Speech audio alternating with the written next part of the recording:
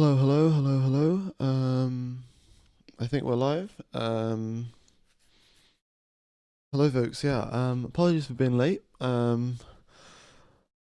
Yeah. As I'm sure, um,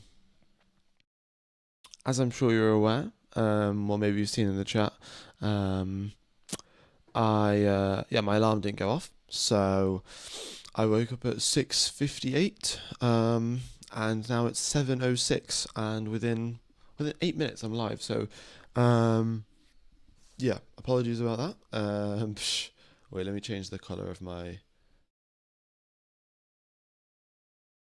I think this is fine. But yeah, we've got the data up on the screen, so that's good. And okay, well, we are live now. So yeah, let's get right into it. Isaac Hadjar driving this morning. He is driving in the morning session, Verstappen in the afternoon, and he goes top of the time, so 1:35. Still, 2 seconds off the pace or anything, but good start to the day for him.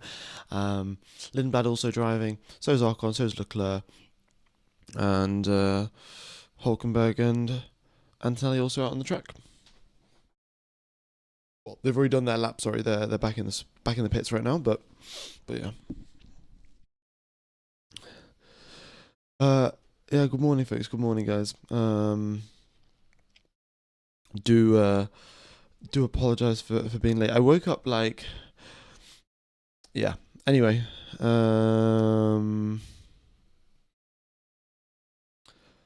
it is what it is. It is what it is. I think the rest of the stream should go okay.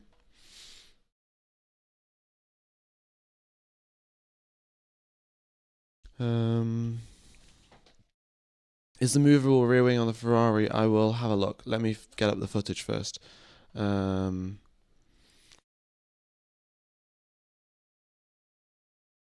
an espresso. I will at some point go get a coffee, just to keep me a little bit more awake.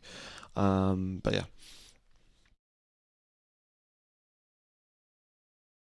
Drink my water. Yeah, I should probably drink some water as well. Okay, Lindblad and Hadjar are on the circuit, just their Red Bull cars for now. Let's see who. We'll see if Ferrari's got their rear wing on or not.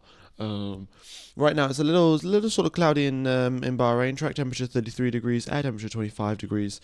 Let me get the information for you guys on who is driving in the morning session, who is driving in the afternoon session, and yeah, should be good. So we in the morning we have got in the morning we've got Piastri, Antonelli, Hadjar, Charles Leclerc, Carlos Sainz, Ivan Lindblad, Lance Stroll, Ocon, Hulkenberg, Gasly, and Perez. And out of those drivers, Leclerc, Sainz, Lindblad, Stroll, and Gasly are driving in the afternoon session as well. Yeah, Leclerc, Sainz, Lindblad, Stroll, and Gasly are all driving in the afternoon, and then all of the other drivers that I haven't mentioned, they are swapping around in the second half of the day. Still no news on, well, I haven't seen any news on Aston Martin, if they're going to be coming out today, if they have a new gearbox to drive with. So, yeah, once I find something out, I will let you guys know. If anyone else in the chat knows about if Aston Martin is going to be taking part today because of their gearbox, then do let me know.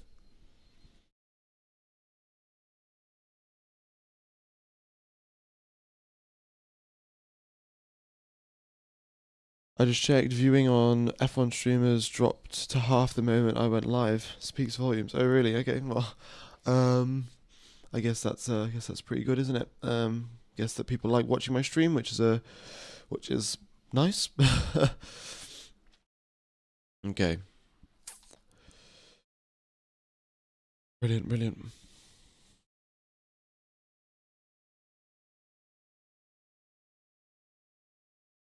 Okay, dokes. Let me adjust some of these, some of the sizes of the things on screen here, because we can definitely make some things a bit bigger, and adjust some more things. So, give me Give me a few moments. Currently just Perez and Lindblad on the track, but it's good to see Perez on the circuit because, yeah, there were clearly some issues with his car yesterday. So, given the fact that, well, now they're out on the racetrack, suggests that potentially those issues are a little bit closer to getting fixed.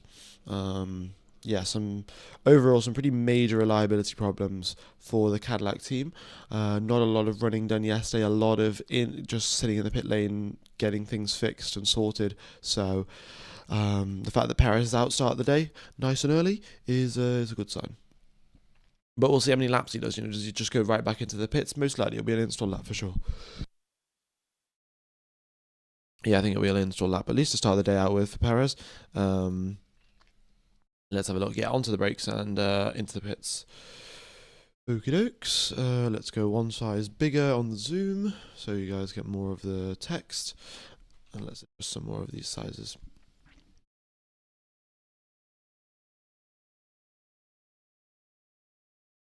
Update the fastest time of George. Yeah, I will update that. If someone could let me know what the fastest time from yesterday was, it was that would be very, very handy.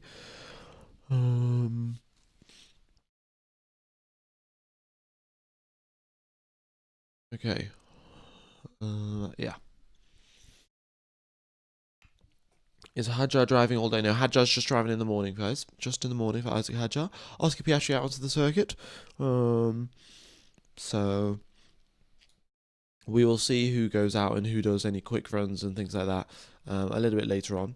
But for now, it is... For now, it's going to be long runs, especially at the start of the day. Towards the end of the day, we may definitely see some some short runs with some quali fuel, potentially someone doing some glory runs for the end of the testing. But as of right now, it is very, very likely just to be doing the long runs, get the final little bit of data on what the teams aren't sure about, and then they will continue on their way. Yeah.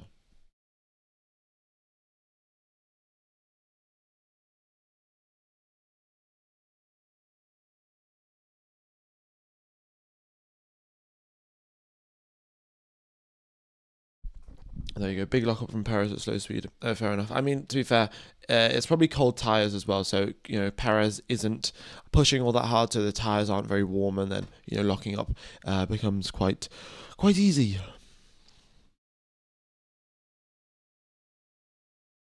Does Honda have the power of dreams for Alonso? Yeah, okay. Kimi was a 132.803. Okay, thank you very much, guys.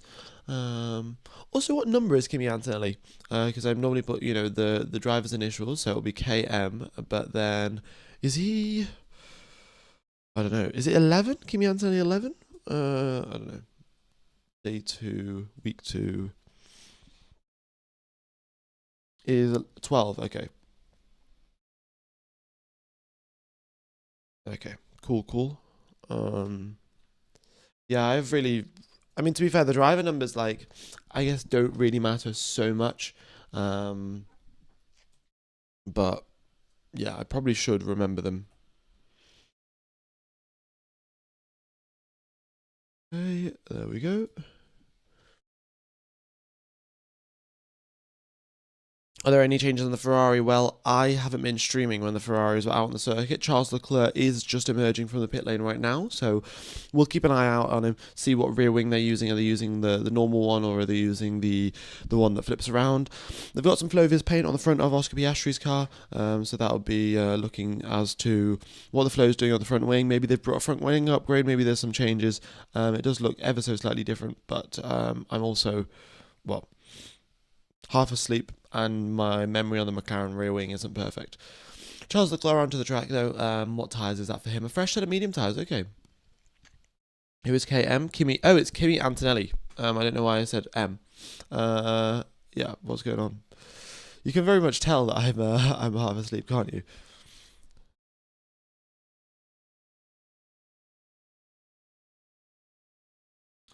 Hadjar for the full day? No, it is Hadjar in the morning and have Verstappen for the afternoon. Yeah. What time for me? It is, well, it's 7:15 a.m. Like, it's not that early. It's just that I woke up in the middle of the night, and I couldn't get back to sleep again.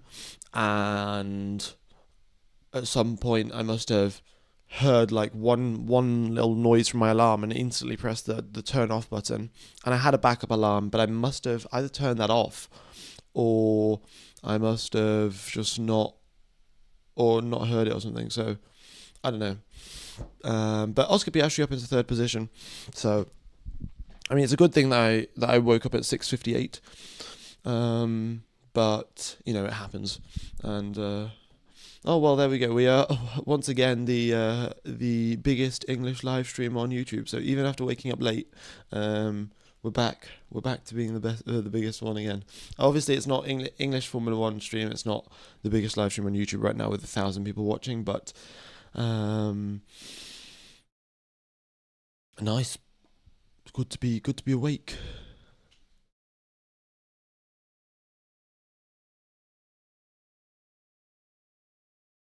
Is the Ferrari? Well, they're showing Piastri out right now. Piastri is out on. Let's have a look. I can't really tell. It might be the Pirelli test tire that Piastri. Oh no, yeah, it might be the Pirelli test tire that Piastri's out on. Also, Charles Leclerc. Oh my God, look at this! All of this purple. Pretty good. 29.58. 589, so that's solid there in the first sector. We'll see what he does in sector number 2, but Charles Leclerc is pushing nice and hard.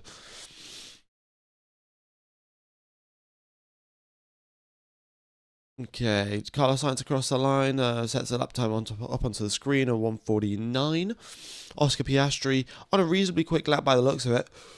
Well, let's have a look at what Charles Leclerc's middle sector is, right? Because we know yesterday Antonelli, I think, did a 40.2 in the middle sector, or someone did a 40.2, and a lot of people were struggling to get close to that. So here comes Charles Leclerc across the middle sector line, and it's a 40.79. So still some more improvement to do in the middle sector compared to the Mercedes Powers cars, but strong going there from Charles Leclerc, and he's only 240 kilometers per hour through that speed trap. That means he must be saving battery. So let's see what speed he comes across the line at. Ocon across the line at 136. Here comes Charles Leclerc coming across the line at 269 kilometers per hour, and it is 1.1 seconds clear of Isaac Hadjar, and it's a 133.8. So still an entire second off Kimi Antonelli's pace from yesterday. How's the third day of testing doing? Well, I woke up a little late, and the stream started. I think the stream started 25 minutes late because I woke up late. So, I mean, I when I woke up, the stream was already 15 minutes late. So I guess that's pretty quick. Is that Wall Street Bets News or WSB? I don't know. But thank you for the donation there, Wall Street WSB News. I can't lie, these cars are effed. Bring back the V12s. Yeah, I mean, I think a lot of people would agree with you on that one. Having a battery, you know, I get that having a battery in overtake mode and this, that, and the other, but having a battery that runs out in 11 seconds of maximum deployment, yeah, I'm not so sure. And then that also being 50% of the horsepower, because, you know, you remember back to KERS, right? When KERS was first introduced, it wasn't, you know, that also ran out very, very quickly. It ran out in, I'm not sure exactly how many seconds KERS ran out in, but that didn't provide the majority of the horsepower of the car, right? It wasn't giving a 50% of the horsepower. So that's why it wasn't an issue having it run out in about 10 seconds. But yeah, nowadays it takes up 50% of the horsepower. So, and also, well, to be fair though, if you're a Ferrari fan, you know, you may like the V10s, the V12s, but this year might be your year, guys. This year might be the Ferrari's year. You know, even if the Ferraris haven't got the pace in quali and haven't got the pace in the race, they have got an incredible race launch. I watched the race launch from Ocon and Hamilton, and both of them just blew right past the other drivers. So some very, very nice horsepower from the Ferrari teams because of their smaller turbocharger off the line, and well, we'll see how that affects them. I was just about to ask which wing. Well, Leclerc's back into the pits, so yeah. Even Bottas had a good start on Wednesday. Yeah, that's what I'm saying, right? So all of these drivers, I might go back and rewatch the telemetry here for when the drivers are doing their practice starts, and try and work out the 0 to 60 times or the 0 to 100 times or 0 to 200 times for the cars, and it'll be interesting to see how quick the Ferraris are. Can't see the Aston Martins blip in the pits. Are they out of testing today? No, if they haven't come out onto the circuit, their little blip doesn't load up. But yes, they haven't come out on track yet. And well, I'm not so certain that they will come out on track. Not sure if their gearbox is either going to be fixed or if they've flown a new gearbox out of the UK to Bahrain. But yeah, it's been 20 minutes or so. They haven't come out onto the racetrack.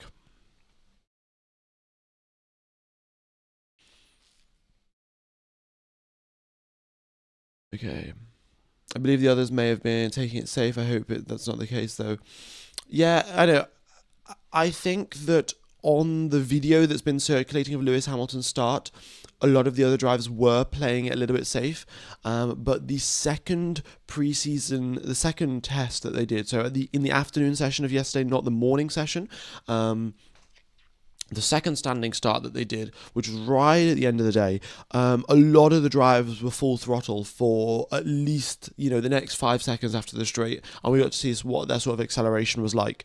So, yeah, maybe we'll see.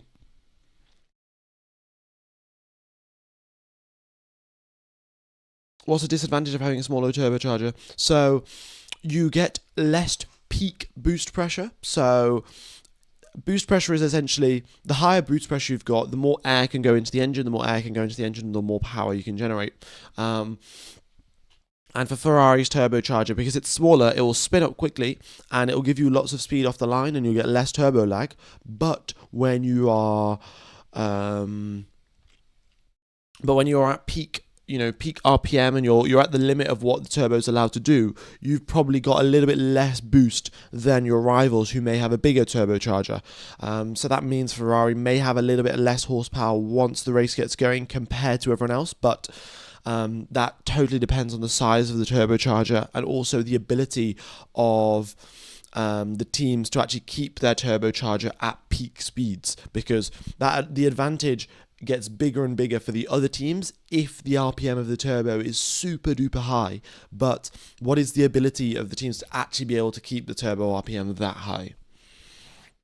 We don't know. Maybe at certain circuits it's quite easy to keep the turbo at max RPM, and in those circuits Ferrari are going to have a really big problem going down the straights compared to the other teams. But maybe there are other circuits where it's very, very difficult to keep the turbo up at high RPMs, and Ferrari with the smaller turbo will be revving up much faster with more boost pressure, and they'll be quick. So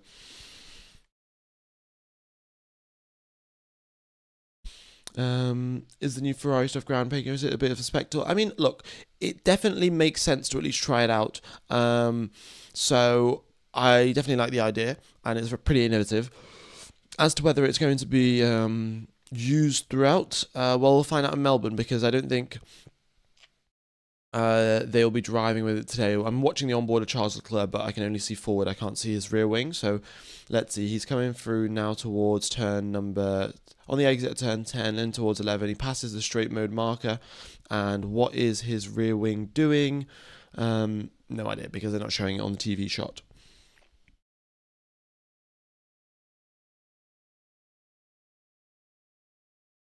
Hey, I know it's a silly thing, but the Audi blip isn't standing out visually. Can you fix it in the 2-week break? Of course, only if you get some time.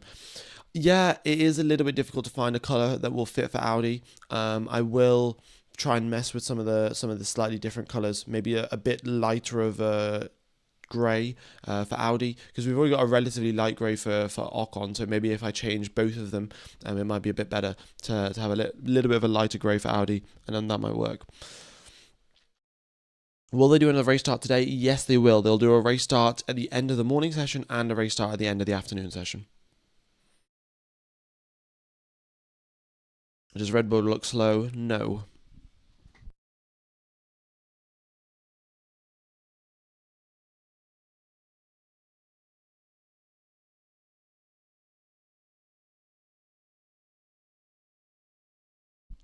KA12 is Kimi Antonelli 12. Yeah. Why can't we see Ocon's blip? Ocon.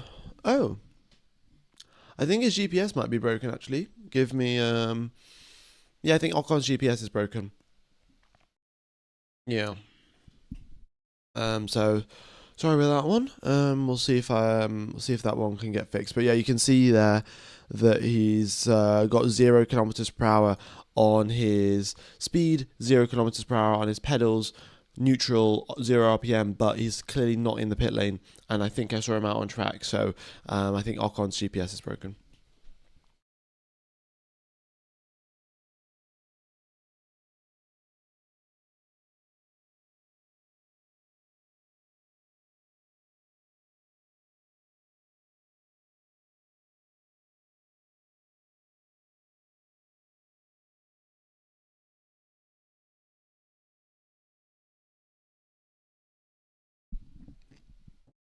Okay.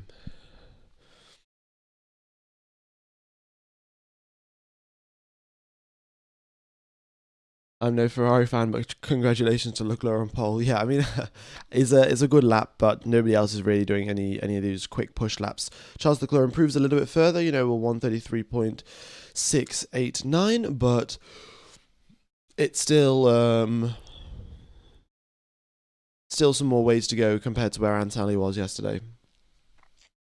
Will we see the teams push at the end of today? Well, we should see the teams push at the end of today, but it's not a guarantee. Quite often we do get 1 or 2 quick laps at the end of testing, but I can't promise it because I'm not on. I'm not sure if the teams will be doing their run plans. Oh, Aston Martin are covering up their car, so it seems like they must be coming out. A lot of mechanics just stood around, so there's definitely some work going on at the Aston Martin crew. If it was the gearbox work, they would have all of the screens up. So I think a few more things are getting changed, and then they're coming out onto the racetrack.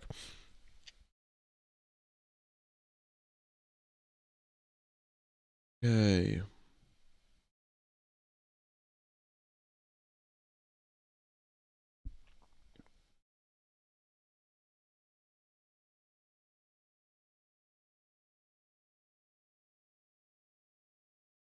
Very good, very good. I cannot share the live coverage, unfortunately not.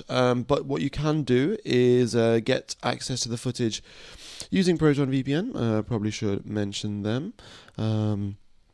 So the best way to get access to the footage using Proton VPN is using the link in the description, which, to be fair, I still need to update. So give me a sec. I will update the link in the description so you guys can get it for $1 a month. But yeah.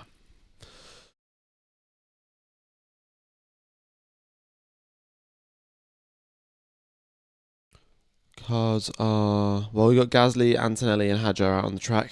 Antonelli is out on a used set of medium, so I don't expect any sort of quick laps from him or anything like that.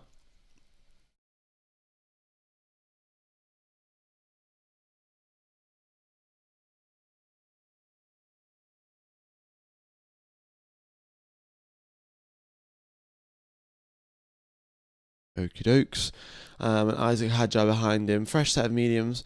Previous lap was a 134.5, and well, he must have a lot of fuel in the car because he's not going too quick. Back into the pits he goes.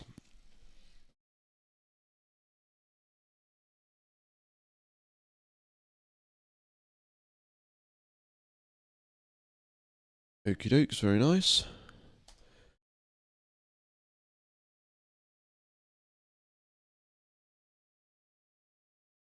Hi there, Larry. It's Max driving in the afternoon, morning or the afternoon. He's driving in the afternoon. Yeah.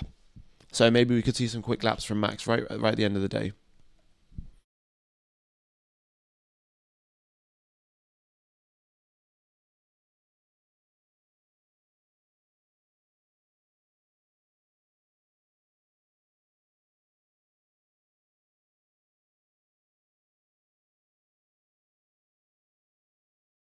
What's your opinion on the Mercedes engine? Is it legal or not? Well, look, it's not, my opinion is not going to decide whether something is legal or not.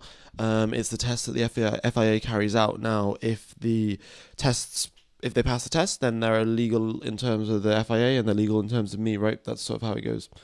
Um, yeah,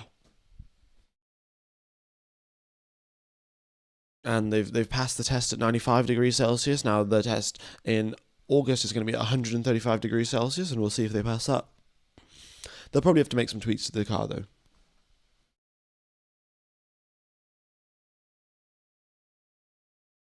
Right. Leclerc might get a better time for those first two sectors with yellow. Yeah, I mean, the thing is, though, what we could sort of, last year, quite often what we could do is we could compare sector 1, 2, and 3 and do a theoretical best time and add them all up and like look at the best ones for all of them. But at least currently, because of the way how the battery gets deployed and that can affect your sector time hugely, I think it might be a little bit harder to do because the drivers could deploy a one lap all of their battery in sectors 1 and 2 and then sort of have very little left over for sector 3, and then on the next lap they could do the opposite and have a very quick lap have a very quick sector 3 time and a very slow sector 1 and 2, and in a theoretical best you'd get a lap time that's sort of impossible to do, and it's not a theoretical best because your battery deployment is very different over the course of those 3 sectors. So we will yeah, because if the teams want to get the best theoretical best time, what they will do is they'll run one lap where they deploy 100% of the battery in sector 1, and then they'll run another lap where they deploy 100% of the battery in sector 2, 100% of the battery then in sector 3 as well on a different lap. So that will get you the best theoretical best time, but of course it's not going to be very helpful because you're not going to be able to do that in a quali session. Will we get the battery sessions? It's still yet to be decided. The FIA have not decided, which I think is a bit of a joke. The fact that we are now 2 weeks away from the start of the first race in Melbourne, and we do not know if the teams are going to be displaying their battery percentages.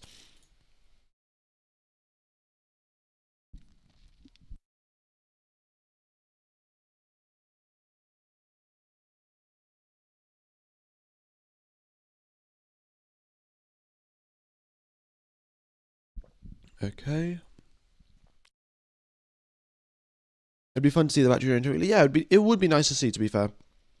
But I do fear the teams don't want that to happen because it would give away their sort of strategies on how to drive, how to, yeah, like sort of drive quickly and things like that. So who knows? Has Behrman been on track? No, it is Ocon driving, but his GPS is broken. You can see here he's pressing the pedals and he's going 190 kilometers an hour, but he's nowhere to be seen on the actual map itself. So something going on with Ocon's GPS. Maybe he'll get fixed a little bit later on.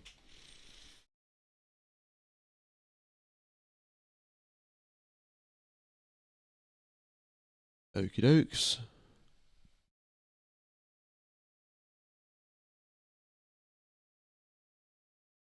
Yeah.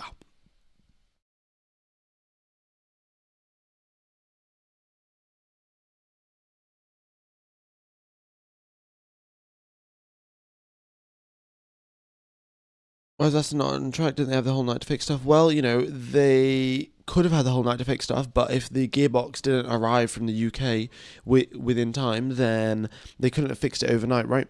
So I think the flight time from the UK to Bahrain flight time, I think it's around 7 hours.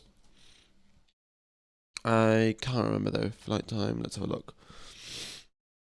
It takes around 7 hours or so to fly things over. So let's say the engine broke at around, I don't know, 2 p.m. UK time, right? Yeah, that sounds about right. 2 p.m. UK time, the engine broke. Then even if they put it on the flight straight away, if they put a new gearbox on the flight straight away, then they could maybe have it repaired for now. But it would have taken some time to firstly get the new gearbox to the airport. Firstly, if it's manufactured or not, that will have to have been done. Then it will have been taken to the airport. You have to wait for a flight to Bahrain. They can't. I don't think Aston Martin have got like a private jet to fly it out on. Maybe they do. Maybe Lawrence Stroll has got a private jet and he would have given it for that purpose. But yeah, they would have had to wait for a plane that's actually going to Bahrain, then figured out how to get it into the yeah. Yeah, so it's a big sort of logistics thing. But we're not certain really of all the details. I don't think they announced anywhere that they're flying in a new gearbox from the UK, or if they're just going to fix the one that they've already got. But yeah,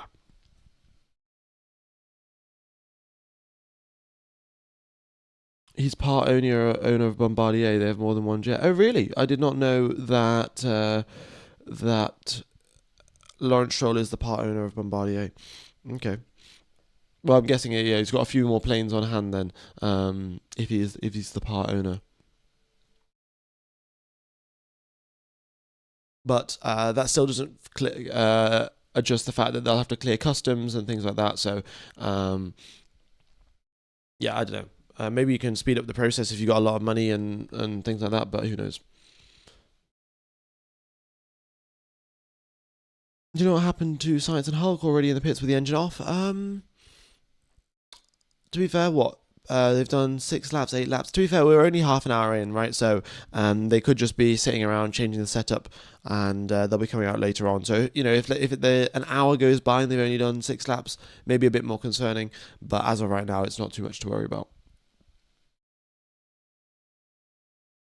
How many days of testing remaining? None. Today is the last day of testing.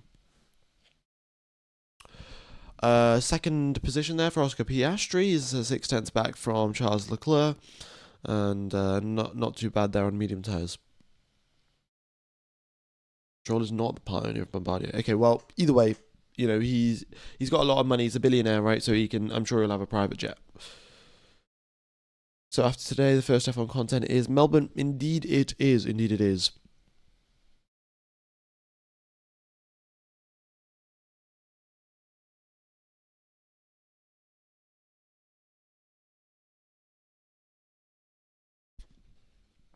Okay. Lindblad's on a reasonably hard push lap as well, actually. So here he is up the hill. What's the middle sector time of 41.996? So still in the 42s, really, but good enough on the hard tyres. And we'll see what speed he comes across the lineup.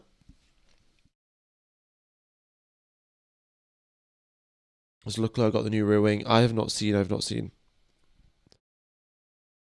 Charles and Piastri in different sets of mediums. No, the different line basically means that when Leclerc came out of the pits, he had already done some laps on these medium tyres before, but Piastri, when he came out of the pits, these were fresh medium tyres. That's why there isn't a slash through them. So Gasly right now, he's got a slash through his tyres. That means they weren't fresh when he came out of the pit lane, whereas Lindblad, he hasn't got a slash, so yeah, they were fresh when he came out of the pits. 5th position there for Ivan Lindblad.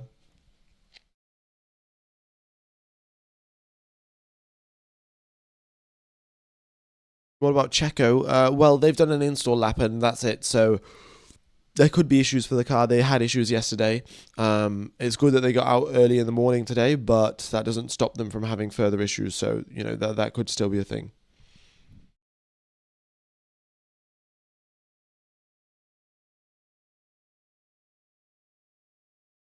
Right.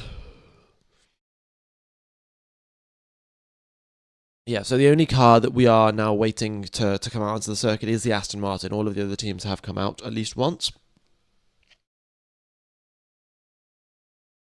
There were a lot of mechanics stood around in the front of the car, so they were blocking blocking the view of what's going on inside. And normally, if there's power unit or gearbox work, they'll just put up the screens and stop people from seeing in. But because they had the mechanic standing in front, it sort of indicates to me either it wasn't a very big job of what they were doing, or it was something else that they were changing with the car. So they should be out relatively soon, but it has been about 20 minutes since I last saw that image.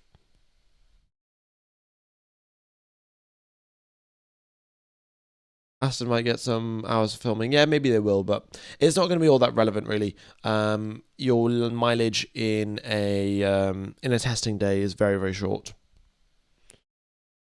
Or not a testing day, sorry, a filming day is very short. My thoughts on the Ferrari power unit: it's a good power unit. It's good off the line, so it should be good. Red Bull and Wildcard are wildcards here because they're manufacturing their own power units, doing good, and also dodged the bullet from Honda. Yeah, I mean, I think that if Honda were just committed to staying with the Formula One program from the start, well, rather than dropping out and then coming back in, Honda would have made a very competitive engine this year as well.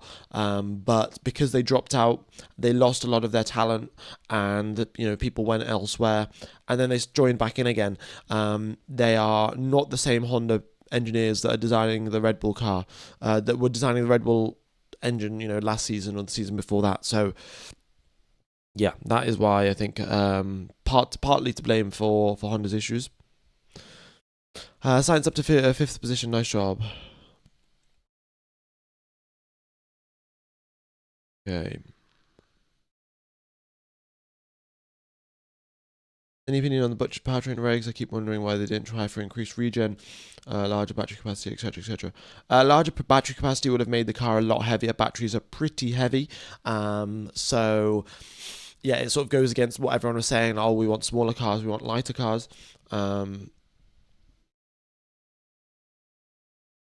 So that's probably why they didn't have a bigger battery.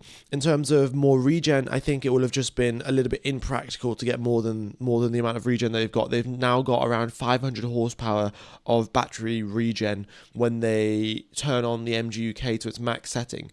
So,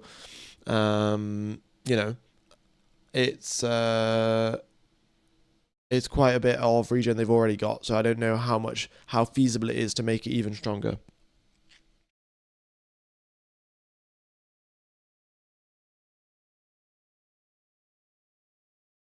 All right. The Cadillac can't learn from the Ferrari PU. Well, Cadillac, I don't know. Cadillac could definitely get some information right from how it's designed, and they can have a look at it, and then they can go and make their own. But they can't. They don't have all of the the design drawings and the engineering files about the Ferrari power unit. They'll just have sort of like the manual, they'll sort of have the manual and the engine, and then they have to work everything out themselves if you want to design their own car from it. What do you make of Carlos's comment on lack of downforce? Well, I think the cars are lacking downforce, right? They aren't as quick. They haven't got as big front wings, rear wings. They haven't got as big diffusers or powerful diffusers. So, you know, it is to be expected.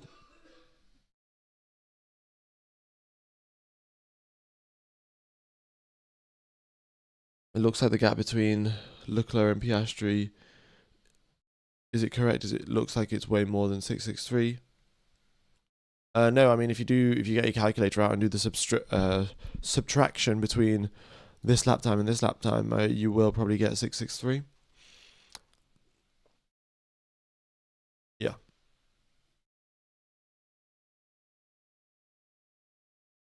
The T tire logo is the test tire for Esteban Ocon test. Hamilton driving in. No, Hamilton's not driving today. No Hamilton driving today.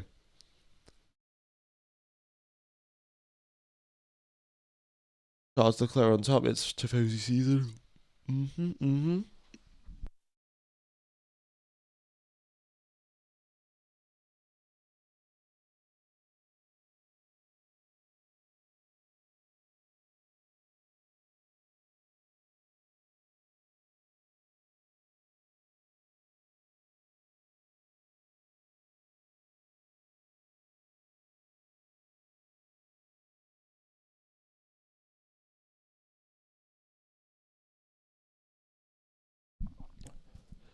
But the sector times are wrong. I don't know what you are referring to. I mean, if you're referring to these times here,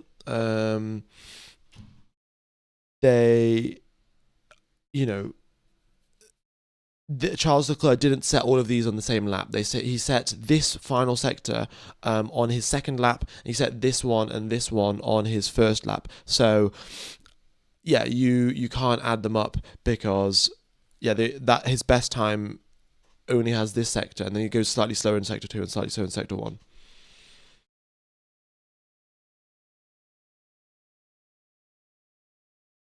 F1 teams invest in advanced wind tunnels and they're not even allowed to use them. That's wrong. Well, they are allowed to use them. It's just limited, of course. The quicker you are, the less wind tunnel time you get, because, well, we don't want you to be quick forever. We want to mix things up a little bit.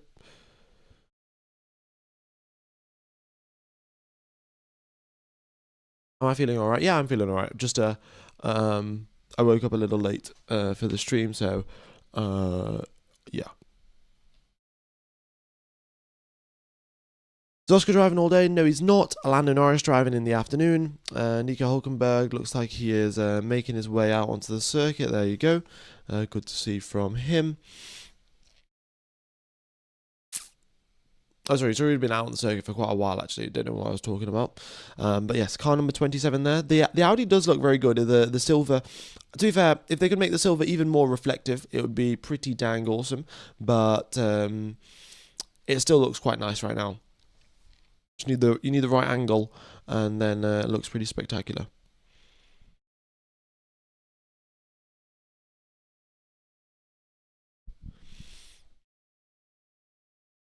Okay. And yeah, Charles Leclerc 10 laps on medium tyres, so just a long run there. Carlos Sainz, he's done 4 laps on mediums. It seems like more long runs for him. And Nico Hülkenberg hard tyres, long run for him as well. Is Audi the best new team? Well, best ever as a new team? No, I don't think so. I don't know if Audi are going to finish in P6, because that's what Haas did. Haas in their first ever Formula 1 race finished in P6. So if Audi can finish P6, then, props to them. But I think that's quite unlikely given the pace and the prowess of the Ferrari team, the McLarens, the Red Bulls, the Mercedes. And yeah, it is partially a bit of a I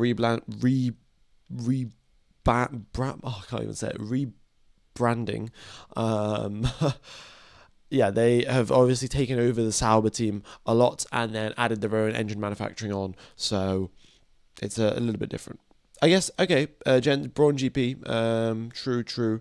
Yeah, so there you go. It's definitely not going to be the best unless they win. Years ago, 7-Up was Fast 2 to start with. Oh, okay, I did not know that Jordan 7-Up was a sponsorship that was a thing. And yeah, you got Nico Hülkenberg here locking up going through turn 10. Pretty standard. Maybe they are lacking a bit of front downforce. Maybe they've got some more things to tweak, or maybe Nico Hülkenberg's just finding the limit.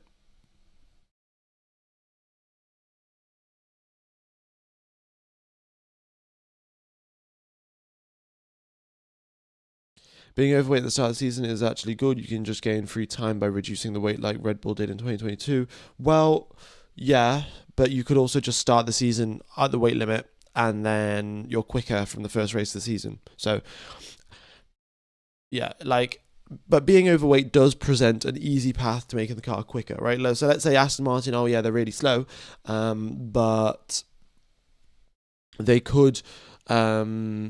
it could turn out that they are, 10 kilograms overweight, and if they get rid of that 10 kilograms, then their pace is a whole lot better.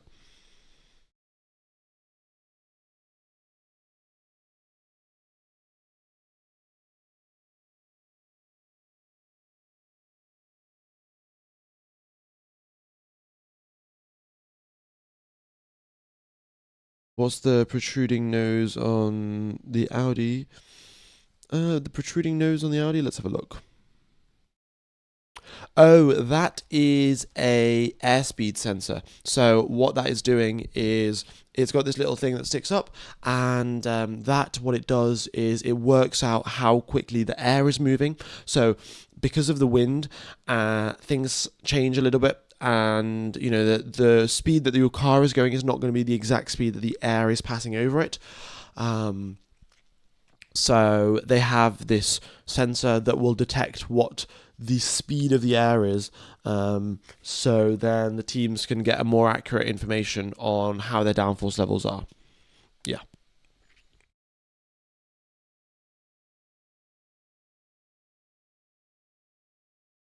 Mm-hmm.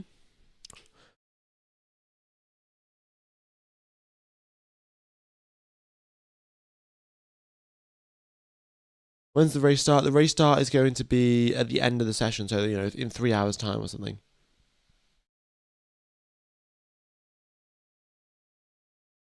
Mm-hmm. Still quite a while away. Lando's driving in the afternoon, guys, in the afternoon, and Piastri in the morning.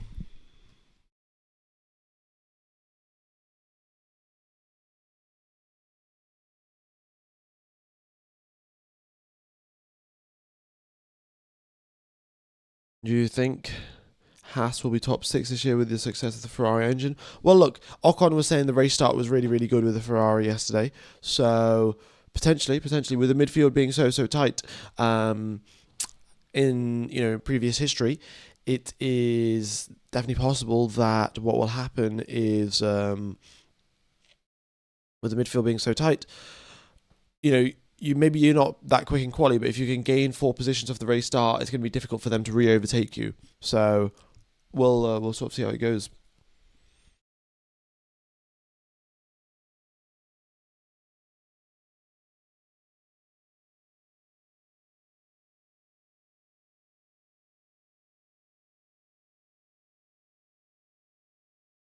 We're definitely going to see a lot of glory runs today because it's day 3 of testing. Well, maybe we're going to see glory runs. It's not a guarantee. Um, but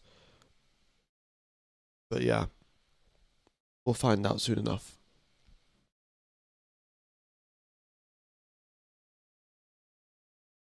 Any news about Aston Martin? Well, they had mechanics covering up their car in the garage, but still work is going on. Work is still going on their car, and that's why they're not back out onto the track. Second position there second fastest in the middle sector there for Kimi Antonelli, 40.854, and he's on a reasonably hard push lap here. So yeah, there we go, second position. Mm-hmm. And Nico Hulkenberg is on a slow lap here. He's lifting through turn 12, so yeah, definitely a slow lap. And purple through the final sector for Antonelli, so indicating that he was saving a bit of his battery for the final sector, and that is nicely done.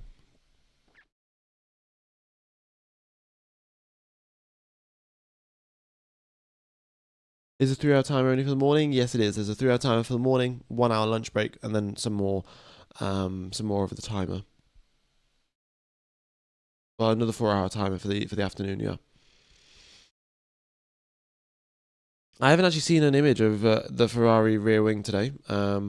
Partially because I may not have been paying attention, but so I don't know if they're using the inverted one or not. However, yesterday they were using the normal one in the second half of the day, so it doesn't seem like he's going to be using it today.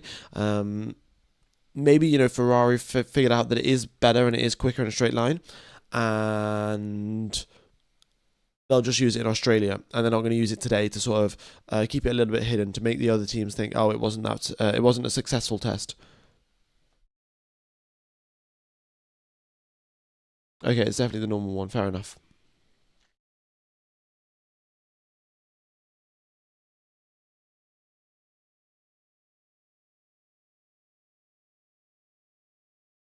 All right. Yeah, folks, if you haven't hit the like button, be sure to do so. Very much would be appreciated. Yeah, it would help out the channel. Mm-hmm. Are you going to bet Williams wins the race? No, I mean, I don't really bet on any sort of thing, to be honest. So I'm not going to bet, even if I did think Williams was going to win. But with the way things are going this season, I don't think Williams will be winning a race, will they?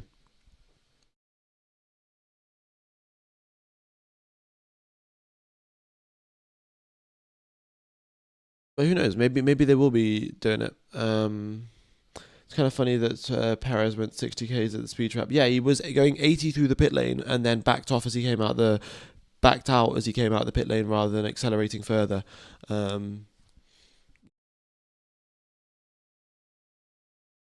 You see the onboard of Antonelli's fastest lap. It looked like it was the W11. How effortless the lap looked. Well, that's a sign of a good car. It's a sign of a balanced car and a car which the driver's comfortable with. So it's a good sign for the Mercedes team, isn't it? That's why George Russell might be so happy. Surely this year will be Haas's first podium. Maybe, but it requires a lot. It'll require a lot of action and has to be at the right place at the right time. But with Oliver Bamman driving, I think it's definitely possible.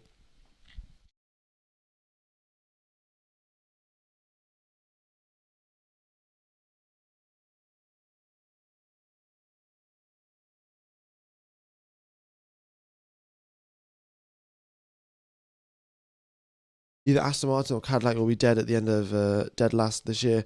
Yeah, I mean with their reliability, either of them, it's not with their reliability, it's not looking all that good for both of them. So we'll see. Lewis Hamilton not driving today. I'm putting that up on the screen to be honest right now. So let me do that. Hamilton.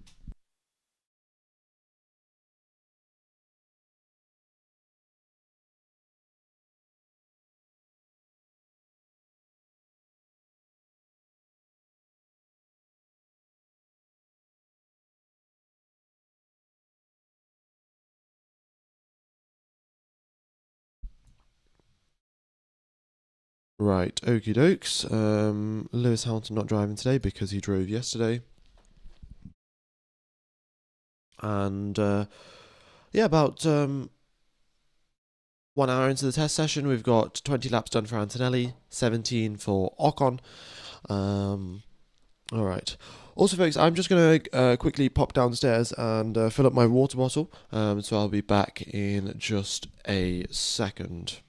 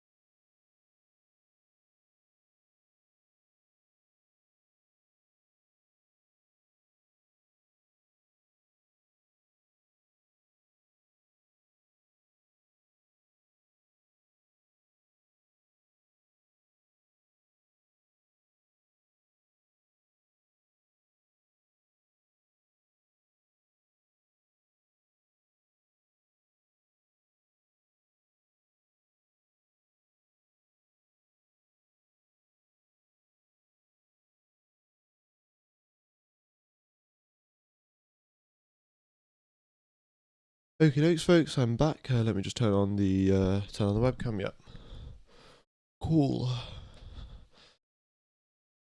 Yeah, water bottle ran out quickly today. Well, because I didn't start off with it being full. So, okay.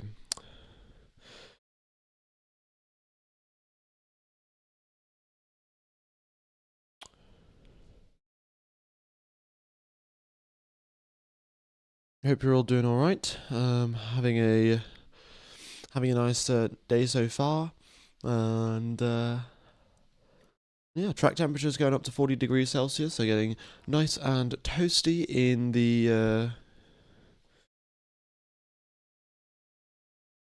getting nice and toasty, really. Yeah.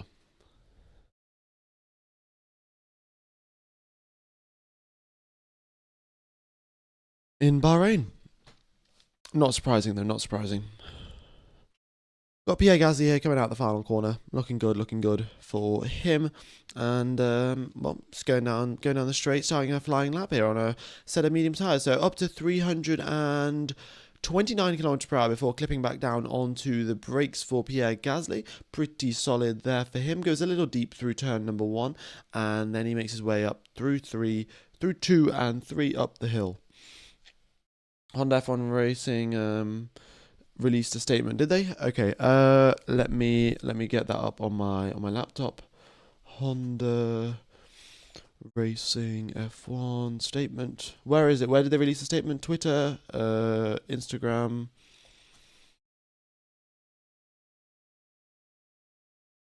What's the date today? Today is the 20th of February.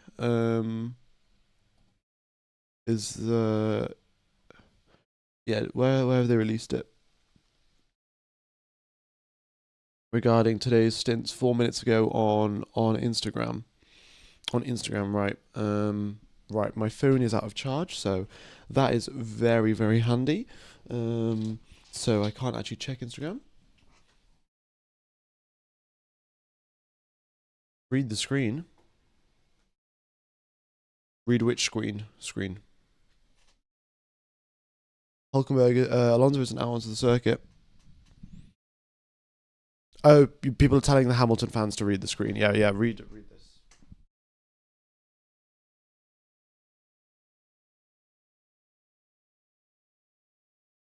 Okay, let me load up Instagram and let's see if I can find out this Honda Racing. Aston will not be running today because of shortage of replacement parts. Yeah, okay. Well, it's not a surprise. Why is Honda F1 Racing saying that, though? Because it was the gearbox that broke. However, well, when the gearbox broke yesterday, it sounded very strange, right? So the car was sort of relatively quiet going down, going up the hill towards turn 4. But then just as he hit the apex of turn number 4, it sounded like someone had pulled the clutch in and then went full throttle and maximally had completely revved out the car. So maybe that damaged the engine, but seems like they have gearbox problems and they have not been able to fly a gearbox out of the UK in time for today, and hence they're not taking part. Doesn't Aston make their own gearbox? Yeah, Aston is short on parts, but I don't know why Honda Racing F1 would put that post out. Surely Aston should just put the post out, you know? I don't think Honda is in charge of making the gearbox. It is Aston that is in charge of making the gearbox. Honda is just doing the engine.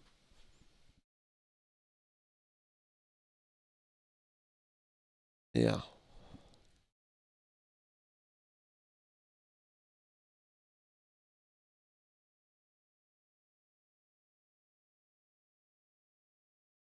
Yeah, maybe Honda's covering for them, who knows? But taking a bit of the blame because to be fair, Honda have made their fair share of sort of mistakes and things like that. So I wouldn't be too surprised if they're sort of asking them to cover for them a little bit. But let me have a look at this statement, right? Honda Racing F1, I think. Yeah, there we go. Okay. So their statement is... Statement. Our last run with Fernando Alonso yesterday showed a battery-related issue that impacted our test plan with the Aston Martin F1 team. Since then, we have been carrying out simulations on the test bench at the HRC Sakura. Due to this and a shortage of power unit parts, we have adapted today's run plan to be very limited and consist of only very short stints. Okay, so they are going to do some running then, apparently. Yes, so yesterday when remember when Honda's car broke down, right? I made note of the fact that Alonso had jumped out of the car with both feet and not just stepped off the car like anyone else would. that is a very key indicator of an electrical issue. And then we also saw what else do we see? Then we also saw the Aston Martin mechanics putting gloves on or something to touch the car when they were moving it back to the garage and the pit lane. So clearly another electrical fault with the power unit that they had, and yeah, definitely some more work to do then. Definitely some more work to do.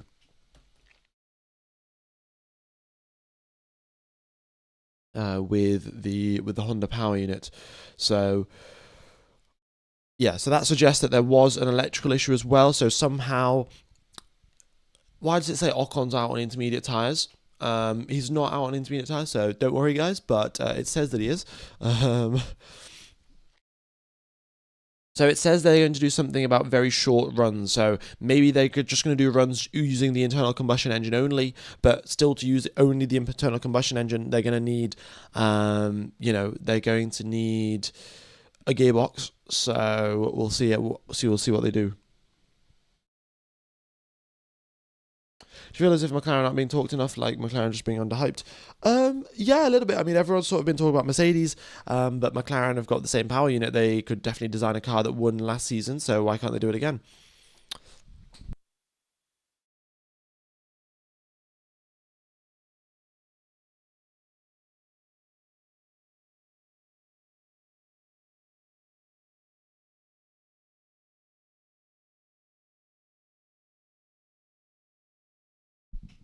New track in Madrid. The new track in Madrid will not be as good as Barcelona or Valencia or Jerez.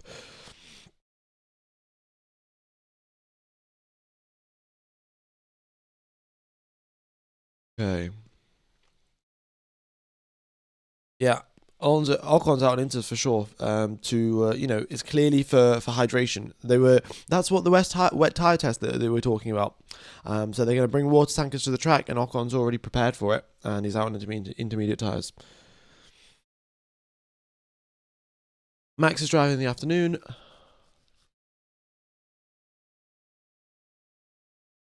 Nobody's talking about Williams cooking in the quiet. Yeah, I mean, this is the thing, right? They've done a good job, but because they weren't so quick in Bahrain, because they didn't arrive in Barcelona, people are sort of writing them off a little bit. And also the quick lap that they did yesterday. Oh my god, the amount of sandbags that they had in their car yesterday when they put on a set of soft tyres with Alex Albon and sent him out to do a quick lap. Yeah, they were definitely sandbagging quite a bit. Because then there's no way their soft tyre pace was in line with their hard tyre pace. So a lot of sandbagging going on down at Williams.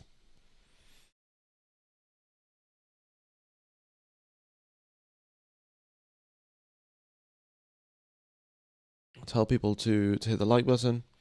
Well, folks, it'd be much appreciated if you do hit the like button. We've got 2,500 people listening in.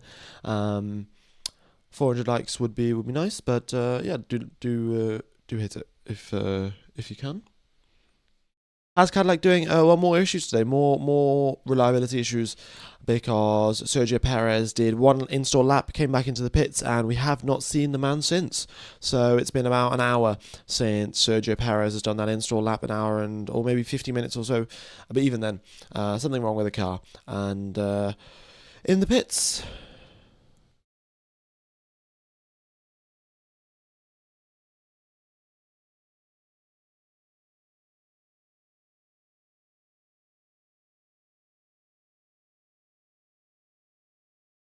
Someone said Aston Martin is a Adrian Newey is a washed tractor maker. Yeah, I mean, okay, it's a bit early to say that.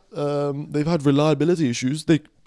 Right, for all we know, they could have been sandbagging very hard, and then they could just have reliability issues. They could be a really fast car that's sandbagging and has reliability issues, or they could be a very slow car that has reliability issues. Who knows?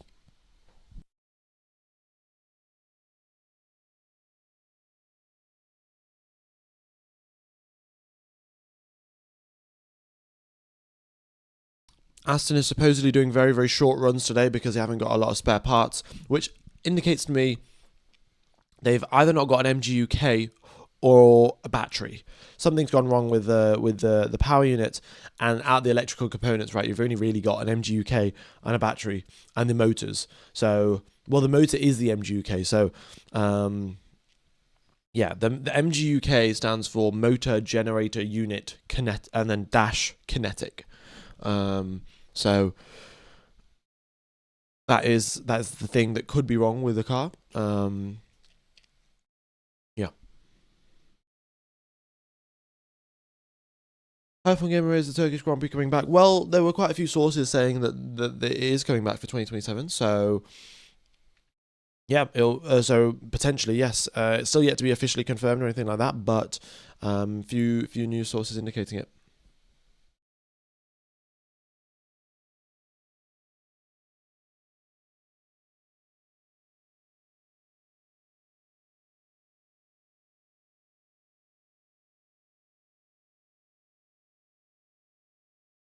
Yeah.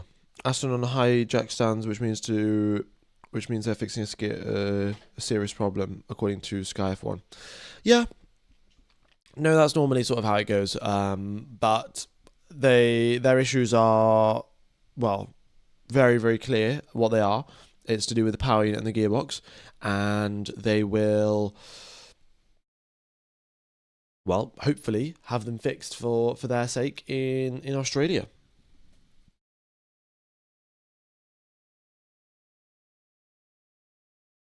Can you expect 131 lap times today? Well, given that Kimi Anthony did a 132.8, and that was the quickest that we saw, I think what we will see, I think 131s are a bit of a stretch to see today. I think during qualifying in the Bahrain GP, we'll see 131s, but not today.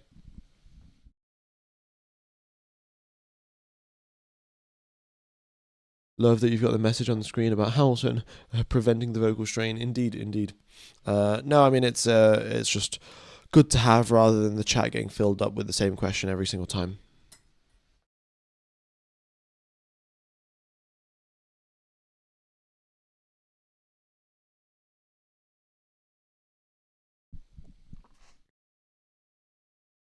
Newey is a department head learning that running a company is very different. He can't hide behind the engine.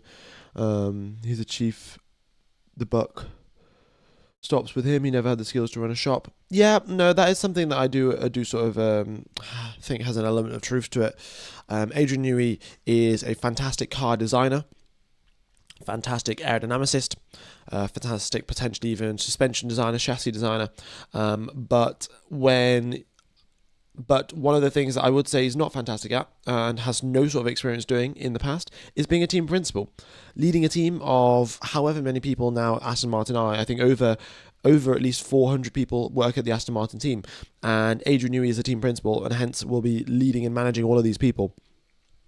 It is... I don't think that is in his sort of skill set. I mean, I'm sure he could manage them, but I don't think he would be the best person to manage them, right? I think there are other people that Aston Martin could hire, or potentially other people that are even in the team right now that they could have managing, but they don't.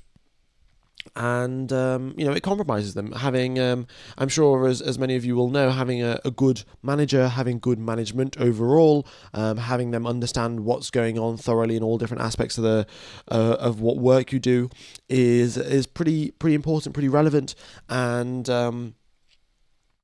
it helps if they're experienced. So, Adrian Newey is experienced. Oh no, Ocon's actually out on intermediate tyres. Wait. Apologies for the...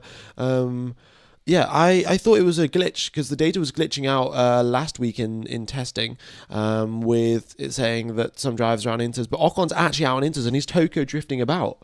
Yeah, he's spinning up the rears, doing some burnouts. Oh my god. You gotta respect it. Respect the... Why is he out on intermediate tyres? I have no idea, but he's doing these huge burnouts, so you can see he's left tyre marks everywhere. It's not raining in Bahrain because... well, we can see the sun. But, that's... I really hope a photographer's there, right? Catching him go sideways like that. Oh, incredible. I guess Haas are so confident that they're going to win the championship. They're just like, oh, we'll drive around in the intermediate tyres, see if it makes us any slower. Definitely what's going on at Haas. 100% facts. Bahrain weather. Let's have a look. Yeah, I don't think Bahrain's having much rain, to be honest. Precipitation chance 0% for the entire week.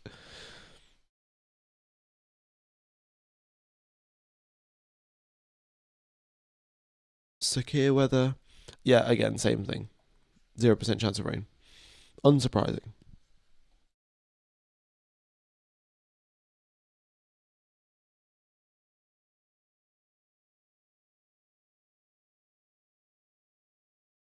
They were testing out the straight line mode because in races only the front wing will change. Okay. Does that make sense to me? Yeah, partially. That could be the case. I know that also. So currently on the screen, right, you can see these straight line modes. Yeah, you can see, right. So this is where the drivers can drop their front wing and rear wing. When it's raining, that gets adjusted to this position, or it gets adjusted a little bit further on. So the drivers have to wait a little bit before dropping their front wing, and that's just to allow to make sure that they can actually fully get up to speed, fully get the power down, and without the risk of spinning out and things like that. So that is the reason why the straight mode gets sort of delayed a little bit further out. Yeah.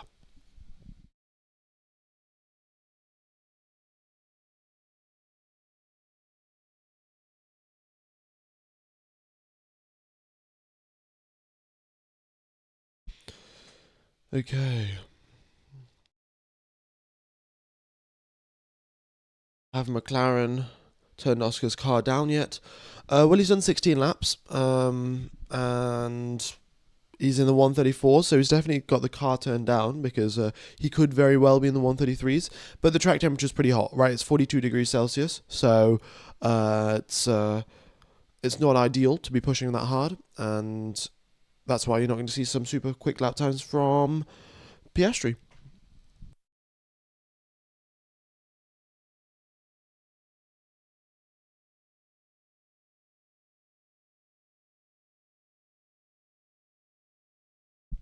Wild guess, but Charles Leclerc for the championship. The Ferrari engine is reliable and the small turbocharger and the inverted rear wing, they got too much attention. Maybe, but this is the thing. I was thinking about this yesterday, right? Ferrari've got a small turbocharger, which makes them really good off the line. And if it turns out that, yes, it's very beneficial to have a small turbocharger to get off the line quickly, and Ferrari gain loads of positions because of that, and they're doing very, very well, then is it really that difficult to copy the turbocharger? Like, is it difficult to just make a smaller one and fit it onto the car, right? Making a bigger one, I understand, right? Everything is very tightly packaged in a Formula One car. You've got no space for things to move about, and everything is like millimeter perfect. But if you're making a turbo from a bigger turbo to a smaller turbo, surely that's not that hard, right? Surely you just fit a smaller turbo, you modify your air intake a little bit, or your intakes for that and your exhaust sections, and then you're all good, right? It shouldn't be that difficult to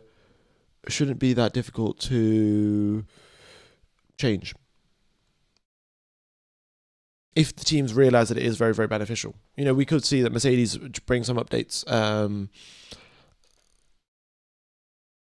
You have to change the chassis design, and it would take so much of the budget, to make the turbocharger small. I don't think you'd have to change the chassis design. The engine is bolted onto the chassis, and it's a separate unit. So wherever the turbocharger fits into the engine, to the power unit package, you will just swap it out, and then the power unit package will stay the same size, or maybe it'll get ever so slightly smaller. But yeah.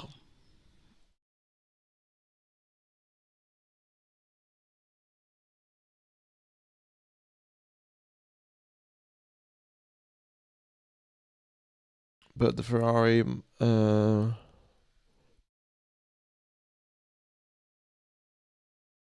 okay. Well, we'll see. We'll have to see how it plays out, right? Like, if in Melbourne, the lap from Charles Leclerc, like the opening lap, is incredible because he can overtake like 5 drivers because of his extra power, then the team's going to be like, right, well, we can't let this go on forever, and they're going to start fitting smaller turbos to their car pretty soon. Whether it takes a huge amount of budget to redesign the car, whether it's super cheap, they are not going to let Ferrari just walk all over them at the start of the race. Ferrari will have less horsepower. They will have less peak horsepower, that is correct, when the turbo is at its max RPM. But it is difficult to say and difficult to know how long of, during the course of a flying lap, during the course of a race, how long is the turbo really at max RPM where that advantage is super, super big. Because, you can't really be certain.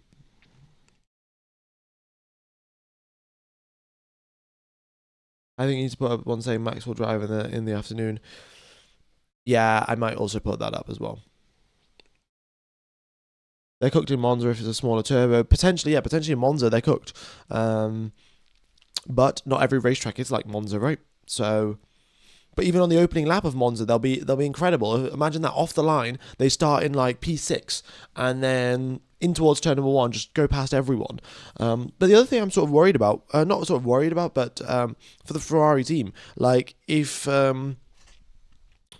if let's say they start right in 5th position and they get an incredible launch, but because there are 2 cars too wide ahead of them, so they've got the front row and then the second row, and then you've got in 5th position, is there going to be space to be able to just go around the left-hand side, go around the middle, go around the right-hand side? Because Albert Park is a pretty narrow circuit. Right in Bahrain, yes, you'll have space, and there'll be loads of different lines that you can take to get that overtake done. But in Melbourne, it's going to be relatively small. In China, you're gonna have space. In Japan, the track is relatively narrow, so you won't be able to do that. What else? What other race circuits we got after that? So Jeddah, the track is pretty narrow going in towards turn number 1. So it's tough to say, isn't it? Leclerc's not using the upside down rear wing today. He is using the normal one.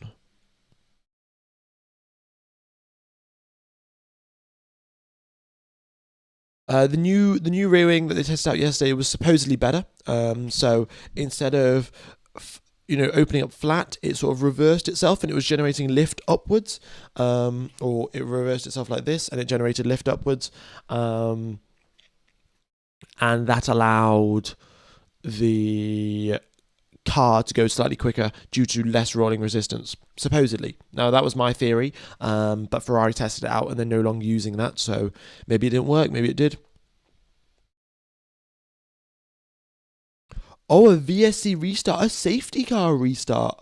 Ooh, that's a good one. What will Ferrari do in a safety car restart? Will the teams be able to have their turbos at max RPM on the safety car restart? Probably not, right? Because they're going to have to be going slowly behind the safety car. Maybe they could do a few burnouts here and there to bring up the the RPM for the turbo a little bit, but I don't know. Potentially pull the clutch in and let the turbo spin up that way. Who knows? A big lock up there for Oscar Piastri on a fresh set of medium tyres. So he's going to have to go slowly. Otherwise, he's going to get way too many vibrations going through his car.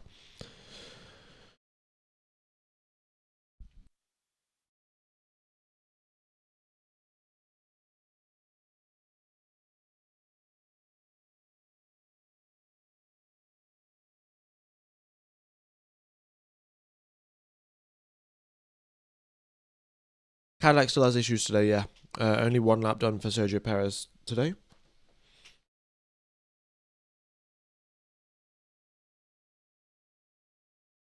Yesterday's fastest time there is at the bottom right, set by Kimi Antonelli. A 132.8.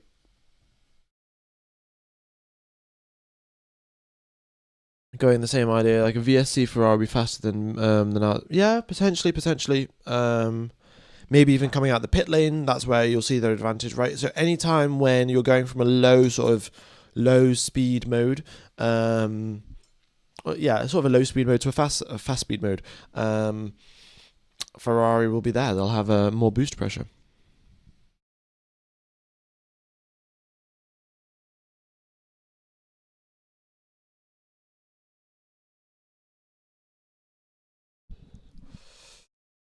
Okay.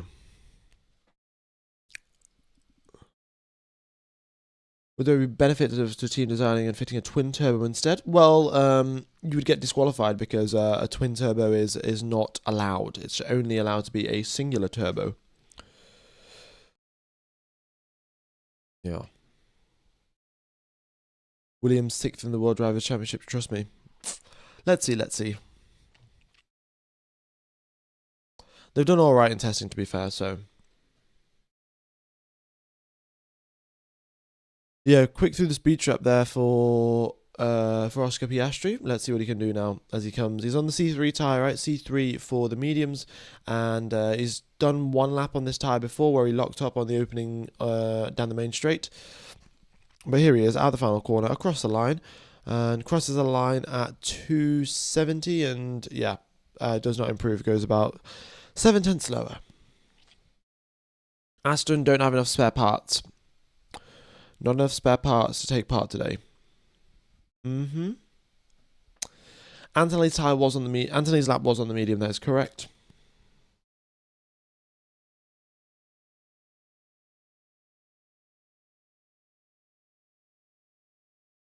Right. Yeah. Hulkenberg, Leclerc, Antonelli, Lindblad, and Piastri out on the circuit right now.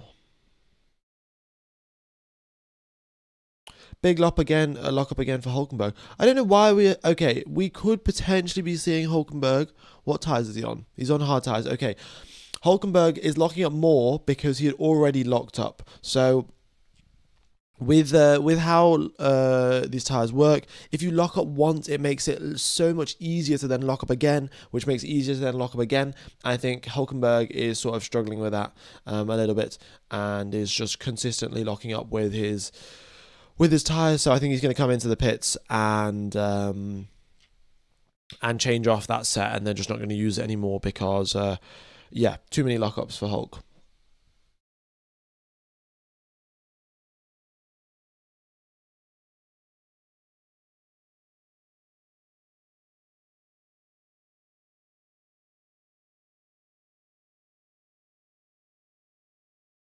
Specifically, do you believe the MGUK recovery capacity will be sufficient to prevent energy starvation in power-sensitive tracks like Spa and Monza? No, it will not. The teams will adjust, right? The teams will adjust, but the most optimal way to deploy power is when you're coming out of the start of a corner, so when you're very slow, is to deploy a lot of your battery. And then when you're halfway down the straight, is to recharge your battery. That is the most optimal way to do it. There's no if, buts, and maybes, right? It's they've done the physics calculations, they've done the lap time calculations, the speed stuff, and they've worked out that is the quickest way to do it. You deploy your battery at the start, just as you exit the corner, start of the straight, and then in the second half you recharge it. So in Monza, you're just going to see more of that because it's the most optimal way to do it.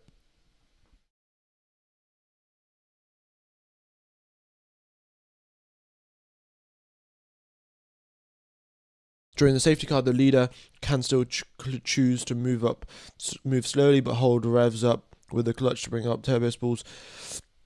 Yes, I think that is correct. I mean, the drivers in the midfield can also do that. It's just that they run the risk of potentially having to, like, they'll miss the restart time because they'll have their clutch in and they'll be revving up. So, and if they can't just drop the clutch, because if they're generating that much power and they drop the clutch, they'll just spin. So who knows? If Ferrari's rear wing can generate lift, is there any opinion in that a wet DRS zone will decrease the aquaplane for Ferrari? No, that will increase the aquaplane for Ferrari. The more force you have pushing down on the water, the less likely you are to aquaplane.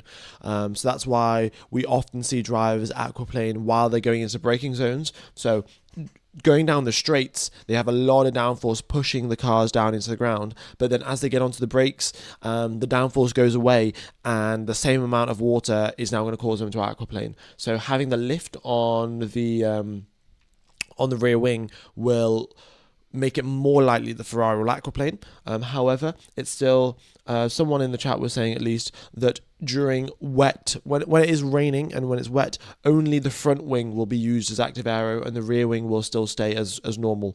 And I think that might be the case because that follows with what we had with DRS last year, right? The rear wing would always stay shut when it was raining. So I think this year what they've done is the rear wing will continue to stay shut and the front wing will adjust.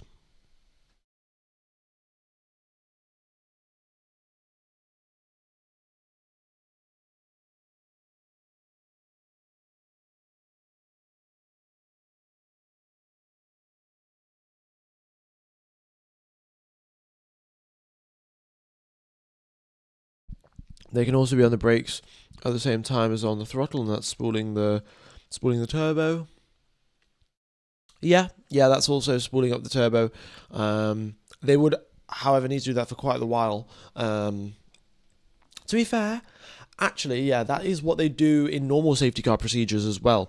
So normal safety car procedure, I think they will have the brakes and the throttle on at the same time. Firstly, to warm up the brakes, because you warm up the brakes, then you warm up the discs, then you warm up the tyre from the inside, so the core of the tyre gets warm.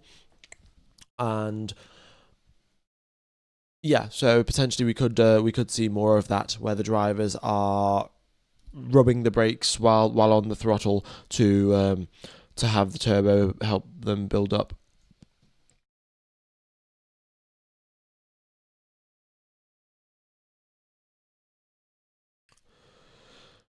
Did I watch the edit? Yeah, I did. It's a pretty nice one there, buddy. Um, very much very much appreciated. I've first time that I've sort of seen an edit of me. Um, yeah. So I'd say it's pretty solid, mate. Very much appreciated. Gave it a nice thumbs up and a subscribe. So, um, yeah, Valtteri Bottas, porridge boss.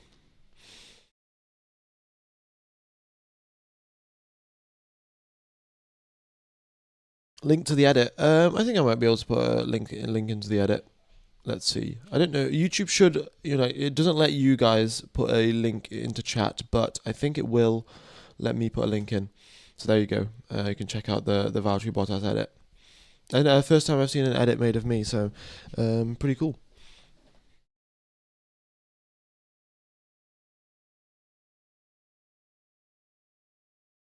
Okay.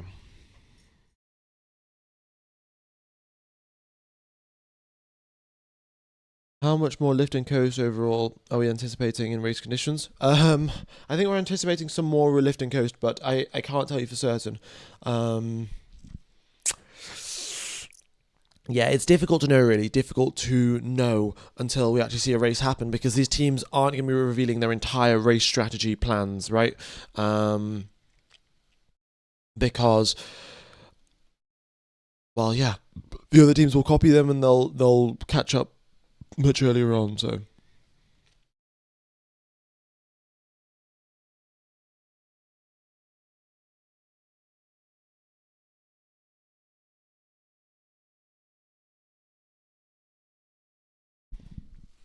okay.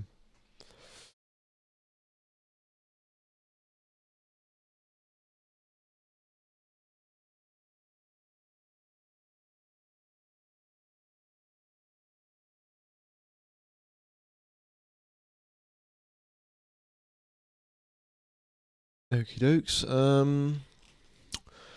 Yeah, Hadjar, Lindblad, Leclerc, and Antonelli out on the circuit right now. We've got Lindblad on a long run, Leclerc on a long run, Hadjar on a fresh set of medium tyres, so it seems like we may get a quick lap from him, and Antonelli also on a long run.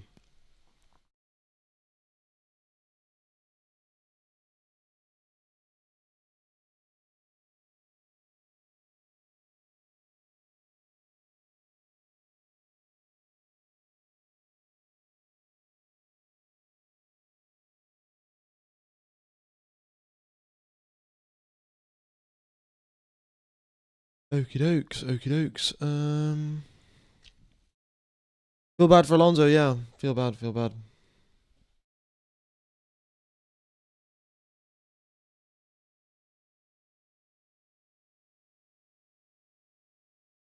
Why haven't Ferrari tested its rotating wing on a push lap? These guys haven't done a degree in sandbagging. Well, they don't need to test it on a push lap. They just need to test it down the straights and check if they are going quicker down the straights. And if they are, then it's working. If they're going slower down the straights, it's not working.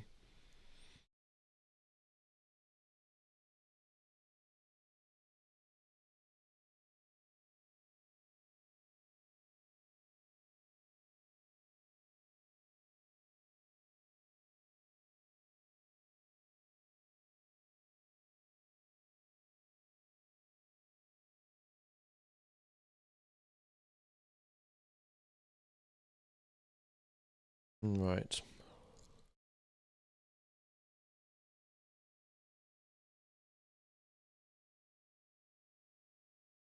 So there we go. Hadjar is not going on a push lap because clearly he's going quite slowly.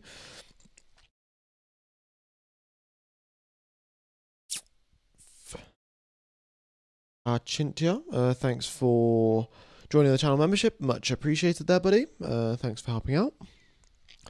Yeah, we've nearly got over, I think it's now 122 channel members. So big thank you to all 122 of you. I'm sure not everyone is listening in right now, but yeah, thanks all for supporting the channel. What's the fastest lap on the softs we've seen in 3 days of testing? Well, we haven't seen the fast lap on the softs is slower than the fast lap on the mediums. The quickest lap overall is the one that we've seen from Antonelli at the bottom right there. Is Alonso going to be driving today? Potentially, just a few short runs.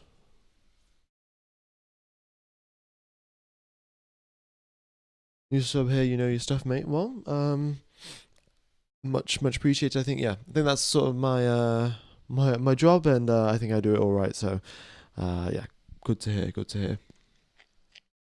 Yeah, I'm putting it up on the stream. Verstappen is driving in the afternoon. Okay.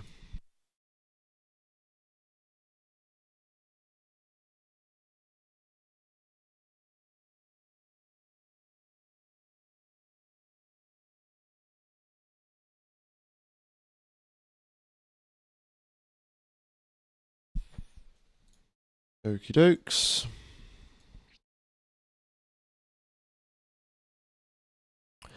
Six, thanks for the €2 donation. Much appreciated.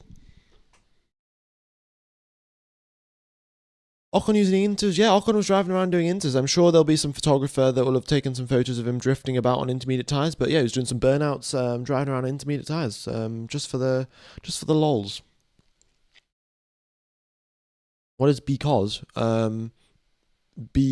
it's just because I'm just not typing it out in its full entirety because it'll take up too much space. But I could probably do it and it'll be fine.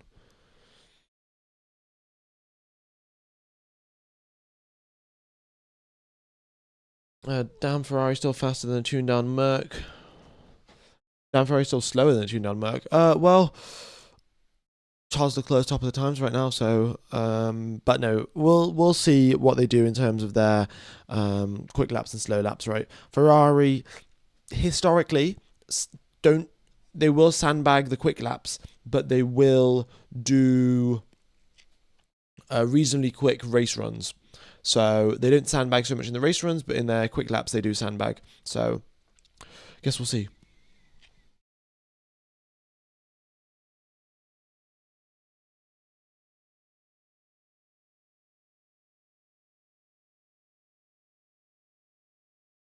Good morning, Larry. Use a scroll text banner. Yeah, I might.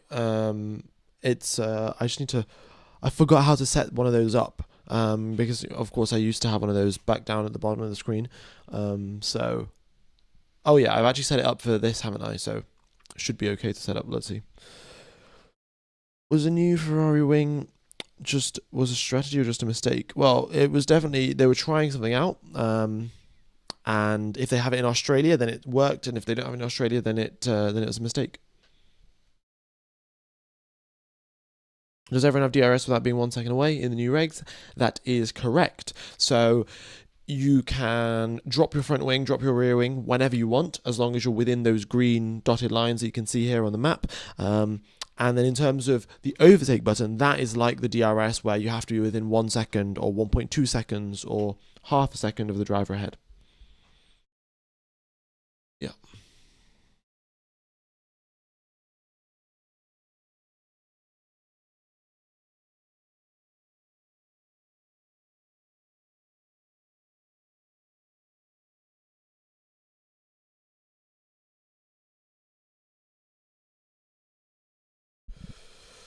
Mm-hmm.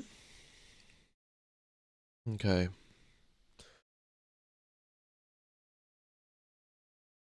So the practice start and felt like it's much slower than the last gen of F1. Yeah, well, we've only got the first 0 to 50 kilometers per hour. That is only internal combustion engine, right? So we've only got 500 horsepower from the internal combustion engine. And even then, you don't have 500 horsepower because your turbo isn't spooled up. So you've probably got less than that off the line. And then once you get to 50, that's when your electric motors kick in. So it is, yeah, definitely quite slow compared to the previous years.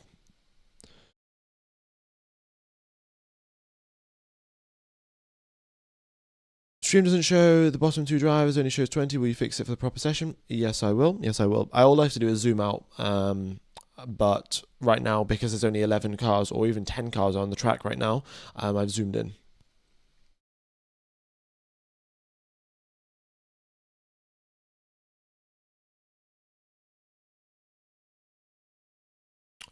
Ferrari's using the normal rear wing, guys. Normal rear wing.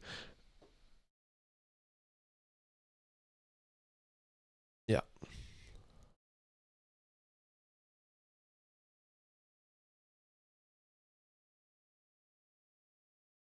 Okie dokes. Oh, the Audi car have got the BP logo added on. I don't know when that got added on, or maybe I didn't notice it before, but now they've got a nice BP logo on their car as well.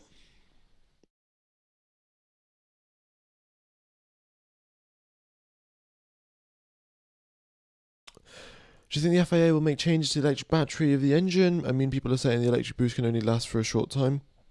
I mean, look, it depends on the racing, right? If we get good racing in Australia, the teams, they aren't going to change a thing. But if the racing is bad, then yeah, they may think about changing some things. They may not. We'll just have to see. Hulkenberg here on a nice lap on hard tyres. Let's see what he can do. Hopefully not too many more lockups for Nico Hulkenberg after struggling quite a bit on his previous set of hard tyres with lockups.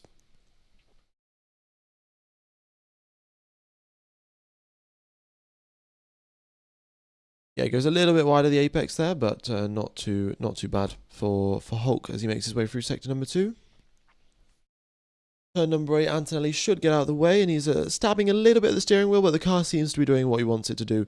And now in towards turn number 10, can he continue without locking up? Yes, he can. Nicely done there from Nico Hulkenberg, and onto the power he goes quite nicely. I like your unbiased comments, but how can you talk all day long? I've very much just got used to it. You know, my throat used to hurt really badly back when I sort of commentated back in 2022 and 2023, but I've sort of got used to it. I'm sure if they did some sort of scan of my throat, there'll be some pretty big differences compared to the people that talk a lot less. But who knows? I think it's all right.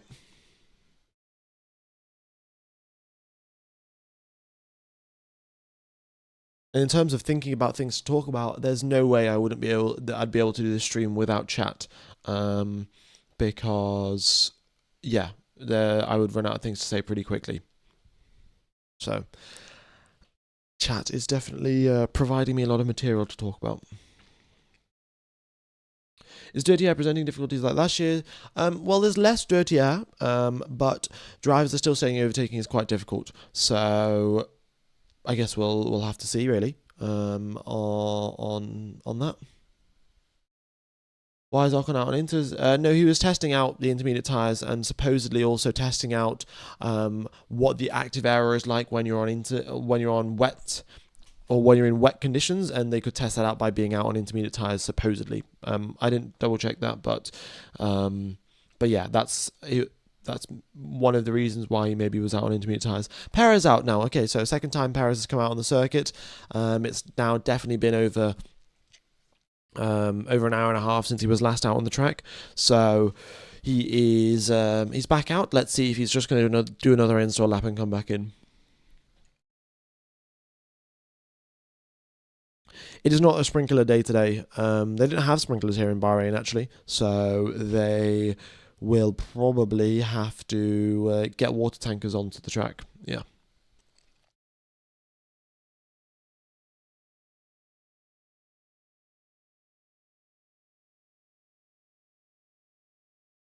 They're not going to change it because the test will be conducted at 130C, but at 500C is where it really happens. Yeah, that is potentially true with how it goes. Is Isaac's car going to be the same as Max? Yes, it is. They've only got one car at the Red Bull team. They've only got one car at every team here in Bahrain. So, yes.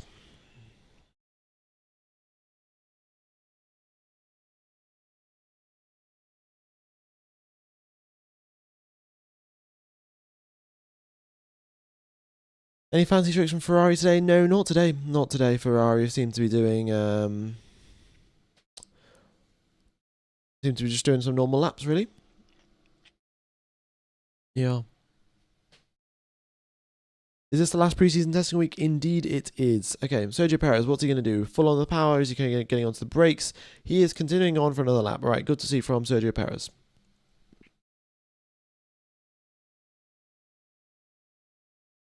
Oh.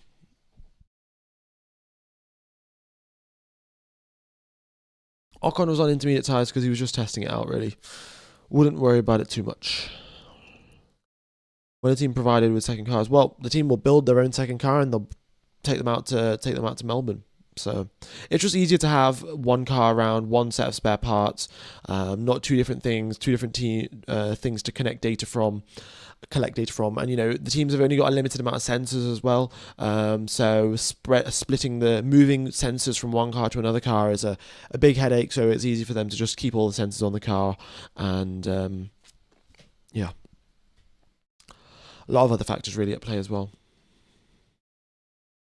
Are you ready for 3 years of Ferrari dominance? Well, yeah, with the small turbo and the rotating rear wing, they've got an advantage locked in for years.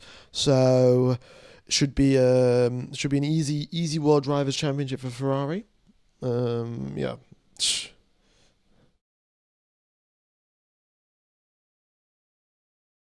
All right. Lindblad is doing better than Lawson. Do you think they'll drop Lawson for Tsunoda if he does badly this year? Well, no, I don't think they'll drop him for Lawson. I don't think they'll drop Lawson for Tsunoda because the job of the Racing Bulls team is sort of just to, well, get young drivers ready for Formula One. Tsunoda's already done that. Tsunoda's pretty ready for Formula One, but Red Bull don't want him. So I don't know if that would be something that they do. Of course, they did bring Daniel Ricciardo back to Racing Bulls. But yeah, I'm not so sure about Yuki Tsunoda.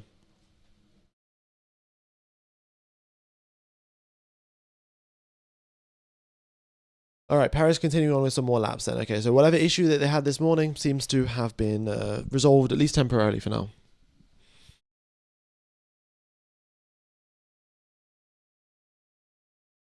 Okay. Yuki will probably never race in Formula 1 again. I think, let's see. If Alonso is to leave the sport because Honda are so terrible this year, then I think Tsunoda has a chance to join the Aston Martin team. I think if Cadillac were to have Perez or Bottas leave, or Hulkenberg was to leave, then I think Tsunoda could fit in quite well. But yeah, his job more so, he will never be taken on as a rookie that will, oh, this driver's going to improve quite a bit once we get him into the team. I think he'll much more be taken on as a driver with a bit more experience and who knows his way around the Formula One paddock to sort of help us develop a car. Yeah.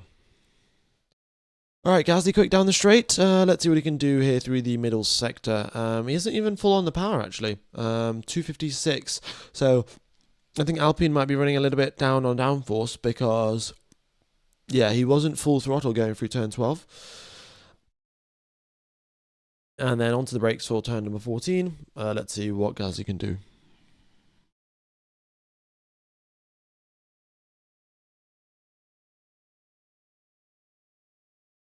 Yeah, and also, yeah, the comment that's saying that Lindblad's doing better than Lawson, I just don't think that's much. You can't really decide who's doing better in testing, right? So you might as well just wait till Australia.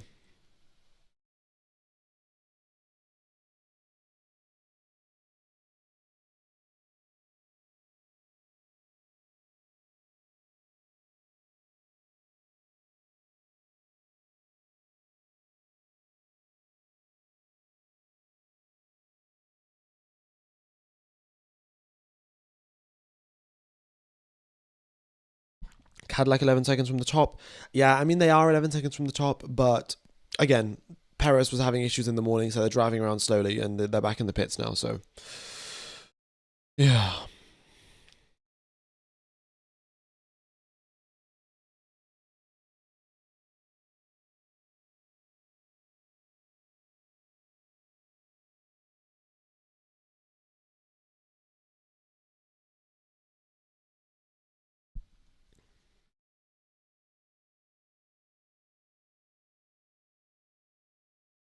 Okie dokes.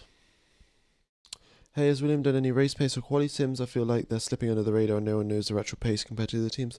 Yes, Williams have done race pace, of course, simulations, but they could have done it with a load more fuel on the car. They could have added a bunch more sensors onto the car to make it heavier.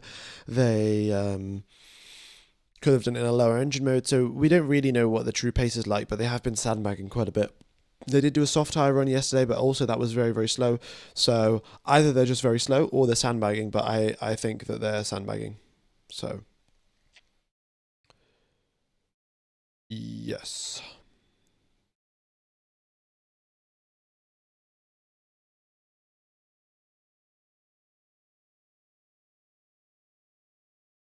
Yeah, 43 laps from Antonelli, and it's only been 2 hours, so very nice there from Kimi Antonelli. Most laps completed so far. And then we've got who in second position? Charles Leclerc in second position, Lindblad in third, and Hulkenberg in fourth. Aston don't have enough spare parts to take part today. They are very limited on the number of spare parts, so apparently they're just doing some very short runs, but not so sure.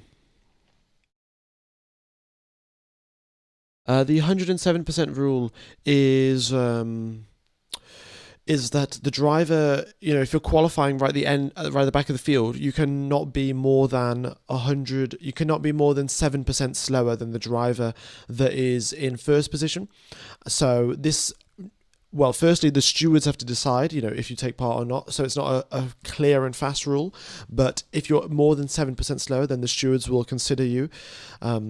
And for an example, right, so let's say the lap time for pole position is 1 minute 40 exactly, right? So that's 100 seconds.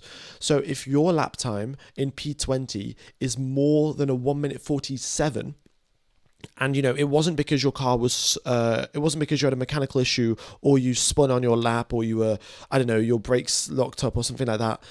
It was just the pure pace of your car is more than 7 seconds off, or more than 7% off the pole time. Then the stewards can stop you from starting the race because it would be too dangerous to have you on the track, because within the space of you'd be about 10 laps, 15 laps, you'd be getting lapped. So you'd maybe get lapped 4 times by the entire grid by the end of the race, which is just, not something that should be happening in Formula One, and hence you'll not take part.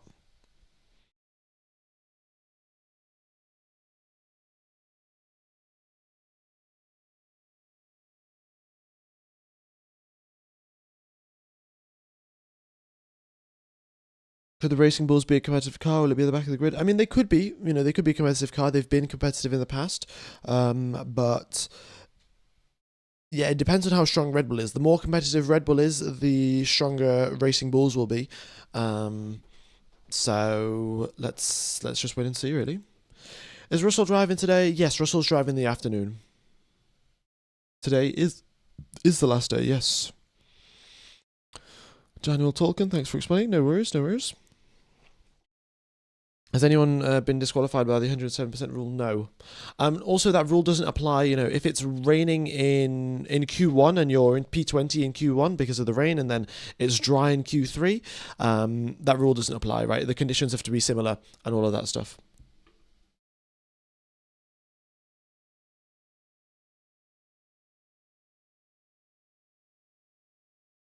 This year is our year. Well, it could be Ferrari's year, yeah. Leclerc's using the normal rear wing, guys. Yeah.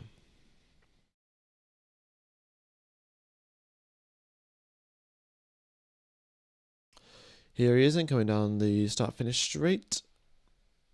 Nice and quick, 314Ks, and then starts clipping. Starts clipping very, very early on, from 314 to 300, and then gets onto the brakes.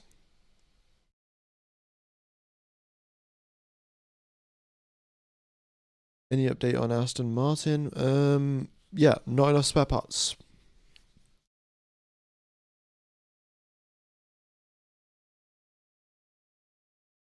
Yeah, race runs for Charles Leclerc, 138.5, looking pretty solid to be fair from him.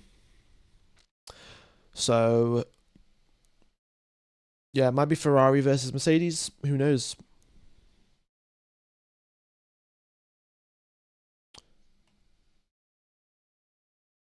F1 Gamer is sad as F1 memes might not be useful this year. Oh no, I'm sure they will. Even if Ferrari have got the quickest car, well, the "We Are So Back" meme will work, and I'm sure Ferrari will make some mistakes here and there.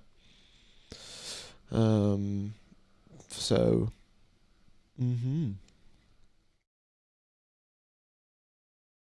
if the race start advantage is that big, Ferrari wouldn't care about quality laps. Well, they still would care about quality laps, and the reason for that is,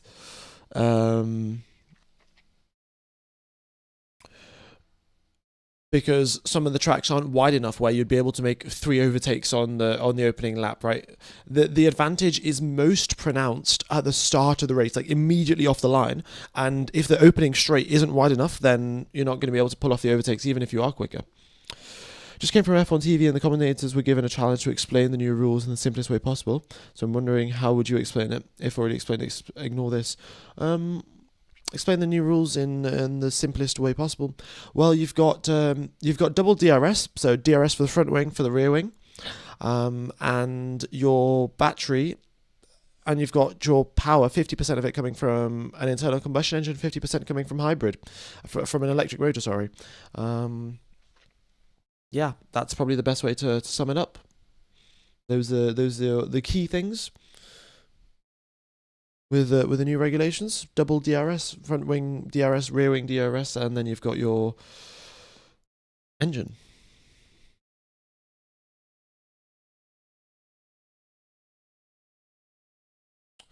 Don't you love the new F1 fan energy in the chat? Welcome to the lunacy. Yeah, welcome to the world of Formula One, folks. Welcome to the world. All right. Yesterday during his practice start, he went from P9 to P1. It's just unfair to the other teams. Well, he went to P9 from P1 because the track was empty, because the Bahrain track is wide, because maybe everyone else wasn't pushing that hard. So I would, hold your horses before saying that Ferrari can gain 10 positions on the opening lap every time. But it does look good for them. It does look good. But potentially, the other teams can figure something else out, right? The teams can figure something else out with, so maybe rev up the turbos in a different way. There might be some tricks that they can do. We'll have to wait and see. You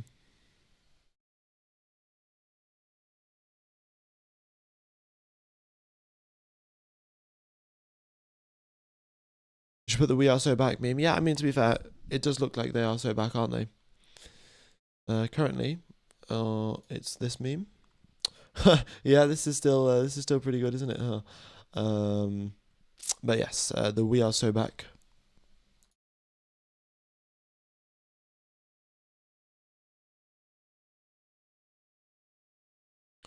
Thanks for the commentary, Larry. No worries, Stuart. Glad you're enjoying. Maybe somewhere like Mexico, where there's a long run in turn one and wide enough. Ferrari may be powerful there. Oh, I can't. Whoa, Mexico. Imagine how, right? So, Mexico, the straight is nearly, you've nearly got, I think, a kilometre of flat out before you hit the brakes for turn number one at Mexico. And, well, yeah, Ferrari could overtake like 5 cars, but 10 cars in that straight. It's a very wide straight. We've seen cars go 4 wide at that point, but it's very tough to say. Maybe if Ferrari has that big of an advantage off race starts, then by that point in Mexico, we will see everyone else also fit smaller turbos to their car to get better off the line performance.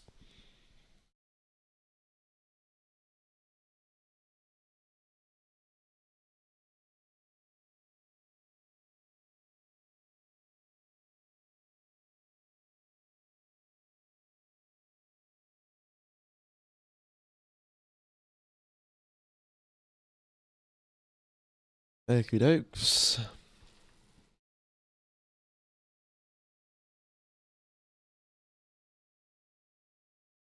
you think these cars will make Monaco more engaging? Potentially, but it's I don't know. It's a difficult one really about Monaco,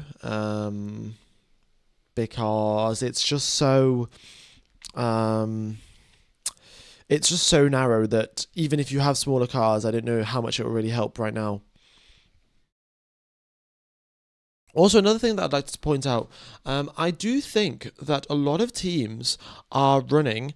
Um, a lot of teams are running extremely short first gears. I think the reason for running extremely short first gears is because they want to get up to 50 kilometers per hour as soon as they possibly can, so the electric motor can kick in. So I think Audi specifically are running a super duper short first gear, to allow them to get up to 50 k's. So I'll try and keep a note of that. See when Hulkenberg comes into the pit lane, what RPM he's doing and what gear he's using. Because if he's using first gear, he might be up in the 10,000 RPM range because of how short it is. Or he may be not using it whatsoever because it's an 80 kilometer per hour speed limit in the pit lane, and the first gear could only be decided and only be used to get up to 50 kilometers per hour.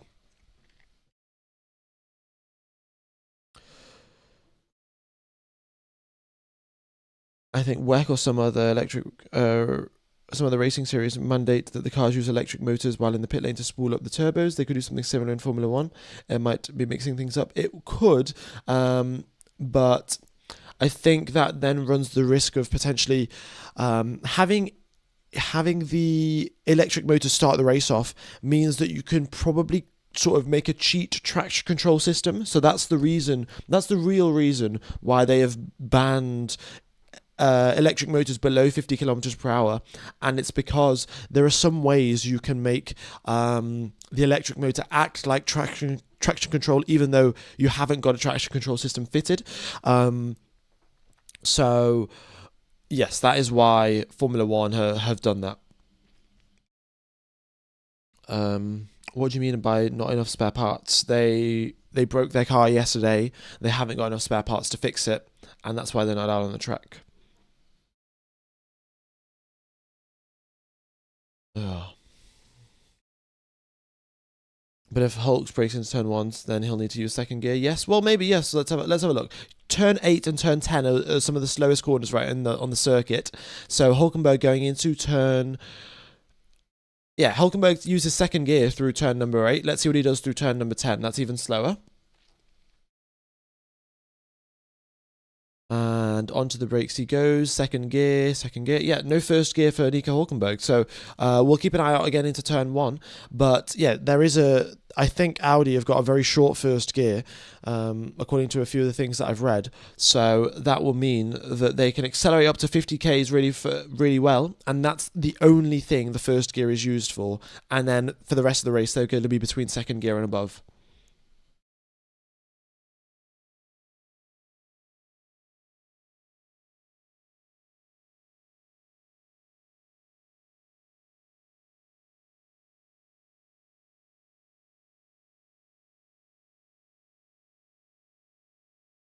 Okay. Well, here comes Hulkenberg then, down the start-finish straight. Let's see what he can do.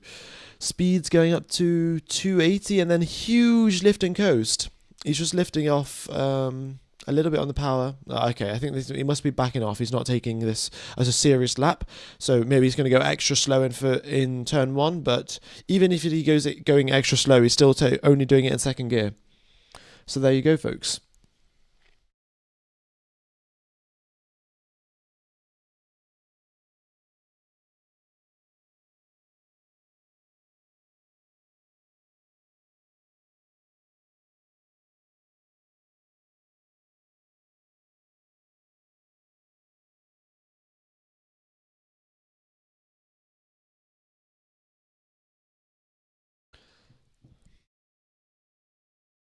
Okay, I'm also going to stick Aston Martin up onto the screen right now.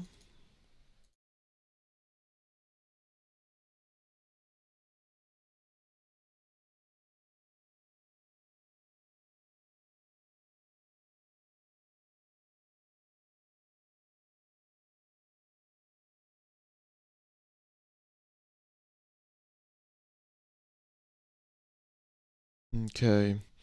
Yeah, running on hopes and dreams right now. I mean, Honda powers dreams, so that's why Aston Martin are running on hopes and dreams.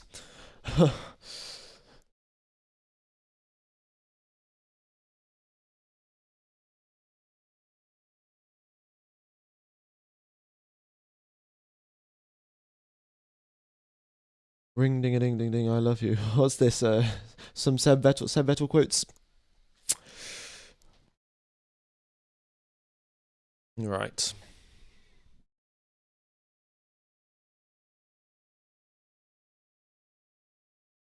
Do they have less traction than last year? That is correct. They do have less traction than last year, and that's why their throttle inputs it takes them a little bit longer to get up to full power because they've got less downforce, and hence that's why they are taking longer to get up to fully press down the pedal. Less downforce, so it takes longer.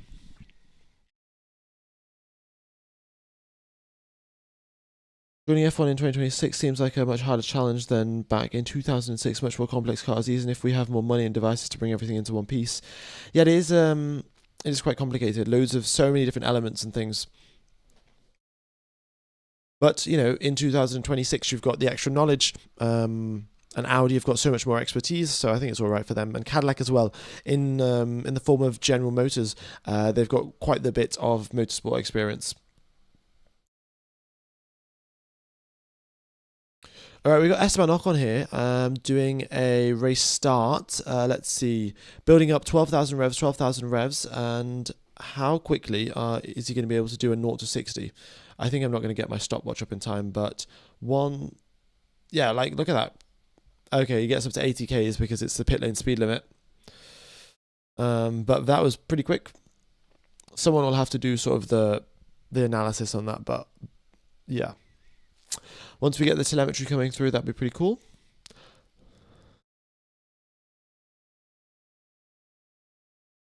I'm an Aston Martin fan, but they're not getting pole in Australia unless no one else shows up. Yeah. Okay. How many DNFs will we have in Melbourne? I'm predicting, well, we've got 22 cars this year, not just 20. I'm going to predict 5 DNFs. Yeah, 5.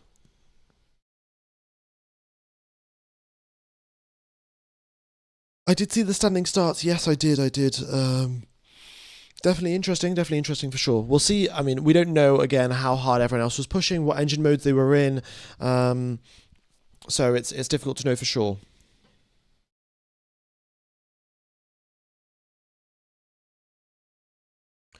Your general opinion on the 2026 tests? I mean, for most teams, it's been all right. For Cadillac and Aston Martin, it's been pretty difficult in terms of reliability. Williams have had their issues, obviously, making it to Barcelona. But yeah, I think on the whole, it's been fine for them, really. I don't think we needed 9 days of testing. I think 6 days would have been sufficient. But that's me at the end of the day.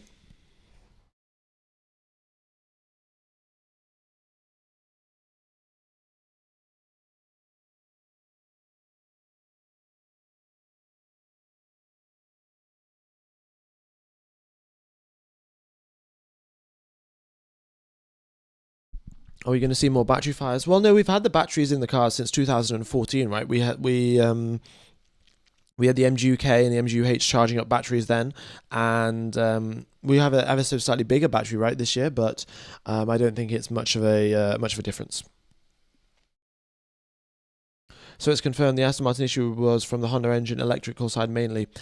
Yes, supposedly. Alonso jumped off the car without touching. Normally, the drivers just have one foot on the car, then one foot on the ground, and then they walk off. But Alonso jumped off the car, and the Aston Martin mechanics were also touching the car with gloves in the potential case that they could get electrocuted. So that is Honda racing heritage, to be honest. Throwbacks to McLaren Honda days from 2015 when Fernando Alonso got electrocuted. So he remembered to jump off the car this time, and let's have a look. Charles Leclerc, are they running they're just using the normal rear wing today. Oh, Antonelli stopped at the side of the circuit.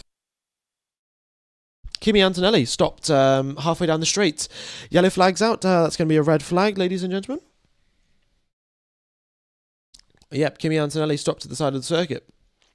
Issues. Let's see what is wrong with this car. It's in neutral, right? So it's not like a gearbox is broken, but something's wrong. I think maybe he's trying to get the car going again, changing some things on the steering wheel. But his race engineer is telling some things over the radio to potentially try change, some engine settings, turn off some sensors here and there. Because quite often what happens actually in these cars is there is, loads of different sensors in the engine. And let's say a sensor breaks, right? So the sensor breaks and it's indicating that, oh my God, the temperature is 1 million degrees Celsius. The engine will see that reading and they'll be like, 1 million degrees Celsius? That doesn't make any sense. It's time to switch off the engine just in case. We don't want to damage the engine. We don't want to break it. So just in case, we're going to switch it off. And then, Kimi's race engineer, in this case, this is not what's happened, and Kimi's got out of the car, but in a situation like that where the sensor is broken, then the race engineer will see that in their data, and then they'll tell the driver, go into this setting on the steering wheel, turn the sensor off, and then try to restart the car. And then if it works, then they can carry on going. But obviously in this situation, it hasn't worked, and Kimi Antonelli stopped at the side of the circuit, and yeah.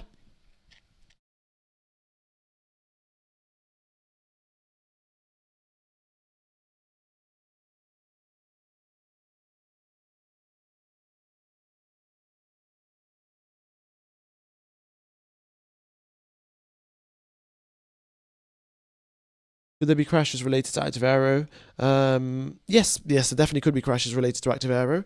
I think Stroll's potential, when Stroll locked up and then his gearbox broke and everything, that was potentially an active aero issue with respect to his rear wing not closing. So then he got onto the brakes, but then the rear wing didn't close, so he didn't have rear downforce, and then the rear's locked up, and then the gearbox broke or something. But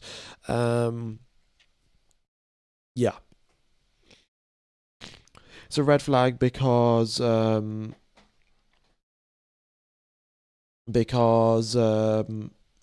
Antonelli's broken down the back straight where the yellow flag is.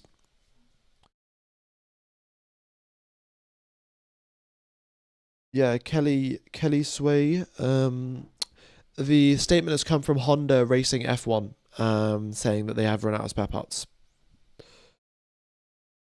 Hulkenberg at 10,800 RPM at 80 kilometers per hour. Oh, thank you very much, Fab R5747. So that indicates to us that they have got a very short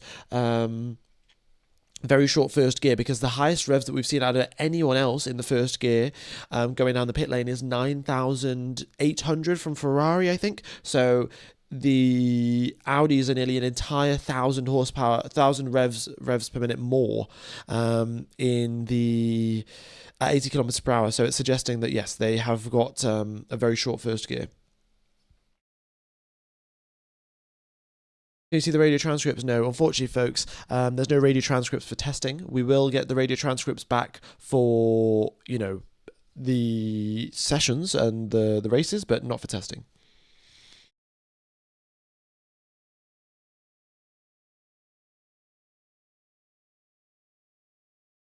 Hello, MGC. Nice to see you here, buddy.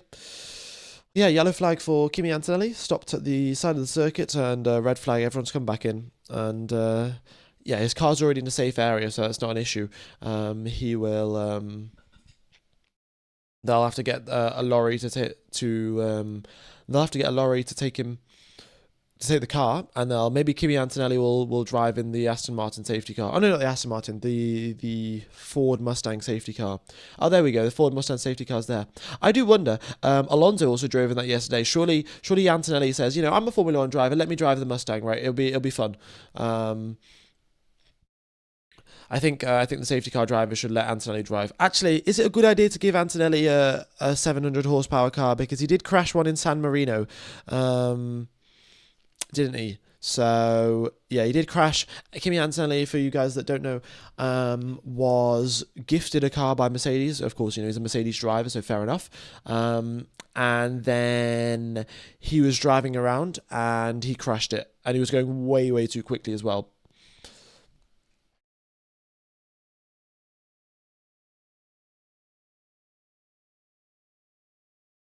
Engine issue with Antonelli, so that's why he stopped.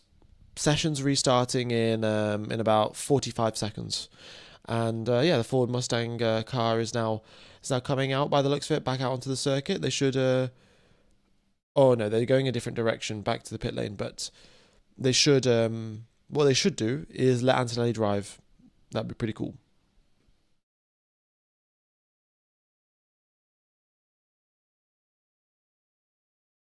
Hopefully they won't give Antonelli any motorbike, just as better if he's had a car, yeah.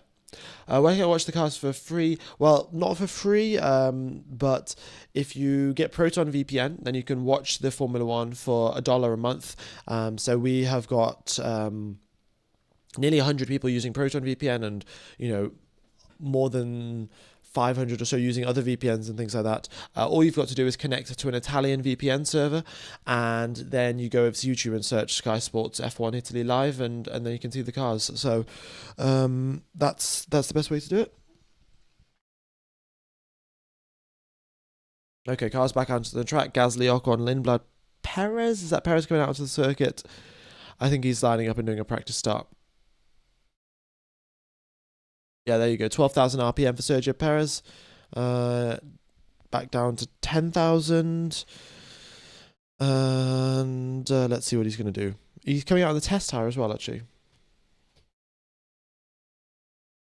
With Italian commentary. Yes, it is Italian commentary, so you can, if you understand Italian, then great. If not, then you can mute the coverage and you can listen to me talk instead. But yeah.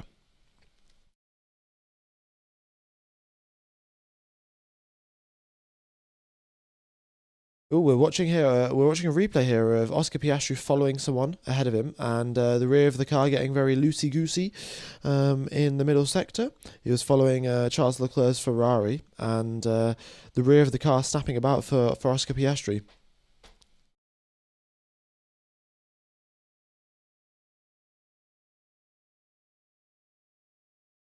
Yeah, there have been quite a few Mercedes power unit issues, specifically for the Mercedes team themselves, which is a bit strange.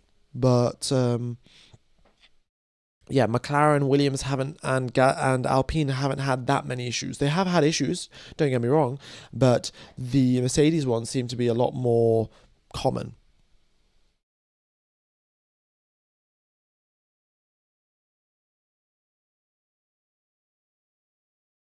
Right. Did this engine run in all the tests? It's I don't think there's any sort of information on that. I don't know. It could be, but who knows? But they've had issues with the power unit before, so I suspect they may have changed it. Yeah, maybe they have two different power units in rotation or something. Because definitely last week there was quite a few tests with not tests, issues with Antonelli's car. Oh well, the Mercedes car itself. If Aston had a good power unit, they would be a front runner. Well, that's sort of what they want you to think, right? But if Aston had the Mercedes power unit, then they wouldn't be able to do the aerodynamic design that they've currently got, right? They'd have to use a different aerodynamic design because the Mercedes power unit wouldn't fit. So that's why they're working with Honda to get a power unit that will fit in Adrian Newey's car, Adrian Newey's aerodynamic design, and it's proving to be quite tough.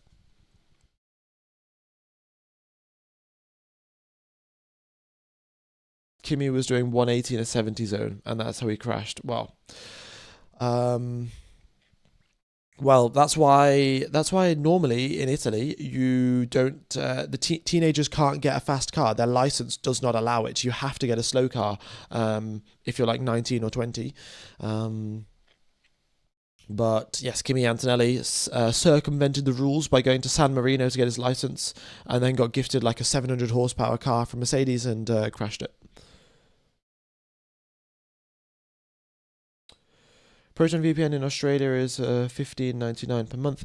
Well, if you use my link that's in the chat, you should be able to get it for $1 for the month. Let me have a look.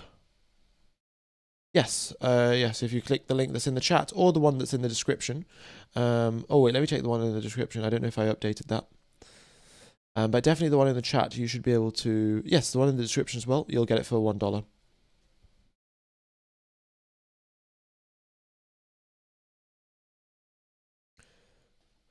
Okie dokes.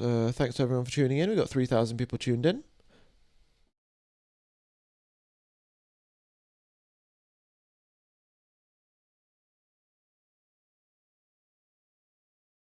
Why is Hajar doing slower laps than Max? Because Hajar was doing long runs, I think. And also the conditions were way hotter. Yeah. It's interesting that only Mercedes breaking out on all those tests with Antonelli. Yeah, I mean, I don't know. It's I guess it's just a little bit of luck, and Antonelli's had a bit of bad luck on his side. Yeah.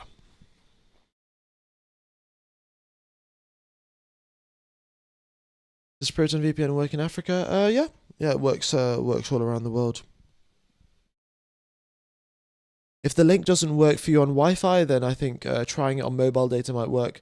But yeah, it should work everywhere.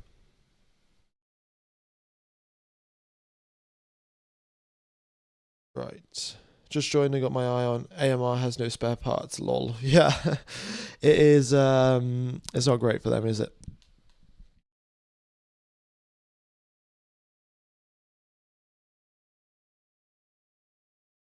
Has Hadjar said anything about the car yet? Not really. No. He's done his 30 laps, and we'll wait for some official comments. You know, there'll be a lot of interviews that come out at the end of testing today about all of the drivers and what their opinions and thoughts are. So we'll see.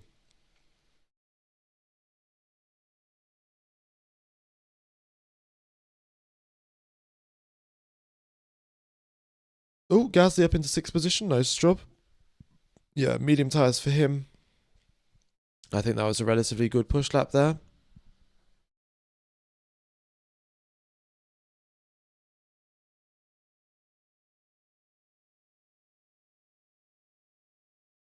Hadjar Flovis is doing aero runs. Yeah, exactly. So 6 laps, long runs, aero runs, whatever. It's not quality laps, which is why his lap times are slower than Max's.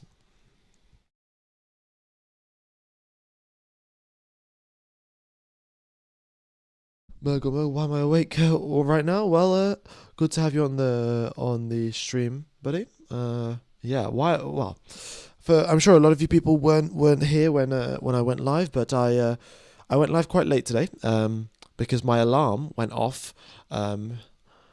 Well, my alarm didn't go off. I just woke up naturally, but I woke up naturally 13 minutes after the stream was meant to go live. So pretty good. Yeah. Anyway, it's fine. How are Williams looking in major flaws apart from being overweight? No major flaws really from the Williams team. They look pretty solid. Not many reliability issues either. So their car looks good. And they've just put their head down and done loads of laps. And they're a little bit still unknown in terms of what their true pace is like. So maybe they'll be a contender in Australia depending on the amount of sandbagging they've done. Can the top speed be considered as a direct indicator of how well the car's doing on the straight? Well, yes, but it can also be considered as a direct indicator of how much battery they're deploying, right? So if they're deploying loads of battery, then they'll do well on the straight.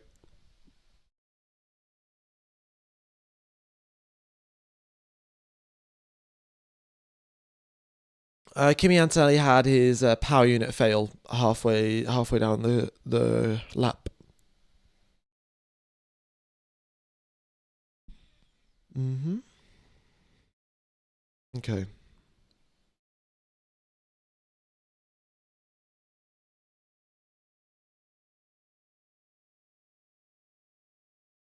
Okie dokes. 1 minute and 34 seconds. 1 minute and 34, 1 hour and 34 minutes. I'm so not used to saying 1 hour left in anything because none of the Formula One sessions are 1 hour long.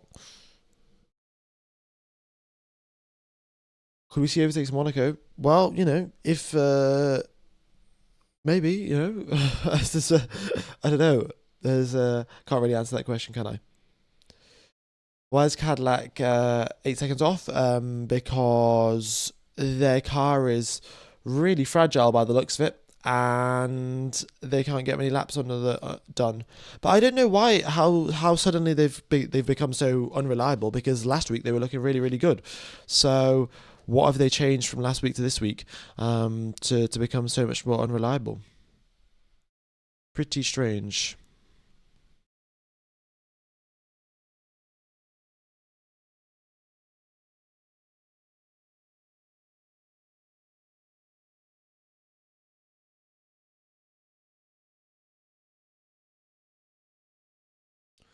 Talking about restarts when a safety car, there will be no problems for teams with big turbos because from 50 kilometers per hour they'll use battery power in first gear. But what about pit stops?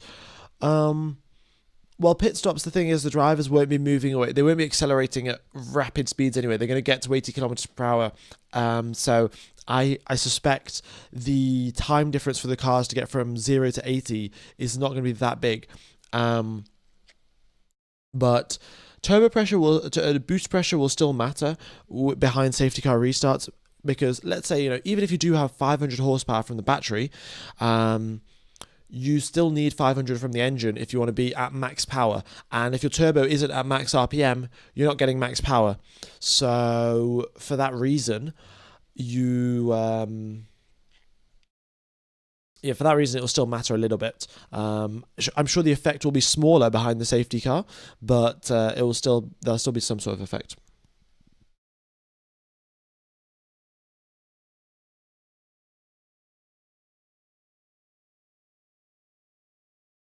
Melbourne lost the MotoGP this week to South Australia. They needed to wait. Let me just see what was that saying.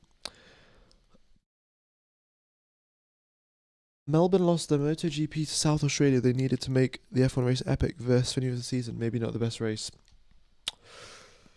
Yeah, Melbourne's a pretty nice race. Pretty nice place to start, isn't it? Impressions of Audi. I think Audi will be pretty good. They seem to be doing quite well, and they're doing a quick lap here with Isaac Hadjar. Ocon deployed quite a bit of battery. There went purple out of everyone in the first sector, but now is stuck behind Carlos Sainz, and yeah. Two power unit failures for Mercedes. I mean, Mercedes have had more issues. They just have had them in the garage rather than out on the racetrack. So yes, we have had power unit issues regardless. But out on the racetrack, yeah, maybe that was two. Maybe that's the second one. What if Ferrari is the virtual safety car? Who knows? Who knows?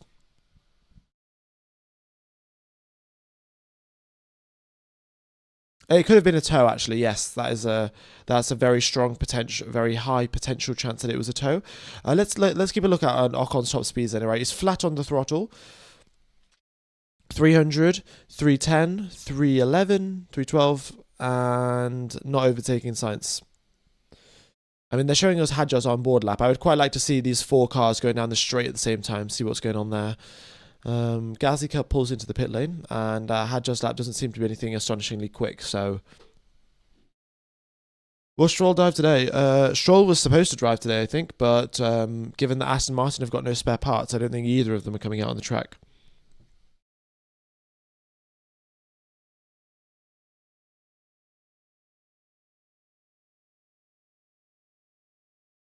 Could we see Daniel and Sebastian 2014 with Isaac and Max this year? Maybe. I mean, of course, when the regulations changed from 2013 to 14, nobody thought that Sebastian Vettel would get beat by Daniel Ricciardo, right? Like, it was a huge, huge surprise when that happened. So again, I guess a similar scenario could happen, right? Of course, nobody right now thinks that Max is going to get beaten by Hadjar, but it has happened in the past, right? New regulation comes in, and a different driver is better than the world champion. But also, again, when you do get a little bit, I'm sure Vettel was a bit demotivated in that year because, well, he wasn't competing for a world championship because of the Renault engine, and yeah, it's tough to say, isn't it?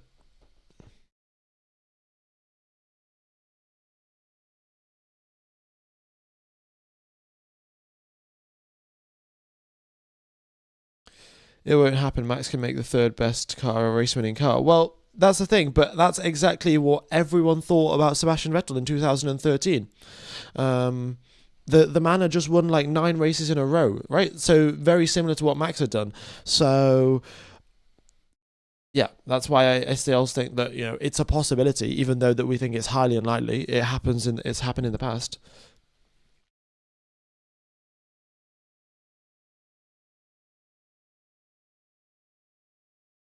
We get a 131. I think we'll get a 131 in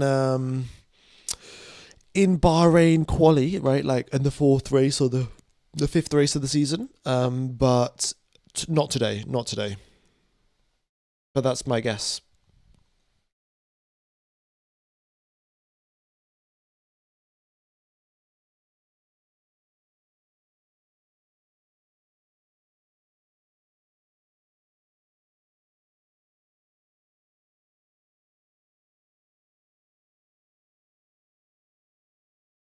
Ferrari did get some people from WEC to work on the battery, apparently. Yeah, I mean, fair enough. No, the WEC team does quite well for Ferrari, so it makes sense to get them to do that.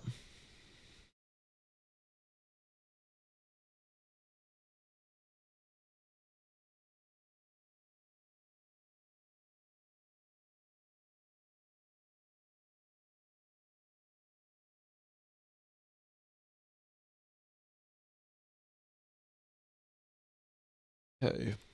Haas best of the rest. Yeah, potentially with the Ferrari power unit, they could be best of the rest. But we don't really know who the best is right now, so deciding best of the rest is a bit difficult to say, isn't it? More interesting, why they keep the rev so high for so long before the start? Maybe they have something they can no, they can't have boost tanks or air compressors or anything like that. No, they can't. They can't just store air up somewhere else and then deploy it at the start of the race. They can't just have NOS or anything like that, right?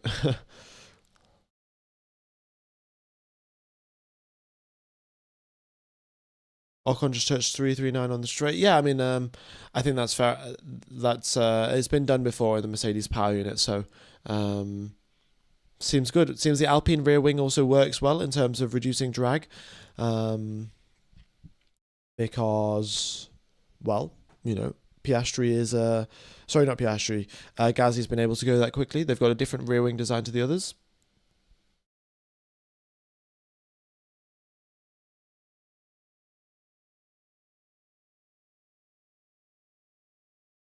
There we go. Oscar Piastri is coming out onto the circuit there. He's building up his revs, I think. First gear and building up the revs now.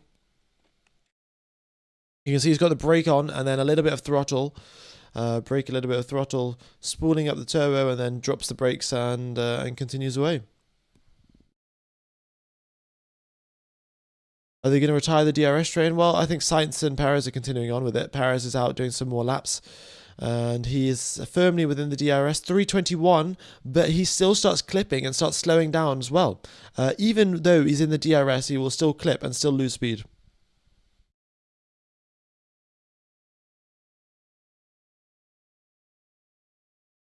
Cadillac currently outside the 7% rule. Yeah, but like don't worry about like Cadillac haven't set a quick lap yet. Like they are so far behind because their car keeps breaking down and they don't want to break it even more. They just want some data.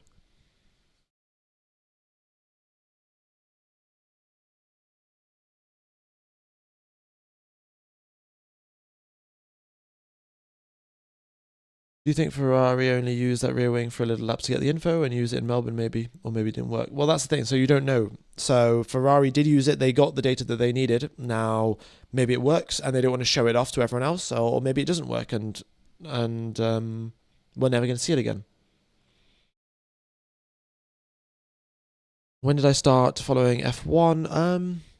2018. 2018. Spa was the first race that I watched. Yeah. F1 Gamer, thanks out of respect for streaming 8-hour days. Yeah, no worries, no worries. I'm glad that you guys enjoy the coverage.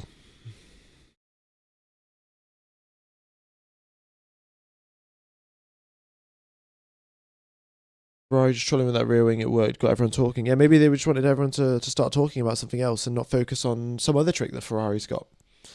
Who knows? F1 Gamer got enough sleep. I guess I did, because I slept in a bit late and started the stream late, so. Do small turbos have an advantage in circuits with lots of corners? Yes, hypothetically. If the drivers can't keep the RPMs high going through the corners, then the turbo will reduce in its RPM, and having a smaller turbo then will allow you to accelerate quicker. So potentially, yes, potentially having a small turbo will be an advantage in lots of tight, twisty circuits.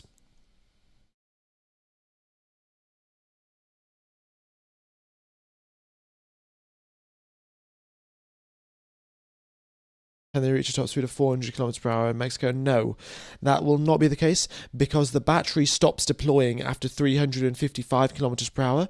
So that's a rule set by the FIA. Once you get to 355 kilometers per hour, zero battery deployment. And the reason for that is all of the barriers, all of the circuits, they're all designed for up to 355 kilometers per hour, or maybe 360, right? They don't want the teams going much faster than that, because then if there was a crash to happen at such a high speed, if there was a brake failure to happen at 400 kilometers per hour, the barriers aren't safe enough for the drivers, and that's why they have the battery switch off after 355 kilometers per hour. Do you think some of the manufacturers will mess with turbo anti-lag, or do they? I mean, they can try to mess with turbo anti-lag, but it's yet to see if it will work or not.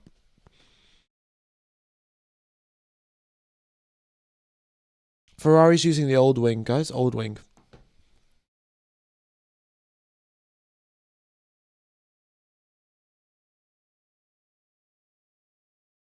Okay.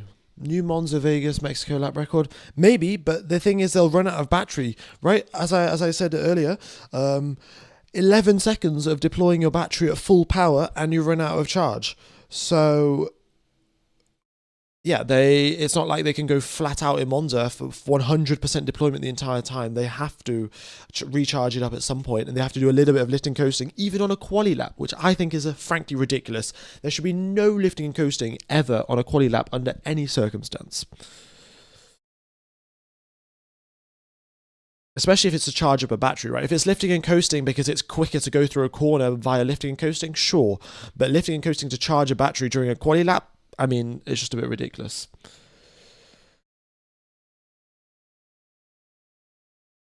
Breaking Aston Martin, yeah, not even breaking news, just breaking Aston Martin.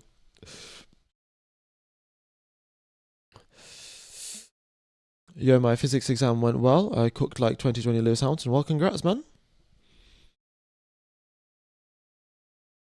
What broke in Kimi's car? I don't know. I'll see if I can find a statement from Mercedes about what broke.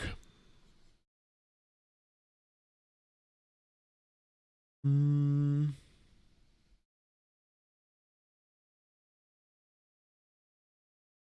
Yeah, there weren't a lot of clues as to what will happen to his car on the steering wheel. It sounded like pretty bad in terms of the engine noise and things like that. But as to what the issue was, nobody could figure it out based off what was written on the steering wheel, and Aston Martin and Mercedes haven't said anything. The tire on Perez is a test tire from Pirelli. Supposedly it's a C3, but it's just manufactured from a different factory.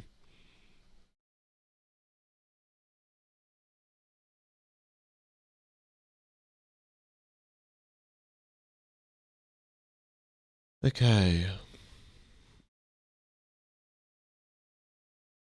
We get to see the best drivers in the world on an economy run. Yeah, I mean that's the thing. I think on a quali lap specifically, I know I understand in the race there should be elements of tire management, fuel management, energy management. Okay, I can see the perspective, but on a qualifying lap when the driver should be going all out maximum attack, recharging the battery just is not the best idea.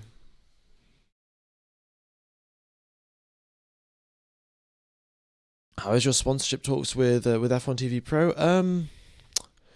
Well, I sent them an email, I think yesterday, or maybe the day before, and they're still yet to reply. But I think that's fairly standard, really. Maybe I will get a reply today.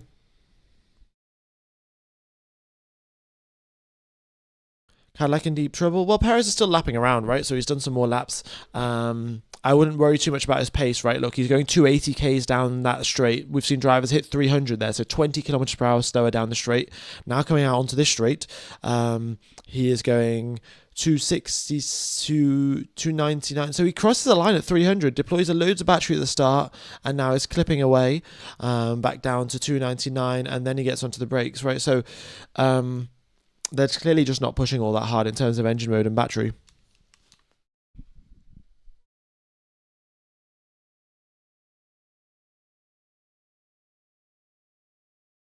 We still have fuel flow restrictions to 100 kilograms per hour. I think the fuel flow restrictions have been reduced further this year. F1 fuel flow 2026. Let me check. Okay.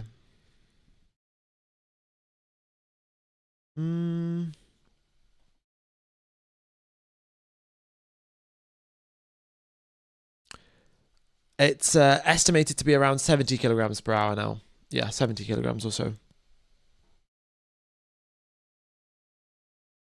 How much do you think the teams will improve in terms of seconds throughout the season? I think definitely 1 point, because a lot of these teams will have weight reductions due as well. Like I don't think many of the teams are actually at the weight limit right now, so a lot of them will have weight reductions to do.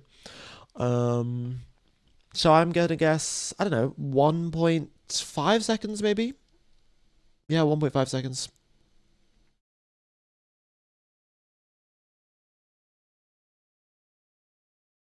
I thought the electric to combustion ratio was meant to be 40 to 60. Why is it 50-50 now?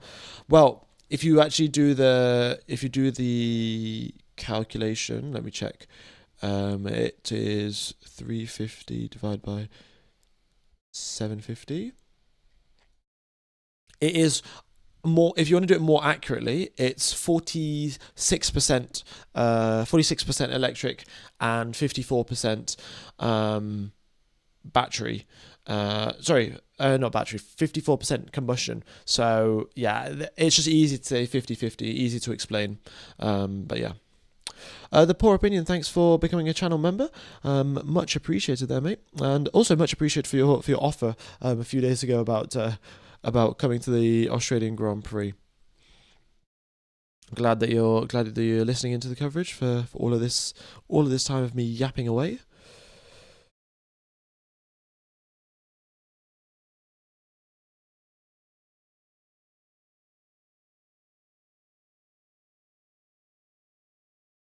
Right.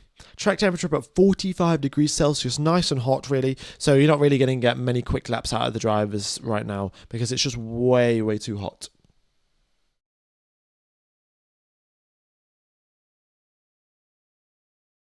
I've been watching F1 since the Alan Jones was World Drivers' Championship.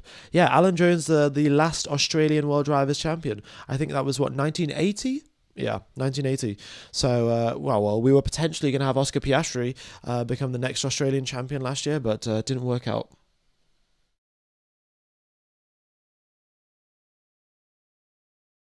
Yeah, the buzzword for the last regulations was porpoising. I think this year is going to be clipping.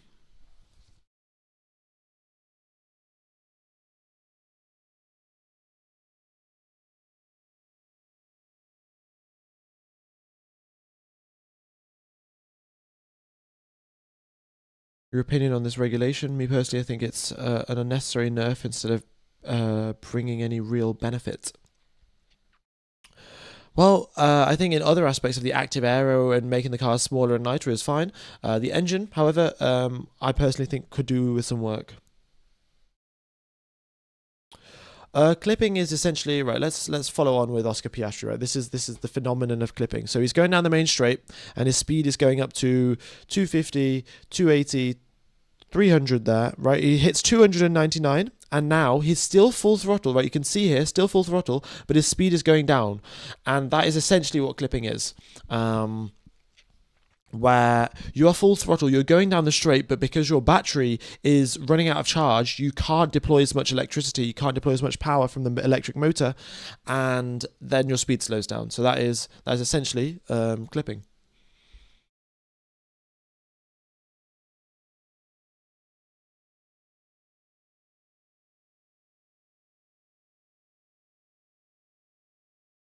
Right.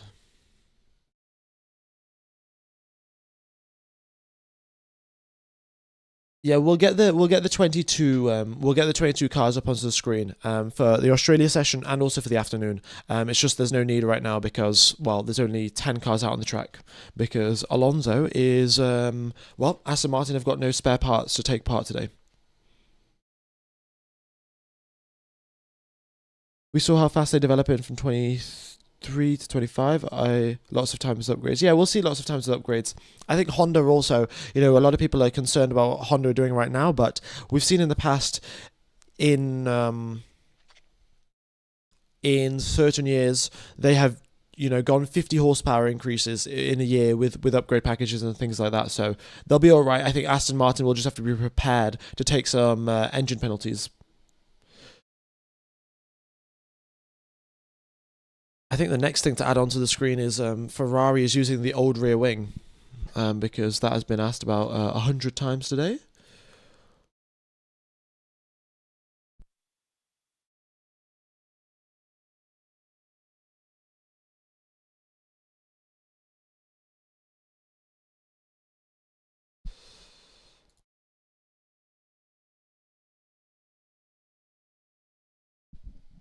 Oh, the C4, the softs, that is correct.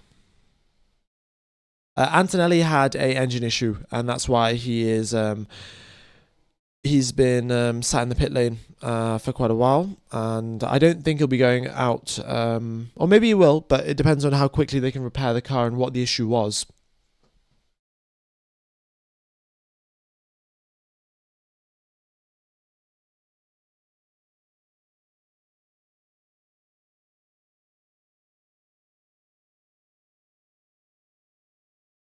Right. Who can beat Charles? Well, whoever tries to go for a quick lap when the temperatures are colder. Right now, nobody can go for a push lap because it's 45 degrees Celsius. Your tires are going to overheat way before you can go drive quickly. So, yeah.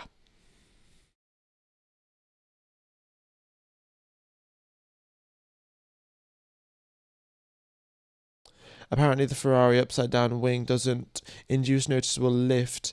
It's just a more efficient drag source reduction. Oh, really? Interesting. Um, yeah, I mean, depending on the cross section of what the wing they're using and how that would work the wrong way around. Maybe it would not be that effective at producing lift. But who knows? Maybe it's just better drag performance. But of course, that will come with a weight penalty as well, right? So it's not. It will reduce drag. Maybe it will, maybe it won't. But it will also be heavier. It will also be more weight added to the top of the car, right? So you're increasing your center of mass. It's higher up because you've got your actuators, which are pretty heavy. They've got to be pretty strong to rotate the whole thing around. So it could even be quicker in a straight line, but is it worth the extra weight super high up in the car? If you have a load of weight and something very heavy, you want to put it as low down as to the bottom of the car as possible. So the battery that they've got in the cars right now, that will be as close to the ground as they can get it because it's quite heavy.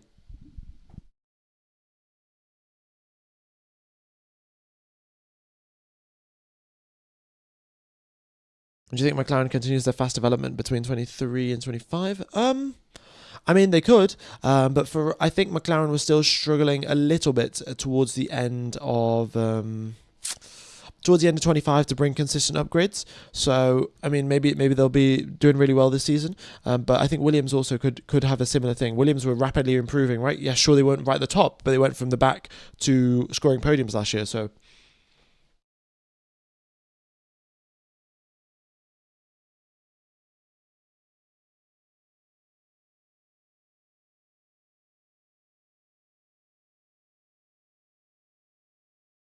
on the long runs, Ferrari is at the same level as Mercedes. How do you see that? Well, on the long runs, Ferrari normally do their long runs a lot quicker in testing than Mercedes do. So maybe that's indicating that there's more pace available for the Mercedes team, and they're actually quicker in the long runs when we arrive in Australia. But this is again, prediction, speculation. It's just not so certain. Oh, we've got a replay here of Lindblad following one of the Williams, and the rear of the car stepping out again as he approaches, as he's into the dirty air of the Williams of Carlos Sainz. So yeah, not great in terms of the dirty air issues.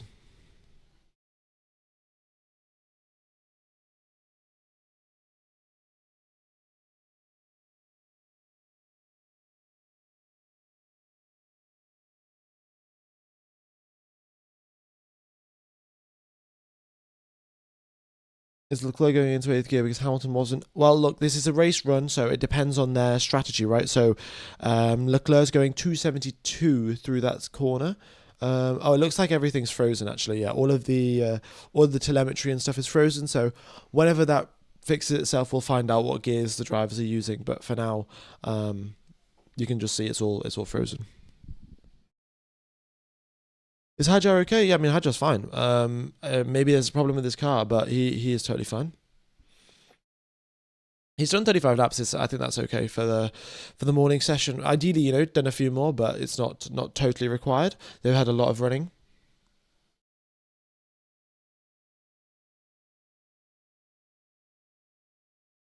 Ocon is so consistent with the speed. Yeah. Oh well, there we go. It started to update again. Yeah.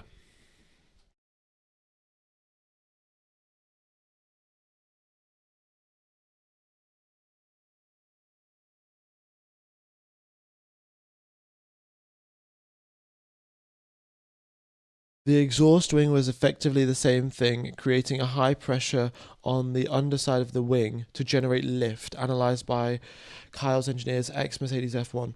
No, I trust this Kyle's Engineers guy, right? He seems like a pretty knowledgeable guy, but creating high pressure on the underside of the wing would generate lift. Why would you want to generate lift on a rear wing?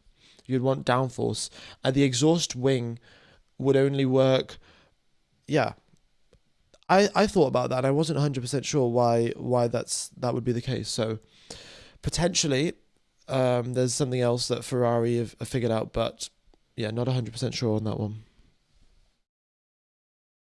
Less friction, but you have less friction, but then going through the corners, it's not like the exhaust wing stops working in the corners, unless because you're in the corners and you're at lower RPM, it doesn't affect the rear wing because you're not on the throttle.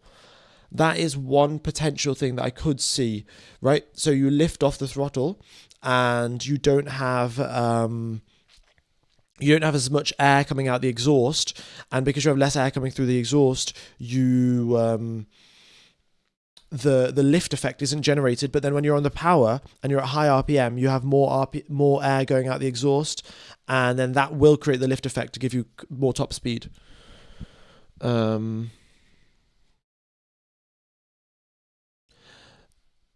Yeah.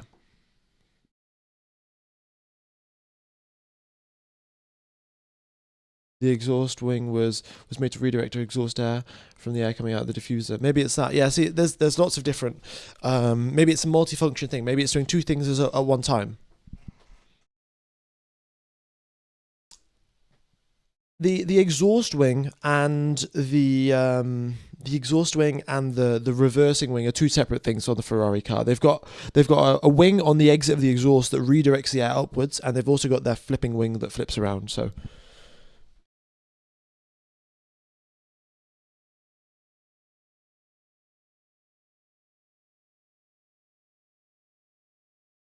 Fast air is low pressure, so exhaust gas is still low pressure most probably, and since it's low pressure, it's below the wing. Yeah, maybe. Um, Pretty cool, pretty cool. I guess we shall see. Yeah, I should probably just change it to Antonelli.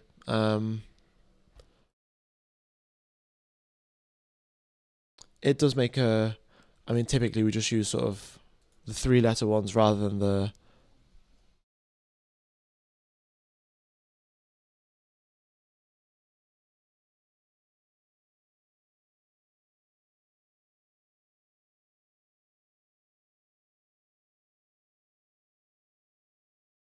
Just showing so much info you put on the screen. Yeah. Well, I mean, so as to prevent the repeated questions getting asked again and again.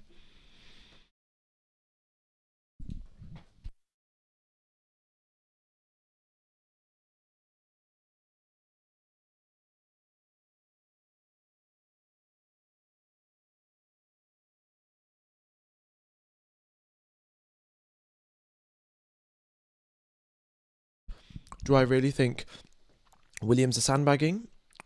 Yes, I think everyone is sandbagging. So yeah.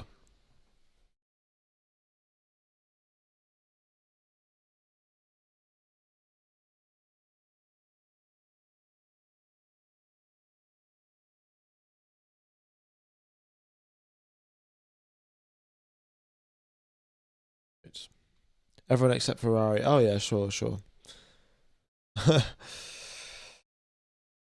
It's testing always matters when your favorite team is in P1. Mm-hmm.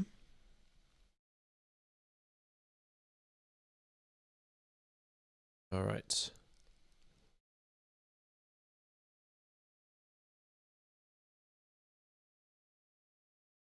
Prince of Bahrain after these testings, where is my desert and where is all my sand gone?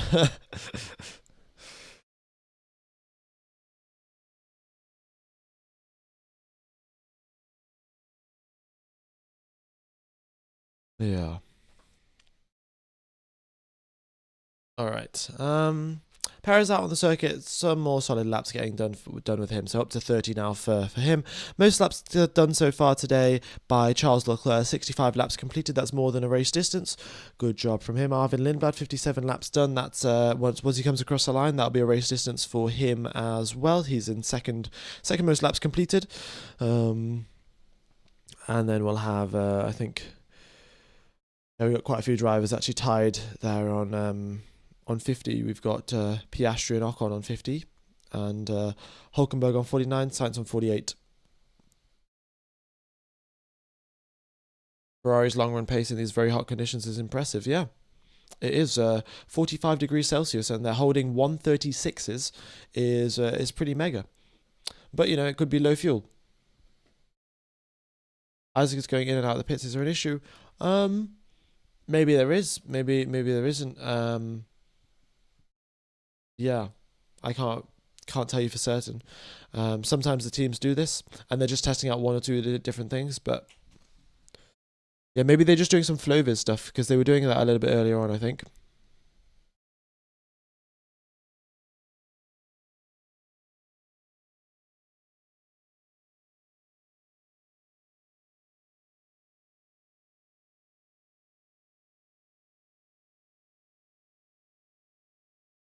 What is Ant day two? Ant is Antonelli.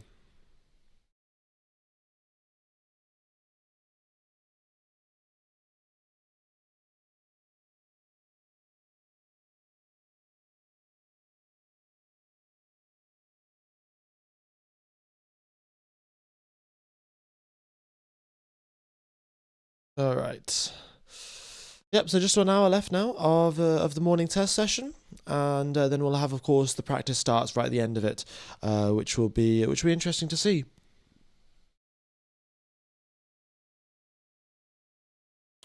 You don't seem to like Ferrari. I mean, sure, you can believe that if you like, but no, Charles Leclerc has done a good job. It's just that Ferrari do this quite often in testing, where their race run performance is very good, and a lot of other teams are sort of hiding their race performance a little bit more. So that's why I'm sort of very conscious of it. Mainly because I was a Seb Vettel fan back when he was at Ferrari, and yeah, I think I mentioned this last week, but yeah, I was in. It was 2019 preseason testing. Ferrari had better race runs than Mercedes, and I was saying to my friend on the way to school, like, "Oh, it's this year's the year. Sebastian Vettel gets his fifth world title. It's going to happen. Ferrari going to win. This year's the year."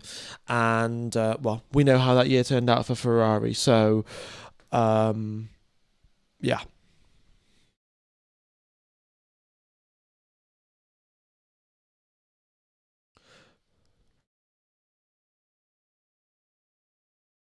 Audi top five seem promising. Yeah, Audi do seem very promising, but it's still yet to see what their levels of sandbagging are. Right, like it's difficult to know, but just looking into the past, right, we know Ferrari sandbag a little bit less than the other teams. We know Mercedes sandbag a little bit more.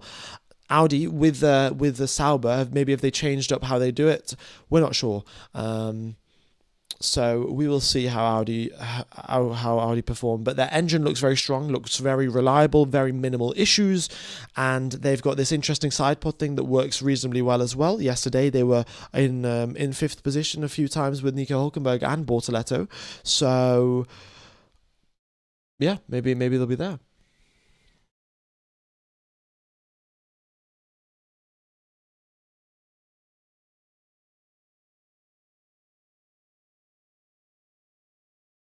George Russell is fast but clumsy, no leader experience. Russell's got no bite or grit. He's too nice.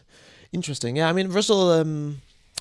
I don't know. He's definitely complains quite a bit over the radio, but on a Saturday he's pretty quick. On races and Sunday, he does have a habit of he turned in on me, and then and yeah, and having those sort of incidents. So you know, I would like to see when we I'd like to see what a battle between Russell and Verstappen looks like. Both of them unwilling to yield. I think we've seen battles between Leclerc and Verstappen, and those are mega in 2022. I hope we get something like that again. Where they're pushing each other right to the limit, and there's no sort of like unfair racing per se. It's very hard racing, and it could be categorized as a little unfair, but there's nothing outrageously bad. So I would like to see George Russell take part in that sort of style of racing as well. Yeah, George, he turned in on me, Russell. That's um, yeah, who knows? Russell's not consistent. Russell scored so many podiums last season. Russell George does absolutely nothing, but somehow still ends up in P3. Russell. So, and if it wasn't for the McLarens, it would have been Max Verstappen versus George Russell for the world title. So yeah, the McLarens didn't have a good championship battle themselves, really. We had a bit of excitement because of Max towards the end. So yeah, if it wasn't for the McLarens, we could have got Max Verstappen versus George Russell. What a season that would have been.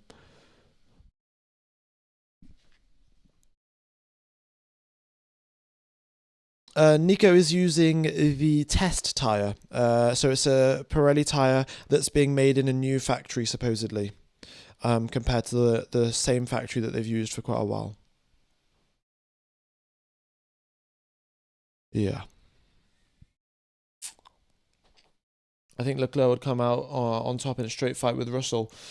It's tough to say, actually, folks. Who do you think would win in a qualifying, right? Qualifying across the season, George Russell versus Charles Leclerc. In fact, I'm going to put a poll out in the chat. Russell or Leclerc, because Russell very good in quali, but so's Charles Leclerc. Like Leclerc has got so many poles to his name, and that Ferrari 22 season, so many poles. So I think in terms of racecraft, race performance, I think maybe Leclerc's got the upper hand. But in terms of quali, I think it's extremely close. But chat apparently doesn't think so. Thinks it's Leclerc every time. Interesting. Fair enough. I think Leclerc definitely in races, yeah.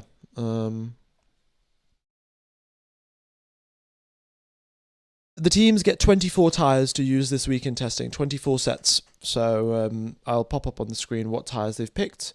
Oh, this is the wrong one. We've got some good memes here. But these are the tyres that, oh, it's just switched. These are the tyres that the teams have got. So you can pause the stream and have a look.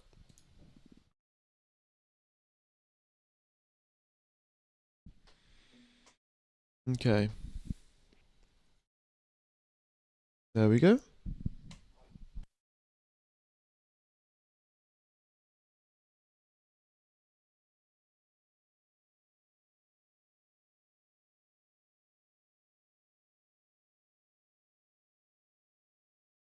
Leclerc is a better qualifier than Max. Don't even think about comparing him to George. Interesting.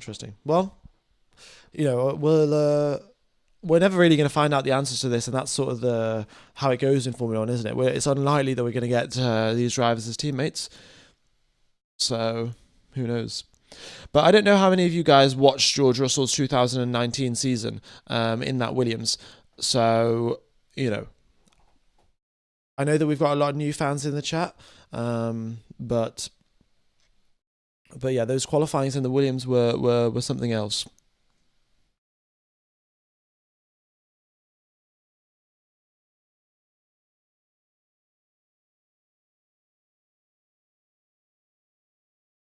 George Loki beat Hamilton in, like, come on. Yeah, I mean, I think the reason for me saying Russell is better than Leclerc in quali is his qualifying performances in the Williams in his sort of first season in Formula One, and then also that time in Spa where he got P2. He got in a wet quali in Spa, in a Williams he got second position.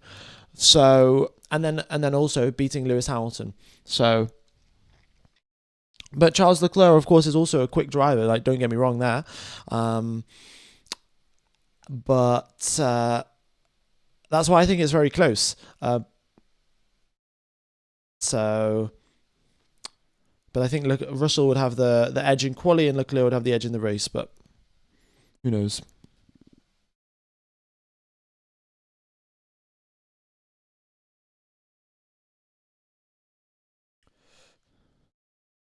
...2021 Spa, yeah, 2021 Spa. Russell got P2 wet conditions in a Williams, so in quali.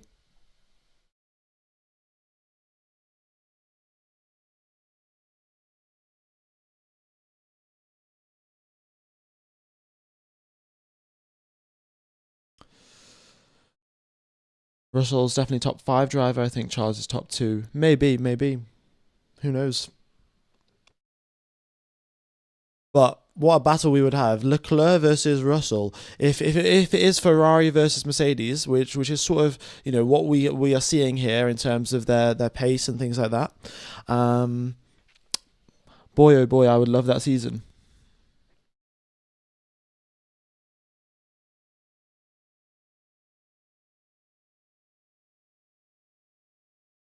Charles isn't top 2 with that pole conversion ratio.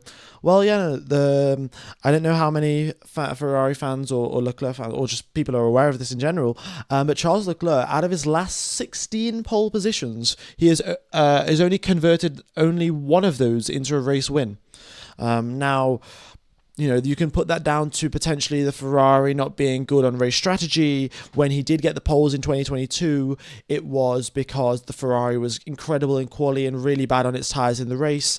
But yeah, a 16-1 pole conversion ratio. Who knows?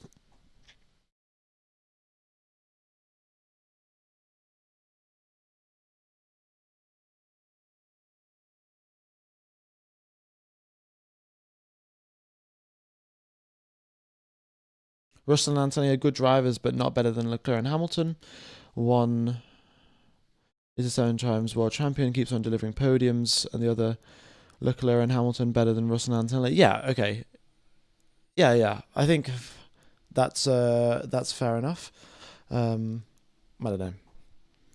I mean, this is why we have these discussions, right? It's interesting to think about all of these different scenarios and the factors and whatever.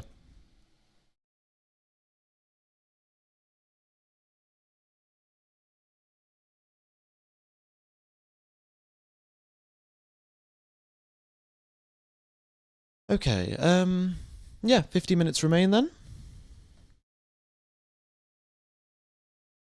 Charles is class. Russell is annoying. Oh no, I definitely agree with that. Russell, he turned into me George. Wait, George, he turned into me Russell, and his constant complaining over the radio and all of that. Like, no, I don't particularly agree with. Um, but yeah, Alonso wouldn't still be in F1 if he wasn't as talented as he is. Yeah. Hello, Multi Ninja. Nice to see you here, buddy. Is this a new profile photo here?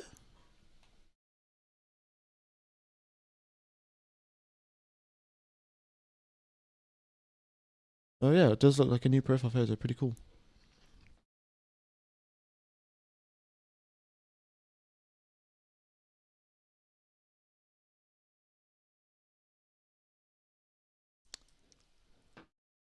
Last year he had 50% more points than your idol. Who is my idol is Seb Vettel, so I don't know who you're talking about, but okay. Norris would beat both Charles and George, in my opinion. I don't really agree with that one, but okay.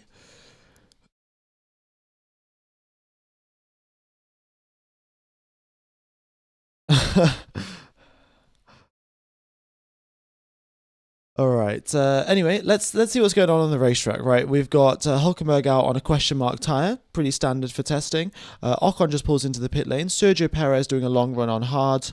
Charles Leclerc doing more long runs on hards. And look at the difference in her long run pace. Charles Leclerc's in 137, Sergio Perez 142s, 5 second pace difference in the long runs. Isaac Hadjar is out on a long run on mediums, and Carlos Sainz is also on a question mark tire.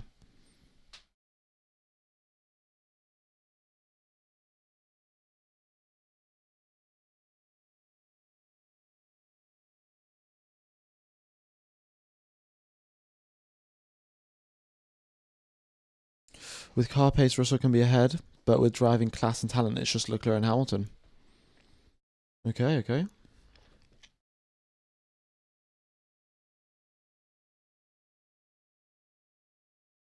Why still question marks? Because the data in testing just likes to glitch out all the time. So that is why we get question mark tires.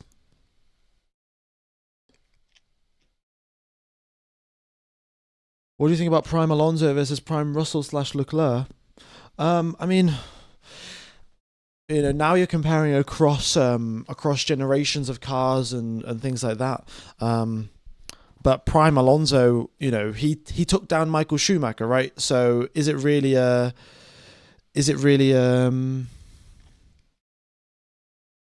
contest?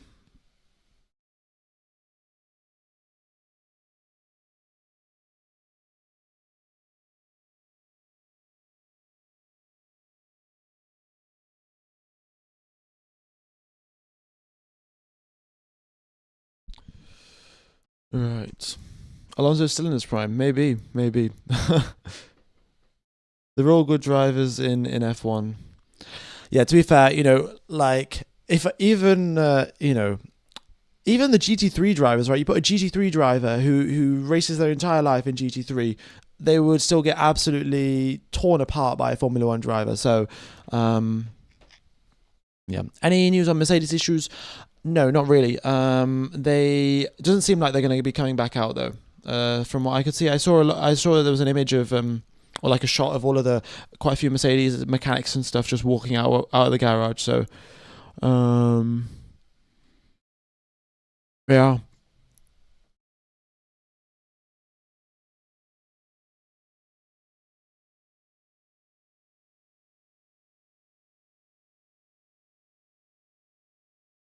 Table is frozen. Yeah, it looks like it is. Well, this stuff is at least frozen. It'll be back at some point.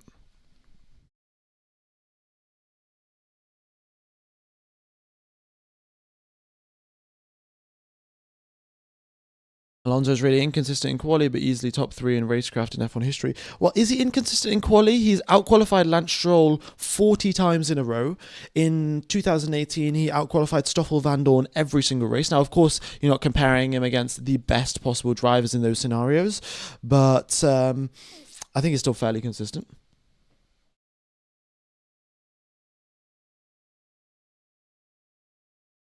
Leclerc was also faster than 4x world champion Vettel. Yeah, but Vettel's my favorite driver, so it was because Vettel wasn't in his prime and the Ferrari car wasn't adapted to him, and all of these other reasons. But no, I agree with you. Leclerc was faster, right? There's not much I can really say to dispute that.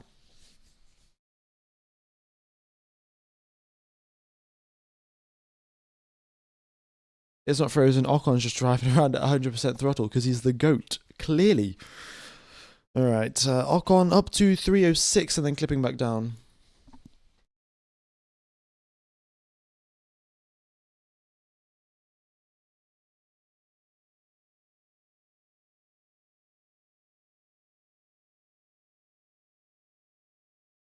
I still remember the thing that they did to Vettel in Sochi. Yeah, brutal, brutal. And then he retired from the race anyway. So it's just yeah, unexcusable from Ferrari.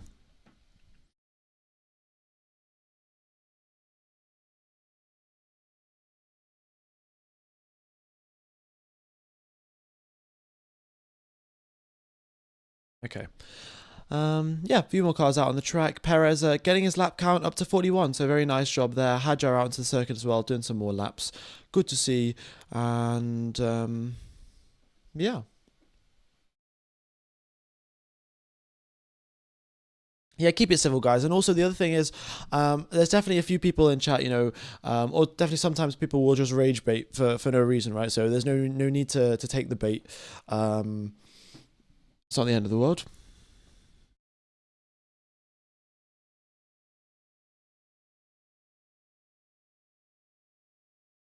What's the highest speed overall? The highest speed overall we've seen is 344 kilometers per hour for Red Bull, and then 343 for the Audi team. Yep.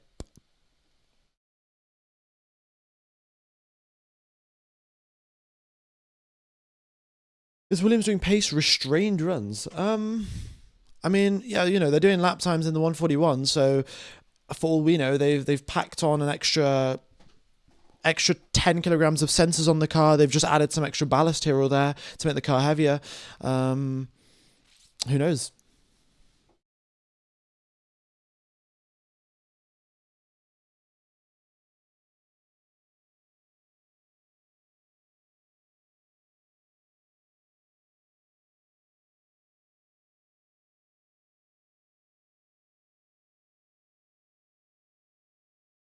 Right. Who is kindest to their tires? Any info on that? Thanks for the question. As of right now, um, it's a little bit difficult to tell. There are a few people that have posted analysis of race runs, and if you see the lap time changing a lot over the course of the race run, and it decreasing a lot, then that means the car is kind to its tires. But it then depends on the fuel load, which we don't know. So you'd probably have to wait till Australia. Australia FP2 will be able to know who is looking on what sort of tyre wear levels.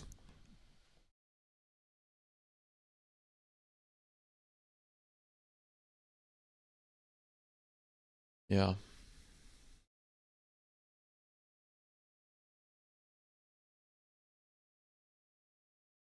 Okay.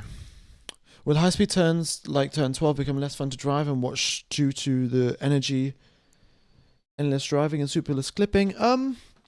It depends on how the teams decide to deploy the battery, right? If they wanted to, they could deploy through turn 12, but it may not be efficient to do so. Um, so, yeah, it's tough to say. Alonso said it's not as fun to drive. Um, yeah.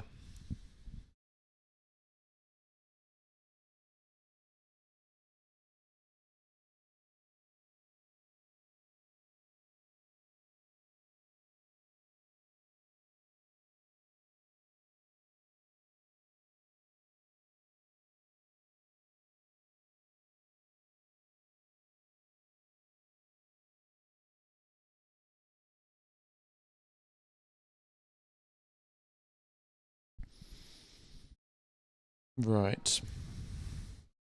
Did you get the job? No, I'm still waiting for the email. Still waiting for the email about whether I've been rejected or whether I've got the job. So, yeah, I've been refreshing my emails so many times. I mean, this is the most I've refreshed my emails ever. But no, they said they would tell me by the end of the week. So today's Friday. Are you listening to music in the background? Yeah, I am. Just to keep me entertained. And well, why not? It's not particularly intense commentary or anything like that. Normally, when it's a lot more intense, listening to music messes everything up. But yeah, nothing too much serious going on right now.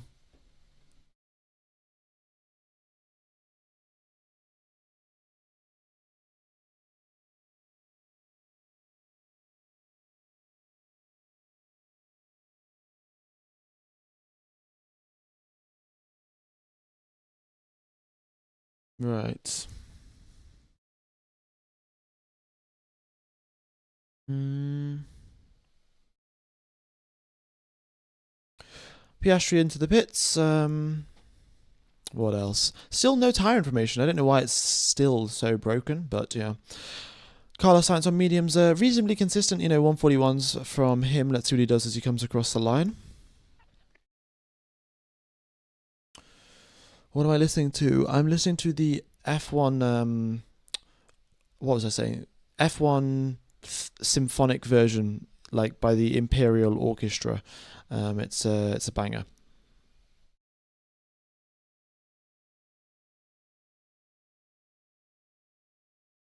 I'm not listening to to do Max Verstappen.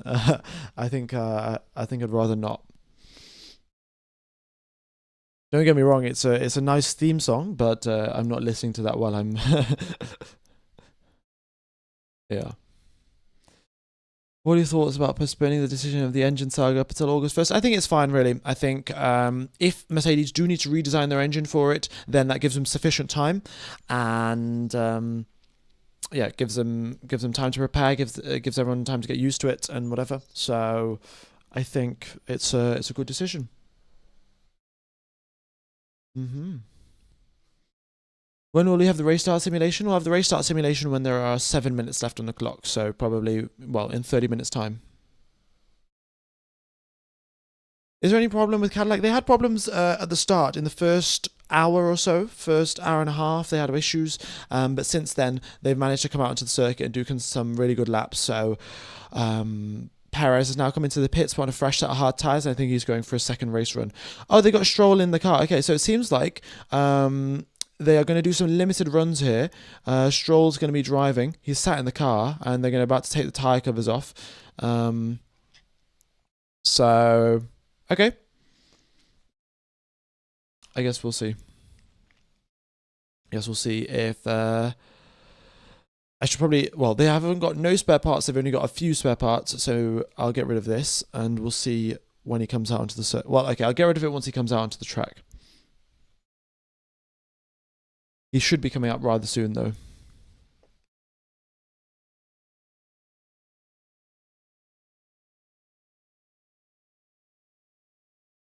Can AMR be slower than Cadillac? Well, if they don't finish the race, then they're going to finish behind them. So, Cadillac's reliability doesn't seem all that great either. But yeah, to be ahead of someone, first you've got to actually finish the race. Will I be streaming all the races? Indeed, I will. I will be streaming all of the practice sessions, all of the qualies, all of the sprint qualies, sprint races, actual races, the whole thing. I'll be there. 24 races this season, so that's going to be 120 live streams. 120 live streams, plus how many have we had? We've had 6 for testing, 3 for this week, 3 for last week. And then, okay, so that's going to be 127 live streams for the year. Not too shabby, not too shabby. Hey, I'm new to your channel. How can I identify the drivers on your live screen? Thank you. Well, they've got their three-letter abbreviation on the left, and they've also got their 3-letter abbreviation here. So that's normally how you do it.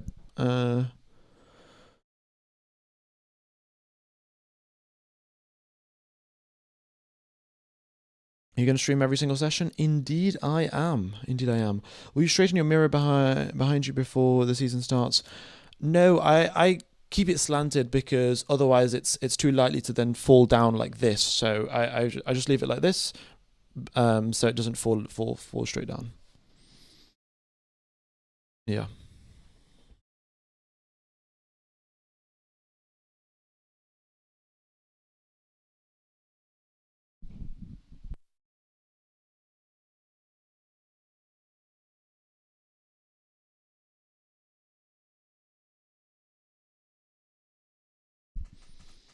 Is YouTube revenue not enough for you to keep not needing a job? Well, not really, because obviously I'm not playing adverts on the streams and things like that. But potentially with a few more sponsorships, we'll have to see. But I have also gone to university, right? So it'd be nice to use my degree for at least a few years, and then if YouTube is still going in, I don't know, 5 years time, then maybe I'll become a YouTuber then. Hmm. All right, Hajar into the pits.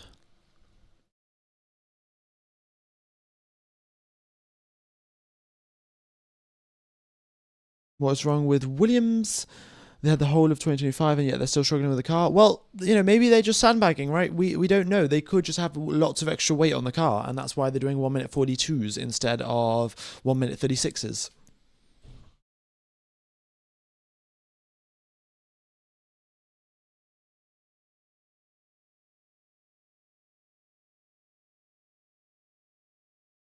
When you try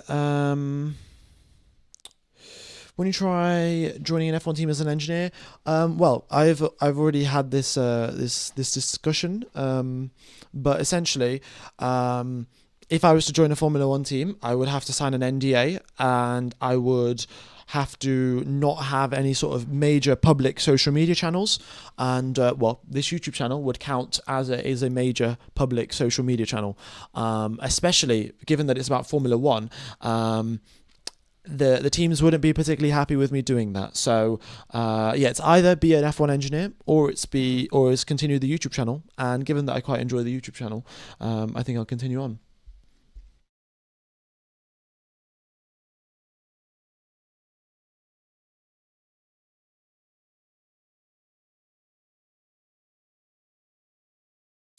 Do you think Ferrari running high fuel load with the Sims and less with less with Charles? I mean, maybe they could be running similar stuff. They could be doing different things. I do not have their run plans, so you know.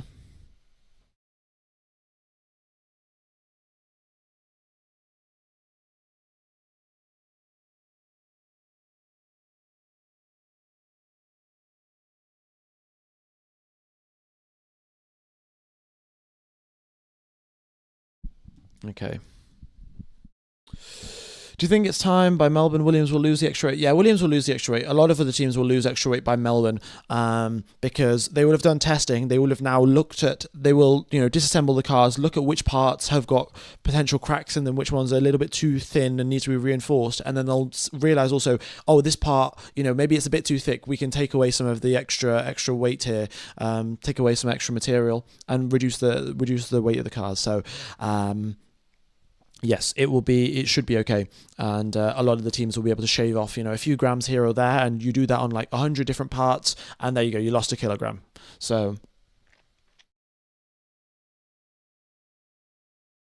Williams need Ozempic, not CFD. Yeah, okay. So it's a nice way of putting it.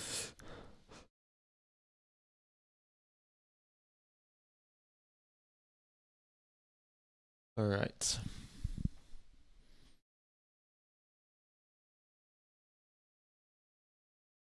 Okie dokes. Charles Leclerc, medium tyres. Is he on a push lap? Let's see, maybe he is. Going down the straight, 328 kilometers per hour. Yes, he is on a push lap. All right, let's go with Charles Leclerc, flying lap. In towards turn number 2 and 3 now, and he is looking very, very good as he goes up the hill now. And he's got the active aero on, of course, the normal rear wing, not the special rear wing. And hits that apex quite nicely, goes a little bit wide, would have probably got track limit deleted on an actual quali lap, but it is testing, so track limits don't apply. And he is a quarter of a second down on his personal best through the first sector. Misses the apex ever so slightly of turn number 8, and then now going going down the hill towards turn number 10, downhill braking, also steering while braking, very, very easy to lock up, and that is second gear for him as he gets onto the power on the exit of turn number 10. Another active aero zone. Let's see what his sector 2 speed trap speed is. Is he going to be flat on the power? So here he is. He is flat now at 223. Flat, holding it through turn number 12, and it's 246 kilometers per hour through the speed trap. And there he is going through turn number 13. We're seeing drivers approaching turn 14 at 300 kilometers per hour. Charles Leclerc's approaching at 310, so a lot of battery deployment there in towards the penultimate corner. The final corner, and then you've got and then he's just coming across the line now. He crosses the line at 285 as well, but he is about a second slower than his previous lap.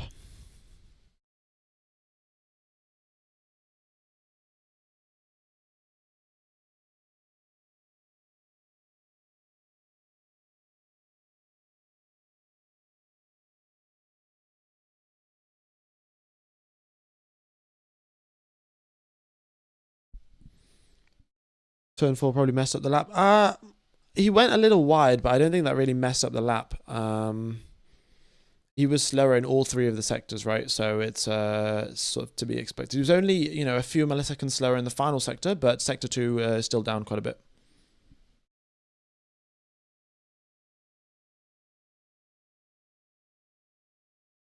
What do you think about having a sprint race in a track like Singapore? I would like to call up the person who had this idea and talk to their 2 brain cells, to be honest, because in Singapore, most of the battles, right? I agree that we've had a few sort of on-track battles, but most of it is strategy and working out, what's the best way to do this? Oh, can someone undercut someone else? Is the two-stop going to work? There is very minimal on-track action at a track like Singapore. So putting a sprint race there where nobody's going to do a pit stop is just not the smartest idea, really, to be honest. I mean, I can't think of a reason of why you'd want to do a sprint race at Singapore. It's like, Monaco's super boring. Let's do a sprint race there. Like, sure. I don't. It's just not very. It's not going to work, is it? And also, when they were talking about doing potentially 12 sprint races. The reason for that, right? They said, there is fan demand for more sprint races. What they will have done is they will have compared the FP3 numbers to sprint quali, to the sprint race, and then they'll say, look at this, more people are watching the sprint race than FP3, and therefore the fans must love sprint races, and we should have even more of them. And that is, yes, we're using numbers to back up our decisions, but you're just, you're not using the numbers in any sort of logical way. So, they sort of got these things a little bit confused. And,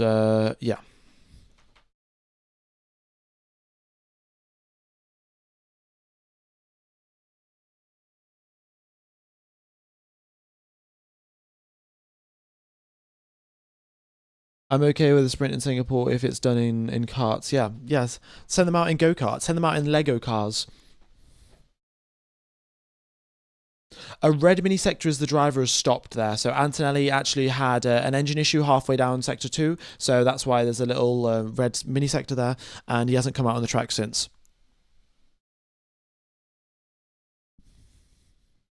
Last 30 minutes, can we see glory runs? Well, here right now it's the morning session, right? So no glory runs in the morning sessions. We'll get potential glory runs in the afternoon session, so towards the end of the day.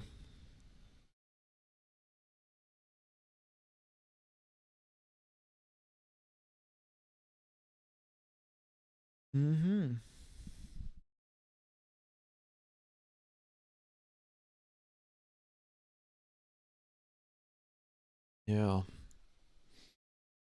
Ultimately, F1 wants to sell TV rights for as much as they can. Having a second race will increase viewership and more demand for cash. Exactly. I mean, it is all about money at the end of the day, isn't it? So that's why all of these things are happening. I mean, it's the same reason why on all of the each Formula One team has their like social media videos, and they'll have like a video or three videos, maybe even, of each race weekend about doing some social media challenge, or like doing some quiz or some trivia, or whatever, like grill the grid, right? It's all in an effort to make you like the drivers a little bit more. So because if you like the drivers a little bit more, then maybe you'll buy their t-shirt and they'll make a little bit more money, right? Like, it's the drivers, like, at least most of them don't like the media aspect of Formula One. Like, it is a part of being a Formula One driver, but they don't come to Formula One to reveal their personality to the world. They do it because they want to do racing. So, yeah.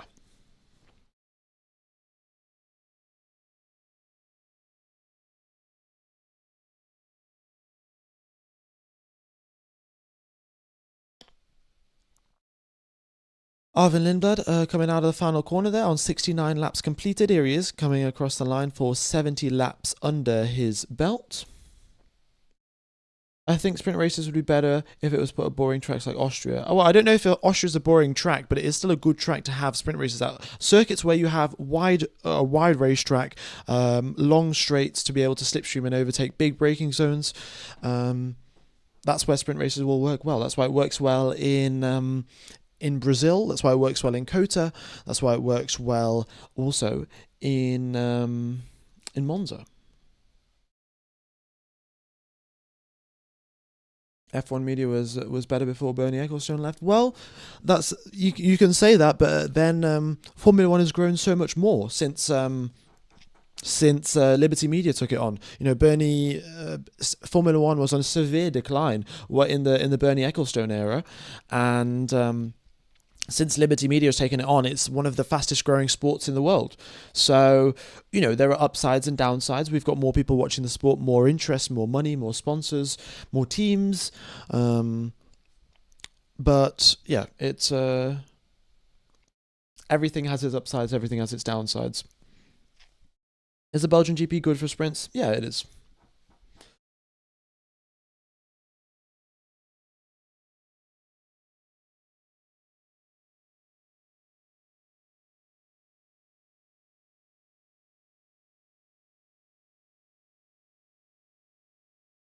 All right.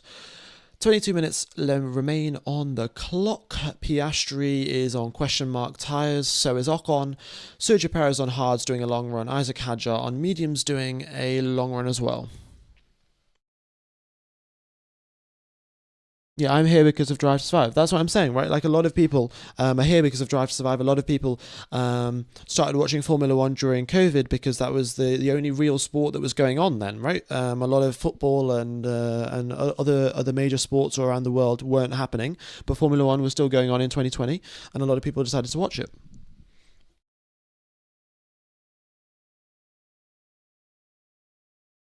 The red mark is for Antonelli. This little red mark here is when Antonelli broke down over here, and he hasn't come out into the circuit since. Do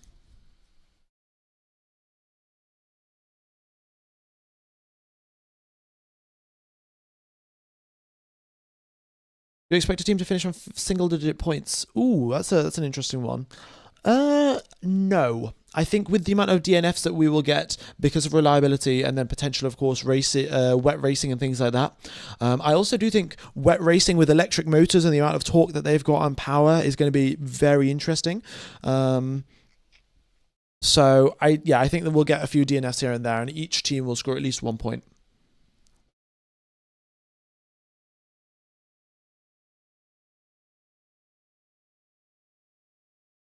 All right, we're getting pretty close to 1,000 likes, folks. If you need the like button, be sure to do so. Also, it looks like we're going to hit 231k subs today, so just another step closer to the 250, to the quarter of the mil. Aston Martin, well, they had Stroll sitting in the car, and it seemed like they were going to send him out, but no sign of the guy. So, yeah, not so sure. Or maybe they tried to turn the car on and it didn't turn on. Who knows?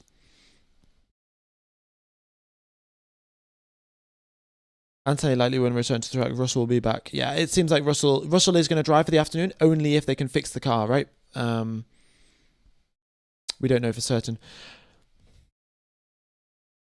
It seems like there were some pit stop issues there for Carlos Sainz as he came into the pit lane.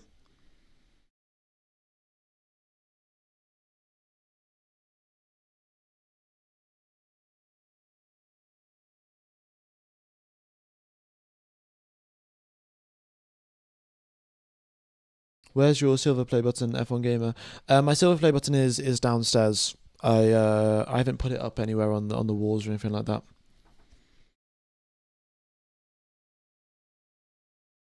Do you think the engine manufacturers would vote in favour of an 18:1 compression ratio at high temps?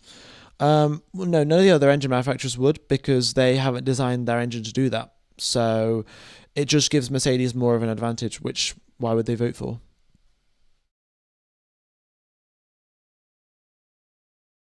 New to the channel, what's your favourite team, favourite driver? Well, my favourite driver overall, Seb Vettel. My team for this year, I've said is going to be Williams, that I'm sort of supporting, and favourite driver on the grid. Oh, I don't know. I mean, Alonso, Hulkenberg, maybe Piastri, maybe I don't know. Your dorm has 2 floors. No, I've what's it? I'm renting a house, not in a university dorm or anything like that. I'm living with a few of my friends, all in the same house together. Do I know about racing statistics? Yeah, I do. Did you see the gossip about Seb, Alonso, and Verstappen doing 24 hours of Le Mans in a team? Yeah, I did, and I would love to see that. That'd be mega.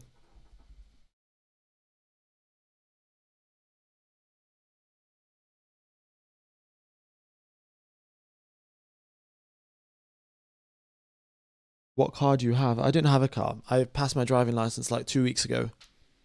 Yeah, today's Friday. Yeah, so it was 2 weeks ago. Yeah. Um. Charles Leclerc, purple in the middle sector.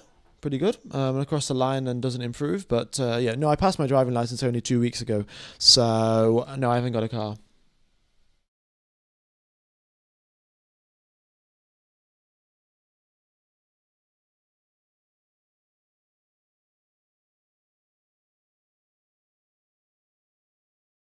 What was the first car I'd pick? I just picked something cheap and that's reliable, really. I don't know. I had this discussion I think with the chat last week, and most people sort of just suggested getting an old Toyota, an old Honda or something, something that's not going to break down and something that's cheap. Oh, Stroll's out onto the circuit. There we go, folks. Stroll is out onto the circuit. Okie dokes. Test tyre for him. All right, let me get rid of the fact that they've got no spare parts. So. There's still potential issues, like maybe they're not running with the electric motor, right? But let's see.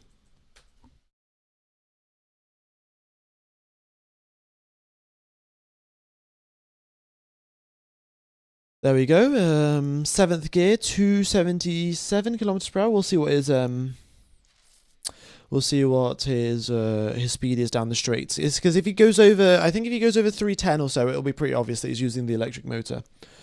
Honda and reliable in this circumstance is kind of sus in terms of F1. Yeah, I mean, but Honda's road cards are pretty reliable. Start with an Alpha. Yeah, I mean, I would quite like. I did show an image of my sort of dream car would be an Alfa Romeo Giulia, but yeah, they're quite expensive, really. Ford Fiesta, yeah.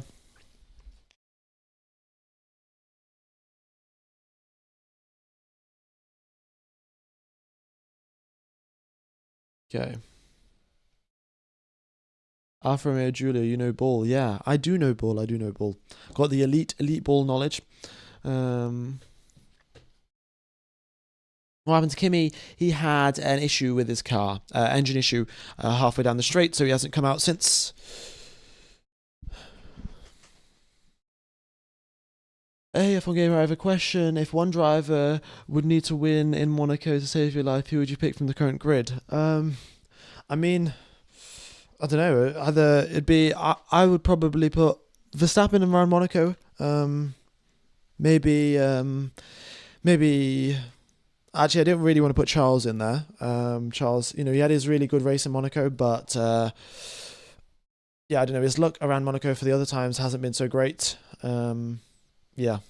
I mean, this is just an indirect question of asking me who do I think is the best driver. So I see what you're doing there, but Alonso, if he qualifies P1, Alonso was there in 2023. He was about to get P1 before Max Verstappen put that monstrous final third sector in and stole it away from him. But yeah, Alonso was about to get pole position in Monaco 2023. Yeah, Stroll's back into the pits.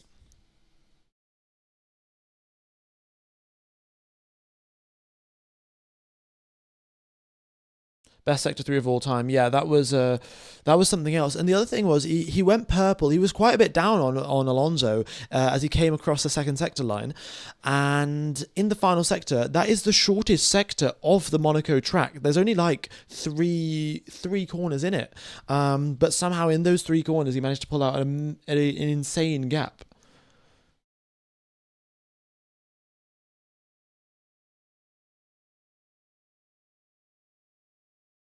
Charles, sector 2, quali. Yeah, he's carrying a lot of speed, but still, it's about half a second down on the quickest sector 2 time we saw yesterday. But given track temperatures up at 45 degrees Celsius, it's a very good sign for Ferrari.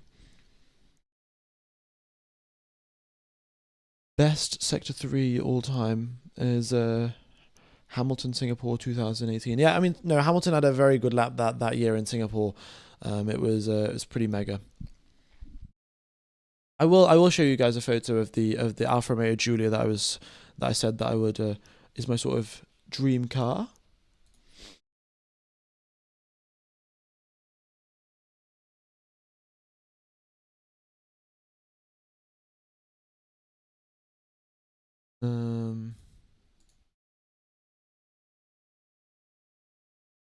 Yeah, it is this car here, right? It looks it's a certified banger in my opinion, but yeah, that's besides the point of Formula One. So let me take that off the screen.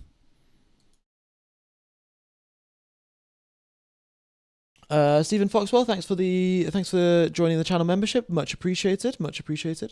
80 laps, no issues. Yeah, no, solid job there from Esteban Ocon.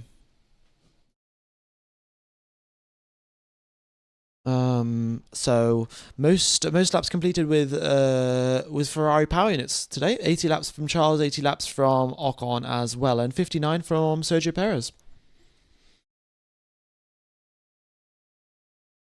It looks a little bit like an M3. Yeah, a little bit. I mean, they're sort of obviously the same shape and things, but I like the styling a little bit better.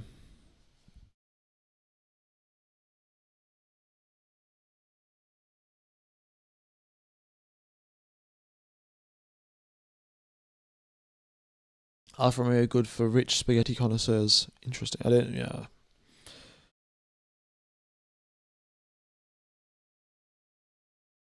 Okay. Thanks for the stream. Alfa Romeos feel and sound great. Yeah. I mean, I'd quite like to drive one, but yeah, I had a look, and even the cheapest one is quite expensive.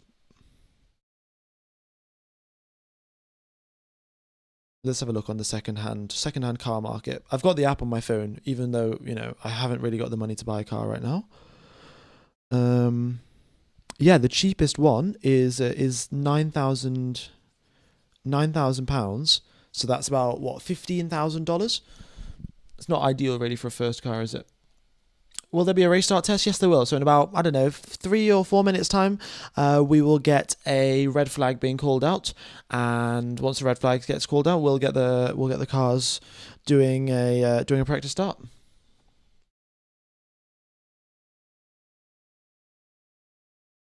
Alfa Romeo was in F1 before, right? Yes, Alfa Romeo was in fact my first sponsor, or was it first? Maybe second. I don't know. Yeah, Alfa Romeo. It was Alfa Romeo Sauber, and they were there in 2021, and I think they were there for a few more years as well. In 2022 as well, and in 23, and then it turned to Kick Sauber in 24 and 25. Yeah.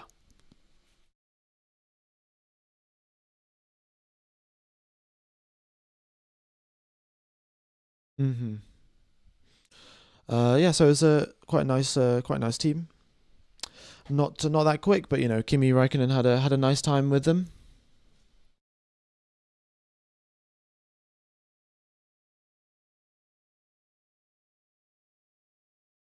Took an old Giulio across Africa, made it fine. Oh, pretty good.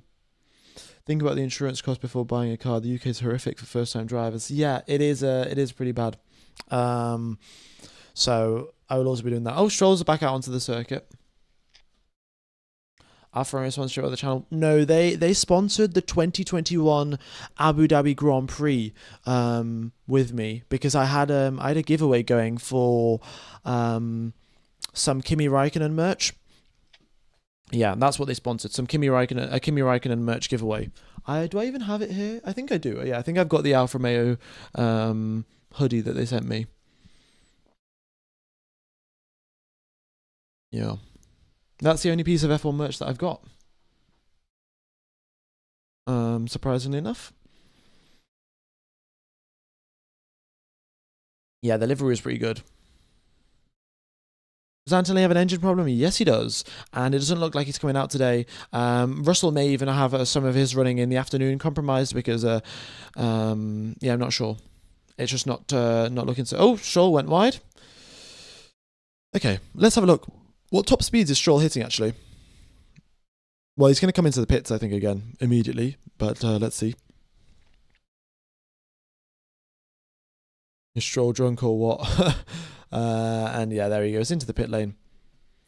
Not ideal.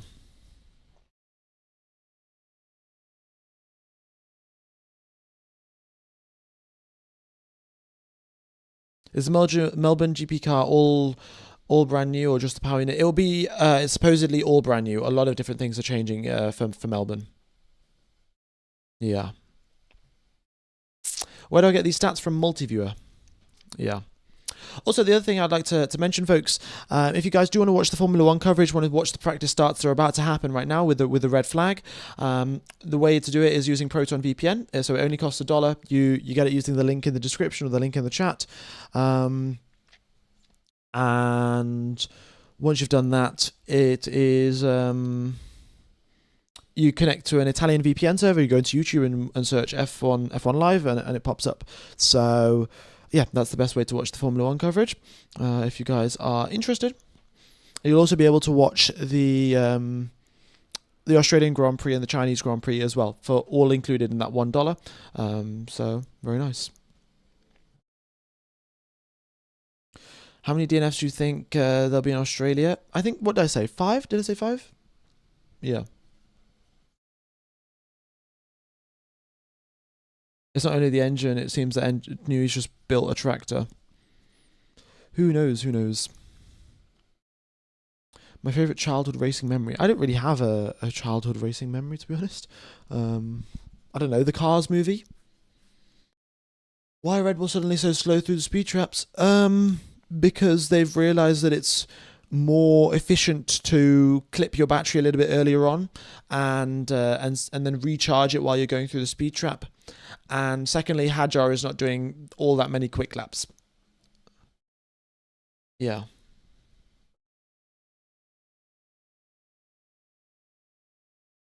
All right. 6 minutes left on the clock. Newey sponsored by John Deere. Yeah. Yeah. John Deere are one of the biggest. What's it? Like sort of farming equipment manufacturer, right? I heard they've got some pretty dodgy dodgy business practices when it comes to doing maintenance and repair work. I don't know.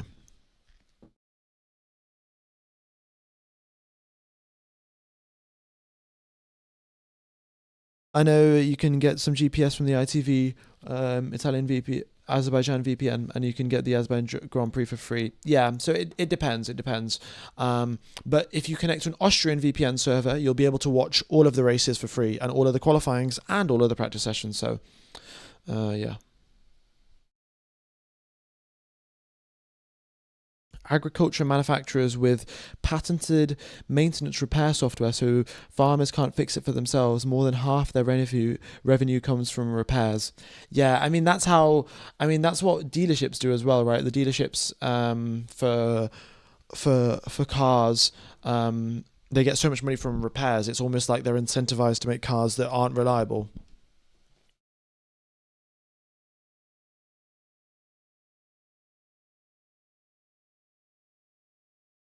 But that's why you buy a Toyota, and an old Toyota as to that. So you don't get a touchscreen, you get some actual physical dials and knobs to twist. While they're all in the pits, they're doing their track start procedure. And it seems like it's only Ocon, Piastri, and Hadjar that are doing it today. The rest of the drivers don't seem so interested in doing a standing start. Yeah.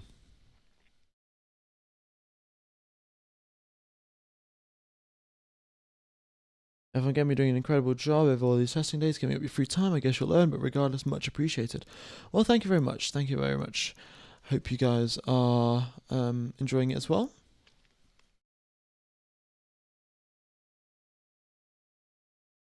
I'm having some good fun. The situation with John Deere is even worse than normal cars. I heard John Deere won't even sell people the parts. Yeah, see, I mean that's a problem, isn't it? Not selling spare parts to things. It's like I know that see, it's like even if your phone battery gets really bad, like you use it up all of the time, and you can always just buy a replacement battery from Apple or from Samsung or whoever it is, right? But yeah, you if you can't get spare parts for something, that's pretty terrible. Devon Gerses, I bought Proton VPN and I'm enjoying the coverage. How do I watch the races in the season? What website is it on the Austrian server? It is Servers TV or ORF. So it'll be one of the two. I'm not sure which one has got the Australian Grand Prix on it, but it's one of those two.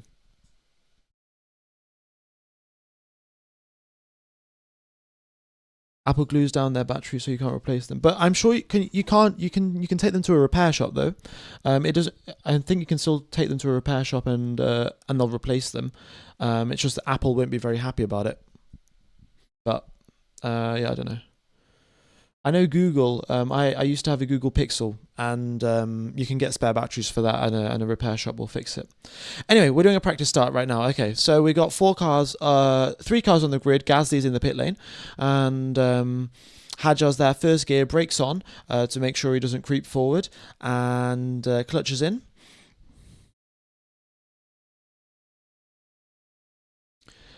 Here we go then.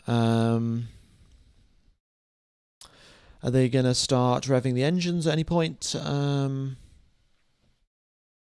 is the thing. Ocon's at the front, right? So let's see. Okay, let's see. If they all go at the same time, who reaches 200 kilometers per hour first? Will it be Ocon? Will it be Piastri? Will it be Hadjar?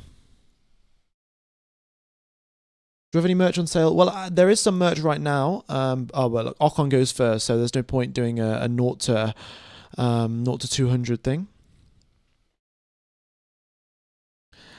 Am I selling merch? Yes, it's slipstream.clothing is the website. However, the designs aren't updated. I haven't figured out all the designs, but the t-shirts are good quality. I've ordered a few samples, and they are all very good, and they haven't faded and things like that. So, mhm.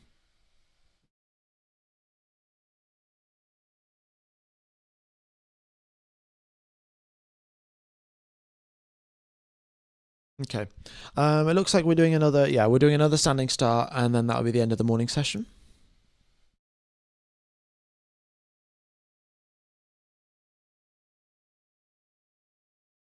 Yeah, they've only got very limited. They've got very limited spare parts. Have Aston Martin, so they're not doing any sort of running. But if they had, one set of working parts, they could still go out and do some running. But um, yeah, they're just not. So I'm not exactly sure what's going on there.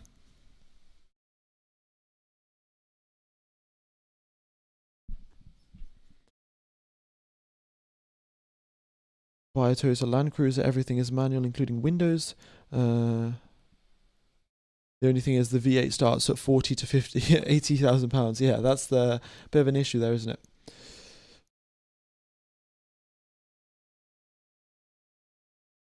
Liking the headphones, are they sound cool? Yes, yes they are. They are quite old actually. But I replaced the. Oh wait, this is the other way around.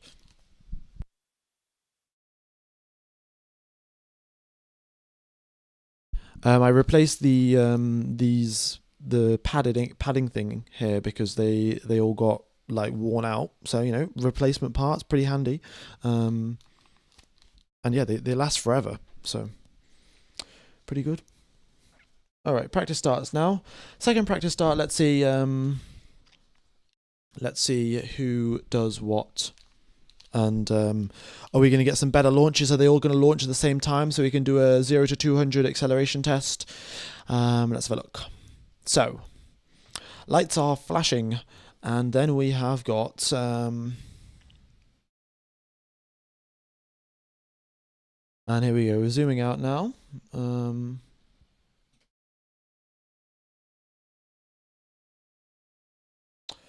You can see the RPMs up there to see who's revving their engine. They're all in first gear now, right? So they're all in first gear.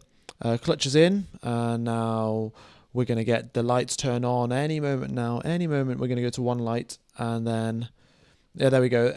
Engines are revving up. Hadjar and Piastri are revving up at the same time.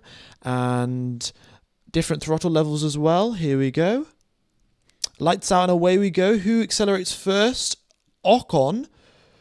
Oh my God, Ocon is definitely accelerating quicker than Piastri. You could see there, right? If you guys watch the replay back, I think Ocon is about 10 kilometers per hour quicker than Piastri by the time he hits 200 Ks or maybe even 15. So obviously I can't pause the stream as it's coming through, but if someone rewinds and pauses, when Ocon's at 200 or very close to 200, what speed is Piastri doing? Is Piastri doing like 189? If someone could figure that out, that'd be very much appreciated. It's the Ferrari engine, of course, in the Haas that is helping them out loads. All right, let's have a look. Let's see if I can figure it out as well. Audi winning, maybe. Well, the driver's making their way back to the pits now, so.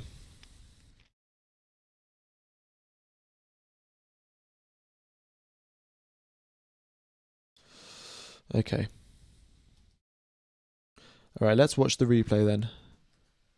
So, we've got Ocon. Ocon's at 115. Piastri's at 104, so around about 100 kilometers per hour. Ocon has a 10 kph advantage. Then they're accelerating up to 200, and Ocon is at 202 kilometers per hour. Piastri is at 182 kilometers per hour. I've just checked this back here. A 20 kilometer per hour advantage for the Ferrari power unit by the time they hit 200k. Like that is that's pretty significant, pretty huge to be honest, for the Ferrari team, and that definitely is going to help them out for some of these race starts. Yeah. What tyre were they on? They were both on mediums. Oh no, Piastri's on test tyres, Ocon's on hards. Oh, so Piastri's on softer tyres as well. Wait, let me double check. Yeah, Piastri's on test tyres, which are supposedly C3s, and Ocon's on hards. I mean, yeah, they'll definitely need to do some engine mapping to try and reduce anti-lag and things like that. It's going to be a big old slog really for the for the Mercedes teams to figure this one out, or they just fit a smaller turbo, right? Like that's also a possibility. But yeah, that has been the morning session, folks. So thanks everyone for tuning in. I'm gonna go have a break, have some food. So let me stick the timers up on the screen. We've got afternoon testing starting in about 54 minutes or so, and I'm gonna take a 40-minute break, mainly because yeah, I need to do quite a few things given that I woke up and started streaming within 10 minutes. So yeah, like eating some food. So yeah, I'll be back in around 40 minutes or so. Maybe I'll be a little bit later. I'll see. Yeah, we'll get the afternoon session starting very, very shortly. If you've enjoyed the morning session, hit the like button, and yeah, see you guys in about 40 minutes or so.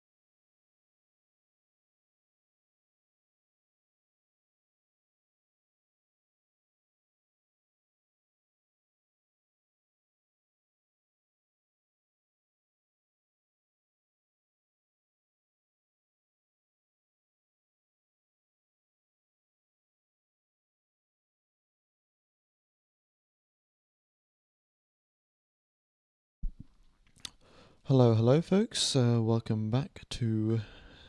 Well, I am back. Welcome back to the coverage. We are about 15 minutes away from the start of afternoon testing. Yeah. Hope you guys had a nice lunch break. I certainly did. Got some food in me, which was good. And yeah. So final 4 hours of testing. Aston Martin won't be getting much testing done today. We'll be having George Russell drive in the afternoon. We'll also be having Lando Norris drive in the afternoon. So will Verstappen, and yeah, I'll let you know about the rest of the drivers as well. Do you think Verstappen will set some good laps? Well, look, this is the thing, right? If you look at the who's got which tyres, Red Bull have got 2 C4 tyres. I don't think they used any with Hadjar yesterday, if I remember correctly. So that means they're getting used today, which could potentially mean long runs, which could also just mean absolutely nothing, though, right? So yeah.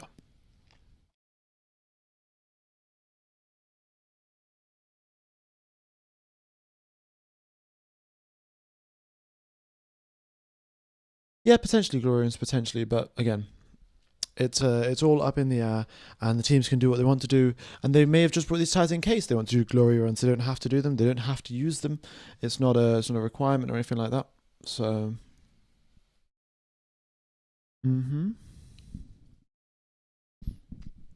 Lewis is not driving today, guys. Lewis is not driving, as you can see over there. Charles Leclerc's driving all day.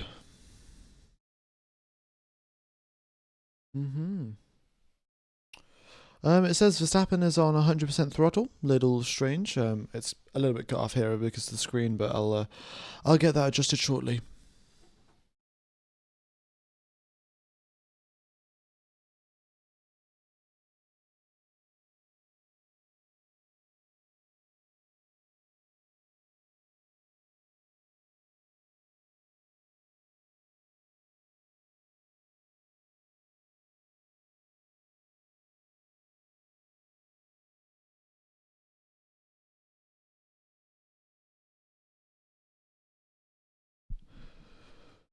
Can you tell what's happening with Aston Martin? Aston Martin don't have enough spare parts, or they don't have enough parts to go properly do some testing. So Stroll has done 2 install laps and that's it.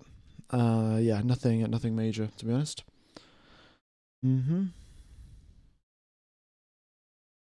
Yeah.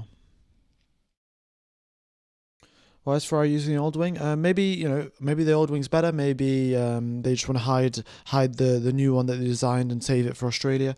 Who knows? Oh.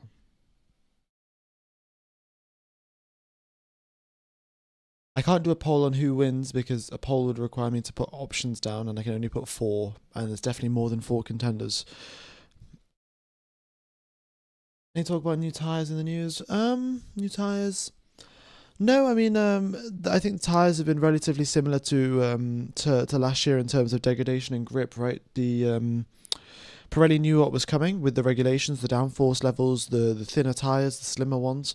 So they made the changes, and they are pretty good at their job. So the tyres themselves have a very similar grip levels, very similar tyre sort of degradation as well.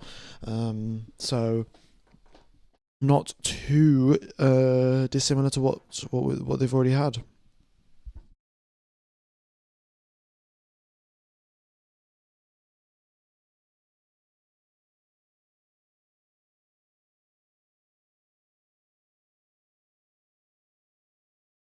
I think Williams will get top 7 in 2026. Yeah, I think Williams definitely will be in the top 7. But this is again from Mika, who put the prediction in that Williams was going to be quickest in 2026. So I guess we shall see.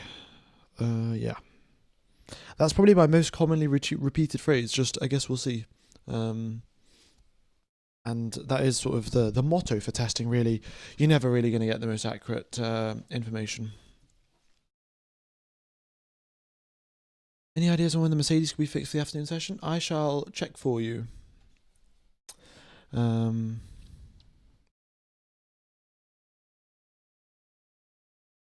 I think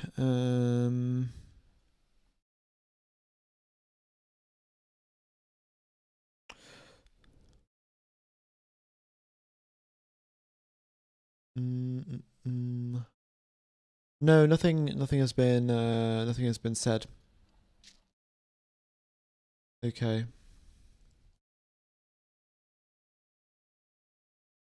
Yeah. We've got Norris driving in the afternoon, so is Verstappen. Bortoletto taking over from Hulkenberg. Albon's taking over from Sainz. Russell is taking over from Antonelli. Bottas is taking over from Perez, and Behrman is taking over from Ocon.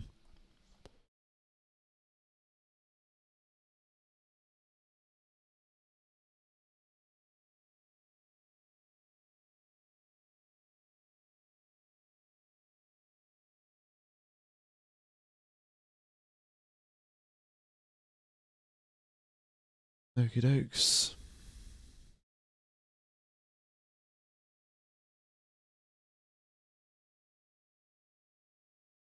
Right. What was the issue with Kimi? Kimi had a power unit problem. He lost power. It was a little bit. You can't really tell much on what was said on the steering wheel and what was the problem. And of course, we don't have access to the team radio, so it just sounded a little bit horrible. He stopped the car and hasn't come out onto the track since. Maybe Mercedes will be able to get it sorted in time for George Russell to drive, but it is uncertain. The Merc power unit low-key get me worried. Yeah, I mean, if they have their engine trick, which is all well and good, but you also need to have a reliable car, and with the way things have been going, it doesn't seem all that reliable. Really hope Charles is doing well. Been supporting him since his battle with Max in Austria in 2019. Yeah, those are some pretty great battles actually. Charles Leclerc, Max Verstappen, Silverstone, and in Austria. Austria was especially good.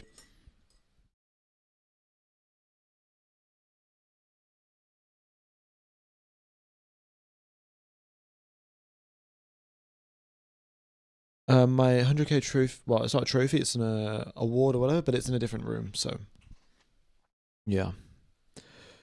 Did you watch RPM's video on F1?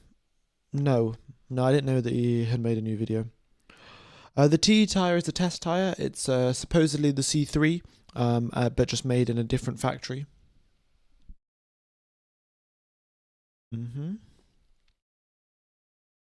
All right, track temperature started to go down, right? So it was at 45 degrees at the end of morning testing. It's now down to 43 degrees, so down from 45 to 43, and we can expect it to drop further and further as the day goes on.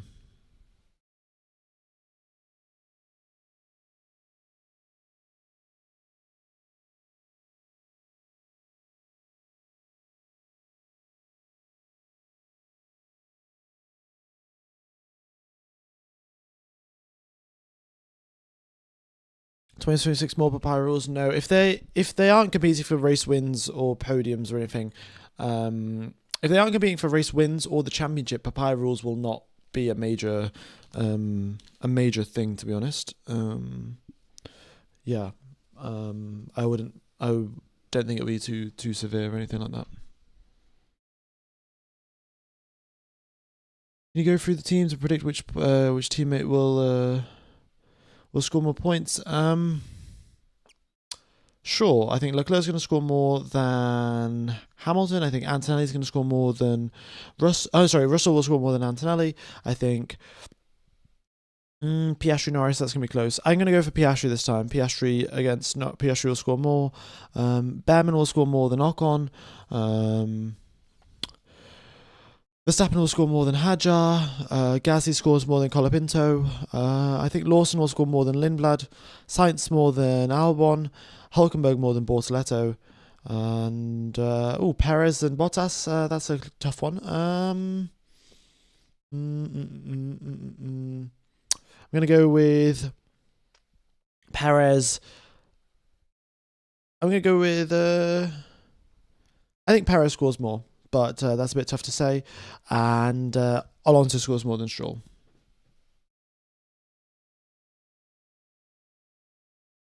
Yeah, I don't know. It's tough to say. It's definitely close. Going to be close between some of the teams. I think Ocon and Behrman will be very close. The Cadillacs will be close. They're two very well paired drivers. I think there. Yeah. How does Alonso score though? Yeah, he's got to score some points first. He's got to finish the race first.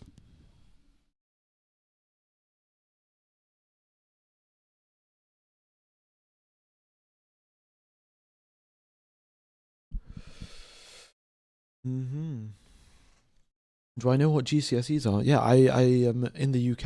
I live in the UK, so yes, I do know.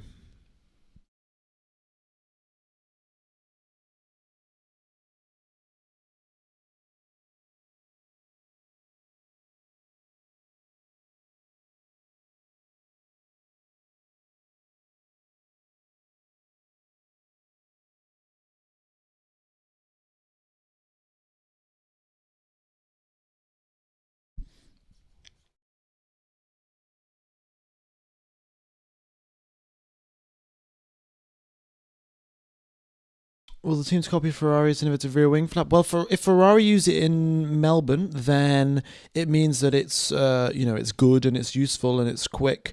And if that is the case, then the teams will copy it. Yes, but there's no sort of guarantee for that.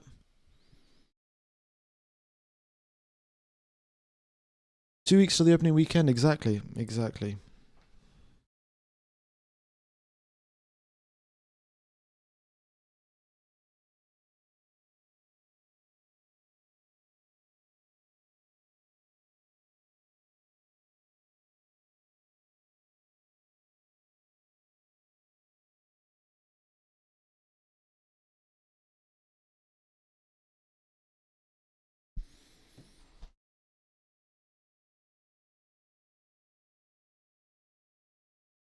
That's whatever you say. Mercedes should have a rocket ship in this year.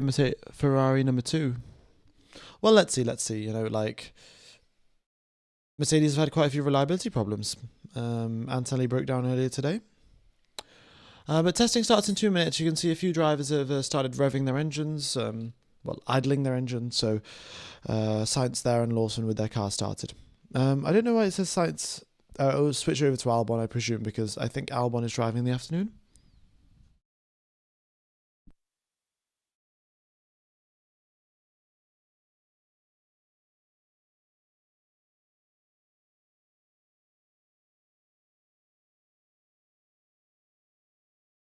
Yeah.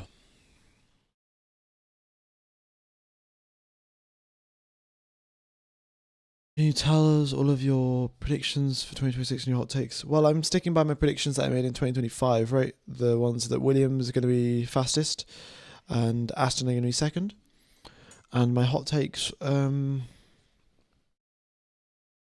don't know, really. I don't really have any hot takes, to be fair. I'll get back to you on that one. Yeah.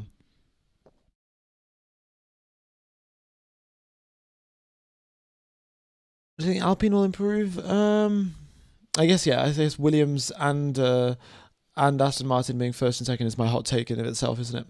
Do you think Alpine will improve? Yes. Alpine, I think, will be quite good this season. But, I've said that for quite a few teams, and not everyone can be quite good. Someone's got to be slow. It's a Newey classic, fast but unreliable. It is Newey. Newey's cars have quite historically been fast but fragile. That's probably the best way to put it. And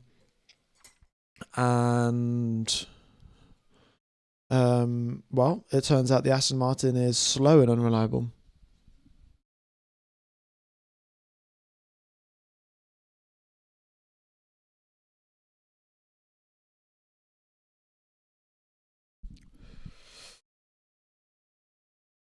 Oh, we should wait around for Haas to get 4th or 5th in the title. Yeah.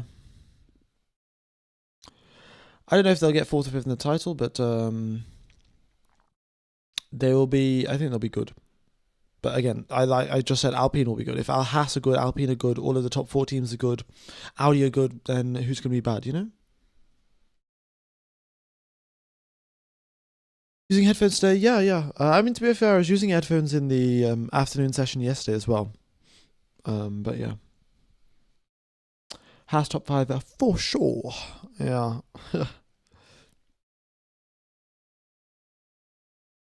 Okay. So there we go then, testing times as zip 0. Let me get rid of the countdown timer. It looks like we're going to need some reshuffling of the data. And then we'll be getting underway for, well, testing. So nobody coming out onto the track just yet. Everyone sat in the pit lane.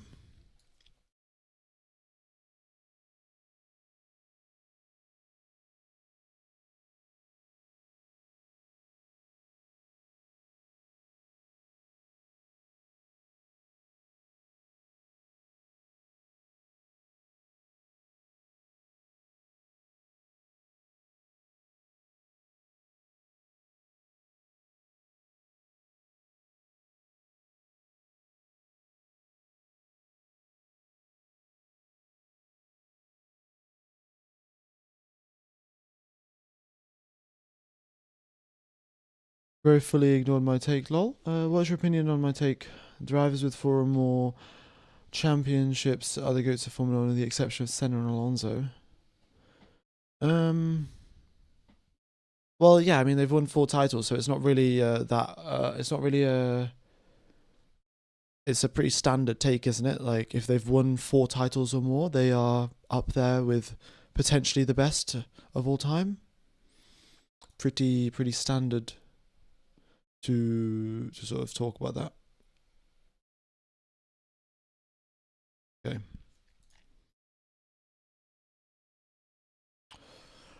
Yeah, nobody coming out onto the track for whatever reason. Leclerc just pressing the brakes ever so slightly. Yeah.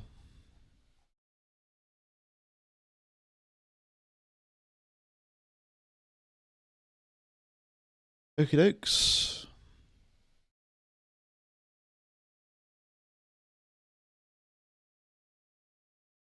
Alrighty.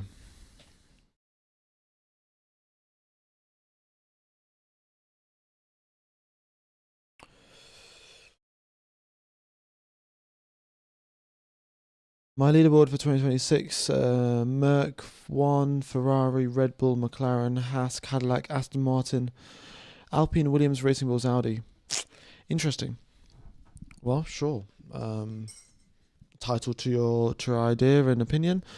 Charles Leclerc coming out onto the circuit supposedly. Well, he's in 8th gear while at 0 kilometers per hour. So clearly lots of things going very well there at the Ferrari team.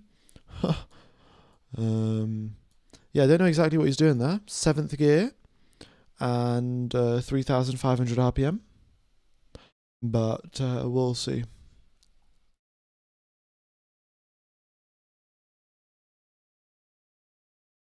Yeah. Can you check if Russell is revving or if it's something to see that they fixed? I'll let you know if Russell's revving, but he will just come straight out onto the track if his car works. Yeah.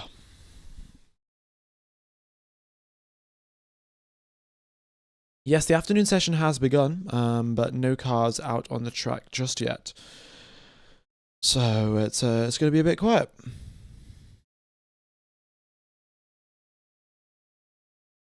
Let's see, have they put out any information about who is driving in? Is the car going to work in the afternoon? They haven't said anything. Yeah. Anthony didn't crash, the power unit broke down.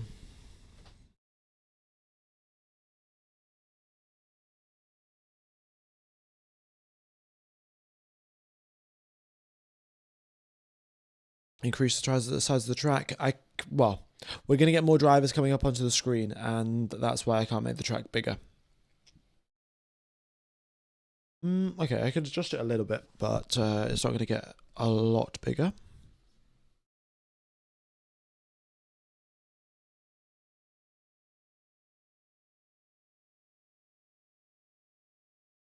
Yeah, still nobody even idling their car. It looks like everyone wants to have a long lunch. To be fair, they've been testing for quite a while, haven't they?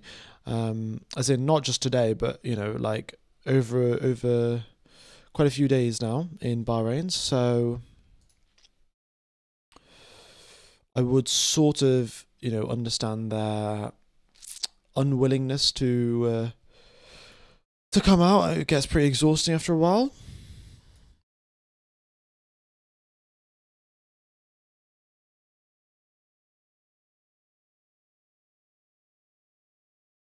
Yeah. Anything interesting happened today? No. Aston Martin don't have a lot of parts, so they're not doing a lot of running. Um, and yeah. Apart from that, Mercedes had a power unit issue. Perez had some more issues earlier in the day, but it's okay now.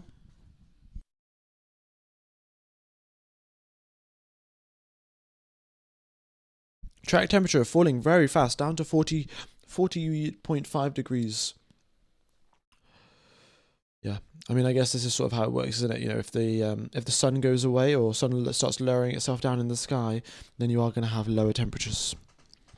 Bottas should be driving, yes. And there we go. Behrman has got his engine idling. He's just there at the bottom of the screen. I'll move up shortly.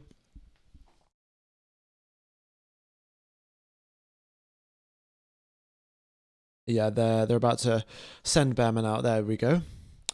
Behrman out onto the circuit. I have the VPN now, and I hope to see most of the races this season. I'm going to be excited because I could only see a couple of races on the last seasons in the German free TV. Well, there you go. And if you're German and you connect to the Austrian VPN servers to watch the races, the commentary is in German as well.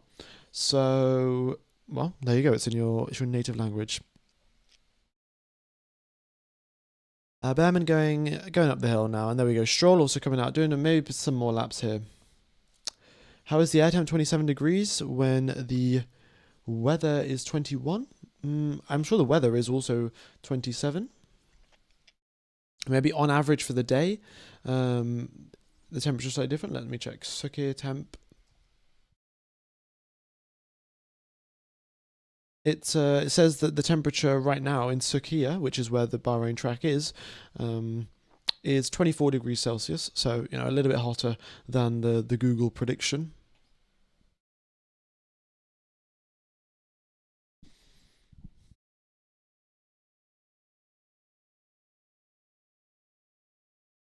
Okay, let's see what Stroll's up to then. How quickly is he going? Where is he shifting? Second gear. Oh, for a second there, he went up to 12k RPM.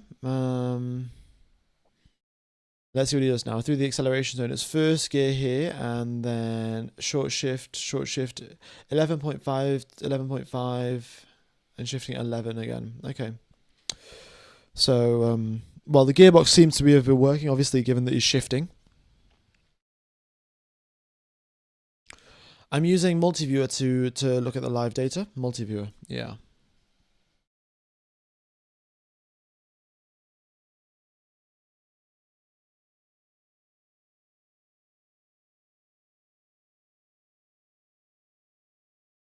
All right, Behrman into the pits. Let's see what Stroll does. Is he going to come into the pits? If I'm going to try to get sponsored by Fancode, they have a pretty good amount of Indian subscribers. If not sponsorships, then a discount code. Yeah, I mean, I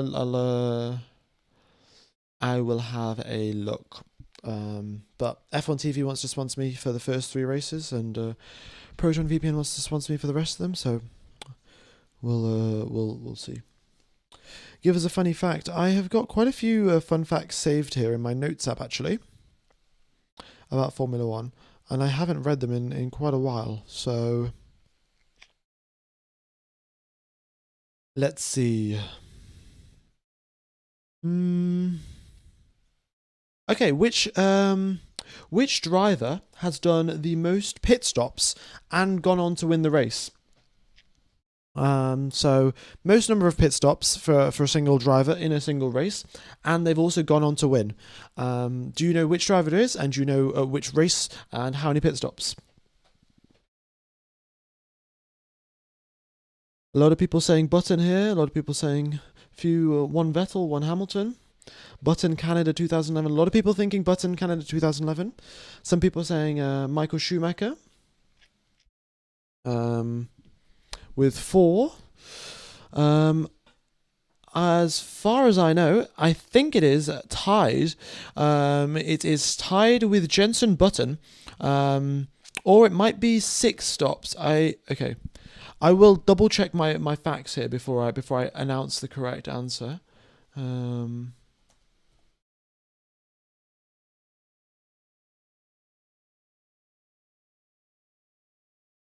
But it's in between Jenson Button and I think Max Verstappen.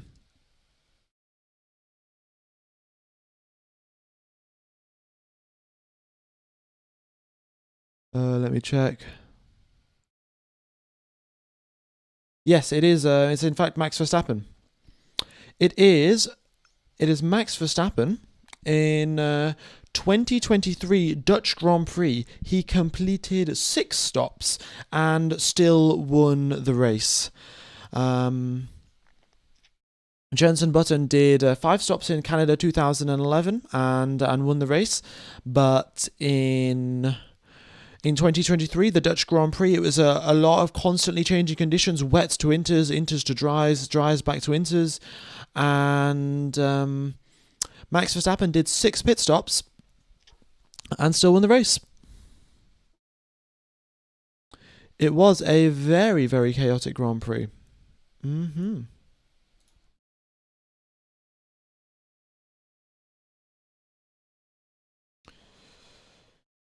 Okay.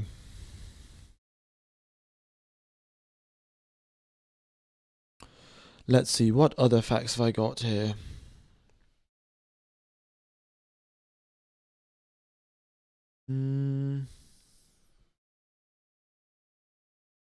Let's see. At which race did Esteban Ocon get 30 seconds of penalties and the 5-second penalty for Ocon meme or 10-second penalty for Ocon meme was it created? You know, what race did that happen? What race did Ocon get 30 seconds of penalties and the Ocon 5-second penalty meme got created?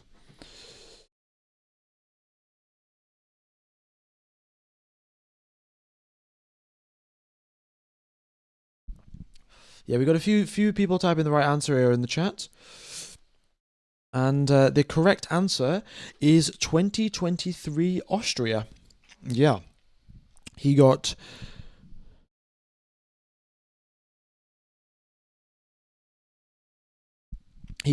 4 5-second time penalties and 1 10-second time penalty to total up to 30 seconds of time penalties. I'm not sure about the exact split of which penalties for what, but most of them were for track limits. Yeah. So I think that is where the meme was born. Red sector means that they have stopped on the circuit, so Ocon was doing a practice start, so that's why this is a little bit of a glitch here. But Antonelli broke down, and that is why he has got this little red sector here. Okay, what else have we got?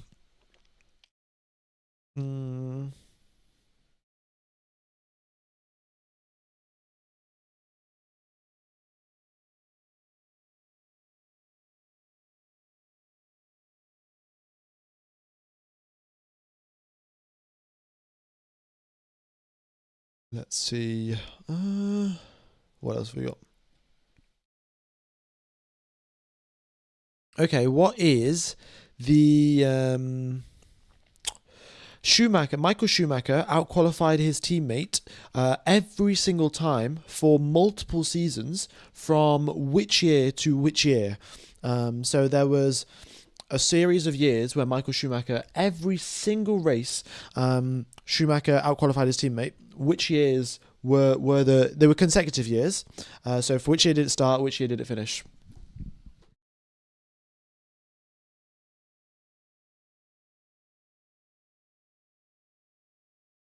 We've got 95 to 97, 90. Yeah, we've got two of those, 2000 to 2005. The correct answer is from 1992 all the way to 1995. He outqualified his teammate every single time. And I think if you exclude one or maybe two races in the 1995 season, it will continue on till 97. I can't remember the exact details on the second half of it, but I think if there was one or two races where Schumacher did badly, and then if you miss those out, then from 1992 to 97, he pretty much outqualified his teammate every time. I know that is an insane run, isn't it? Like that is those are the levels of dominance that we're talking about, right? Like it's pretty crazy.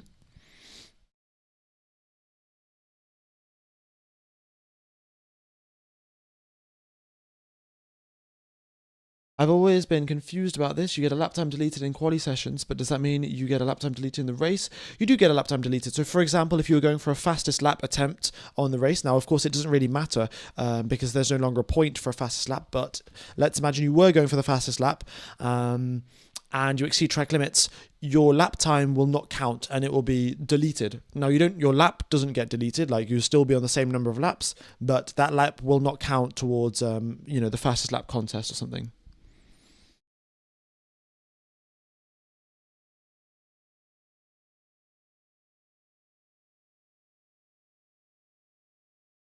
Okay. Let's see. I mean, I don't have loads of other stats here right now. So let's see.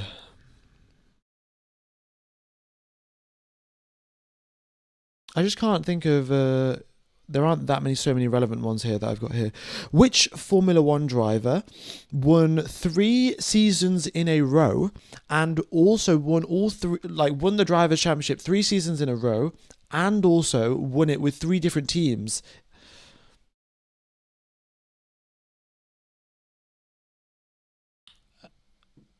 Do you guys have a answer? 3 seasons in a row and also did it with three different teams. Yep, that is correct. It is Fangio. I think Fangio won. Now I'm not 100% certain here, but I think he won with Ferrari, maybe Alfa Romeo, and then there's some other team, but my memory is very very bad with when it comes to this. So maybe someone else will know in the chat. I think Verstappen here is going for a flying lap. And was it Mercedes? Okay. Mercedes was Alfa Romeo and maybe Mercedes. Oh, Maserati. Okay. Okay. Interesting.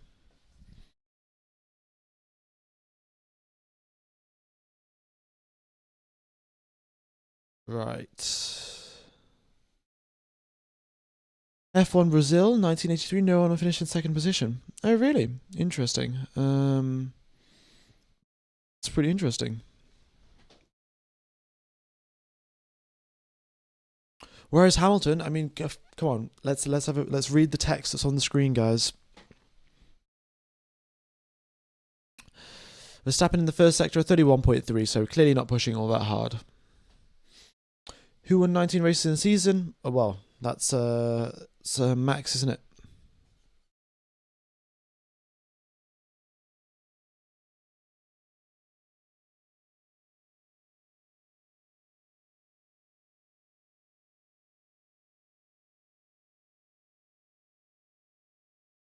All right. The rest of the drivers having a post-lunch break. Yeah.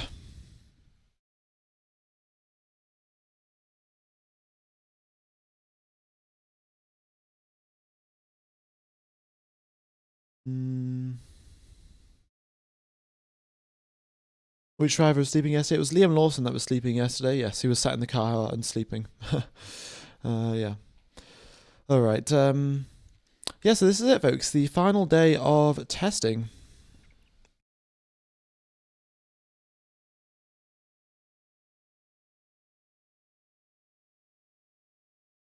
Did you watch Rush? No, in fact, I should have watched Rush by now, but no, I have watched quite a lot of sections of it, but I haven't watched the full thing all in one sitting. So, yeah, that needs to be done. I did see Honda's statement. Yeah, they haven't got enough parts. Science out into the circuit, and so is Lindblad. Okay, let's have a few more look at few more looks here.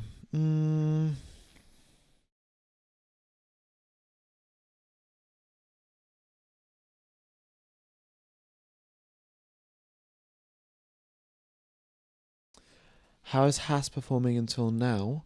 Haas is doing pretty good. Not too many reliability issues, so you know.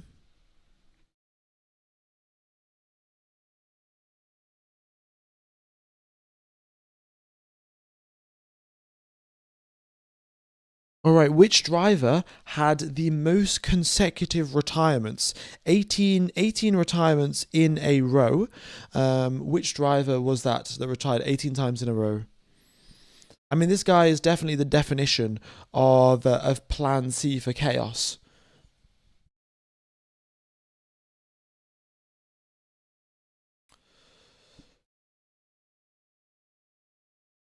Mazepin did not retire 18 times in a row. He did finish quite a few races. This must be something. This is something in the 1980s. It's not the 1960s. Yeah, we got a few people answering correctly here. Ellis and Stephen. Yeah, Andrea de Cesaris. He in one season he DNF'd 14 out of 16 times, and then had 4 more DNFs at the start of the next season.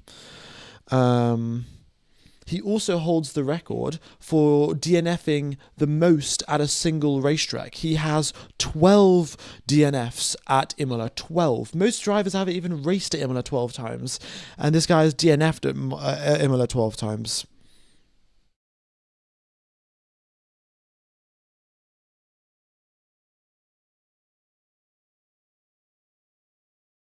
All right. Yeah, Sainz coming out onto the track now. Alonso this year going to break the record. Yeah, well, we'll see. We'll see. Are they going to fly the cars to Australia after tomorrow? I'm not sure, actually. I think that they will probably take them back to the factory to do a bit more disassembly and some analysis, and then they will reassemble everything, get a second car ready, and then fly everything out to Australia in one go. We used to call him Decrasherus. Oh, fair enough. Yeah, not surprising, really, is it? Okay. Right. So this is guess the driver. This driver has 20 wins in their entire career and is a multiple world champion. And then, if some of you get this question right, so exactly 20 wins in their career, and they are a multiple world time champion. And then, if you don't get it, then I'll give out more and more hints. Okay. I love how Adio said that competitiveness by 2030. Well, it's not Alonso. Alonso's got 32 wins, right? That's why everyone's like, oh, number 33 for Fernando Alonso. It is Mika Hakkinen. Yeah, we've got quite a few people in the chat that have got it first time, and it's Mika Hakkinen. He has got 2 world championships and 20 wins in his entire career.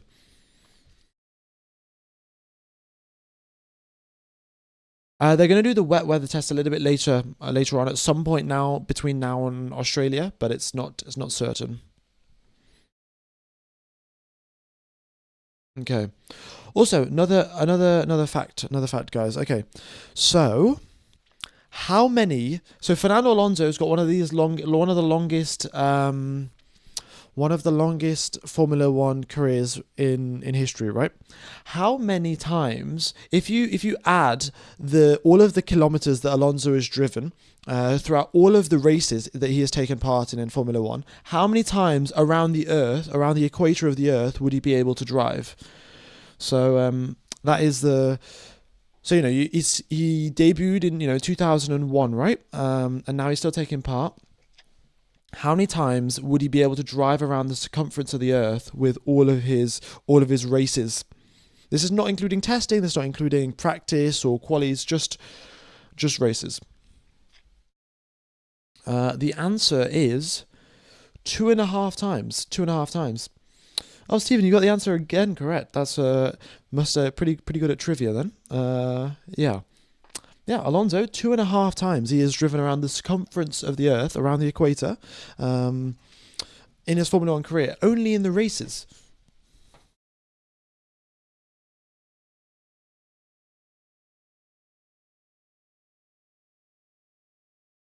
Yeah, we got a few people here. Ghost of War, he's doing the calculations. Sounds good. All right. Math is mathing. Oh no, I know Google is free. I know people can just search this up, but it's interesting, isn't it? All right. What is the biggest gap between first and second position in qualifying that we've ever had in Formula One history? So, what is the biggest gap between first place and second position in quali in Formula One history? We've got 2 seconds, 3 seconds. Right, I'm going to give you guys a hint. So this racetrack where the biggest gap between first and second position was at the Nürburgring, and this is not the short version of the Nürburgring. This is the full version of the Nürburgring. Someone in the chat has got it. Bentar, 10.9 seconds. Jackie X, that is correct. The 1968 German Grand Prix. Jackie X, the 1968 German Grand Prix was held at the entire Nürburgring, the full thing, right? And 10.9 seconds was the gap between first and second position in quali. Don't think that record's going to get broken anytime soon. I don't even think a Formula 1 car can qualify 10 seconds or 11 seconds faster than a Formula 2 car.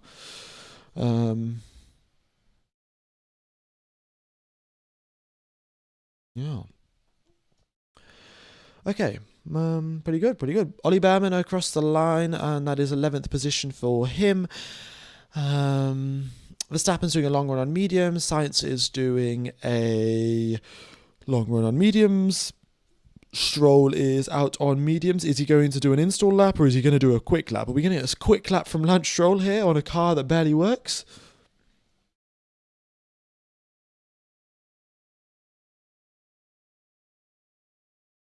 Godfrey PJ. Your calculation makes sense. However, you have got to remember that Alonso did not finish all of those races. He raced quite a few of them with McLaren Honda, which meant he DNF'd. Yeah. So that's why it drops from 3.2 to a little bit lower than that. This is the last session of testing. Yeah.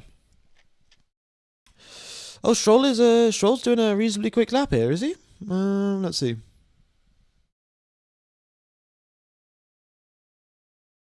And also, a lot of the older cars, right, like even taking part from that back then, in the 2000s, 2010s, they weren't the most reliable things in the world.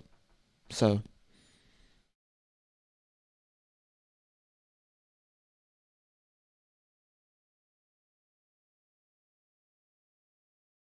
All right.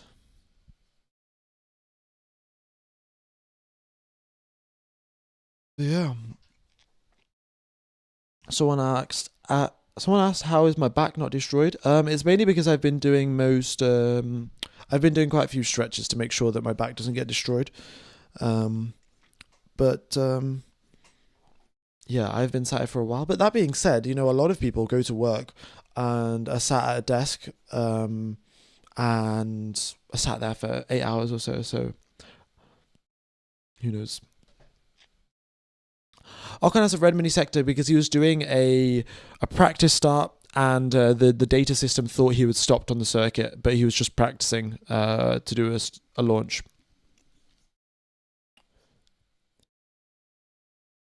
The T tyre is the test tyre from Pirelli.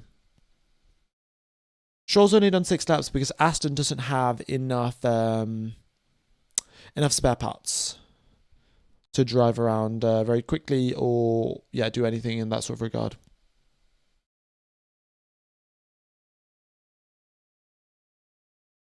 Sitting at a desk for about 13 hours a day if you include the work as a city councilman. Yeah, well, that's what I'm saying. So, and I'm also pretty young, right? So, I've heard from my dad that that my back will start to hurt, and maybe my dad's even listening to this right now, but I'll deal with that problem when I get to it. What's up with Audi lacking compared to yesterday? No, yeah, I mean that is true, but they were doing majority hard tire runs with Hulkenberg, and he was struggling a little bit with locking up and things like that. So maybe they were just messing around with the setup, but no quick runs because the temperature was just way too hot.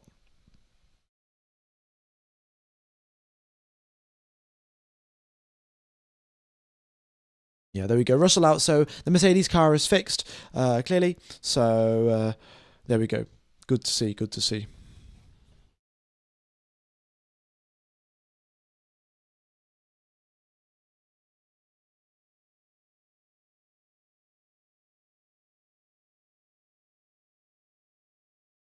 And we got Bottas out into the circuit as well, so that's good to see. Half an hour into the test session, the Cadillac re-emerges from the pit lane.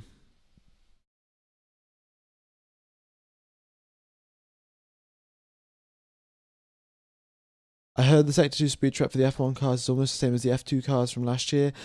Yes, but that's when the F1 cars aren't deploying battery around that corner. When they are deploying battery, they can go way, way quicker. For budget engine limits, bigger teams could use multiple engines in a weekend, one for practice, one for quali, one for race. It was very expensive. Yeah, that's true.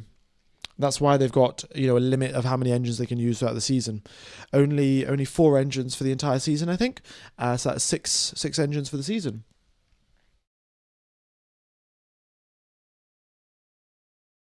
Yeah, hopefully we get some glory runs. But as far as I remember, for last year's testing, I was commentating testing as well for reasonably long hours.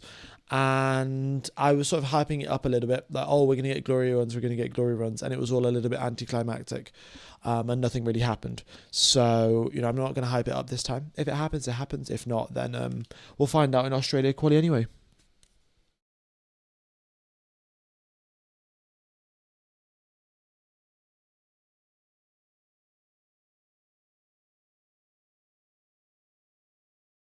This is the last test, yes.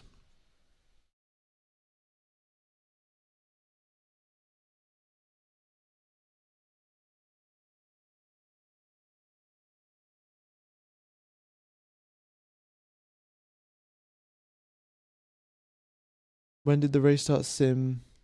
We're having race start sims at the end of every session. So we're getting one now. We're getting one at the end. We had one just before lunch. We're going to have one at the end of today as well. Okay, what is the most number of points scored by a single team in a race weekend? Which team has scored the most points in a single weekend? So this is using the new point system, right? The new point system. And all of the quirks that we've had, the fastest lap point and all of that. So let's see. Yeah, which team, and then also how many points was it? How many points? A lot of people saying 44. Some people saying we got 68, 60, Mercedes 68. According to the numbers that I've got here, it is Mercedes 2014 Abu Dhabi. It is 66 points scored for them, and the reason for that is there were double points for the final race of the season in Abu Dhabi. So they had their drivers score 33 points in total, and then they doubled that to 66. Yeah, not the smartest idea, really. I mean, it was sort of added in to try and keep the championship exciting until the final race of the season. But yeah, it really wasn't that great, was it? T is a test tire. Okay.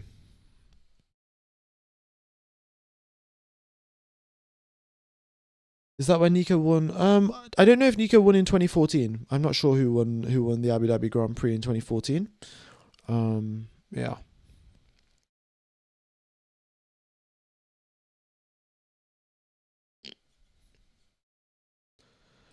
Oh, Williams doing the test. Williams are doing okay. Um, they've just sort of got their head down and done loads of laps, really. So pretty solid. Oh, Sainz is driving in the afternoon as well. I don't know why I thought Albon was driving in the afternoon. Nico won the season in 2016, but he didn't win the race that year.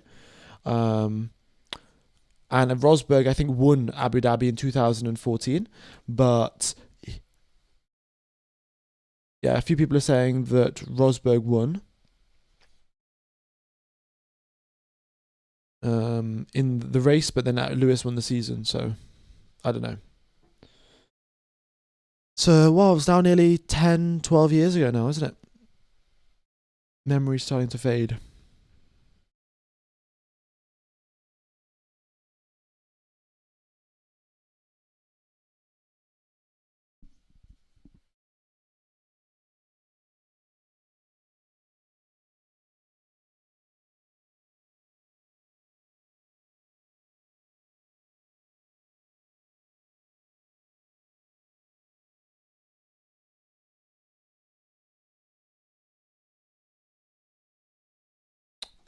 Look, folks, before you ask a question, just have a little read of the information on the screen, and most of the answers will be there. Rosberg won in 14 and 15, I think. Okay, well, there you go.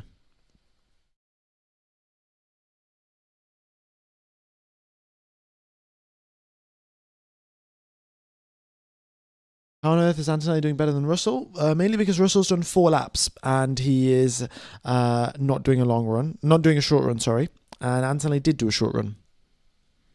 So,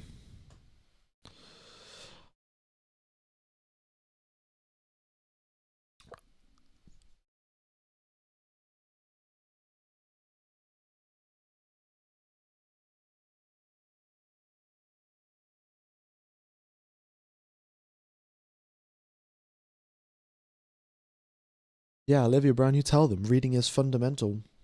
Pretty important skill.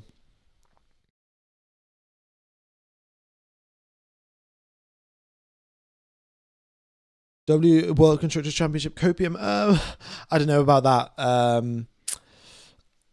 But I think they'll be competitive. I think they will be competitive.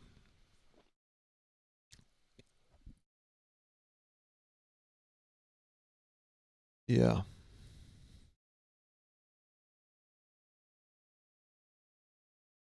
Where did the F1 race start from? When did they start from? Well, on the 8th of March is the first race, and that is in Australia, Melbourne, at the Albert Park Street Circuit. I think that's what the official name is. It's quite a nice racetrack. It's got a nice lake in the middle. Told by the people of Melbourne, it's a nice place to be.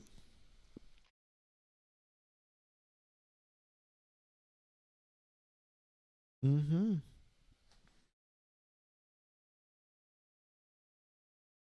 Oh, is it just called Albert Park Circuit? Okay. Will I be watching Silverstone on the track? No, I will not. I'll be commentating. I'll be commentating from my room, probably. Mm-hmm. Yeah.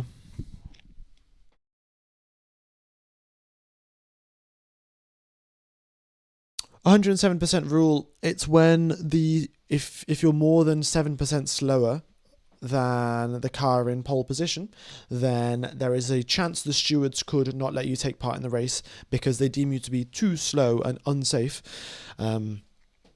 But it's been a very long time since someone's been disqualified for that reason.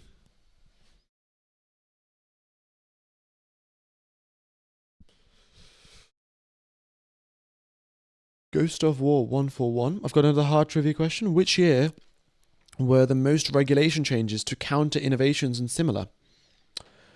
Interesting. I don't know. I'm gonna go with 2000 I don't know, 7. I'm not sure. How is far? Is Silverstone far? Silverstone's not too far. But it's more so that I'd rather just commentate from home.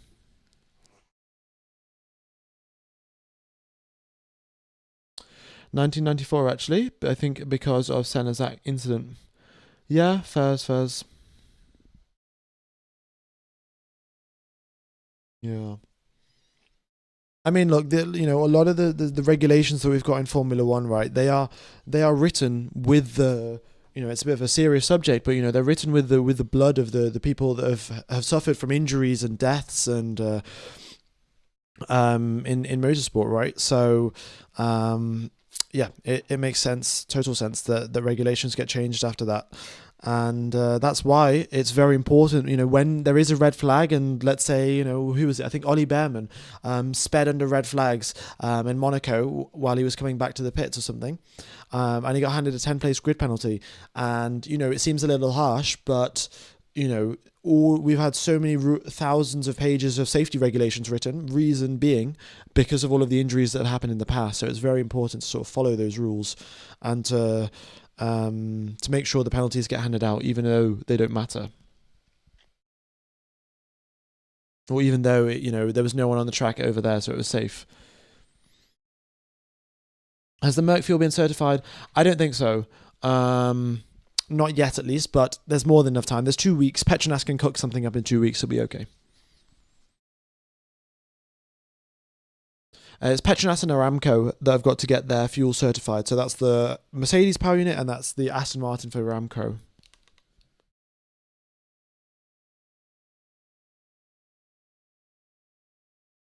Why do you think Ferrari revealed their somersault wing now and not in FP1 Melbourne? Everyone will have time to copy it and test now. Well, they will. Well, they wanted to see if it worked for themselves, right? Otherwise, they're going to go to Melbourne and waste precious free practice one time figuring out whether a rear wing or not works, which they could have just tested in testing. Yeah. Bianchi was speeding under yellows before he crashed, and that's why there are now double yellows. Well, fair enough. See, I didn't know that, but yeah, good to know. Yeah, ExxonMobil is certified. So is the Shell fuel, and so is the Audi fuel. How was the practice start? I did the practice start, and I had a look, and Ocon accelerated up to 202 kilometers per hour rather quickly. Oscar Piastri, who was on softer tyres compared to Ocon, accelerated up to 182 kilometers per hour. So there's a 20 kilometer per hour difference in the drivers. And they'd only reached 200 kilometers per hour. Maybe if they reach 250, that difference gets even bigger. So, yes, the Ferrari power unit advantage is very real. Of course, we do not know how much fuel Ocon had the car, how much fuel Piastri had in the car, but we do know the tyres, and Piastri had softer tyres than him. Audi use BP fuel, and Ferrari use Shell fuel. Yeah.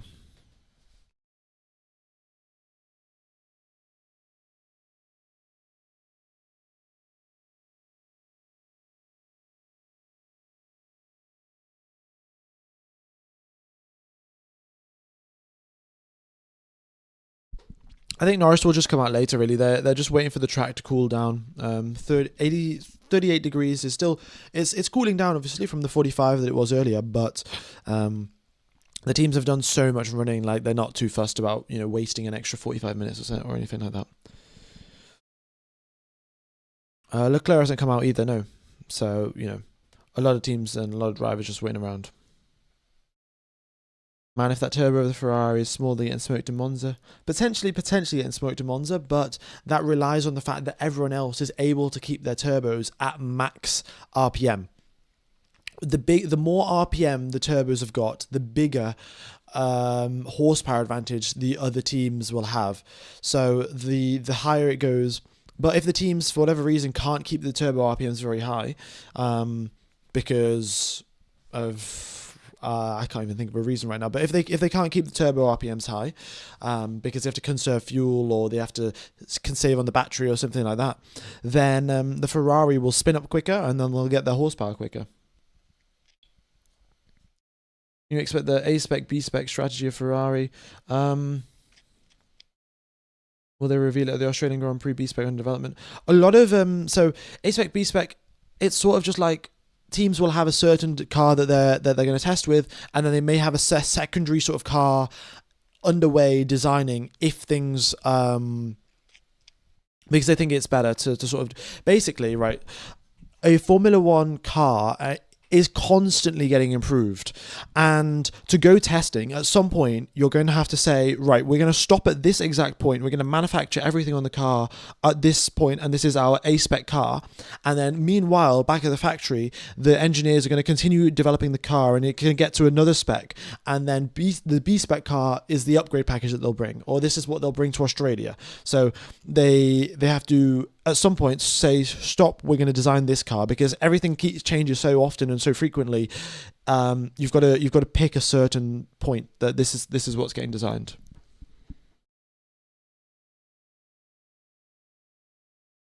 F1 TV Pro not available in the UK. Yes, unfortunately not available in the UK. You are unfortunately stuck with Sky Sports unless you want to get Proton VPN, in which case it will let you connect to an Italian VPN server, and once you've done that, you can go over to you can connect to an Italian VPN server. You can go over to YouTube and search Sky Sports F1 Live, and you can watch the coverage there.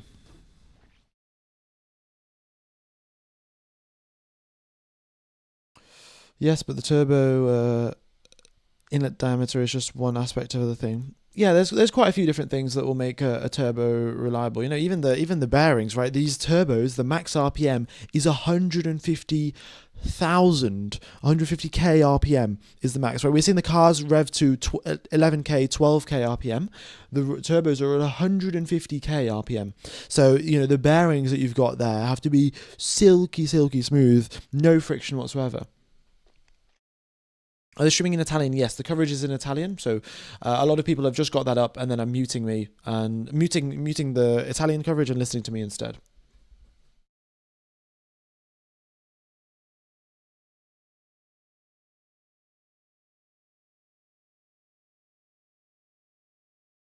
Yeah.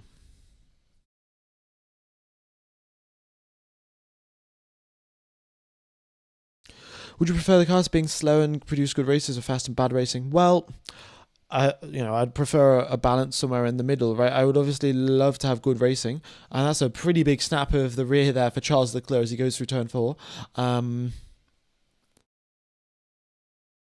Yeah, so, but Formula One also has to be the fastest motorsport in the world. There's no other way about it. You don't want endurance racing to be faster. You don't want LMP1 or the WEC hypercars to go faster.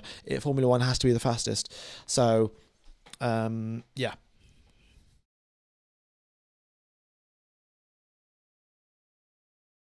Haas did 190 laps in Barcelona. Do you think any team could do that now? Well, Barcelona's a shorter circuit as well than Bahrain, so it's easier to get more laps done.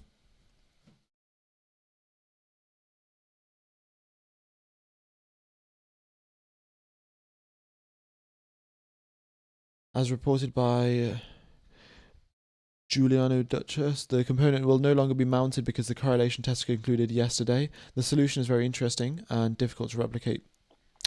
Yeah, fair enough. Sky Sports Italy is on YouTube in the Netherlands as well. Oh well, there you go. I guess it's not here in the UK because Sky Sports streams in the UK. So I guess every country where there is Sky Sports, or Sky Sports sort of native commentary.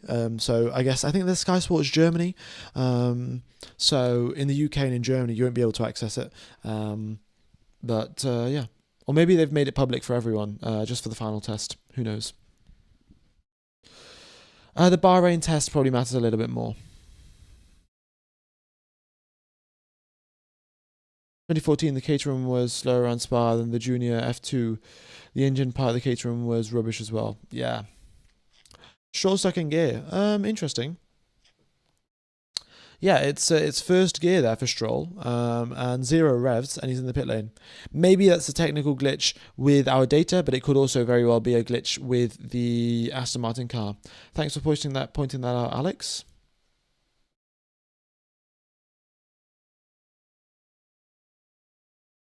You're in Japan as well. You can watch the Italian YouTube. I never thought of checking. Oh well, there you go. Pretty good. Sky Germany sounds like two 10-year-olds talking smack. I haven't heard the Sky Germany coverage. I did listen to a little bit when Hulkenberg got the podium. You've got to listen to the podium in the native in that native language. When Leclerc wins in Italy, not when, but when he did, yeah, the Italian commentary is great. So.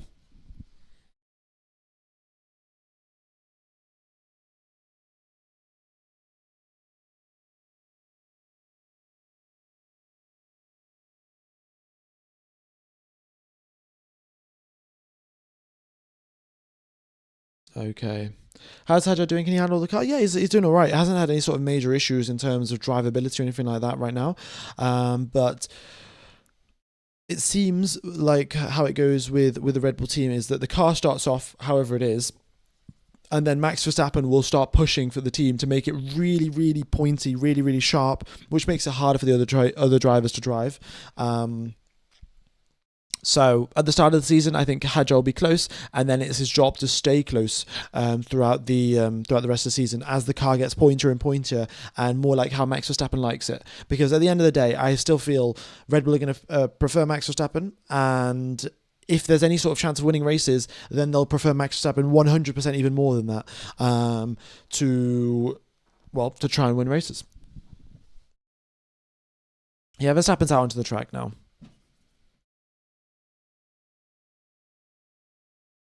Going to go on a flying lap immediately? Well, he's on 1 lap old medium tyres, so maybe.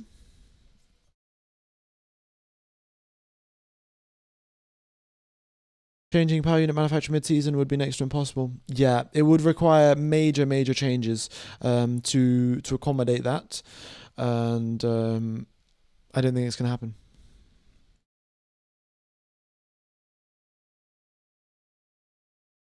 Hadjar is supposedly very good with a pointy driving style like Max likes last year, right? So in that case, Hadjar might be able to do something. Maybe. I haven't seen that much around, but also I haven't also been really looking at what Hadjar's driving style is like. So is the Sky Sports F1 free to watch? Because I can watch it today without a VPN. Maybe they've changed it so anyone can watch it.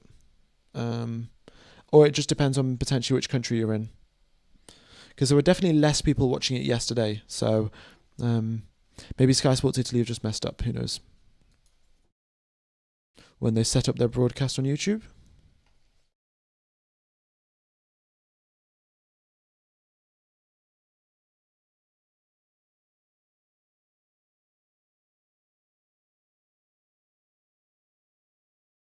Oh yeah, you can watch it in the UK as well. Oh. It seems like they're just broadcasting it to the whole world because it's the last day of the test. Well, there you go, folks. If you do want to watch the cars go around rather than just the map itself, it will be Italian commentary, so you probably want to get 2 tabs open, one with me talking and the other one with the Italian coverage, and then you can mute it and listen to me.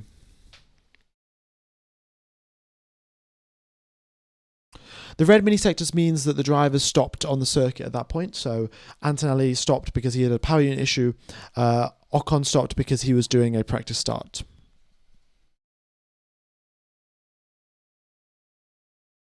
Red Bull engines clips at 310. Well, it clips whenever the team set it up to clip at. Like they can have it clip at 300, or if they want, they can have it clip at 340 if they want to.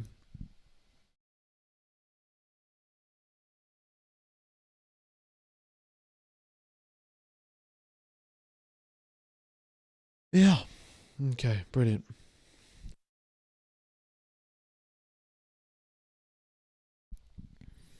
Okay.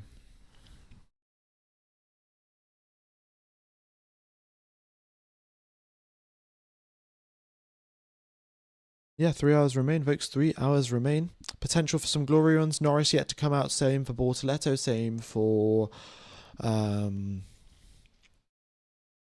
Lawson, I think. I think Lawson might be. Oh, no. Mm, no, Lawson's not coming out today. Lindblad, 99 laps completed. Wow, he's already about to hit 100. Very, very early on in the day. Gotta respect this man's grind.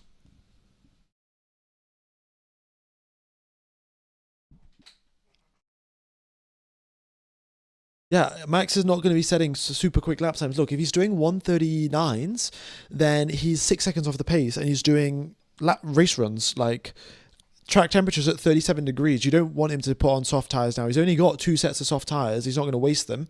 So he is going to wait around till the end of the session when track temperature is like 27 degrees and then put on the softs.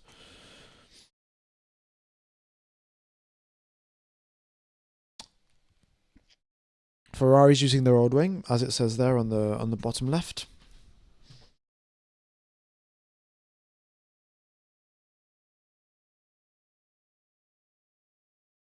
Valtteri or Perez, who will score more? I think I said Perez, but I think it's very close. And first, they've got to finish as well. Their reliability isn't great.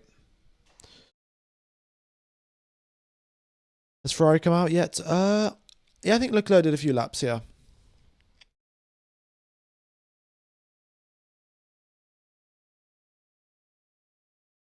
not sure though.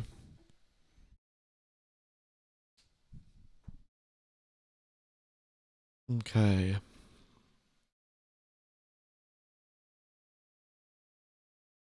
Aston's cooked. Do I follow F2 as well? Not really. I occasionally have a look at who are the sort of the new up and coming names who could potentially make their way into Formula One, but that is about it. And also, I guess in the free practice one sessions when you get the F2 rookies coming in to drive, that's when I also keep up to date with them and sort of see who's driving which team, who's sponsored by who, and what's their performance looking like. Does the VPN work on the Swiss server? Yeah, it'll work on the Swiss server for the races, yes. But to watch testing, it seems like you can just go onto YouTube and search Sky Sports F1 Live Italy, and it should pop up.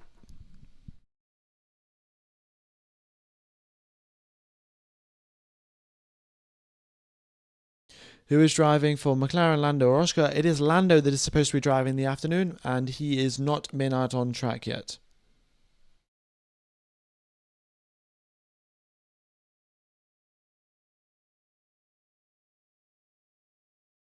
Why is Kimi so goated at testing? I don't know. He's been given the opportunity to push, and he pushes quite well.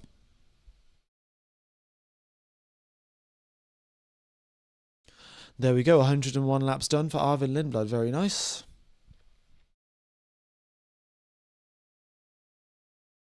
And the sun's getting lower in the sky, so yeah, air temperature will go down, so will track temperature, and it'll be good.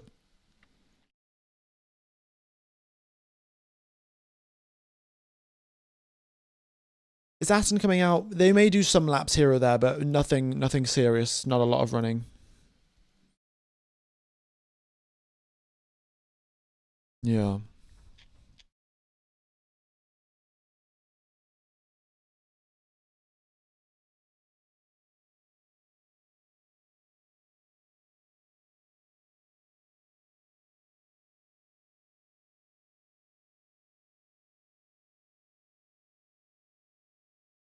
How is Science doing versus Albon? Science is doing a pretty decent job, to be honest. I haven't really compared them because they've been driving on different days, but I think it's okay. I think they've done a half decent job here in testing, and yeah, I think Science will. I think Science will do better though this season. Yeah, as he's now settled into the team a little bit more, I think that's quite likely. It looks like Russell is on a set of medium tyres, and he's going up the hill, and we'll see what he can do. Yeah, he's pushing quite hard. Here he is across the line. It's a 30.1, so that's about 6/10 down on Leclerc's first sector. Well, Leclerc's best first sector. On Leclerc's best lap, it was about a quarter of a second down, so not too bad there.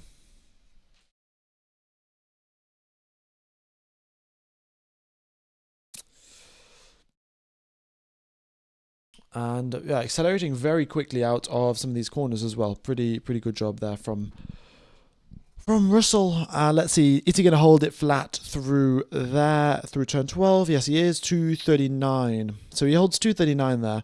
And we'll see now what speed he has approaching turn 14. Okay, so here he is then. And it is 303. 303 before he gets onto the brakes. Oscar Piastri's on the test tyre. And Russell comes across the line. 7th position, 1:34.999.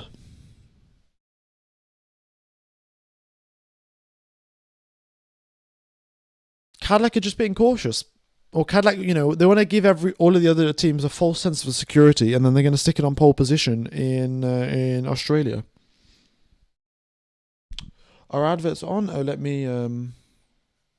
Apologies there. I forgot to press the block button. It hadn't.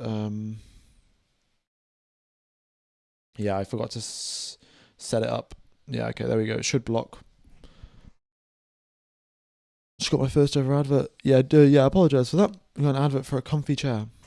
Yeah, some of them coming up side by side. So you got an advert on one side and then my stream on the other side.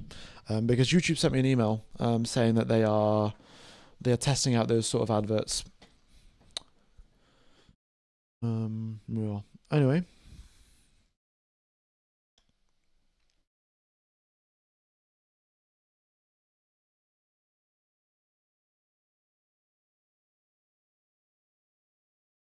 What happened to Ocon? Ocon did a practice start and the data system thought that he had broken down. Yeah. Okay. Yeah, Russell's driving without tyres. He's actually just driving on the rims. Same thing for Lindblad.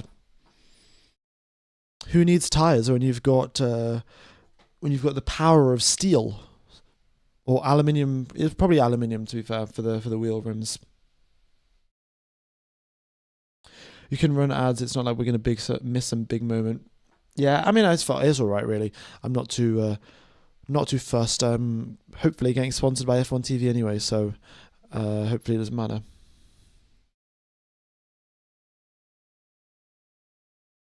Would it not be carbon? I don't know how carbon would hold up with all of the bumps and the. It might be carbon. Like, don't get me wrong. But I know that at least with cyclists, right? They have carbon. They have carbon wheels for their racing bikes, and they are fine for the most part. But then if you hit a pothole really hard, they can just split in half or they can just crack, which obviously isn't ideal. So I'm just thinking for Formula 1 cars going over bounces and curbs and things like that, would it make sense to have a carbon fibre sort of wheel hub? Yeah, it could be a magnesium alloy instead, yeah.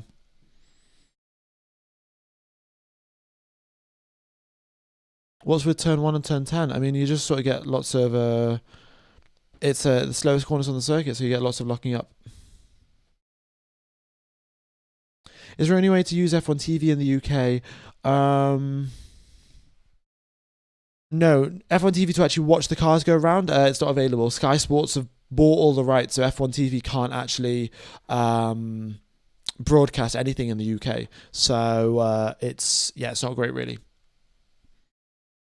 Number one Sky Sports hater, that's who I am. But saying this sort of stuff is not going to get me on Sky Sports as a commentator, is it?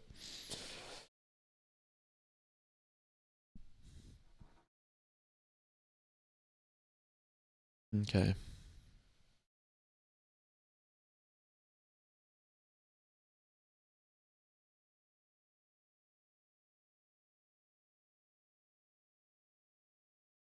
You can use a VPN to watch F1 TV in the UK. There are ways to do it. Okay.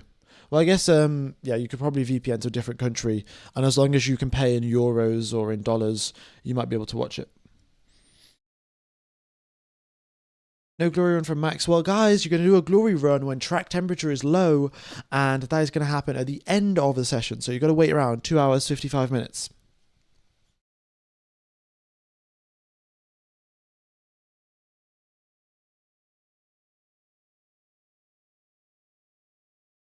Make me F1, make me Sky Sports commentator and FIA president.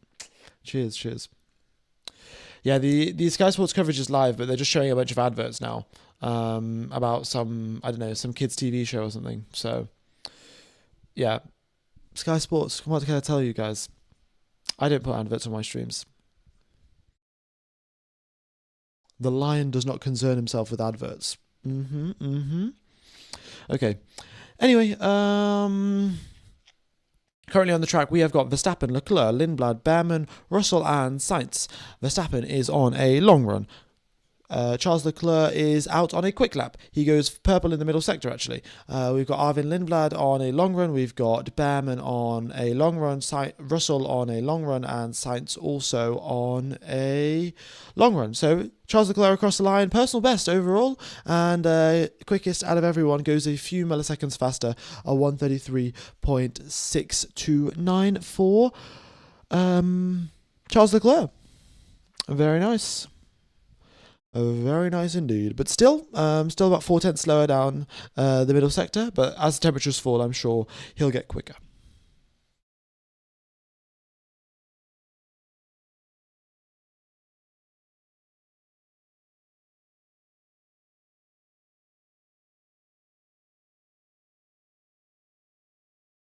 Okay.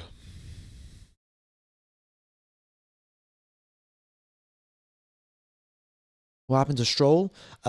Issues with the car. That is what happened. Lots and lots of issues with the car.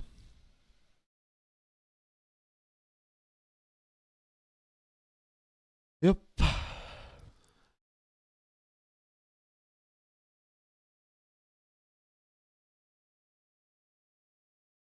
Race pace, who's the strongest? Well, I really can't tell because sometimes the drivers are down in the 1 minute 36s doing race runs. Some of them are then up in the 139s doing race runs. Sometimes they're in the 140s doing race runs, and it's just a little bit difficult to tell. Yeah. I think you need to watch out for Audi. I think Audi are going to be a big surprise in Australia.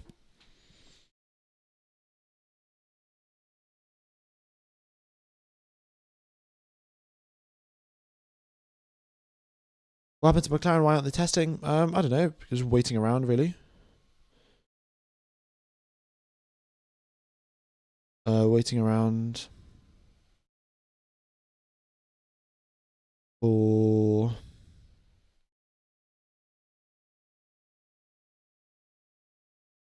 something to happen, for temperatures to fall. I don't think there's an issue with the car. I don't think Piastri had any sort of major issues. He did complete slightly less laps than some of the other teams, but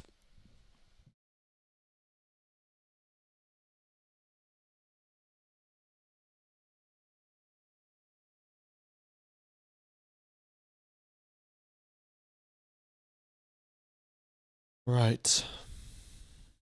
I do quite like the white wheels on the racing ball, with the the white sidewalls sort of thing. It does look quite cool. McLaren are changing setup. Fair enough. How come you still show the DRS zones? Well, these aren't the DRS zones. These are the speed zones. So, yeah, this section here, it used to be a DRS zone, but now also the drivers can drop their rear wing and they can drop their front wing and they can go quicker down the straights, and they can do the same here. This didn't used to be a DRS zone, but it is now a speed zone.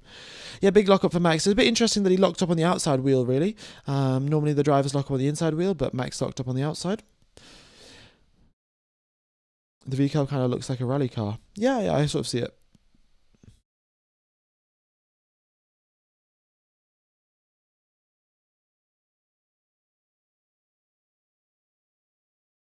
Do you think taking the covers on the top of the wheels make the cars look better?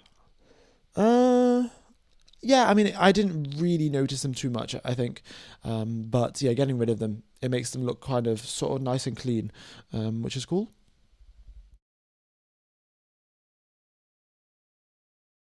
Yeah, locking up's definitely something that we're going to see off quite a bit, and also the lower downforce as well. But the brakes are strong. The brakes are going to be as strong as they were last year, but the downforce is going to be a lot lower. So that's why you will see more locking up. Same braking performance, less downforce. That's near the top. Yeah, fourth position for Esteban Ocon. It's a good shift from him, really.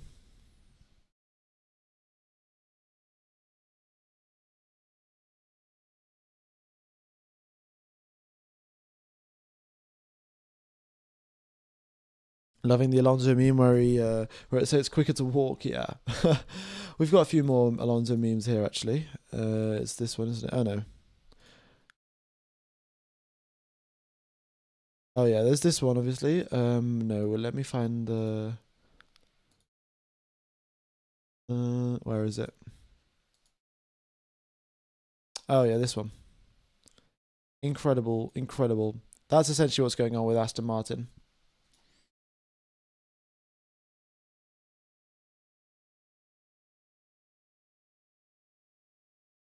You don't think the locking up will also be caused due to clipping as they can arrive at different speeds every lap, so braking points can change every lap?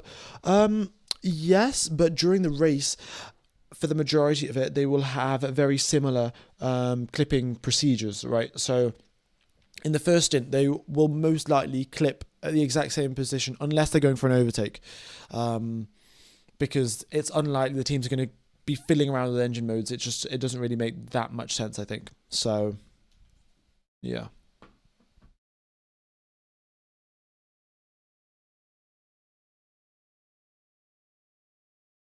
And the diff deceleration settings, yeah, no, there are numerous factors. Front locking though, with downforce, is going to be, yeah, the front locking will be mostly affected by the downforce. The rear locking, yeah, by the diff, the clipping, the recharge cycles, and all of that.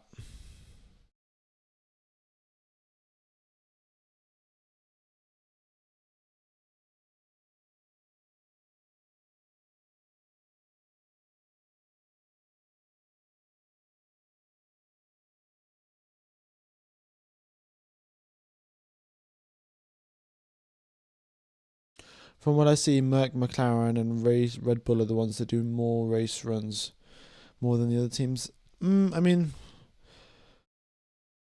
maybe, but these teams also could have just done their race runs, last week. Aston should try and steal an F2 car design. It would be a pretty big upgrade. Yeah. Yeah, on the phone with is it Dallara that make the Formula 2 ones? Or is it someone else? Because I know Dallara used to make the Formula 2 cars. Really impressed by Lindblad. Yeah, 110 laps for the rookie. Great from him.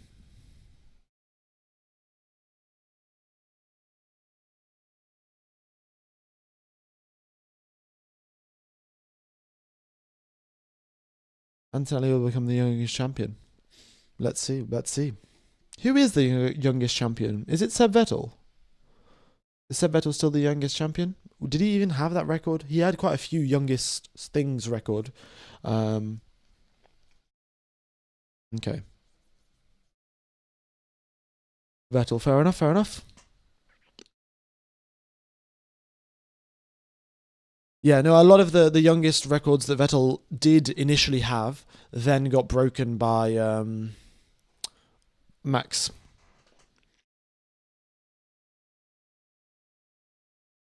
Vettel at 21. Fair enough. Yeah, the oh, what else do I want to say? What is the The fastest penalty someone has got in their Formula One career. That's another bit of F1 trivia.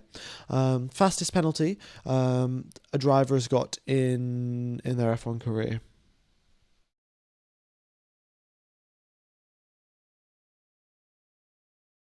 Probably Ocon. Stroll. 10-second penalty for Ocon. Yeah, I think that's the wrong answer, guys.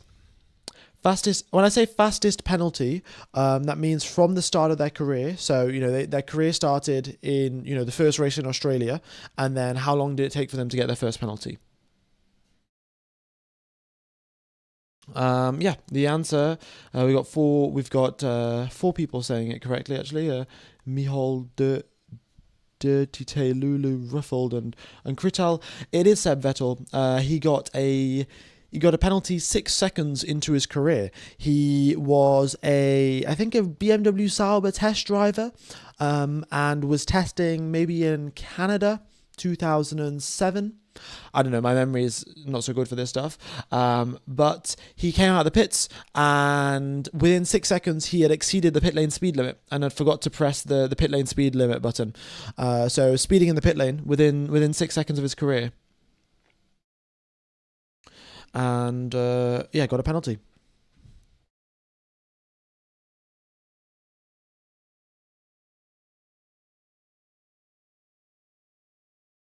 Yeah, pretty reasonable. I mean, yeah, you're excited. This is the first time that you're in a Formula One car. This is what you've dreamed of for ages.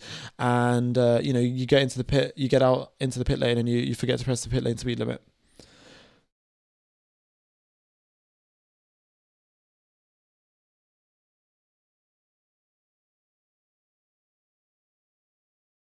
Okay, Bottas back into the pits after 2 laps on the hards. Okay, 2 laps, 3 laps.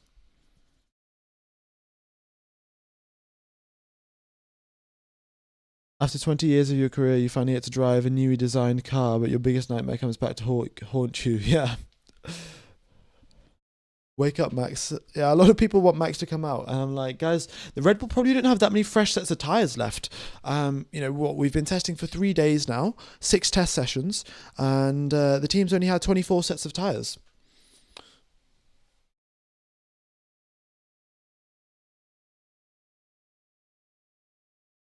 Vettel was champ at 23. He still has the record for the youngest pole position at 21. Ooh, pretty good, pretty good. Yeah, I think Max was world champion at 24.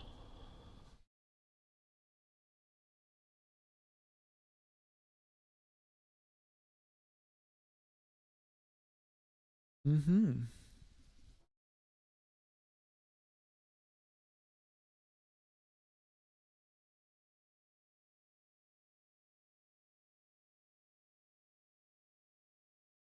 All right.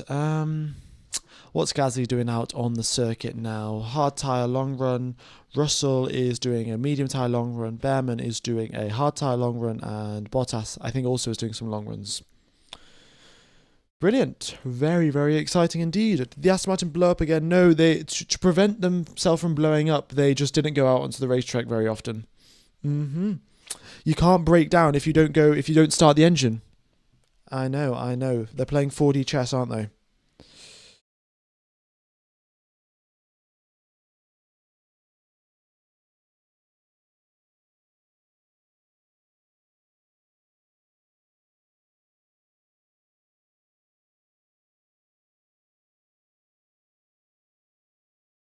Esoteric, I'm back. I said hi at like 2:30 and immediately passed out. So much for staying up for the last test day. Well, glad you're back, buddy. Glad you're back. Jake Max will win 4 championships in a row again if RB cooks. I don't know. It's just too hard to say, isn't it? There's so many different things at play. So it's quite unlikely that would happen. George Russell following out on the Alpines, looking to see what the downforce levels are like. Here we go. We've got a race on. Alpine versus Mercedes. The Silver Arrows barrel their way down the hill. And Gasly charging up his battery ever so slightly. You can see that with the lights flashing. Onto the brakes for turn number 8. Russell using a lot of entry curb. Hits that apex perfectly. Smooth onto the power. And let's see how he goes through turn number 10.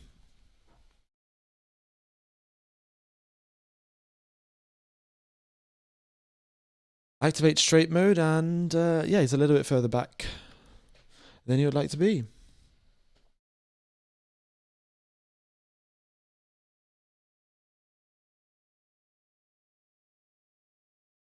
Russell went boost, his speed went to 330. Okay, interesting.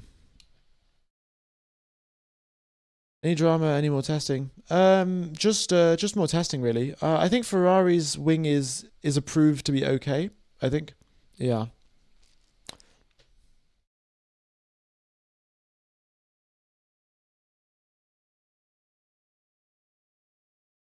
Nothing much exciting, to be honest. Yeah.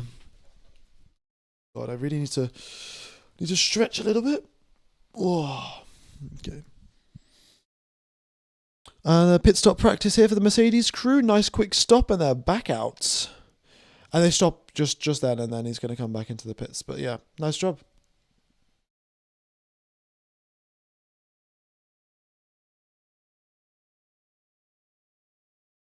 Has Sainz been any good? Yeah, I mean, he's done 98 laps, right? Like, he's definitely done a good job there in terms of getting the data that the team want. And they'll have to see what they can do now. In terms of short runs, Williams do have a set of C5 tyres, if I remember correctly. Let me check. Wrong meme.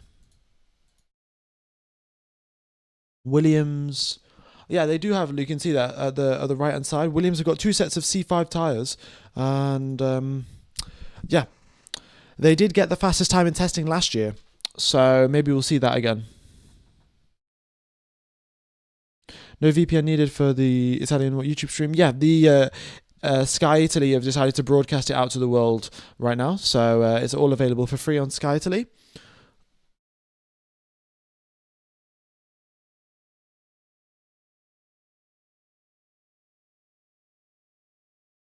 Sainz drifted a little, yeah. He's drifting around a little bit. It's good to see though. Also, I don't know what's going on with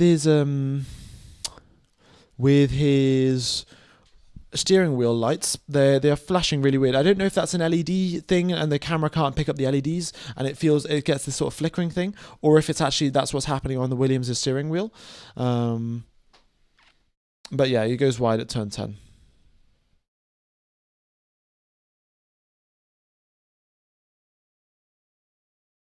Potentially a glory run. You know, a lot of people will be watching, and I'll get a lot of headlines for the next 2 weeks until Australia. Yeah, it's probably a frame rate thing. It does look a little bit odd though.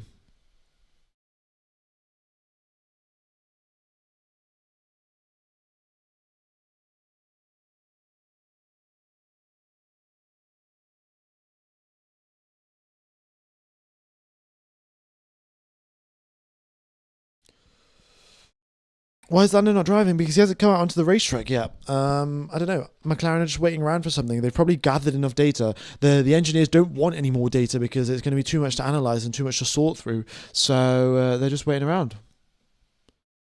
Yeah, the drone shots are pretty good, to be honest. I do have to say. It's getting, the cameras are getting smaller and smaller, and they're getting lighter and lighter, and the drones are getting stronger and stronger. So you can pretty much chase a Formula One car around with a drone. I think Red Bull definitely did that though. Red Bull, I think, made a video where they had a Formula One car race one of the world's fastest drones or something. And of course, the drone doesn't have to follow the rules, so it can just cut a few corners here and there, and you could have a Formula One race filmed entirely from a drone chase. Red Bull have a 300 km/h drone. Holy moly! Yeah, that's a quick drone, isn't it? Yeah, Lindblad into the pits.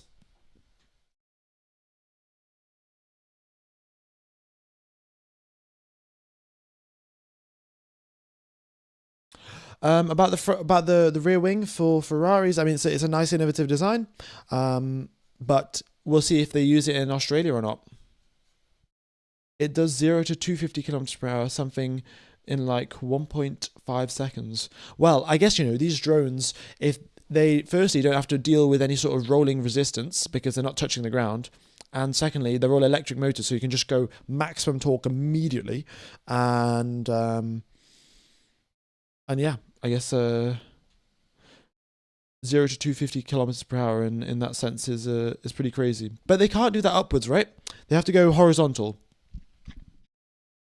That's definitely something that I've seen. Like whenever these drones do the top speed runs, they always go horizontally rather than upwards.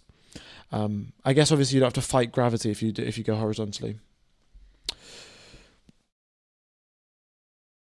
The T symbol is test tires, test timing.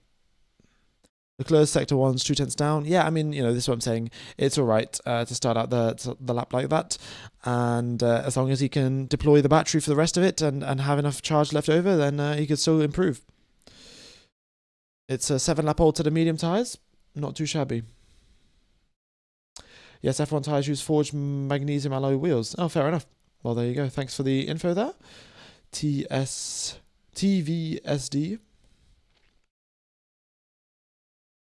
All right. Well, here comes Charles Leclerc then. Final corner. And onto the brakes. The Ferrari does look good, I must say. And he backs out of it, and into the pit lane he goes. I think they do need to add the Italy the green to add it on, so you get the green and the white and the yellow. Not the yellow, the red for the Italian flag.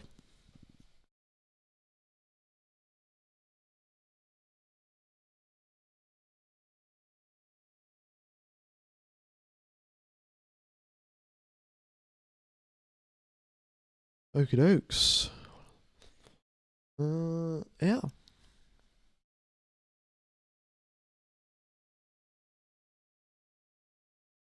It's an upside down Monaco flag, yeah.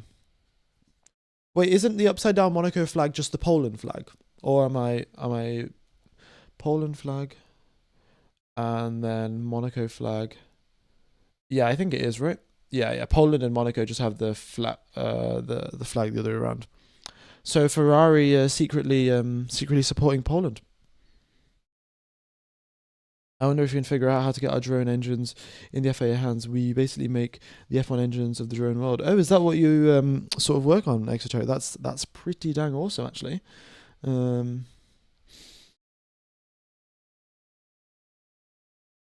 Wow. Probably the best route to get them in the FIA's hands is via Red Bull.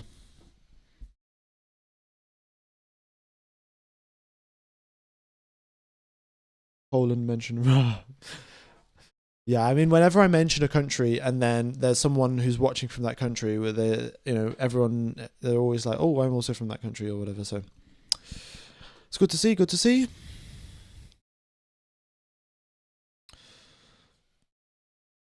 I don't know.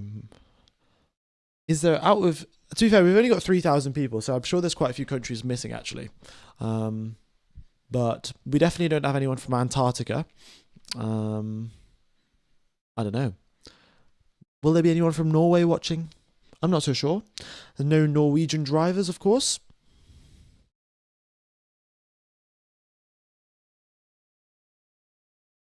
Norris has an issue, does he? Okay. Finland mentioned Sweden. All right. So we've got the other Norwegian and not the Nordic countries. We have got a few Norwegians. Okay, fair enough. We've got a few people from Antarctica. Oh, really? Nice. I'm from Mars. Oh, great. We're back to this, aren't we now? Uzbekistan. Very nice. Okay. Well, I guess to be fair, how many countries are there? Around 200 or so. It's obviously not going to be an even split between all of them, but could cover most of them. I definitely think when the final race in Abu Dhabi was going on, probably had someone from every country.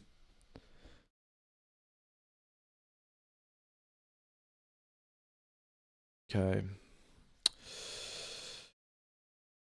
Yeah, not too many cars out on track. Just Behrman. Ghazi's into the pits and Lindblad continues on. C2 tyres for Lindblad, and it is fresh out hard, so another new start to a new long run. And Behrman is on 22 lap old hard tyres, so he's coming to the end of his long run.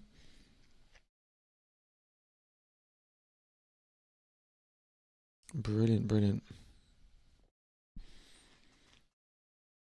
F1 unites the world. Well, yeah, I think a lot of sports do, don't they?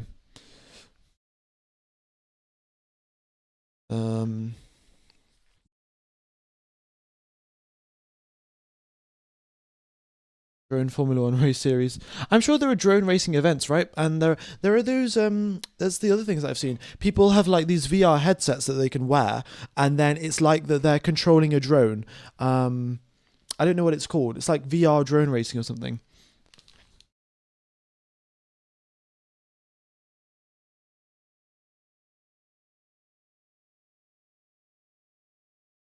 FPV zone. First, is that first person view drones? First person view drones. Okay. Yeah, that's pretty cool. I think I'd be pretty bad at controlling them, but yeah. Need a race in South Africa? Yeah, we do. We do. Well, somewhere in Africa, you know. Doesn't have to be South Africa, but um, F1 race near the pyramids in Egypt, potentially. Okay. Damn, it's just Lindblad on the racetrack. Everyone is waiting for the track to cool down. Seems like someone said in the chat that Norris has got an issue, so potentially some issues there down at McLaren. The Mercedes power unit hasn't been the most reliable thing in the world. Let's see if I can find some more information about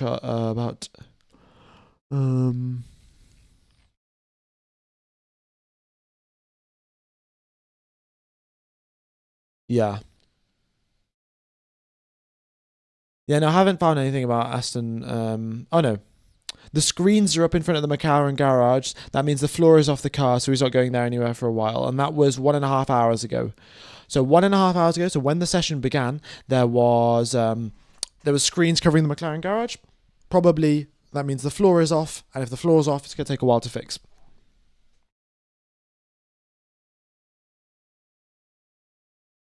I heard that Morocco is building an F1 track. Ooh, okay. Will be good. Will be good.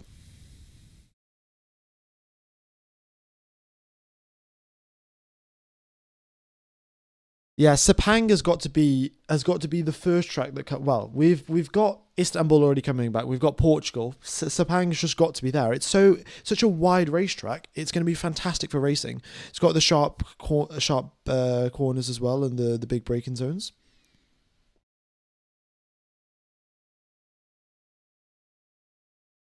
F1 Gamer, which tracks have you visited? None. Yeah, that's I haven't been to any of them.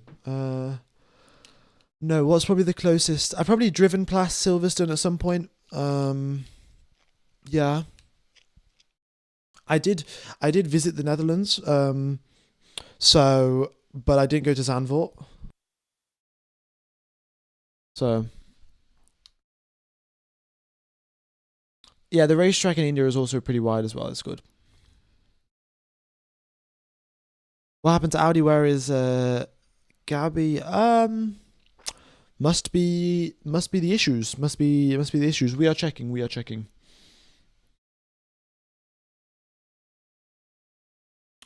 What's good?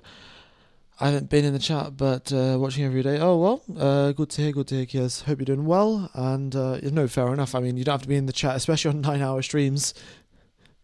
There's not too many people that are spamming, so it's I can manage it myself, to be honest.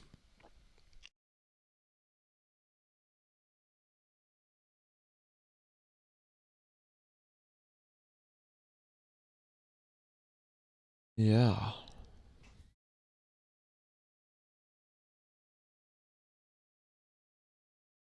I'll try to see if there's any info on Audi about what's going on with them.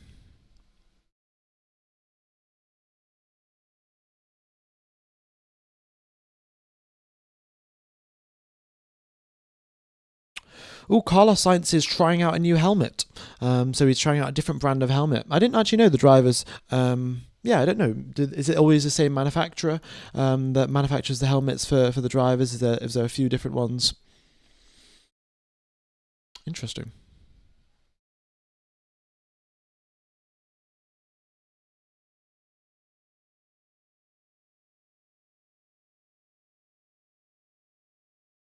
All right, there we go. So Bortoles is out. So it must have not been issues because he's now out onto the circuit. Brilliant.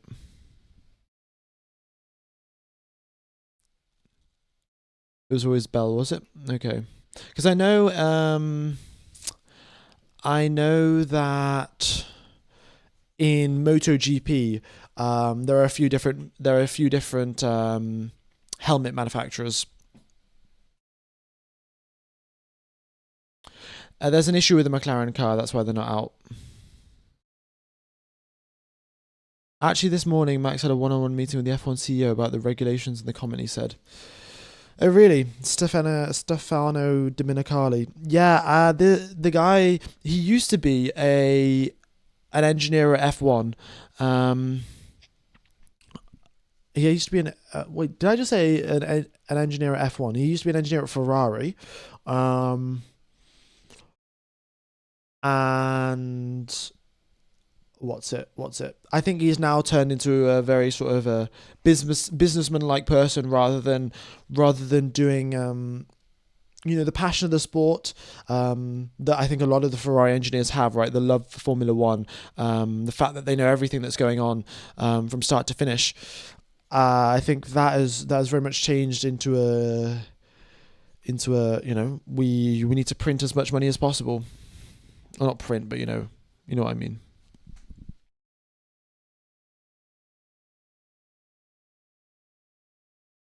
Russell's on a push lap, is he? All right, let's have a look.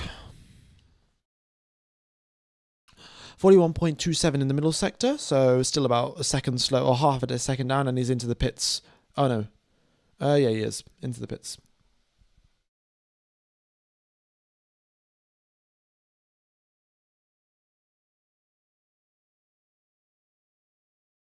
Will Ferrari use the new wing? It all seems like a large amount of time and money for something they weren't using in the race. Well, if they find out... Well, look, they did the analysis yesterday, and if it seems like it's quicker, then they'll use it in Melbourne, but they're just not going to show it off right now. Leclerc's using the old wing, it says over there.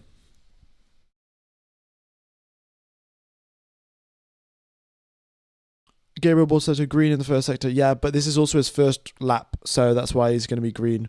Because he's obviously going to do a personal best, right?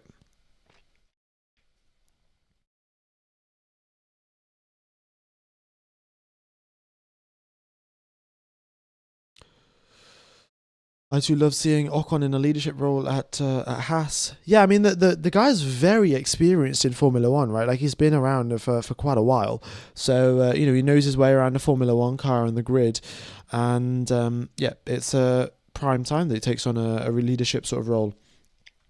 Verstappen's doing a pretty good job there, using quite a lot of entry curb and exit curb when he's taking these corners, especially turn number 8 there. A lot of entry curb on that one.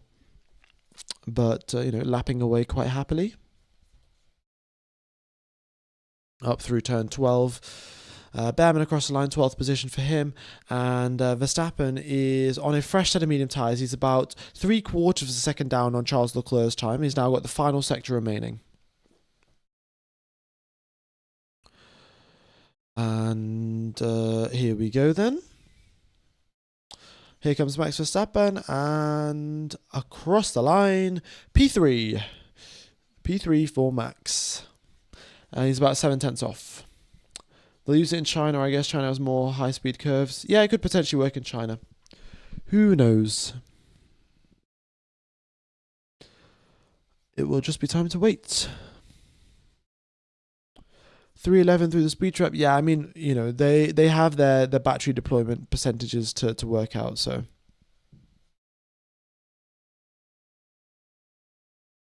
Something to be excited about. Yeah, something to be excited about for sure.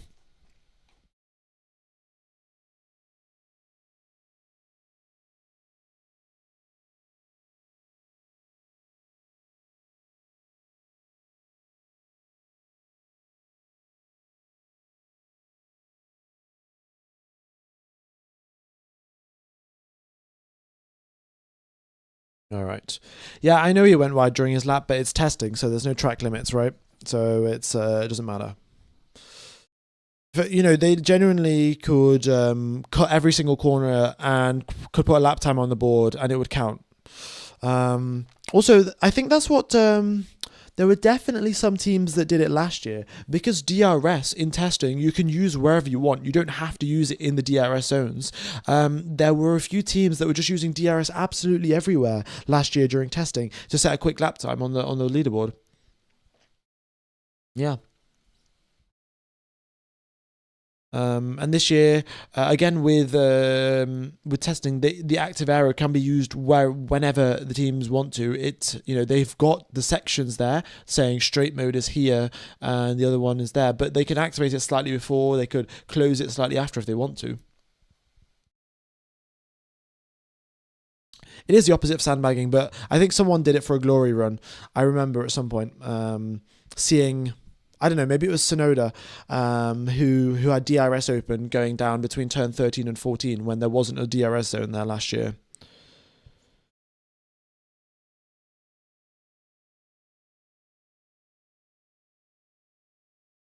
The drone won't last 2 hours without a recharge. Yeah, but they can just have like 5 drones that fly around, and one runs out, they can recharge the other one.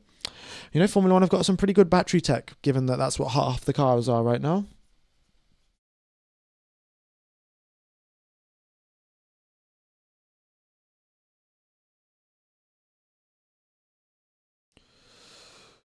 Did Stroll pit and quit on 6 out laps? Yes, he did 6 out laps. I think a few in laps as well, but yeah, it was pretty much just that. No real laps on the board for Stroll.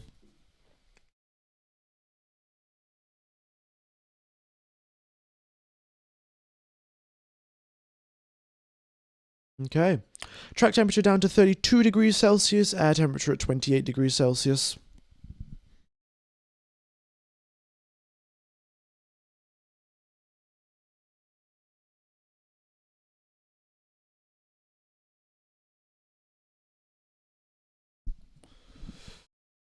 What do you think if they do super clipping? Well, they'll do super clipping. If one team is doing super clipping, the rest of them will most likely be doing super clipping because that is what is the most efficient way to go around the lap. Is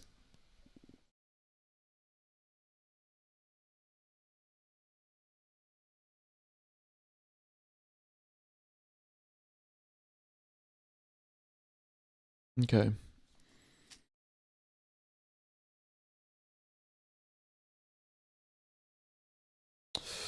Oh, I need to sit up a little bit.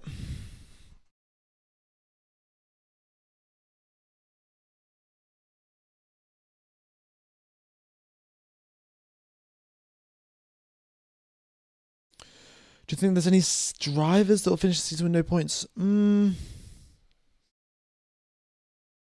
I still think no. I think there'll just be so much chaos that there will be, at some point, someone will finish with points. Yeah. Potentially, there's potentially Colapinto, given how. Well, I don't know. Alpine might be quick, so Colapinto could score points. Like, it's not certain. How's your neck and back holding up, lol? Have you been doing any ergonomic aids? No, just stretches, really. Just stretches. In my sort of lunch breaks and stuff, make sure to stretch properly. And then I've got a pillow that I'm sat on, and that's about it.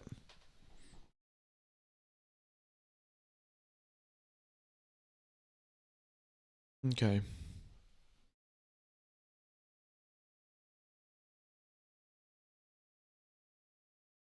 Folks, have you guys got any music recommendations on anything that suits Formula One's vibes of something that I should listen to?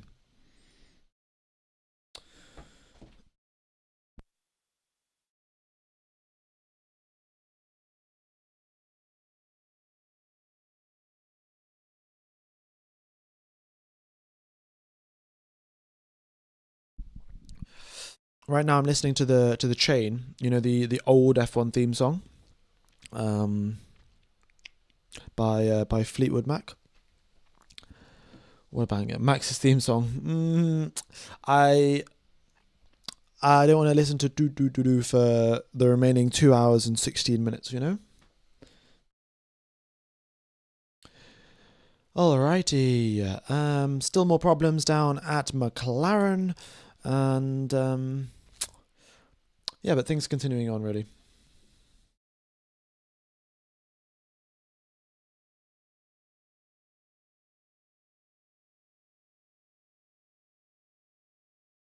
What are the different circuits, sections in the circuits? They are just the different sectors. So you've got sector, this yellow bit here, sector 1. Oh, sorry, this yellow bit is sector 3 here. The red bit is sector 1, and blue is sector 2. The green dots, the green dashes are the speed zones. So the drivers, it's like a DRS zone, but for your front wing and your rear wing. Yeah.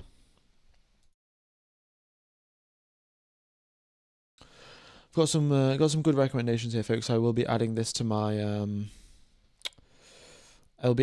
my queue. Much appreciated.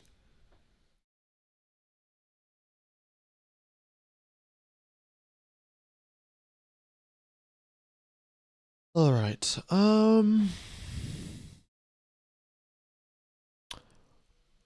Yeah. Lando started his engine, did he? Yeah, he did.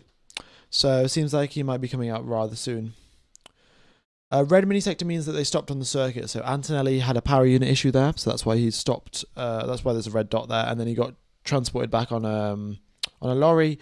And then Ocon here, he was doing a standing start, and the data system thought that he had like pulled up on the side of the circuit because his car was broken down.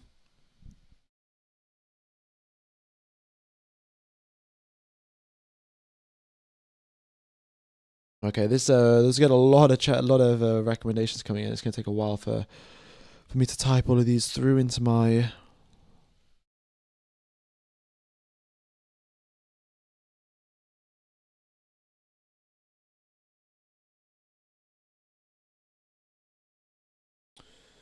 Okie dokes.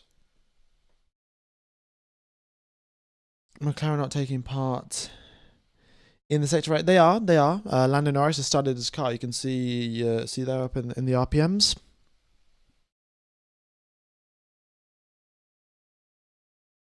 Right.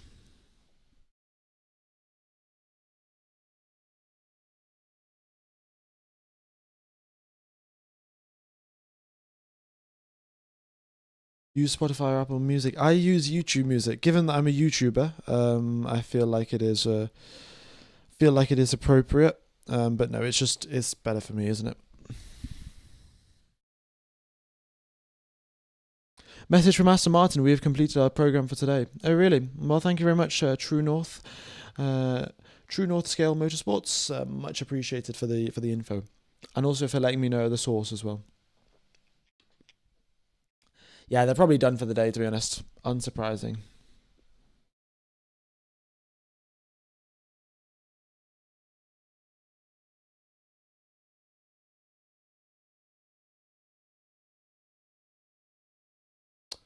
Is Mick Schumacher still in F1? No.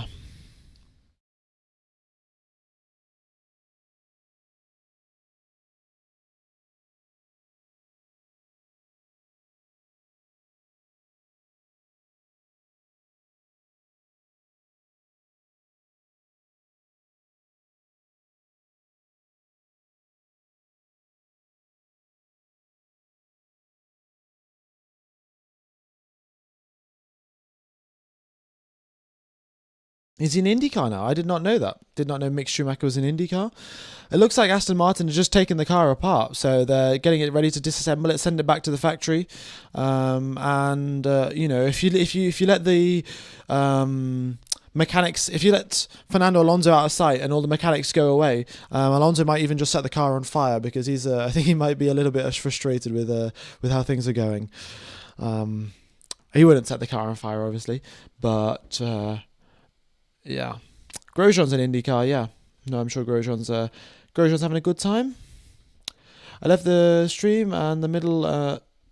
Leclerc's time change. Did he improve? Yes, Leclerc improved.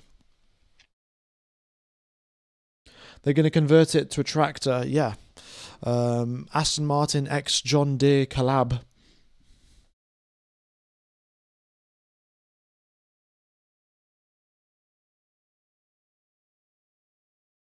Look.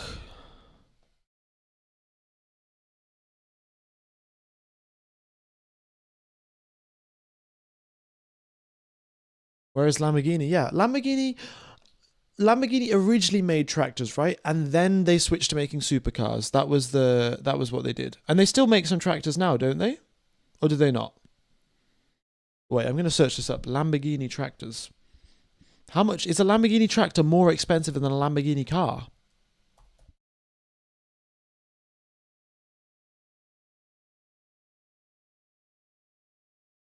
I think they still make tractors. Okay,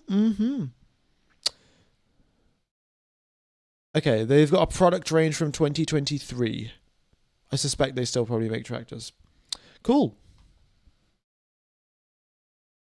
The more you know, guys, the more you know. Well, on their website, it was the 2023 range. So maybe that was the last year that they updated them, or maybe that was the last year they made them. Ferrari also made a tractor. Yeah, it was called the SF25. Nice one, nice one. Track temp dropping. Yeah. Who's buying Lambo tractors? Probably Jeremy Clarkson. I think he's got one. The guy from Top Gear. If you don't know who he is, and I don't know who else. I'm sure some Italian farmers have a Lamborghini tractor.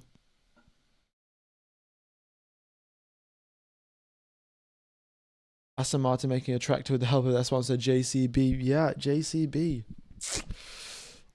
They make some pretty good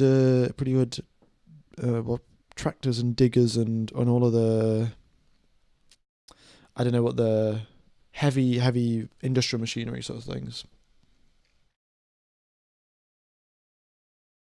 Whereas Lando has got a issue with his car. They started the car and then they've turned it back off again. So it doesn't seem like he's going to be coming out anytime soon. Abby, Madden, come to Ireland, you'll see way more tractors on the roads than cars. Oh, really? I'm sure the more rural areas you go, the more tractors you'll see.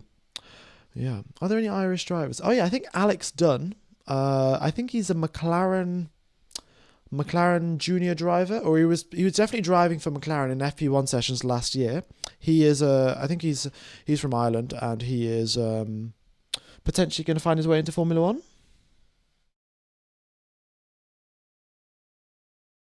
Yeah, that was how the story of Lamborghini started, right? He told Ferrari, like Enzo Ferrari, oh, your cars are really good, but you've got a really bad clutch. You should use the clutch from one of my tractors.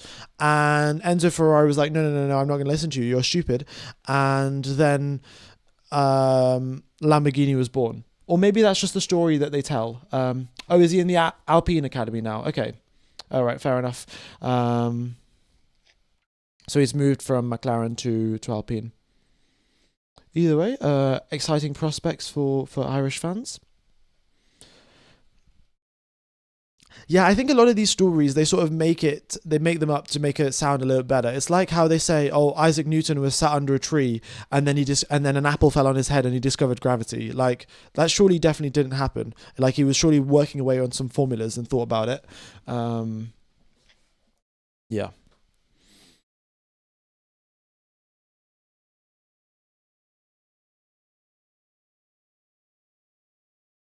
According to the movie, it says, go back to your tractors, farmer. Okay, fair enough.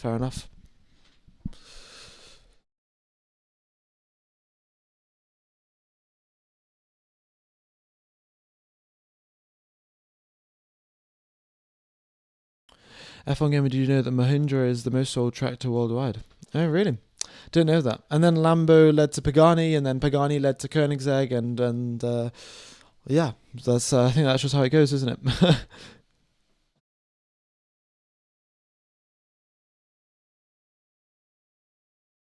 All right.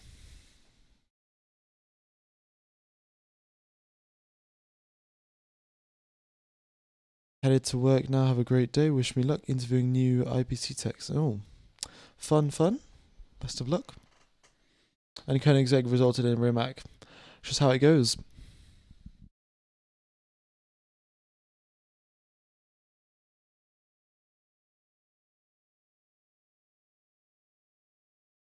When will Max push? When the temperatures drop further. When they drop to probably 27 degrees Celsius.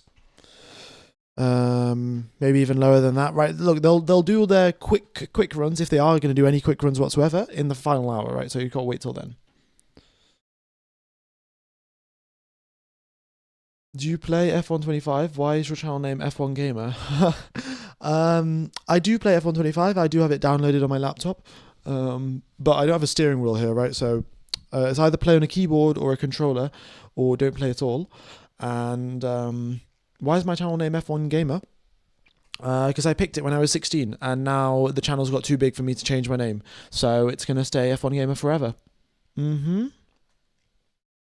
Someone needs to make a Larry edit. I think someone did. Someone did make an edit. Did I posted it in the chat a little bit earlier on, and here you go again. There's the edit. Someone made a.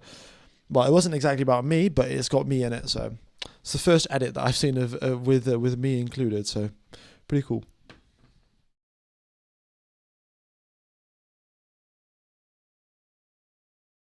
Can you put the ideal times up all best sectors? Well, I could put them up, but they're not going to be the most relevant and most useful numbers. So I'll just point that out beforehand, because in one sector they could be deploying a lot of battery, and then another sector they're not deploying a lot of battery. So it becomes a little bit. So the theoretical best times aren't in theory possible because you'll run out of battery charge trying to achieve them. So where are the speed traps? Yeah, there are the theoretical best times, right? So you can see, right? Piastri's theoretical best time will put him ahead of Max Verstappen's best theoretical time. Yeah, I mean, you can have a look. I don't know what I'm going to do about these. I think I'll just leave them here for now.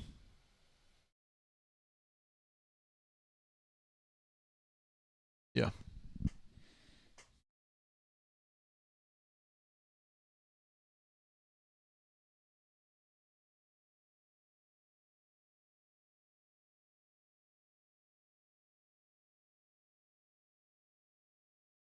Yeah.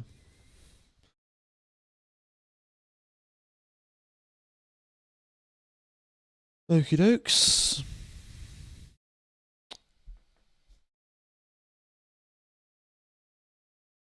Fun fact, Enzo Ferrari used to work at Alfa Romeo as a racing driver and later as a manager before starting his own brand. Oh. What? Who was the founder of Alfa Romeo? Did he start from Maserati or something? I'm sure Maserati came after Alfa Romeo. Alfa Romeo just seems a little bit more historic. Those theoreticals and bad puts a 1.1 second gap between the first and third. Yeah, but that's what I'm saying, right? They're just not very. They're not achievable because Leclerc's his fastest third sector here, he will have deployed all of his battery to get that purple, the fastest first sector, and then he will never be able to reach this time with the lower amount of battery that he has. So you can look at them if you want, but don't take them as the most accurate thing ever.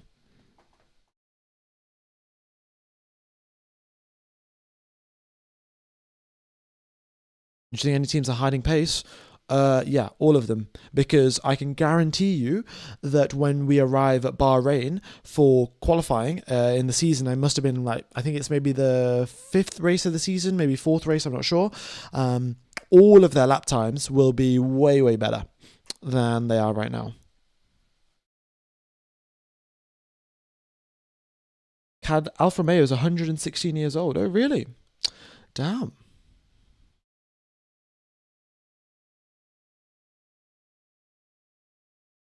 Also, were motorcycles invented first, or were cars invented first? Because they obviously both use engines, and it seems like, well, motorcycle is sort of just like half of a car, really. Was it cars? Fair enough. Some people are saying motorcycles. Let's Google it. Let's Google it. Yeah, the Sky Sports ads are just. I mean, this is why you don't watch Sky Sports, right? It's why you watch F1 Gamer, because no adverts, no adverts. Okay, first ever car. Date. First ever car was 1886, made by Mercedes, right? Carl Benz. First ever motorcycle. Let's see.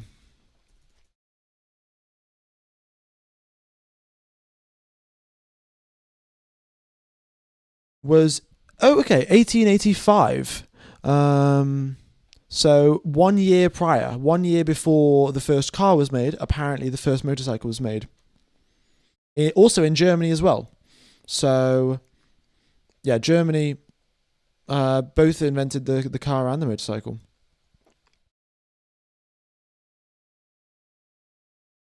Interesting, damn. The Model T, Ford was definitely the first to sort of mass manufacture a car, right? The Ford Model T, it was called, was it?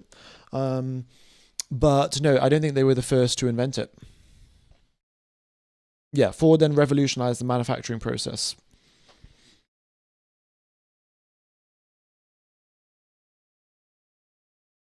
Lewis's wing should read Ciao McQueen. Yeah, that. Yeah, there's definitely some. You could flip your wing around and just be like, "See you later, mate," and have that on the back of the wing. But no, instead they've got the IBM logo.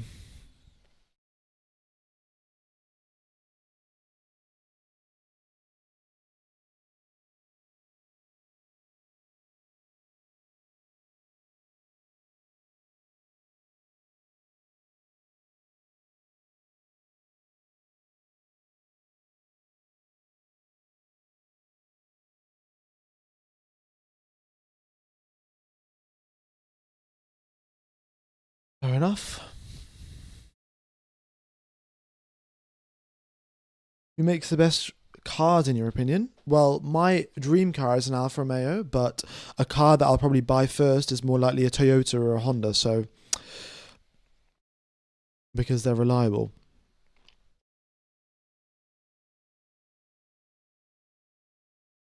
I wonder if the wing sponsor cost increases now because it spins now. Yeah, imagine the amount of free advertising that HP and IBM got done yesterday because of their new wing. Honda reliable? Are you watching testing? Yeah, yeah. Um, are there Honda Civics in the UK? Indeed, there are. Indeed, there are Honda Civics.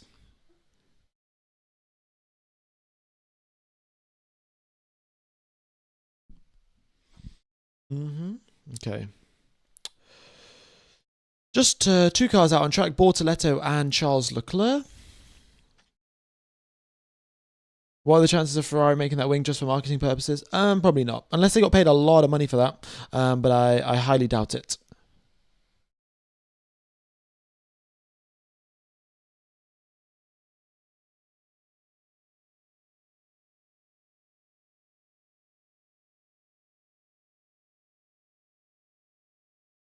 What's the most expensive car you've ever spotted in real life? I think at some point I must have seen a Ferrari 458. I didn't think I've seen a Bugatti or anything like that in real life. Yeah, probably just some Ferrari.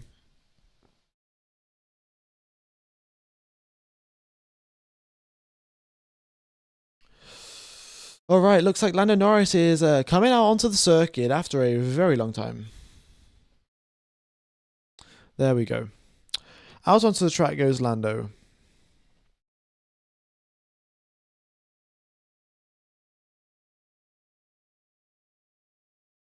How much does a Honda run you over there? I mean, you could get a really cheap one for like, I don't know, $1,000, 1,000, £700, yeah, for £700 or something. But it just depends on how good of a car you want.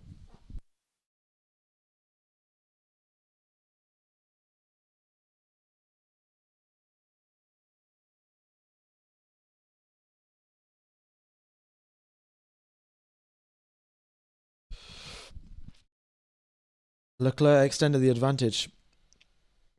Leclerc should, yeah. Leclerc extending it 33.1. Damn, bro. Nice job there from Charles Leclerc. So he's getting closer and closer to Antonelli's time as the temperatures fall, and he's on fresh mediums this time.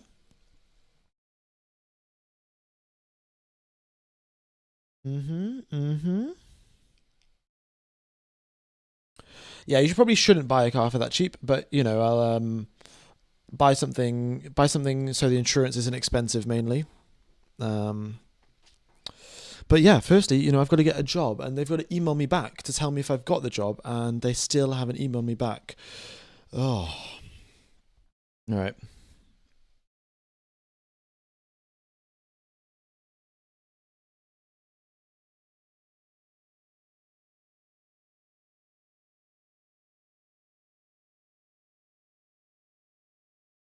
Drive a Toyota 86. Wonderful car. Yeah, it seems like a nice one. One of my friends has a Toyota MR2. Let me check. Toyota MR2.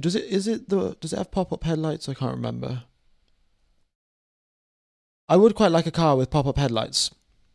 Oh no, this I don't know if some of them do. Pop-up headlights are pretty awesome.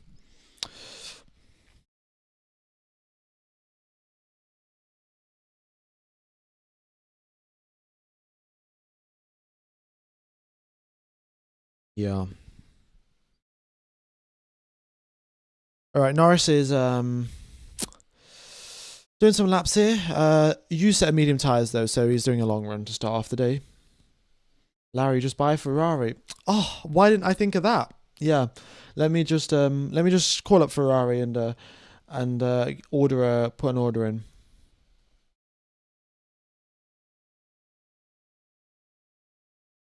Right.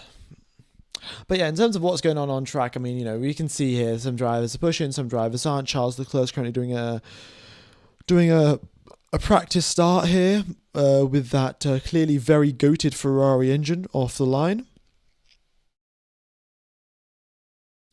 But yeah, he's not obviously pushing because he's not even gone to full throttle.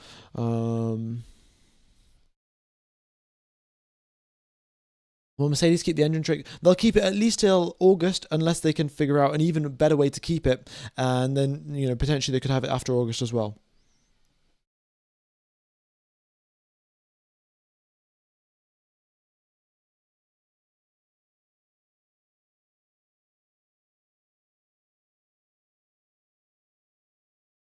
Have you heard of a Mitsubishi 3000 GT? No. I've not. I'll have a look later.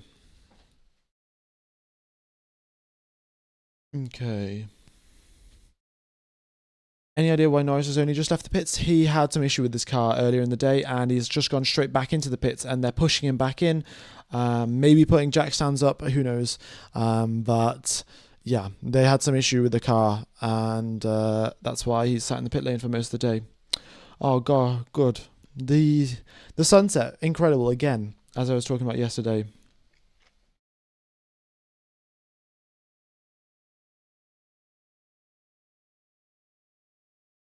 Right. Do you like a Dodge Challenger? No, really. I mean, I don't know. We give a recap of today. Right, well, let's see. Charles Leclerc's been lapping around quite well. Antonelli had a power unit issue halfway through the morning session, so he didn't do much driving after that. Verstappen should be doing some quick runs towards the end of the day, but he's only been driving this afternoon. Piastri, good laps, really. Pretty consistent. Nothing too much of a surprise there. For Ocon, 82 laps completed. What a guy. A solid number of laps in the morning session. Behrman's took over for the afternoon. Hadjar dealt with the car nicely, no sort of major issues for him either, so 59 laps done, and good job from Hadjar. Gasly, 82 laps and still going. The guy is a bit of a machine, and yeah, nothing major at least that we've seen from the Alpine to be a problem. George Russell out onto the circuit after getting that Mercedes fixed up after the issue Kimi Antonelli had, so he's doing okay. He's on a fresh set of medium tyres now. We'll see what his lap looks like. Arvin Lindblad is 136 laps. This guy has done an incredible job, and there's still 2 hours left of the day, so he might even be able to hit 150. Who knows? But yeah, incredible job, and I'm sure his neck's going to be pretty sore because that's going to approach nearly 3 full race distances if he hits 150 or 160. Carlos Sainz is done a great job with the Williams as well. He's now on a fresh set of mediums as well to do a short run. Russell comes across the line, third position there for him. He goes 3/10 back from Antonelli. Very nice from Russell. Carlos Sainz is on his flying lap. Let's see what he's about to start a flying lap, I think. Because he backed out of his previous one. Who else? So Hulkenberg, pretty good day for him, really. Nothing out of the ordinary. Same thing for Behrman. Bottas had some issues earlier in the morning. Sorry, Perez had issues earlier in the morning, but he managed to get a lot of laps done. Bottas also, I think, will be coming out of the pit lane soon enough. And Bortoletto just out in the circuit recently, so yeah, more laps to do for him.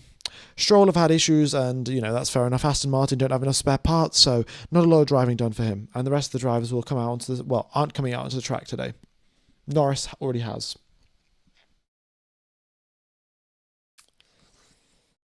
Yeah. Okay. Look at World Driver Championship 2026. Well, we shall see. We shall see.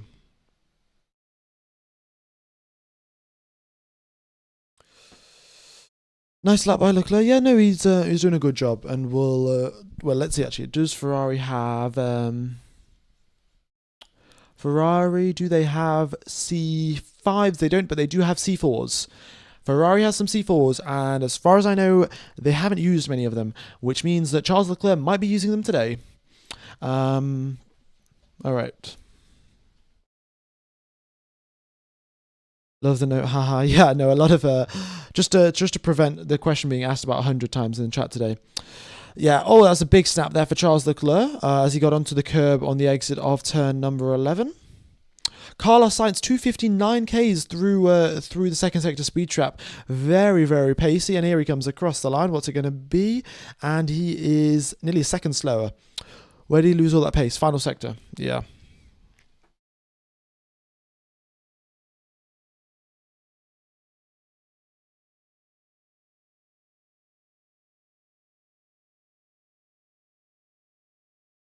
What do I think about the rankings?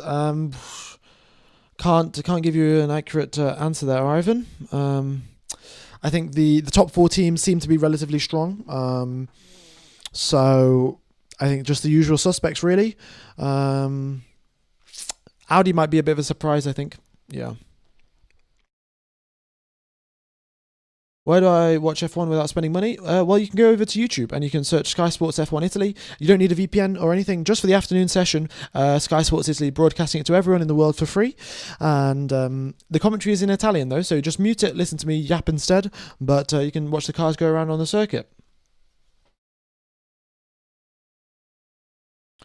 Norris back out onto the circuit, so I guess the issue that they had has been properly resolved now.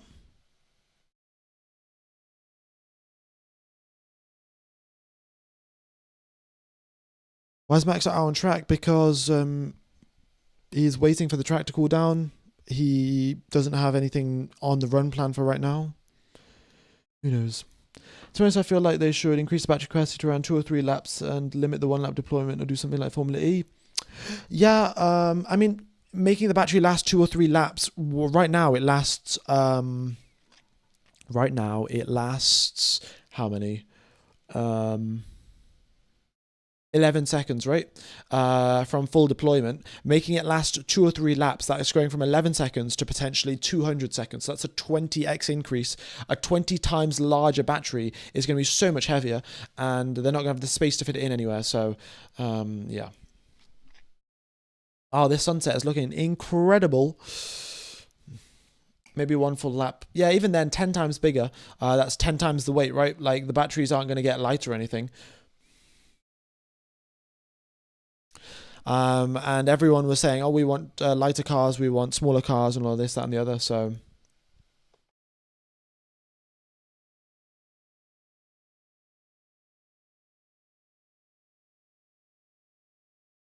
the Audi looks good in the sunset. Yes, the silver reflects really well.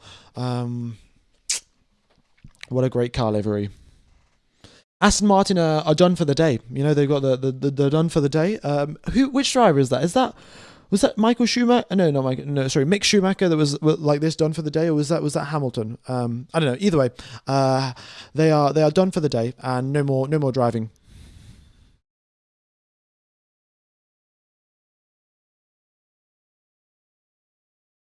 How many more years do you think Stroll will be racing? I mean, I think it's just based off how bored he gets, which will probably be. I don't know. I guess, can you really get bored as a Formula 1 driver? You got, his dad's a billionaire. He can do whatever he wants, basically. Oh, we got a little bit of flow vis on the McLaren near the rear brake duct. Mm-hmm. 29.9 in the first sector. Very nice, very nice. Charles Leclerc's theoretical best lap time is about 10th and a half quicker than what it already is. Well, it's about half, 1/10 quicker than what it currently is. What do you think about bringing back the MGU-H for additional recovery? Well, the MGU-H will make the engine sound a whole lot worse. And yeah. So I wouldn't really agree with that one. What's the green color thing on McLaren? That's the Flovis. So they've added this. So what they have is they have oil, like an oily little substance, I think, and then they have lots of green little particles that are put into that to make it sort of like a dye, a green dye essentially. And then they put that onto the car, and then they send it out on the circuit, and they see where this where it moves in what sort of formations and lines, and from that they can work out how the air is moving. On the car, and they'll double check then with the aerodynamics guys, is this what we're expecting, or were we expecting something different? Is this good news, is this bad news, that sort of stuff.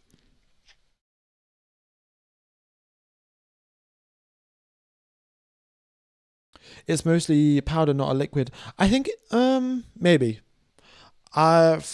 yeah, it's definitely more powdery, because if it's oil, obviously you can't just have that leaking all over the circuit.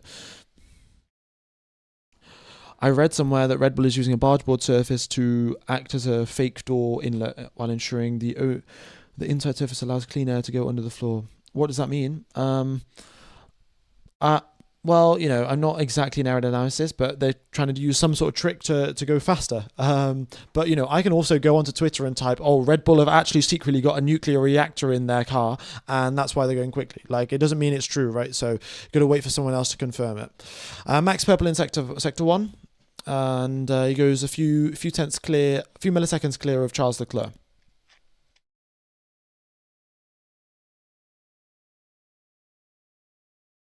All right. So is Max going to go P1, guys? What speed does he cross the second sector line at? It is 243 Ks before he gets on the brakes. He's half a second down on Charles Leclerc in the middle sector, or 4/10 down. And here he is now, shifting at 11.6 k RPM, 303 before he gets onto the brakes. And there we go now. Opens up the rear wing flap, front wing flap, and crosses the line at 277 kilometers per hour, 7/10 back from Charles Leclerc. Charles Leclerc has got a bit of an edge over the competition, hasn't he?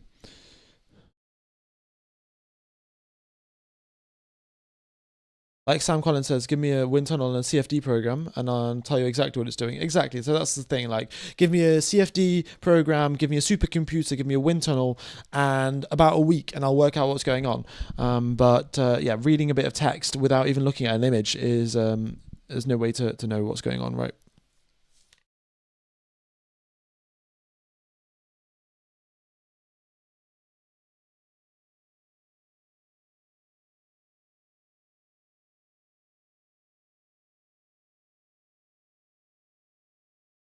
Is there an analysis out on the Ferrari wing? Reportedly, it helps them, but yeah. In theory, it should help them, but we just don't really know. Yeah, it's tough to say. The top 4 teams seem awfully close. Well, if you're, yeah, I guess. But it's, again, we don't really know. The top, Red Bull, Mercedes, and McLaren look really close, but Charles Leclerc is 7/10 clear of all of them. So clearly, this year is the year. This year is the year Ferrari win the championship, isn't it? The year of the horse. Is it just me, or does the TV pod camera look a little bit weird? It is slightly different. They I think they've changed which camera it is, so it's a slightly different sort of like angle as to how wide it is. I think it's Sony that makes the cameras now. I don't know who used to make them, but apparently I think it's Sony that are now doing the cameras for the cars. So they do look different to what they previously did.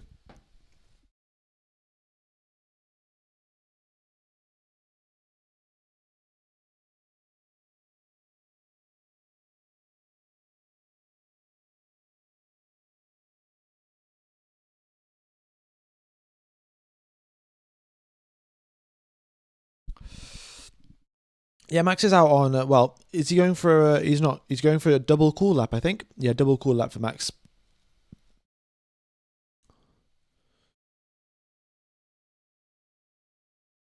Okay, can you remind me what Ferrari used their veto power for? Um, the teams could potentially put a vote together to say,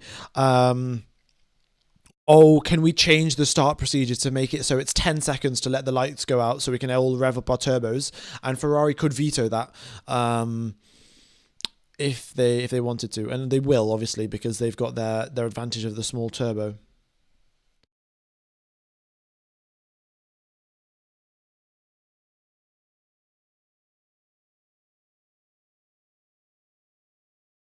Right. What is sandbagging? Sandbagging is the act of driving slowly on purpose to make it look like you're slower than you actually are.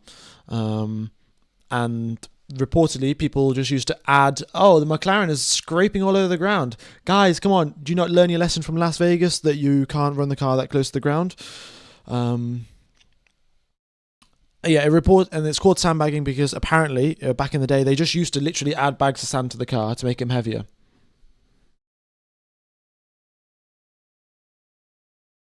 All right, Norris across the line and fourth position.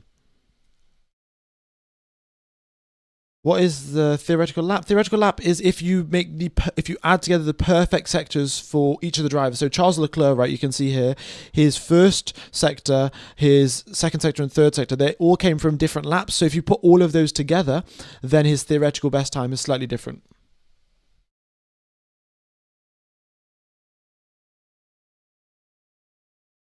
Yeah, Norris goes ahead of his teammate, 133.999, but, the track temperature now is 30 degrees Celsius, so if you are, of course, an Australian or a Piastri fan, the track conditions are slightly better for Lando Norris right now than they were for Piastri in the morning.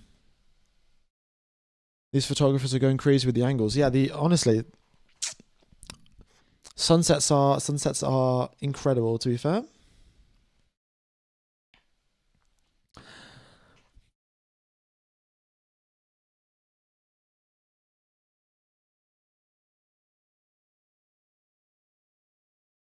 Sandbagging came from horse racing, did it?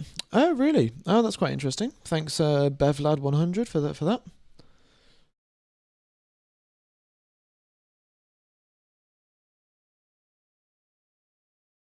Yeah, we got 4,000 people tuned into the stream. Hope you all are enjoying the coverage, folks. I will be streaming for all of Australia, right? So there are. I'm sure there are loads of you that have listened to me yap for, well, how many hours have I commentated for? It would be 54 hours of commentating between the last 2 weeks. So I'm sure a lot of you have listened to quite a lot of that. If you have enjoyed, I will be commentating again for Australia. If you're new to the channel, I'll be doing all of the practice sessions, all of the qualifying sessions, and all of the races for every single race this season. So I hope to see you there. Yeah, should be good fun. Can't wait. Did I stream Barcelona? I streamed the first day when they were leaking the data. They then stopped leaking the data, so then I stopped streaming.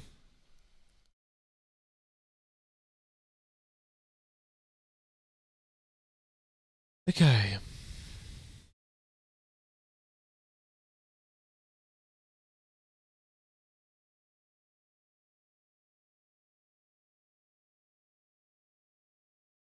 All right. It's hot on track. Yeah, 29.8. I mean, it's definitely colder than the 45 it was at lunchtime. So 15-degree drop, and it will continue falling.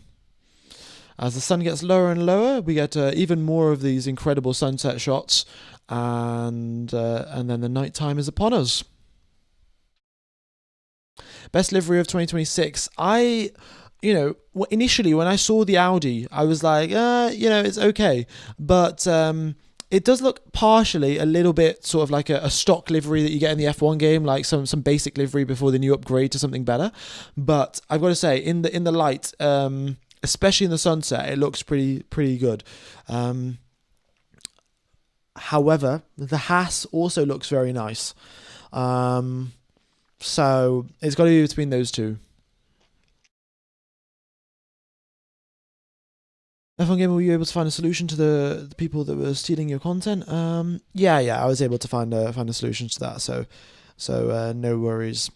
It's quite interesting actually. If I'm live streaming on TikTok and I say the word YouTube, then the TikTok algorithm will basically cancel my live stream. It'll like, oh, I'm not going to recommend this to anyone because he's trying to get people off TikTok and onto YouTube. So yeah, TikTok. If I'm streaming on TikTok, or if someone else is streaming my content and then putting it over to TikTok, I can just say the word YouTube, and nobody's gonna get recommended their stream. Okay. Am I planning on streaming on Twitch? Yes. Twitch emailed me yesterday, so hopefully going to get something sorted out. Especially hopefully in a way where it doesn't get affected by my potentially a little bit dodgy internet connection. Will Sky Sports be live throughout the year? No, Sky Sports is only live throughout testing. So if you do want to watch the coverage, you can still use Proton VPN. It's $1 for the month, you get it. And then you can watch the Australian Grand Prix and the Chinese Grand Prix for, via the Austrian VPN servers. And you can watch it on Service TV or ORF. Yeah. And what else do I want to say? Oh yeah, the link, the $1 for 1 month link stops working on Sunday. At some point Sunday in the UK time. It might be midnight UK time on Sunday. So if you guys are thinking about it, go ahead and check it out. And you'll be able to watch the first 2 races for $1.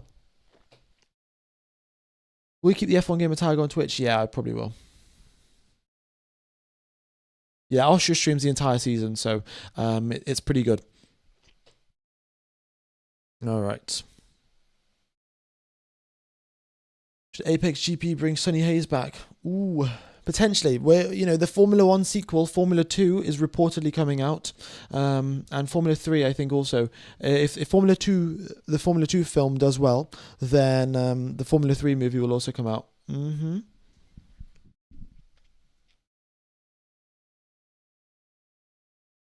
Is Service TV German commentary? Yes, it is.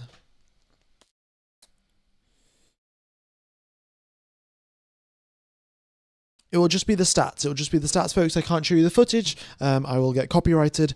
Yeah. Kimi could get his maiden win. He could. He definitely could.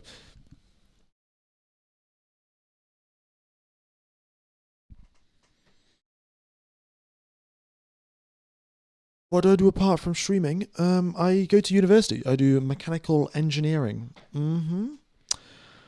Yeah, I'm a engineer. Well, when I graduate.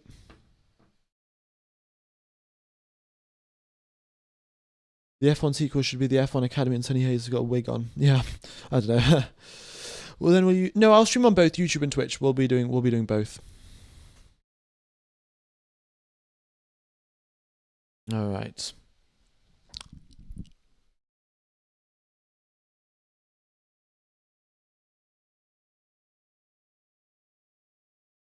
What does red sector mean? Red sector means that someone has stopped on the racetrack, and yeah, that's essentially what it was. So Antonelli he stopped, broke down, and then got sent back to the pits. And same thing here for Ocon. He was doing a practice start. You need Proton VPN to have, or another VPN service will also work.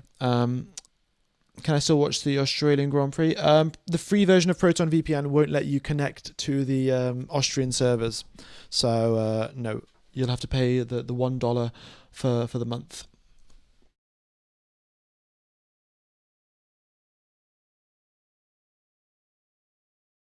Right. What brand of laptop do I use? I've got an Asus laptop for streaming, and then a Dell laptop for. It is a Dell, right? Yeah, I think it's a Dell. For my backup laptop to read chat and stuff like that. Okay, 1 hour and 30 minutes remains on the clock, and we are about to get underway, folks. Is it a gaming laptop? No, it's just a sort of normal laptop. I hope you're not depressed like me. I'm doing mechanical too. No, I'm all right. Was I good at maths at high school? Yes. I was quite good. So that's why that's why I'm sort of doing engineering, really. All right, we got Charles Leclerc here. He is 3/10 down on his own personal best time as he comes out of turn number 13. And let's see what he can do.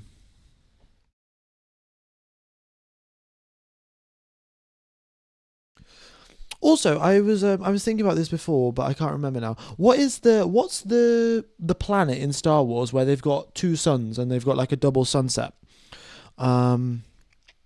Because I'm not gonna lie, it looks like Bahrain has got a similar sort of sunset vibe to that. But I can't remember what the name of the planet is. Oh, Tatooine. Okay, yeah.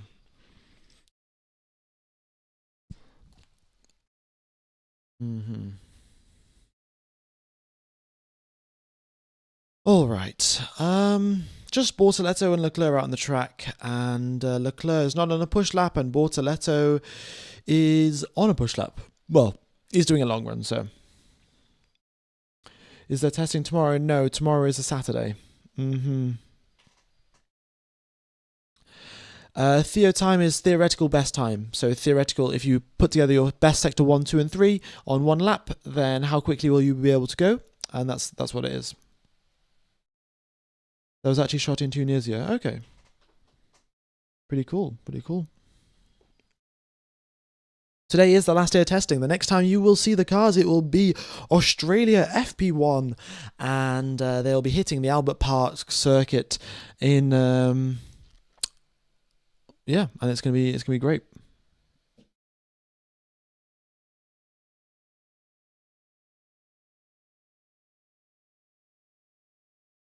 Glory runs, maybe. We're waiting again. Track temperature just needs to go down, even more down. But I cannot guarantee glory runs.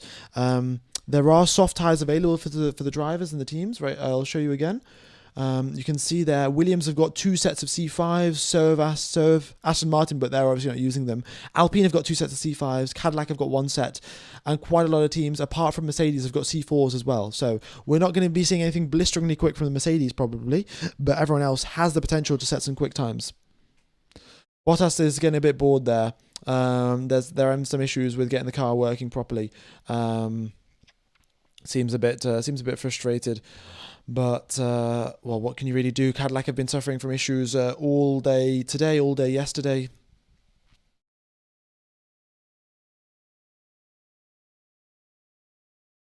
Perhaps the new video from you incoming? Yeah, I was thinking about making one about the new regs. Who knows? They're not broadcasting the wet weather testing, no. And I probably also will not be free to actually broadcast it anyway. So, yeah. At some point, I'm going to have to do my university assignments and projects and things like that. So, we're getting pretty close to 231k, folks. That would much be appreciated if you hit 231.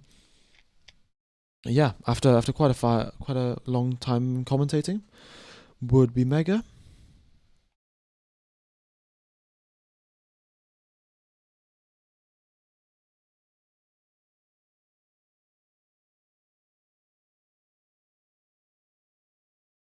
Is everyone done for the day? No. They're still waiting around, right?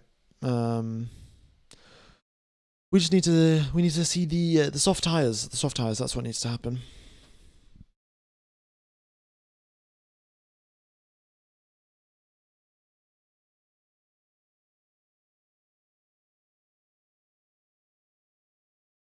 Okay.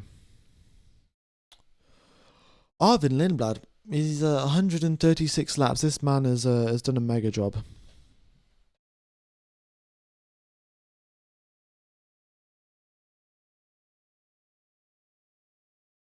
Oh, also, folks, if you guys do want to follow me on Instagram, it's F1gamer_official.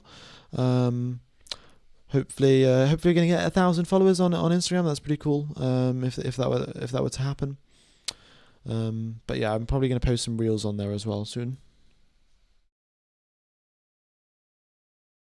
What are the channels that do F1 content do you watch?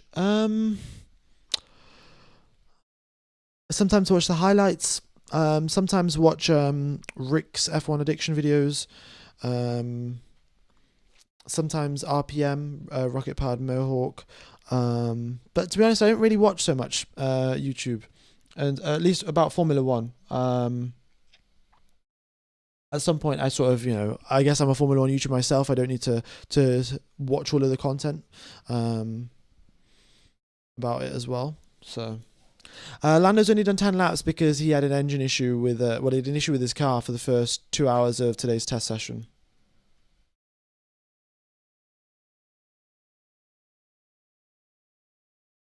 Yeah.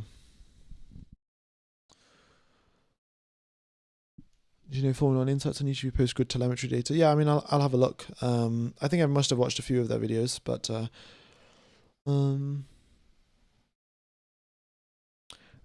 probably a good idea to get some ideas as well on things that I could make videos on, but who knows?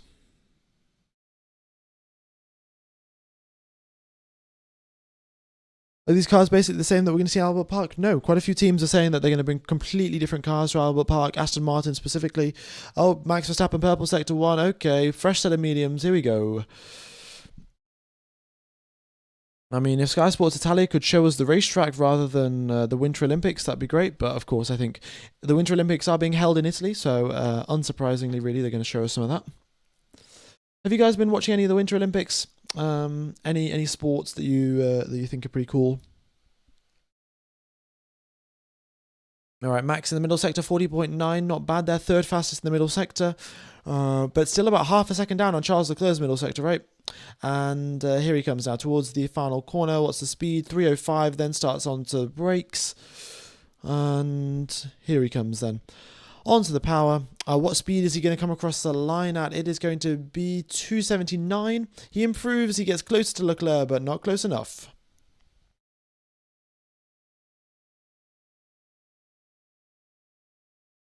All right.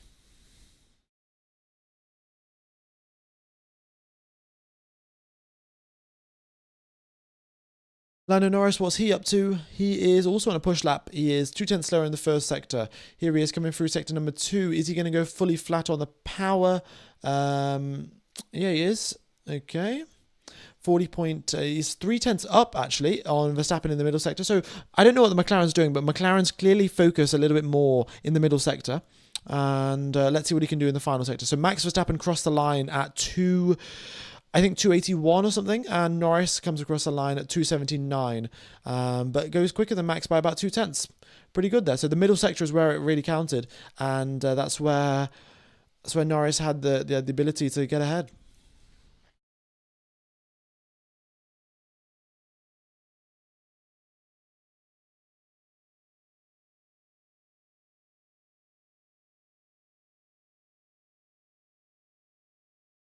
You get to watch a lap with VR headsets. Which one are you choosing? Charles' sunset lap or Max's storm lap? Both. If you give me the option of both, surely both. Yeah, the last poll time is a 129.8. So we're still quite a ways away from that.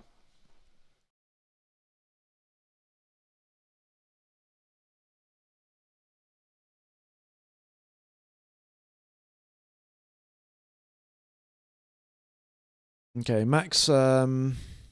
He's done a slow lap now. He's going to now attack again. Let's see what Max is going to do. Charles is going to come out in quali spec. Well, Russell's out onto the circuit as well, and it's a set of medium tires for him. Fresh set of medium tires for George Russell as well. All right, here comes Max. Going down the straight is half on the throttle, so it's double cool down for Max. Yeah, this is sort of to be expected. It's a little bit difficult to charge up your entire battery in one flying lap, or in one cooldown lap. So for that reason, the teams sometimes may do double cooldown laps because you've got two sort of competing demands where you need to go slightly quickly at least to charge up your battery, but you want to go slowly to keep your tires cool and to cool them back down again. So that's why we quite often see a double warm-ups or double cooldown. Sorry, now in Formula One.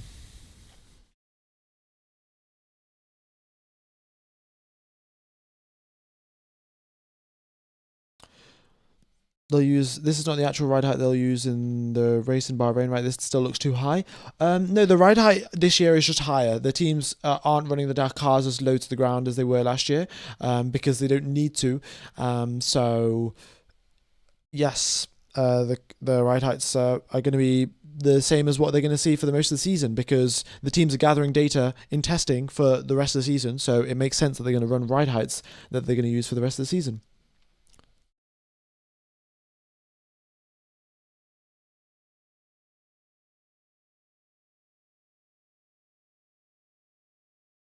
Yeah, they're using pretty much flat floors right now. There's no Venturi tunnels or anything like that to get extra performance.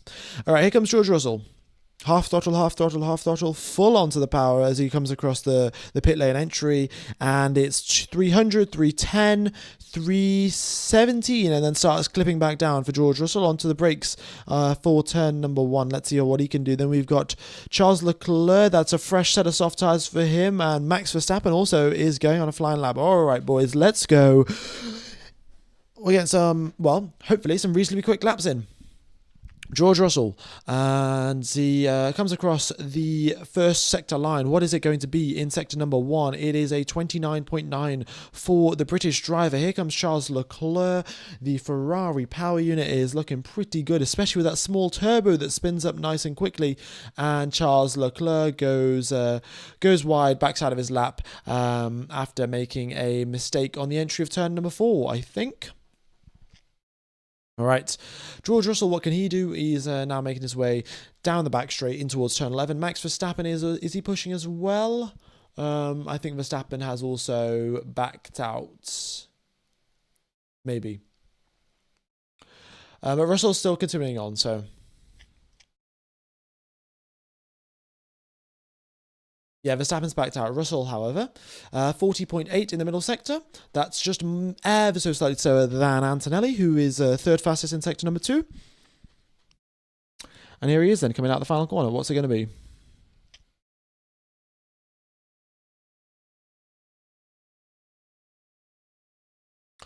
Fourth position, and he is 6/10 back from Charles Leclerc.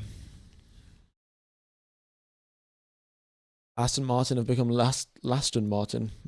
Okay. No, Charles is running the normal rear wing. No special rotating rear wing or anything like that.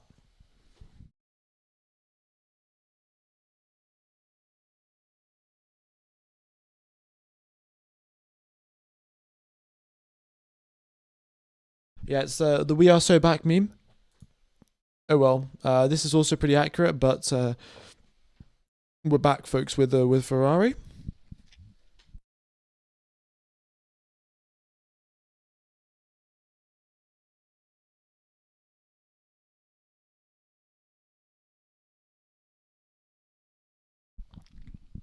All right, push lap number 2 here with Charles. And that is going to be purple sector 1, 29.4. Very nicely done indeed. It goes, he's about a 10th up on Max Verstappen's first sector. And now he's making his way through turns number 8 and 9. All right. Looking good there, looking good, the Ferrari. And it seems, reasonably easy to control as well, at least in the hands of Charles Leclerc, making it look easy. Light work for this Monegasque. Max is too slow. Max into the pits. I don't know what he was up to, but yeah, he tried for a second hot lap, backed out of it, and then back into the pits. Probably didn't have enough fuel, or I don't know. Not sure. High speed recorded 344 kilometers per hour for the Red Bull, and second highest is 343 for the Audi. Charles Leclerc is 3/10 up, crossing the middle sector line. He goes purple again. This guy is... What a lap. Ferrari, it might just be your year, guys. It might just be your year. Here he comes. Out of the final corner. And across the line at 275 kilometers per hour. And it is purple again. A 132.655. And that goes quicker than Antonelli's time from yesterday. Charles Leclerc officially holds the fastest time in 2026 testing. Ollie Behrman's also on a push lap here. He's gone green in the middle sector. Let's see what the Haas driver can do. And he puts himself up into 6th position. Very nicely done. Track temperature 28 degrees. We've still got an hour and 15 minutes for track temperature to drop. The final 10 minutes will be race start simulation, so the teams have got to get all of their... will be red flag procedure, then race start simulation. So, yeah, the teams have got to get all of their running done in the next hour or so. I'm sure Sky Sports Italy is loving this with Charles Leclerc in first. Well, they're actually not showing any of it. They're just showing Kimi Anthony driving something, but yeah.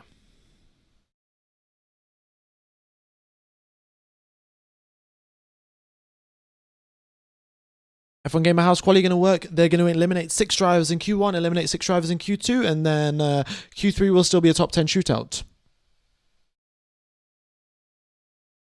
This was the one that couldn't fail. This was the one that cannot fail, you know? This was the banker.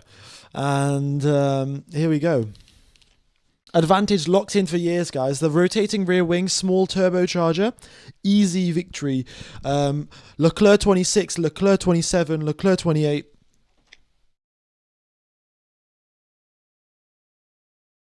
Okay, I'm going to put a vote in. Is it going to be Charles's year or is it going to be Hamilton's year?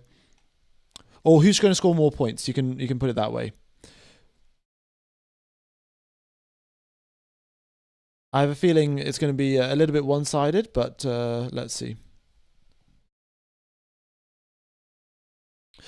Okay. And also, Charles has still got a set of C4 tyres, not C3. He's currently out on C3. C4s is still waiting for him in the garage.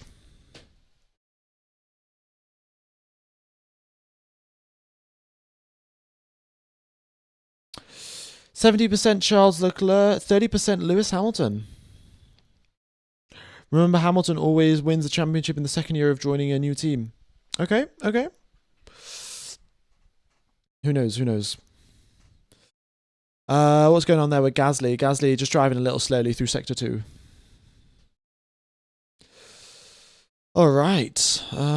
Yeah. So Charles Leclerc back into the pits. So is Verstappen. So Russell is back out on the circuit, though. Yeah, let's see what he can do. Does Leclerc use the same late braking that Hamilton does? Yeah, I mean, both the drivers will be braking late. I don't know exactly what you're referring to, though.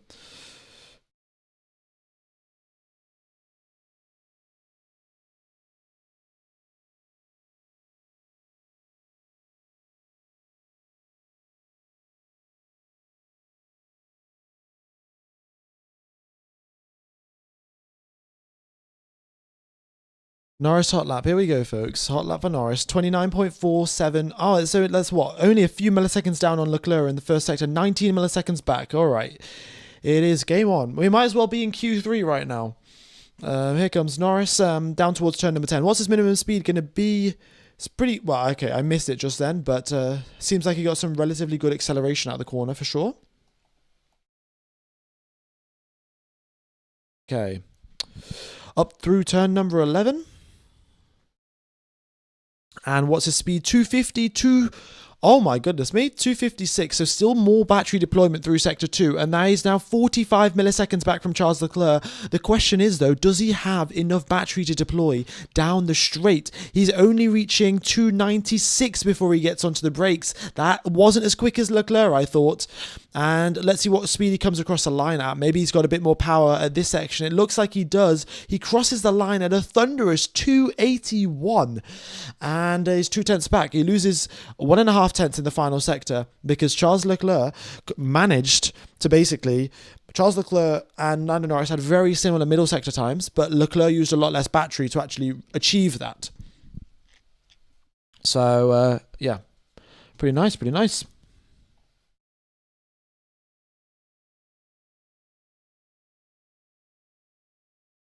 What's going on with Aston? No practice today.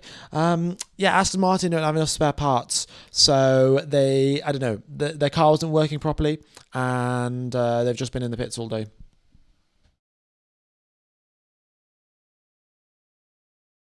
Got to change the 2026 lap record. I mean, it's just going to carry on tumbling down, so I'm just gonna leave it for now. Which is the fastest tyre the teams currently have? I reckon the C4 is probably best. C5 might be a little bit too soft, especially for 28 degrees track temperature. If it was to maybe fall to 25, maybe the C5s could be viable, but I'm not sure. We could see the 131s. We could, if Leclerc decides to go for a quick lap. Oh, that's a bit strange there with the McLaren. It's sort of like, well, it just twitches out, but then he also catches it very quickly as well.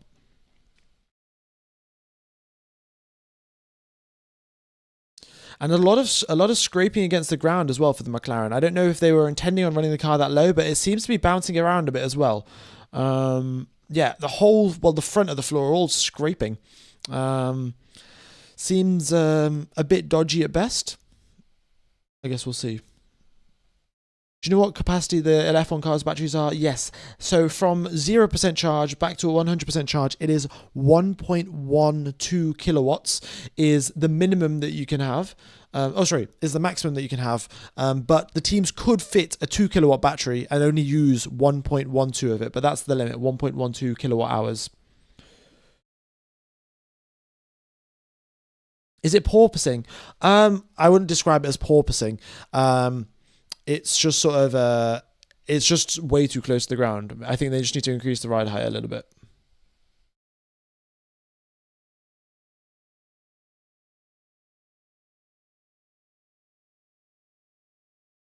Okay.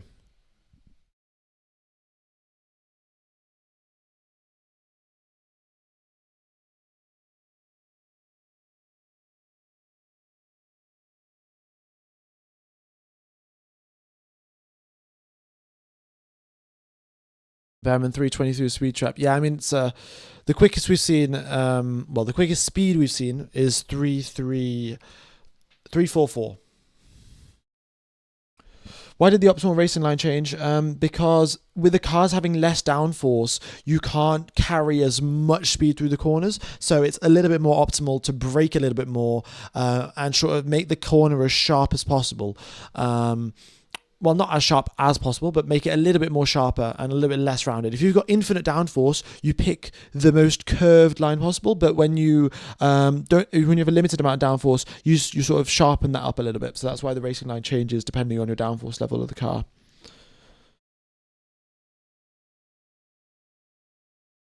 Okay, Verstappen out, and it is fresh set of medium tyres again. Fresh set of medium tyres once more for Max Verstappen. Yeah, Ollie went a little bit too wide. How's the Cadillac looking? It's looking okay when it actually runs. Well, okay, it's not looking okay when it actually runs. They're very far off the pace, but they weren't that far off the pace last week. So I have a feeling that it's just more so that they've got some reliability issues and they're being very cautious this week.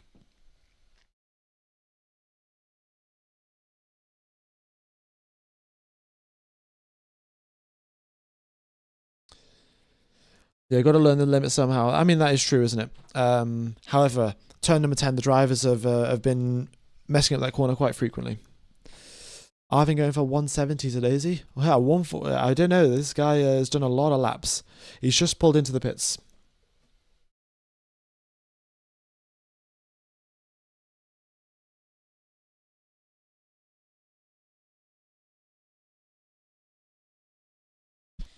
Rosberg would be 3 for 3 by Hamilton if it wasn't for the Malaysia engine failure. Well, if, you know, like, if. Oh, I'm not going to repeat the quote, but you guys know how it goes, right? Like,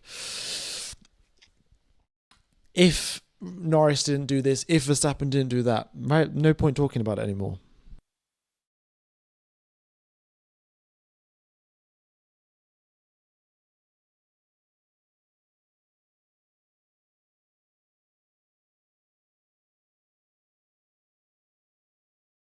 Okay.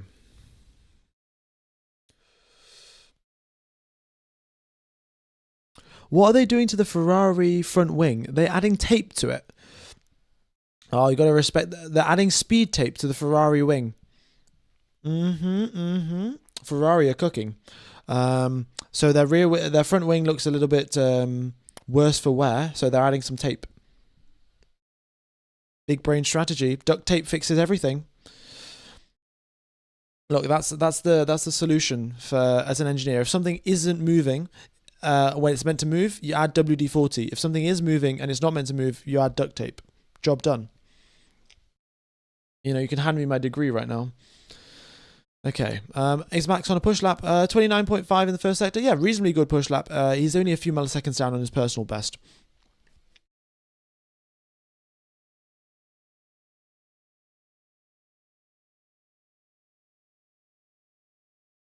Duct tape for life, yeah. Stickers add 15 HP. Yeah, exactly. Ferrari have got all of the HP logos over their car, and that's giving them more horsepower. They are truly ahead of their game, ahead of their time, to be honest. All right, Max Verstappen in the middle sector, 40.773. So displaces, I think that was one of the Mercs, and third fastest now. So let's see what he can do as he comes towards the final corner. And here he is now on the power, coming across the line. What speed is he going to come across the line at? And it is 272, I think. Yeah, okay. 133.3 there from Max, 7/10 back from Leclerc.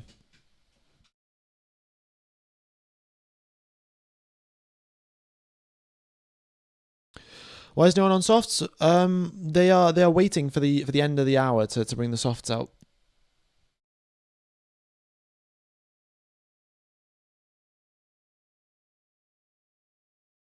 Yup.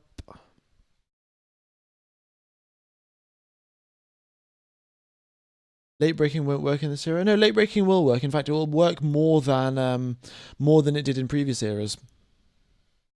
Oh, the sky looks mega in Bahrain.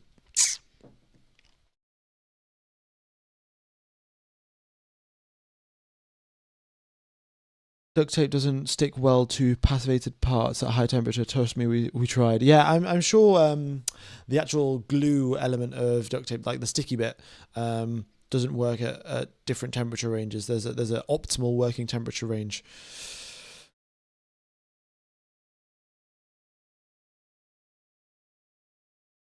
All right, is the track faster than yesterday?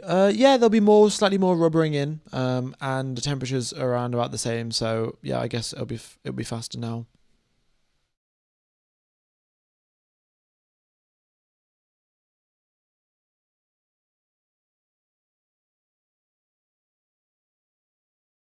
Okay, you can go for a maximum downforce setup on the front wing and rear wing while negating that during the straights with the active aero. Yeah, I definitely think that would be something that the teams consider. You need to correct the record time at the bottom right. Well, look, the record time is going to keep changing. Charles Leclerc's just gone in the purple in the first sector, 35 milliseconds up in his previous time. So I'm just going to wait till the end of the session, and it's fine. Look at this, hits that apex. What perfection there from Charles. And the rear dancing about just on the limit of grip. And now in towards turn number 10. What's his minimum speed? 75 kilometers per hour. That's one of the quickest that we've seen so far. Very good. And then onto the power he goes. Activates the active aero. And now towards turn number 11. All over the curb. And, a little snap on the entry, snap on the exit. Oh. And he's a bit frustrated there. Backside of the lap after, car stepping out way too much. Not ideal. Too much speed into the corner, really. Too much speed into the corner. The rear didn't stick.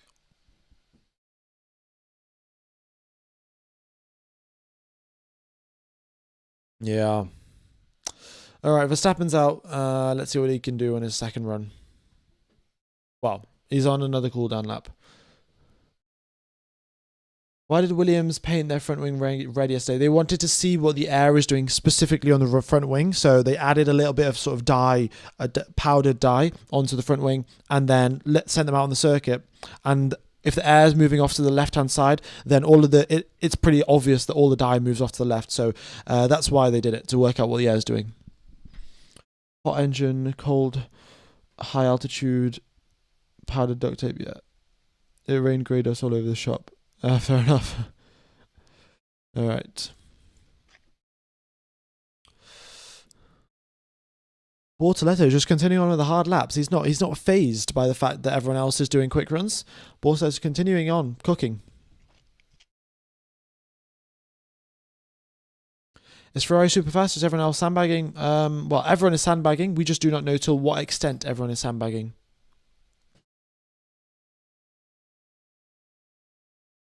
Yeah. All right, Verstappen is going for a push lap here. There we go. Push lap for Max Verstappen. What speed is he hitting? 319, and then he starts clipping back down again. Charles Leclerc, is he on a slow lap? I think Leclerc's on a slow lap, yep. Lindblad has done 2.5 Grand Prix worth of laps. Yeah, this guy is pushing very, very hard. They haven't even lost that much ground, right? Like, they were there at Barcelona. They were also here in all of the Bahrain tests. They haven't had huge amount of reliability issues. So, just doing laps for the love of the game.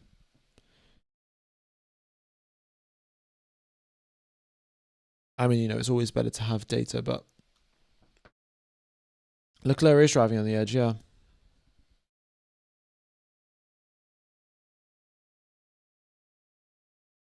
It's tough to say, really. Leclerc nearly had to take one hand off the steering wheel to catch that slide, and then he's obviously frustrated about it. I don't know. Did he downshift though? Wait, let me rewind. Did he downshift while turning into the corner? Because that definitely isn't going to go well. Yeah, that's a bit strange. I don't know if you guys want to go back and rewatch the replay there, but Charles Leclerc, he was turning in, and then the revs lit up as if he had just downshifted. So, that is definitely not optimal. I know you need to keep your RPMs high to charge the battery up, but whenever you downshift, you upset the rear ever so slightly. If you're doing that on corner entry while you're turning in, yeah, not the best way to do it.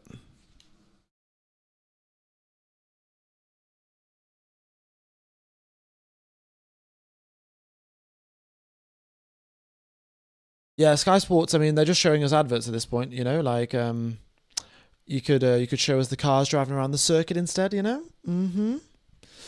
Average Sky Sports moment. He was going for the Scandinavian flick and hit it too hard. Clearly, just going for the rally line. His engineer over the radio was saying, severe left, severe triple caution left, or something like that. I don't know what the exact terminology is for rally co-drivers. Norris coming out onto the circuit though. We'll see what tyres he comes out on. Leclerc and Verstappen are very close to each other on the circuit. We'll see if they both go for a flying lap together.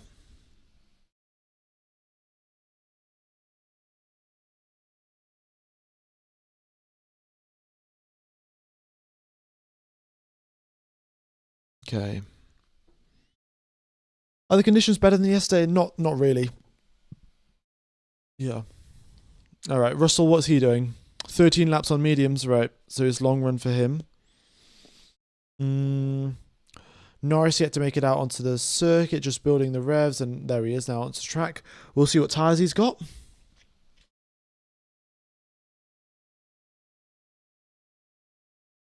Yeah, went back down to third on exit. Okay. Yeah, but that wasn't really the exit, though, was it? It was more so the third gear that he was on the entry. He hadn't hit the apex yet, and then downshifted. So, yeah, seems like Norris is still out on used mediums.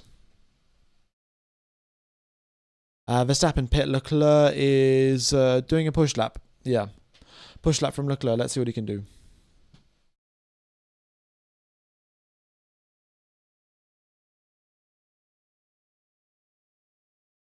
First sector time is a 29.7, so that's about 3/10 slower than his previous one.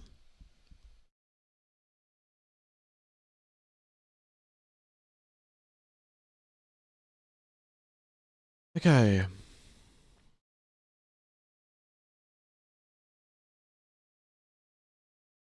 McLaren only used 85% of his power instead of Ferrari's 100. See, again, how do you know this? Where has it come from? That McLaren are only using 85% of their horsepower. Also, Ferrari are not using 100% of the horsepower. They're not running quali mode in. They're not running quali mode in pre-season testing.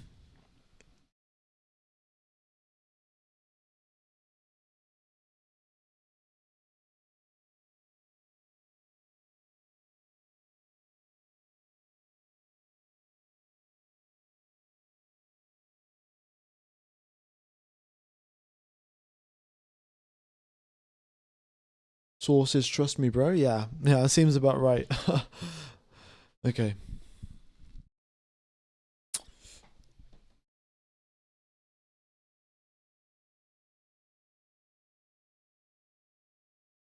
Right. Lindblad about to hit 150 laps. He just crossed his line 148. Damn. Science almost a second behind Hajar. Yeah, quite a big gap there actually. But again, Science is now on a fresh set of medium tyres, so maybe he's going for a push lap now. 30.058 from Carlos Sainz. It seems like a relatively good push lap. He's on the C4 tyres actually. Is Carlos Sainz? Okay, C4 tyres for Carlos Sainz.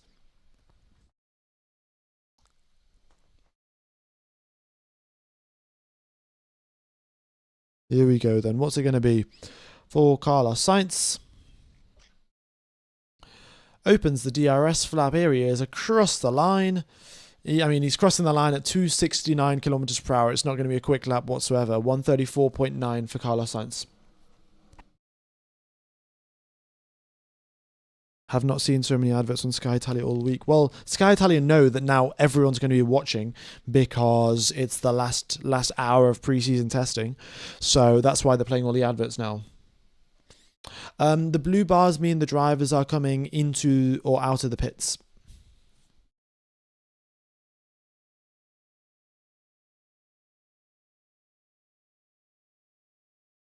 Okay, Norris out 6-lap old medium tyres though, so not expecting anything blisteringly quick.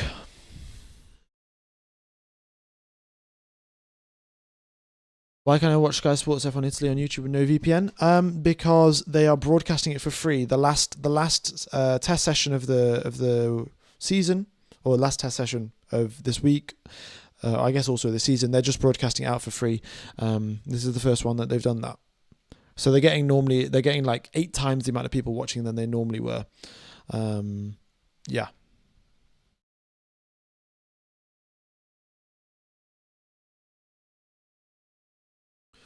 Which tyre is Lindblad using? Lindblad's using the test tyre. It's Pirelli's. Pirelli are making a tyre at a different factory compared to their normal one, and they're just testing it out to make sure it's similar.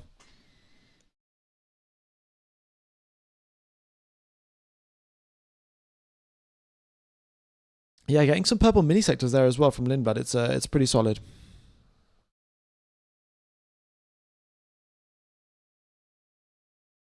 Okay.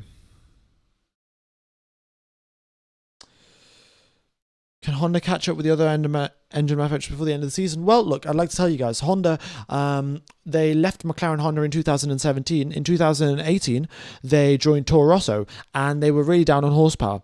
And over the course of the year with Toro Rosso, they brought about 4 or 5 engine upgrades, and they had an upgrade of 40 to 50 horsepower in one season. So Honda can and have in the past done huge engine performance upgrades over the course of a season. So there you go. Yeah.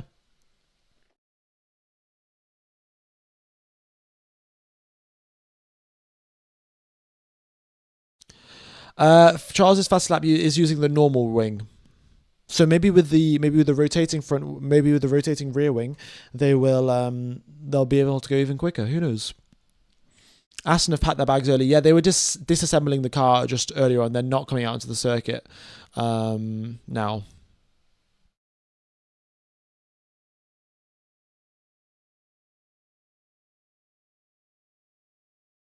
Arvid almost spun. Yeah, he's drifting that car around, isn't he?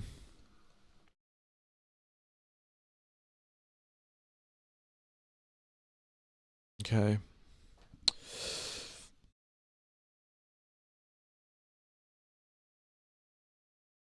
We've seen the insane improvements. Yes, we will see improvements. The teams will bring loads of upgrades between now and Australia. So, yeah, we will be seeing faster cars by the time we arrive in Melbourne.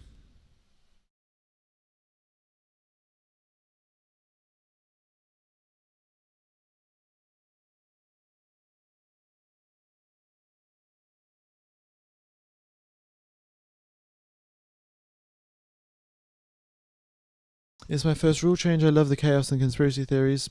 So all guesses up until lap 1, turn 1 at Melbourne. Yeah, well, Ferrari are going to have their super powerful. Well, they're going to have their turbo that spins up faster than everyone else's, and they're gonna destroy everyone into turn 1, aren't they? That's the thought. And so will Haas, and so will the Cadillac. Audi have got a super short first gear. We saw that when Bortoletto, if he comes into the pit lane and he's in first gear, we'll see he's at relatively high RPM because Audi have got a super short first gear to try and accelerate up to 50 kilometers per hour ASAP. So then they can get the electric motor kicked in and then not lose out too much to the Ferraris, or just get a better launch.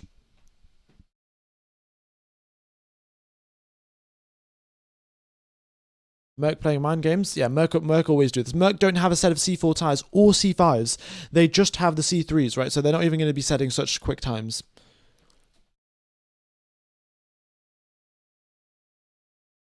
Charles went 330 on the main straight. I mean, no, that's definitely good, but we've seen him before go 339. It's not too much of a surprise.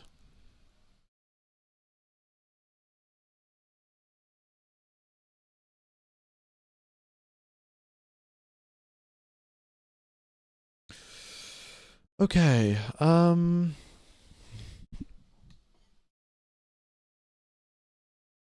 How fast was the 2005 car? It still holds the Bahrain record, right?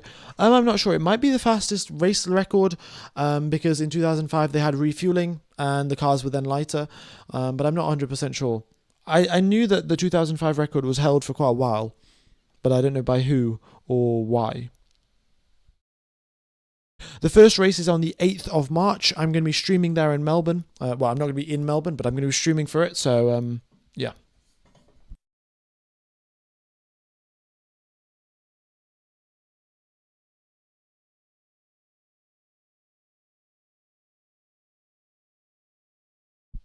Juan Pablo Montoya has the lap record. Oh, pretty cool. Yeah. He's pretty good. Also, folks, we're pretty close to 231k subscribers. So if you haven't hit that subscribe button, then be sure to do so. I'll be commentating for the entire season, right? So don't want to miss out on streams and things like that. And yeah. I am Montoya. Yeah, no, I got told a lot I looked like Montoya, but that's sort of when I had my buzz cut. Now my hair's a little bit longer. I don't think many people sort of think that anymore. Already subscribed. Yeah, I mean, to be fair, if you're typing in chat, you have to be subscribed. So yeah. Okay.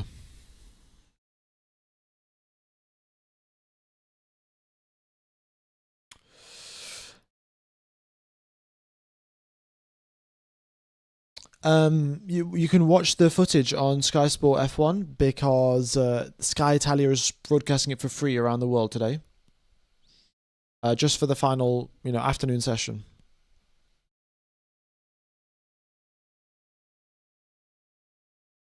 Looking forward to the 8th of March. Yeah, it's going to be pretty solid.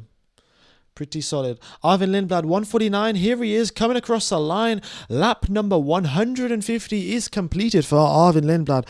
Big round of applause. Well, I mean, there's no one's really going to clap, but solid job for him. He has done incredible work, and yeah, as a rookie, his neck is now going to be fully prepared for the season.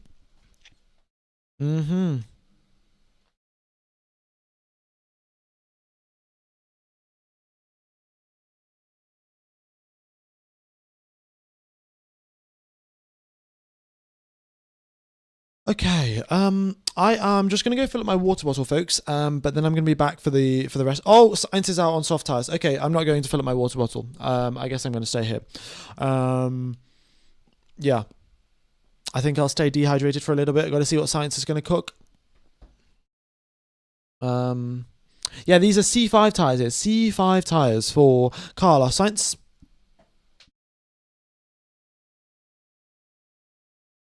We got Lando Norris on mediums. Lando Norris versus George Russell. 1 versus 1 in towards turn number 1. Here we go. Test tyre for Russell, and Norris is on mediums.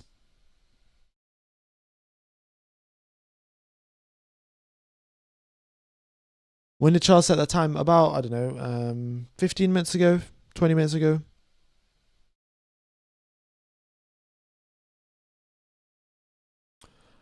Yeah, Carlos Sainz is on an out lap right now, so he's warming up his tyres and everything, and then he'll go out soon. Is Verstappen charging the battery? Well, he's actually out on a fresh set of mediums, so I suspect he might also be going for a push lap. So let's see.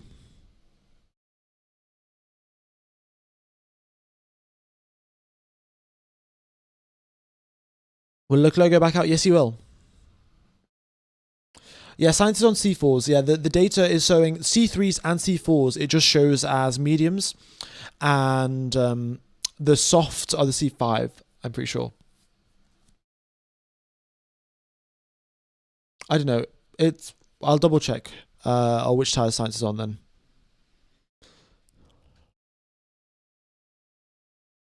Verstappen through the first sector, 29.6.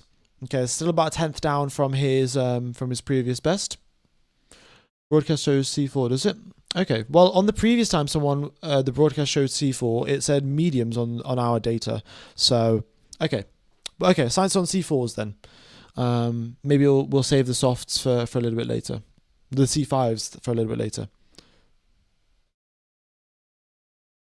Bortoletto across the line, 14th position for him. Carlos Sainz first sector, 29.7. Not bad, not bad. That's about in line with what George Russell did on his previous lap. That has now put him up in third position. Let's have a look at the middle sector there for Carlos Sainz then. What's his minimum speed going to be going through that corner of 10? It's only 71. Pretty solid, pretty solid.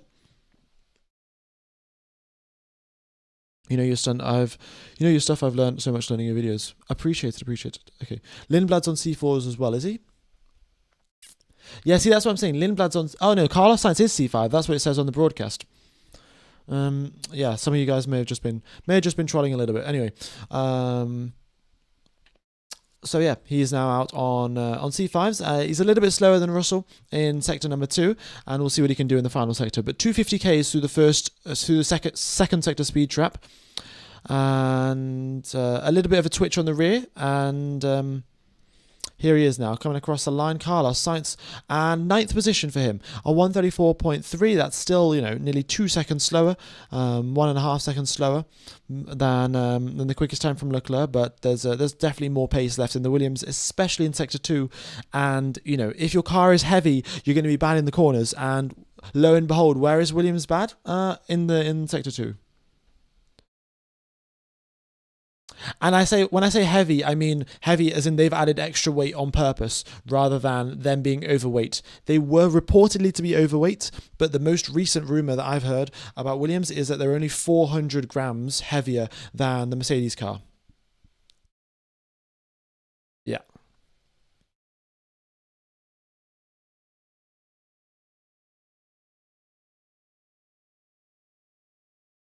Okay.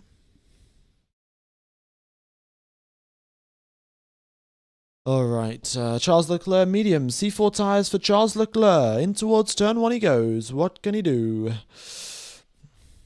Up the hill. DRS open. And then onto the brakes for turn number 4, and hits that apex nicely, and within track limits as well. Quite a nice line there, and it's purple, 29.36. Great job there from Charles. Quicker than his previous time. Ooh, okay.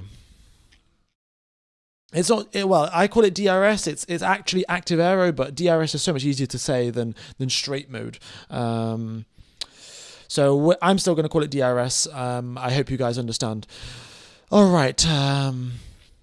Charles Leclerc accelerating up to 301 k's just before getting onto the brakes at turn number 11, and then a little bit of a twitch. This time doesn't downshift into the other corner, and the car is nice and stable. He comes across the second sector speed trap at a speed of 244 kilometers per hour. Purple sector 2, half a second up. This guy is pushing, and the Ferrari is getting quicker and quicker on the C4 tyres. A fresh set of C4s supplied by Pirelli. Charles Leclerc exits the final corner corner, dances on the limit of grip, and is flat out to come across the line at 270 k's per hour. It is a 132.297, yellow in the final sector, but purple in the first two. Well, look, if you're a Ferrari fan, the meme is back. Let's see if it lasts till the end of the season. Are we in the we are so back phase just till Australia? Is it just for testing, or is it for 2026 as a whole?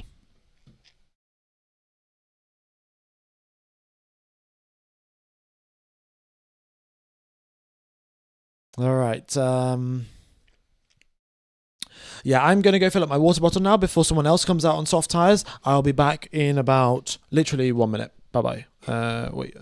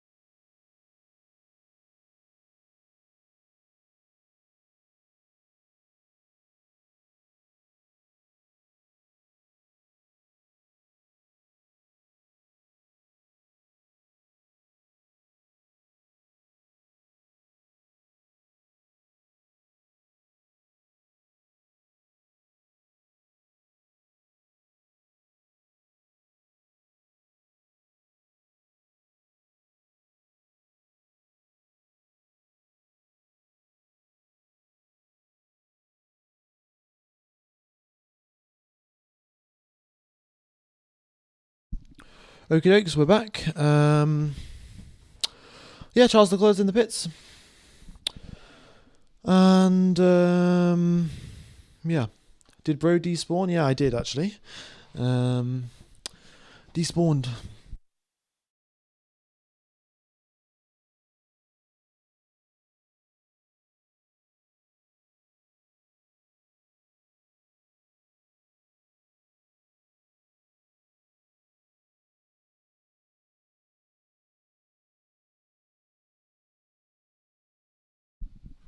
All right. What's Norris going to do? 15 lap old medium tires. So this guy is doing long runs.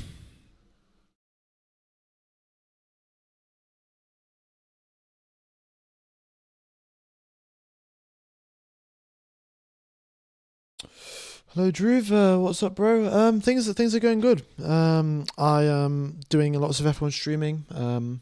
Not a lot of university work, and Charles Leclerc's top of the time. So it's Ferrari's year. That's a quick summary of what's up.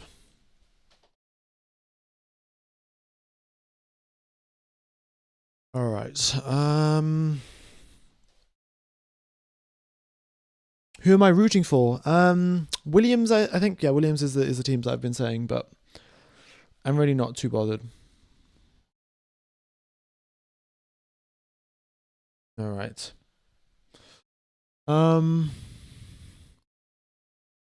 What is George Russell doing? Test tires. I think Russell's just doing more long runs, I think, on the test tire. Yeah, he's doing 1 minute 35s. T is test tire, folks. Test tire.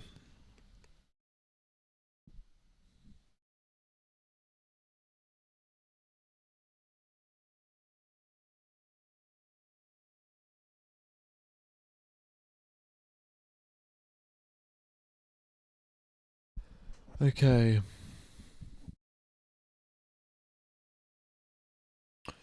Right, what is Norris going to come into the pits? There he is. Norris and Bortoleto both into the pit lane. Who is Hamilton's engineer? I have forgot his name actually, so someone in chat is going to have to tell you guys who's Hamilton's new engineer, because yeah.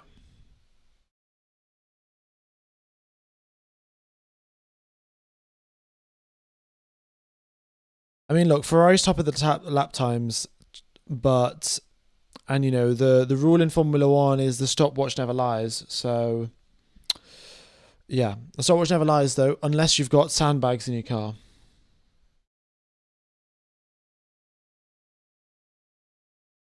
It's not Gianpiero Lambesi. That is Max Verstappen's race engineer. So I'm not actually sure. I don't think anyone in chat even knows who Lewis Hamilton's new engineer is.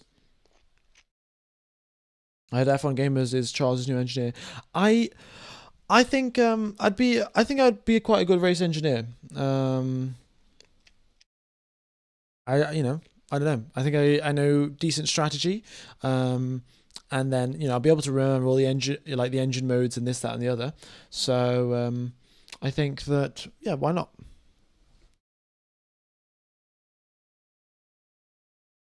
Carlo Santi. Okay, well there you go. Sounds very similar to Carlos Sainz, but Carlos Santi. Thank you very much, folks. All right. Norris nearly crashed into Bortoleto while coming into the pit lane. No glory laps. Well, folks, there are another 25 minutes left, right? Yeah.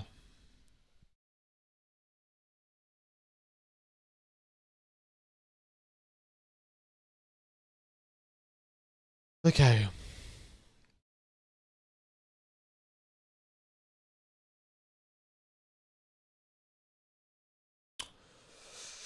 So who is going to be doing any sort of quick laps now? Verstappen's out on a test tyre, so that could be long runs, that could be short runs. Norris is out on a new set of C2 tyres, so I don't know how many short runs he's going to be doing, if any.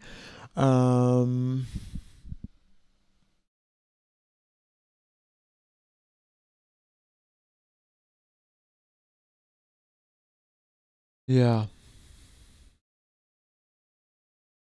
Even the Italy stream tire type is inconsistent. That's what I'm saying. The data is just dodgy.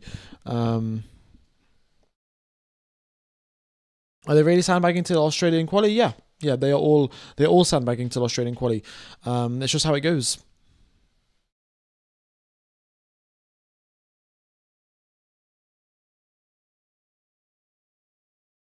Ollie Behrman, 5th position. Pretty solid there. On a set of medium tyres.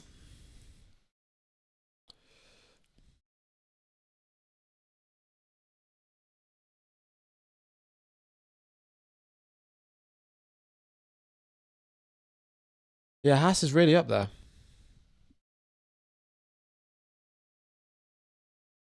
Why is Max's top speed so low? I mean, folks, have a think about what is the most common word in testing that has been thrown around.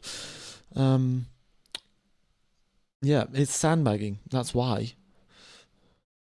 Okay, Gasly's out on softs. So C5s for Gasly. Let's see what Alpine can do. Do they want to give themselves some headlines? Do they want to find themselves up on the top of the timing sheets?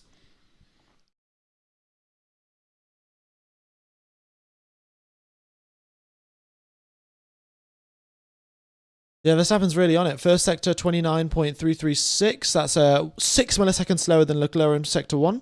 Then in sector 2, he loses half a second to Charles Leclerc, more than half a second, 0.6 of a second in the middle sector, because Charles Leclerc is goated in the middle sector clearly. And then coming out of the final sector, let's see the final corner. What can Max Verstappen do as he comes across the line? He puts himself up into 3rd position.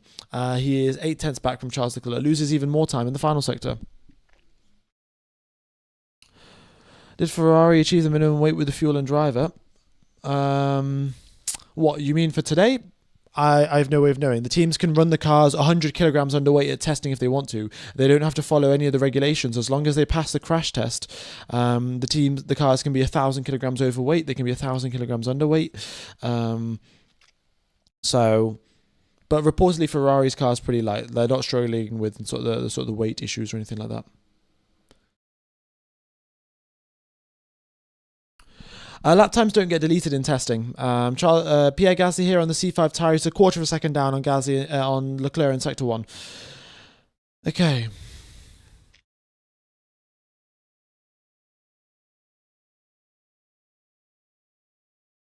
Gasly going into turn 10. Looks pretty good there from the French driver in the French car as well. And then back onto the brakes, and he's kicking up a little bit of dust as he goes over the curbs for the braking. And foot is flat to the floor. Very nice there for Pierre Gasly. 250 kilometers per hour as he passes through the sector 2 speed trap. 40.6 in the in this middle sector, which is around about in line with what Verstappen did in the middle sector. So there you go. But Gasly was 0.3 down in sector 1. And here he is coming out the final corner. Foot flat to the floor. What speed does he cross the line at? It is 283 kilometers per hour he crosses the line at, and Pierre Gasly goes up into 5th position. Charles Leclerc's pushing again, purple sector 1 again. Are we going to dip down into the 1 minute 31s with Charles Leclerc? This man is a man on a mission, right? In towards turn number 10. What's his minimum speed going to be through here? 74 kilometers per hour. Wow. And he's only on C4s. Who knows what we'll do with the C5s? I don't think he has C5s. Quickly, let's see if he has got C5s. Ferrari. No, Ferrari don't have any C5s. So this is as quick as Charles Leclerc is going to get. There's not too much time left in the session, another 10 minutes, 20 minutes, and then we'll have the red flag test. He's 2/10 up coming across turn number 13. Oh my God. Is he going to do it? He needs one more tenth in the final sector to get up into the 131s. All right, he puts his foot flat to the floor. Good exit, crosses the line. What speed is he going to cross the line at?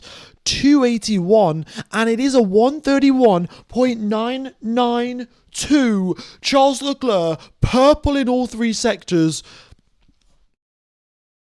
Where's it gone?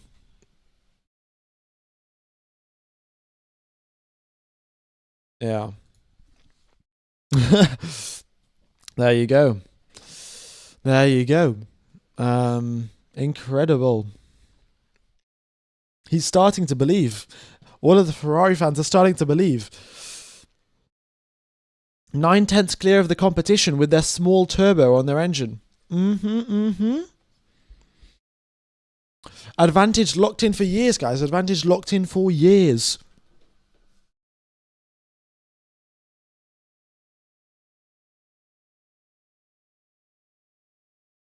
Okay.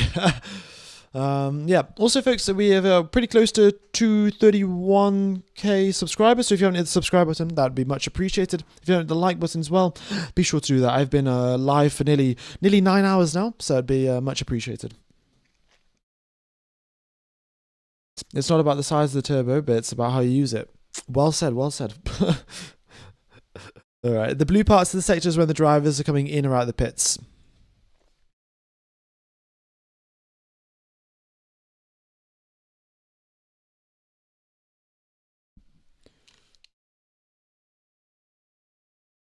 Last year's pole time was a 129.841. So the cars are about 2 seconds slower. He's doing quality lap on mediums. He's doing quality laps on C4s. So they would be soft tyres in most situations. But because here the data is a little bit glitched out and things like that, it shows up as mediums.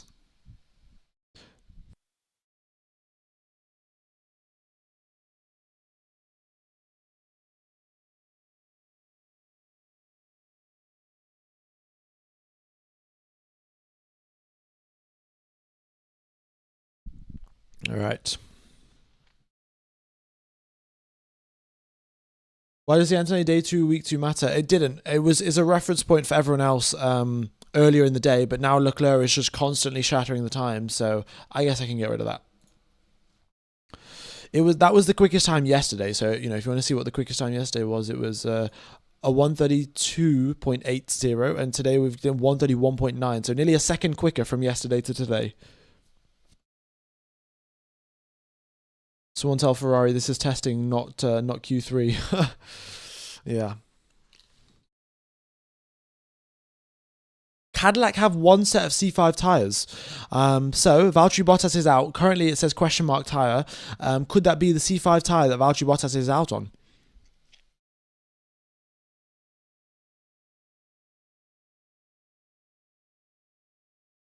All right.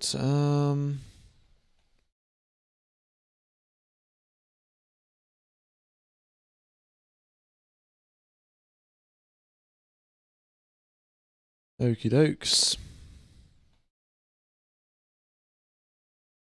What's the track record? I think it's 129.5 or something. I'm not sure.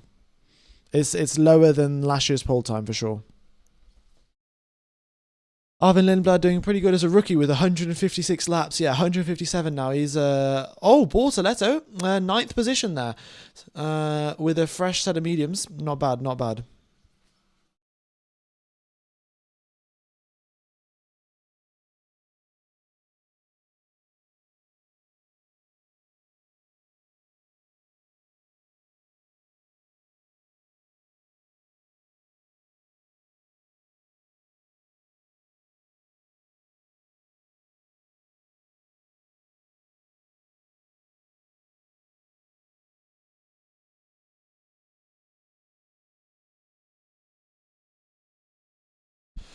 All right, we're in the We Are So Back phase. Next up is We're So Over. Yeah, I mean, we'll see how it goes, isn't it? That's it's the cycle of Ferrari. Will it hold true in 2026? The test, yeah, the Pirelli test seems like either a C3 or something between a C3 and a C4.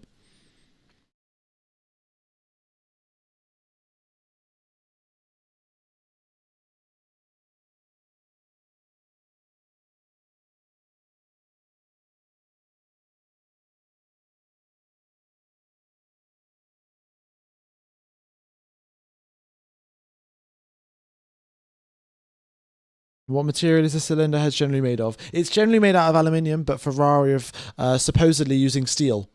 So, yeah, who knows?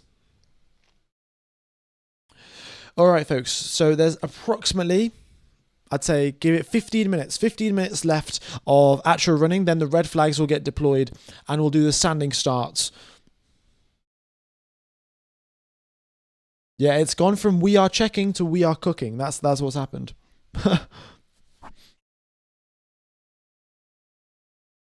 How is the theoretical best time calculated? You add up each driver's best sector 1 time, then best sector 2 time, best sector 3 time, and then you put the theoretical best.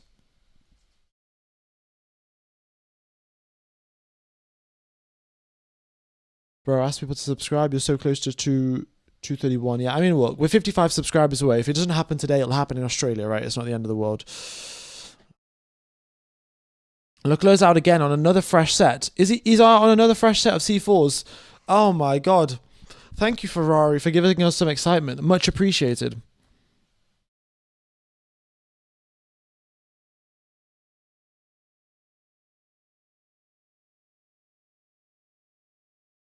Aston Martin concrete bagging. Facts. No, Aston Martin have disassembled the car, folks. They are already started packing up to go home. So yeah, there's no way they can even take part, even if they wanted to.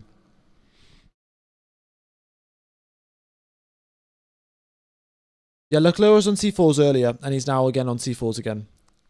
Another fresh set.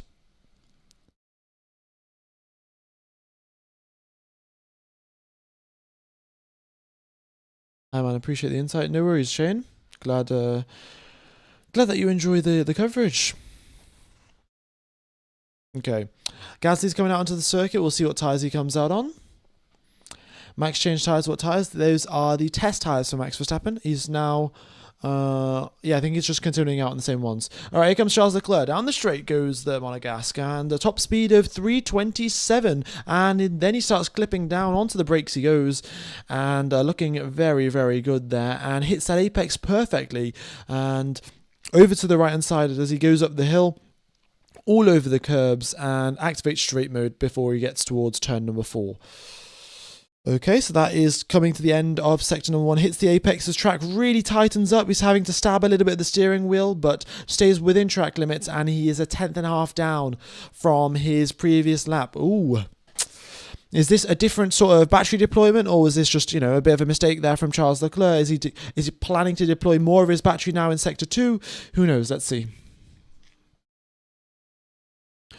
Now in towards turn number 10, and he does all right. Again, it's looking more and more yellow here for Charles Leclerc, as you can see. Over here, yellow and yellow. That means he's going slower than his personal bests. All right. I saw on Reddit that the 774 that Williams state might actually be the minimum weight if you include the tyres. They also wrote... So they could be overweight, right? Well, we'll see. We'll see what happens. But they've also got time to improve, right?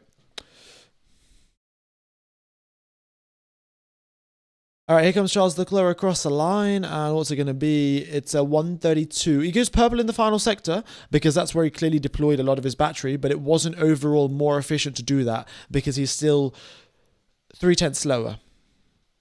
So it makes more sense to deploy a little bit more battery in sector 1 and 2, and then not have as much for sector 3.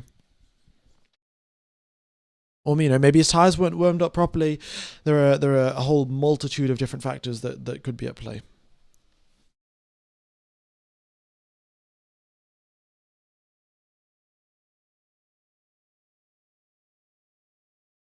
Red means the drivers have stopped. So Antonelli had broken down, so that's why it's red there.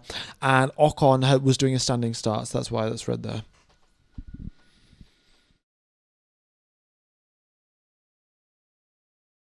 Okay.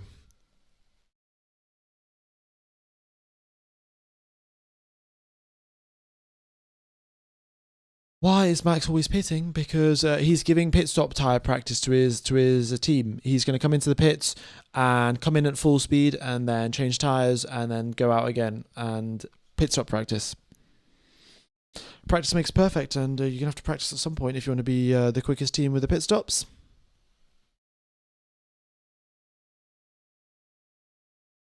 Yeah.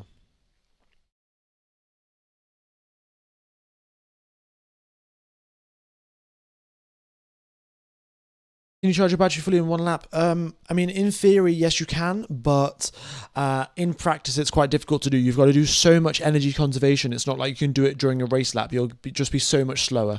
Yeah.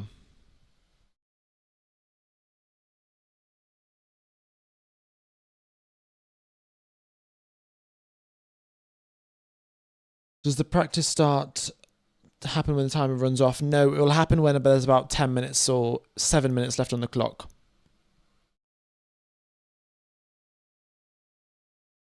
Yep. Okay. Okay, let's see who has got soft tires remaining, right? So we've got Williams. Williams have used theirs. Aston Martin aren't coming out. Alpine have used theirs, or Alpine have used one. So Cadillac, potentially, one lap from Bottas we could get from on a fresh set of softs. Fresh set of C5s. Imagine after all of this aura farming, Ferrari goes back to its over phase. Yeah, it definitely could happen. Lindblad's here on a set of C4s. Let's see what the Racing Bulls can do. Racing Bulls often are quite a good sort of proxy to what the Racing Bull teams are going to, Red Bull team is going to be like, because the quicker the Racing Bulls are, it's nearly always true that the Red Bull team will be even faster. So if Racing Bulls are really slow, then potentially Red Bulls are also really slow, but same the other way around.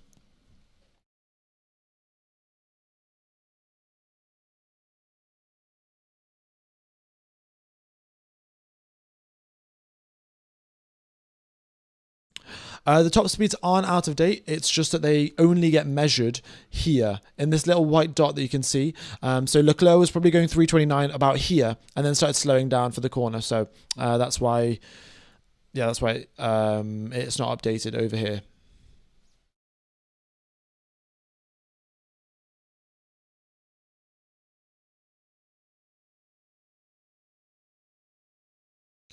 All right, Valtteri Bottas into the pits. Would have thought we would have got a quick lap there from Bottas, but maybe not.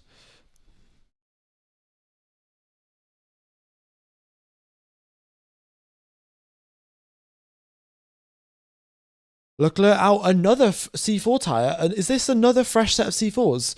Where is he getting all of these from? All right, here comes Lindblad then. I think this is and he's into the pits. Okay, even slower then. Yeah, 32 and then 43, so not much of a concern really there.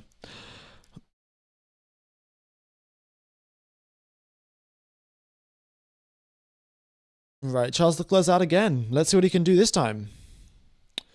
Pit stop practice there for the Red Bull Racing Bulls team.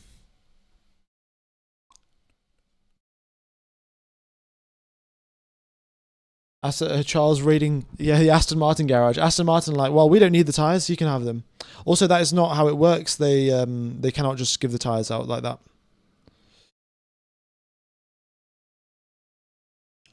Red Bull need to send Max out on C4 as well. Yeah, that would be nice, wouldn't it? What is Max coming out on? He's coming out on, again, test tyres.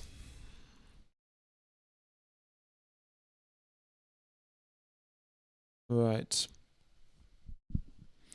Here comes Charles then. Back up towards turn number 4. We've got Verstappen, Charles, Russell all going up towards turn number 4. Very nice.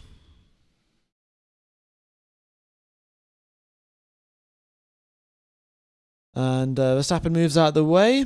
And Leclerc is 68 milliseconds down right in this first sector. So there's still potential, all right? He's got to hold it together in sector number 2 and sector number 3. Here he goes.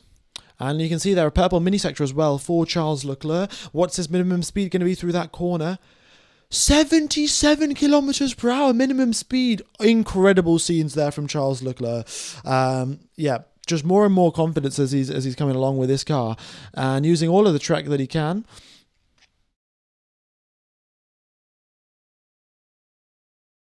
Here we go then. More purple. 246 kilometers per hour, and he is now 1.5 tenths down off his personal best, but now he's got a lot more battery to use to deploy in the final sector. He's now up to 307 before he's onto the brakes, and let's see now what speed he crosses the line at. Or is he going to recharge his battery to sort of sandbag a little bit? Ooh, Leclerc starts recharging his battery. Oh, this is interesting. Leclerc was recharging his battery as he came out of the final corner. So essentially, he's sandbagging. He could have gone quicker on that lap, but his rear light started blinking, which indicates that he is charging his battery. So he was still full on the throttle. So in the telemetry, it looks like, Charles Leclerc's pushing really hard, but he couldn't improve for whatever reason.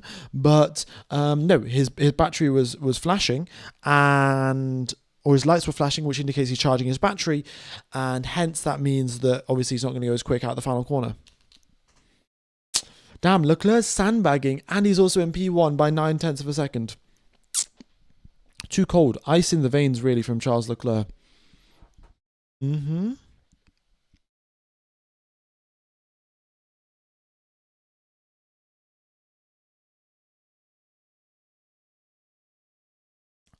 Please put Max on C4's. Bortoletto up into 7th position. Nice job there for Bortoletto. All right. Good to see. The Audi car looks strong. Testing times don't mean anything. Yeah, they don't. But, here we are. I've commentated for 54 hours of preseason testing, and I've been saying that for pretty much all of those hours. But, we've got 5 minutes left. We might as well pretend like they matter. Ferrari's a rocket ship. I mean, we might as well not have the season at this point, right? Because Ferrari are definitely 100% going to win, aren't they? Yeah. Right, 4,800 people tuned into the stream. Hope you're enjoying the coverage, folks. I will be streaming for Australia, so be sure to tune into that one. That will be mega. Nobody got softs. Well, Cadillac do have a set of softs that they could use. Bottas is out currently in a fresh set of mediums, so he could potentially do a push lap. Actually, well, he was on a push lap and then he backed out of it after making a mistake through turn 10. But Yes, they have. Bottas has another fresh set of C5s, which he could use, but there's not that much time left. He's going to have to go straight back into the pits, put them on, and then go out again. So, I don't know. Gasly's on softs, but they use softs. They're not that quick.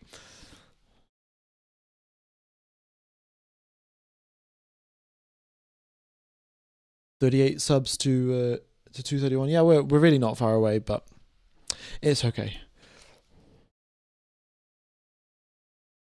Right, Verstappen's on mystery tires. Yeah, is it a fresh set of C5s?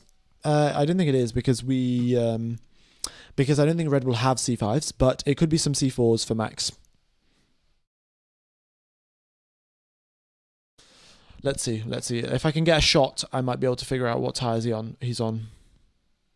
Sorry, Larry, I'll be honest with you. I want to watch the practice starts live, so I will leave the stream, join Sky Sports. Yeah, no, go ahead. I mean, I'm not too fussed.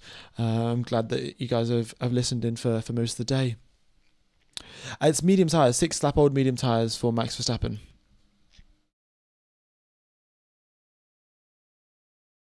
All right, Bottas into the pits, so maybe he's switching on to the C5s. What's Russell coming out on?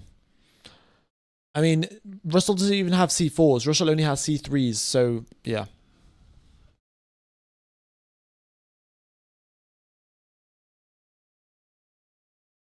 Are all the other teams running the Ferrari engine? Yes, all of the other teams. So Haas and Cadillac will have the same sort of top speed boost off the line and things like that, compared to like Ferrari. Yeah.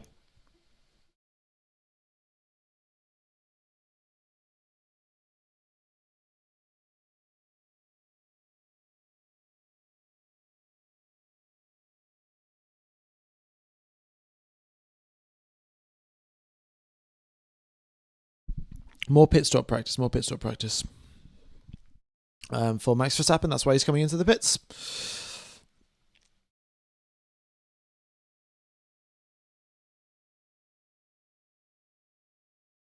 Aston Martin didn't bother running despite saying they would do short stints. They did do short stints. Their stints were the total length of 2 laps. Yeah. So they didn't even set a lap time on the board because they did an out lap and then an in lap, and that was it.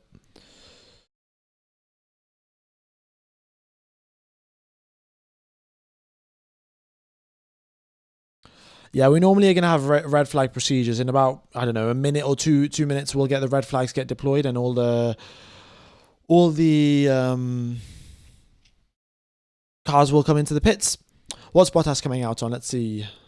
Seems to be used mediums apparently.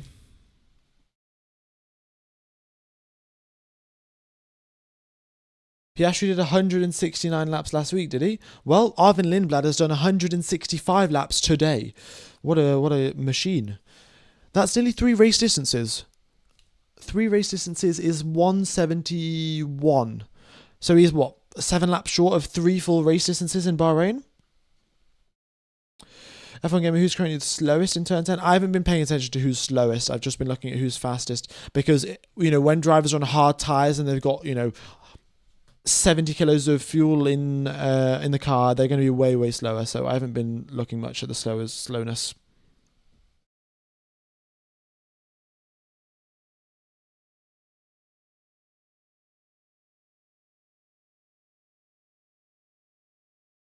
Aston is slowest. 0 is very slow. True. There we go. Red flag, folks. So everyone's coming into the pits now. And we're going to have the standing starts. Okay.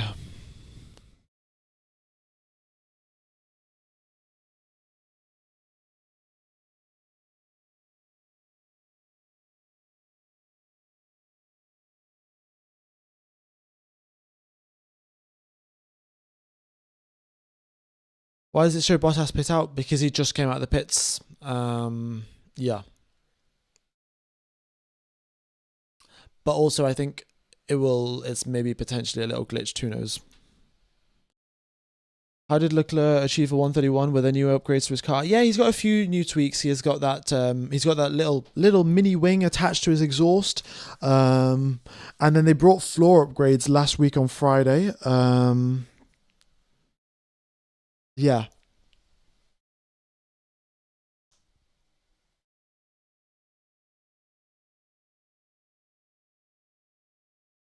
Okay. So Norris is driving really slowly. Brilliant. Standing starts in how much time? Well, as soon as Norris gets back to the pits, I don't know why he's driving so slowly.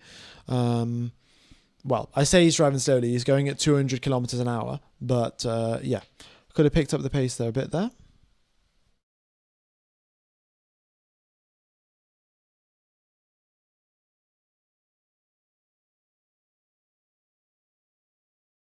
Ferrari, all like sort of like thinking like, oh, what's going on there? What's going on there? They're looking at the times as if they're all confused. Like, what's happened? Yeah, the one time Ferrari designed a quick car, they're surprised that they actually designed it to go quick.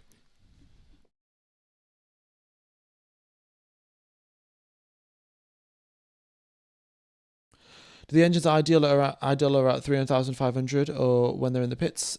Yeah, that number is there, right? So they're either idling around 4,000 or 3,500. Now that it seems like the driver's going to go out onto the circuit in 1 second. The idles go up a little bit to 4,000, and then you can see there Russell at the front of the queue. He's obviously at 7,000 idle. Well, not idle now. Now he's coming out. Yeah, pretty much everyone's in the pit lane. They're all making their way out now. So practice start procedure. There's Russell, and then there's Leclerc. Okay, so this is what we're going to be looking at here, right? We're going to be looking at the 0 to 200 times of the cars and what is the difference between the Ferrari powered cars and the Merc powered cars. Now we don't know what's it called, fuel loads, so it's difficult to say, but we will know the tires that they're using. We will also know how old those tires are.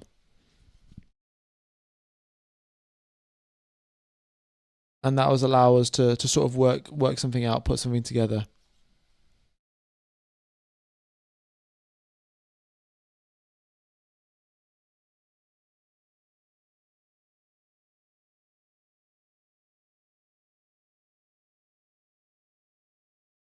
All right.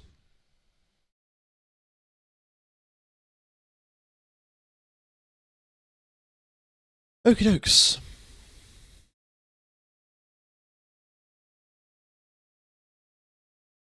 Yeah, everyone's weaving left, right. They're basically doing a formation lap right now. And again, Norris and Bottas are driving around slowly. I mean, what's Norris doing?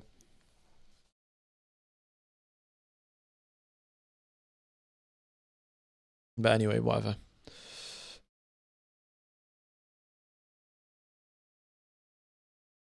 Norris's best lap and theoretical best lap is matching. Yeah, he did do his. I think he must have put all of his 3 best sectors together on 1 lap.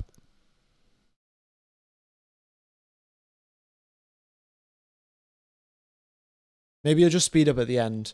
Oh, that will be the plan. Drive slowly in the first bit of the formation lap, and then at the end, go super high and push really hard to increase your turbo RPM. Yep. That might be it. Okay, well, here they go then, folks. We're getting ready for the race start procedure. The first race start procedure is never really that quick, and nobody is really pushing all that hard. But then the second restart procedure is the one where they all are like dropping the clutch fully and then sort of going out. Thank you for all your streaming these tests. See you in Australia. Yeah, see you guys. Any of you that are, of course, going to tune out. I hope you have a nice few weeks till we get ready for Australia. So, yeah, there's no testing tomorrow. Stall predictions. Nobody stalled. The last person we saw stall was, I think, 2 days ago, and it was Nico Hulkenberg, and he stalled in the pit lane. So, yeah, I don't think anyone's going to stall. These are pretty good drivers at the end of the day. They know how to not stall a car. All right.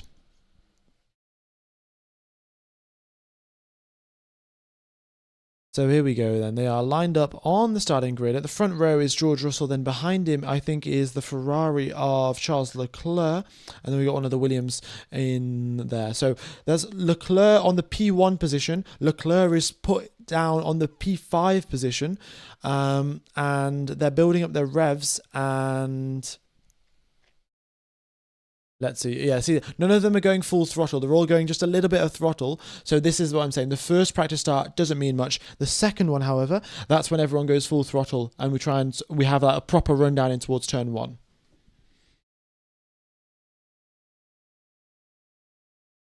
Yep.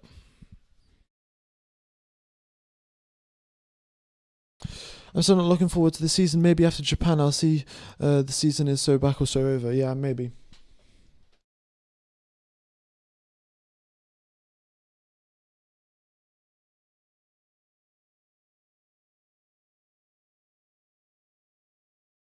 Okay.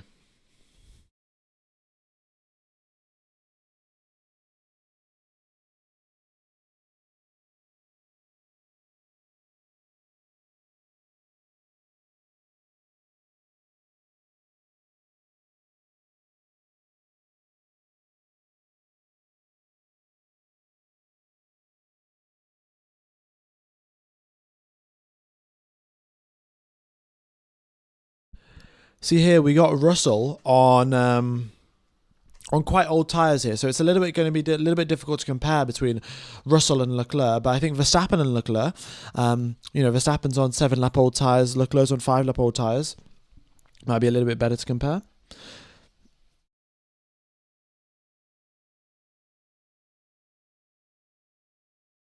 Yeah, I pray for Alonso. Yeah, I think a lot of the Spanish fans are.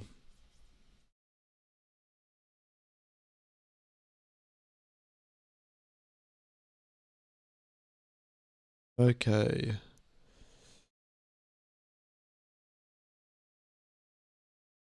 What are the conclusions of the day? The conclusions of the day is to take no conclusions and to wait to Australia Q3. That is the conclusion of every test that we've ever had in Formula One. Is wait till Australia Q3. All right, here they come again. So this time Russell will park himself up somewhere, and let's see where Leclerc is relative to him. A lot of people, all of the mechanics, all of the engineers, they're all lined up on the side here to see what does his performance look like. Oh, someone's gone into the pits. Who's that? I don't know who's just driven into the pit lane. No, it's not Antonelli. I don't know. Anyway, this is what we're looking for then. So let's keep an eye out on the revs, who's revving till where, and what gear they're in. So a few drivers in neutral, a few drivers in first. Oh, is it Bottas? Okay. Thank you. Okay. So yes, Russell's still in P1 and Leclerc starting in P5. And they're building up the revs there. Leclerc's at... all right. Yeah, there they go. There are 11,000 revs. 11,000, 12,000 revs. It is 1, 2, 3, 4, 5 lights. And, well, let's see who's going up to... I think, again, Leclerc and Behrman both hit some pretty quick speeds there. I'm going to have to check the replay. Give me a second here, folks. So, we've got the launches, and first driver to Russell.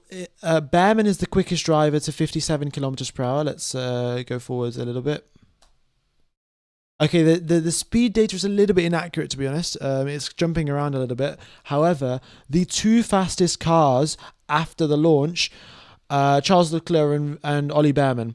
184 for Charles Leclerc, 175 for Ollie Behrman. And then the third fastest is Norris, who was on a fresh set of hard tyres, who did 170. Let's go a few more. Yeah, I think Verstappen got a bad start because Leclerc's going at 234 kilometers per hour and Verstappen's at 150.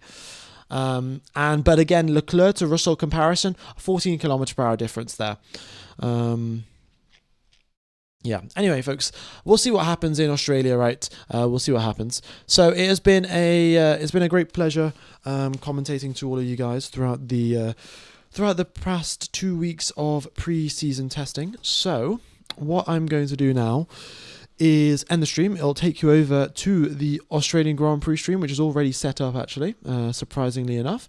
So it should do that at least. So it's been a big pleasure commentating to you guys and yapping about Formula One for upwards of 54 hours or so.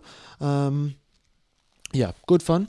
Hope you've all enjoyed the testing streams, and yeah, have a nice week. Have a nice 2 weeks till we get back for Australia, and I look forward to seeing you then. So I'm going to end the stream. I'll take you over to Abu Dhabi, to the Australia race stream. If you could hit the like button on that and the reminder button, it would help the algorithm so much. And potentially, it will. Well, not potentially. It definitely will help the channel grow, especially in the 2026 season. So, yeah, that would be much appreciated. And yeah, thank you to everyone that's typing thank you in the chat. You're welcome. Hope you've enjoyed. And got here in the end. So, thumbs up. See you all in 2 weeks. Cheers, folks.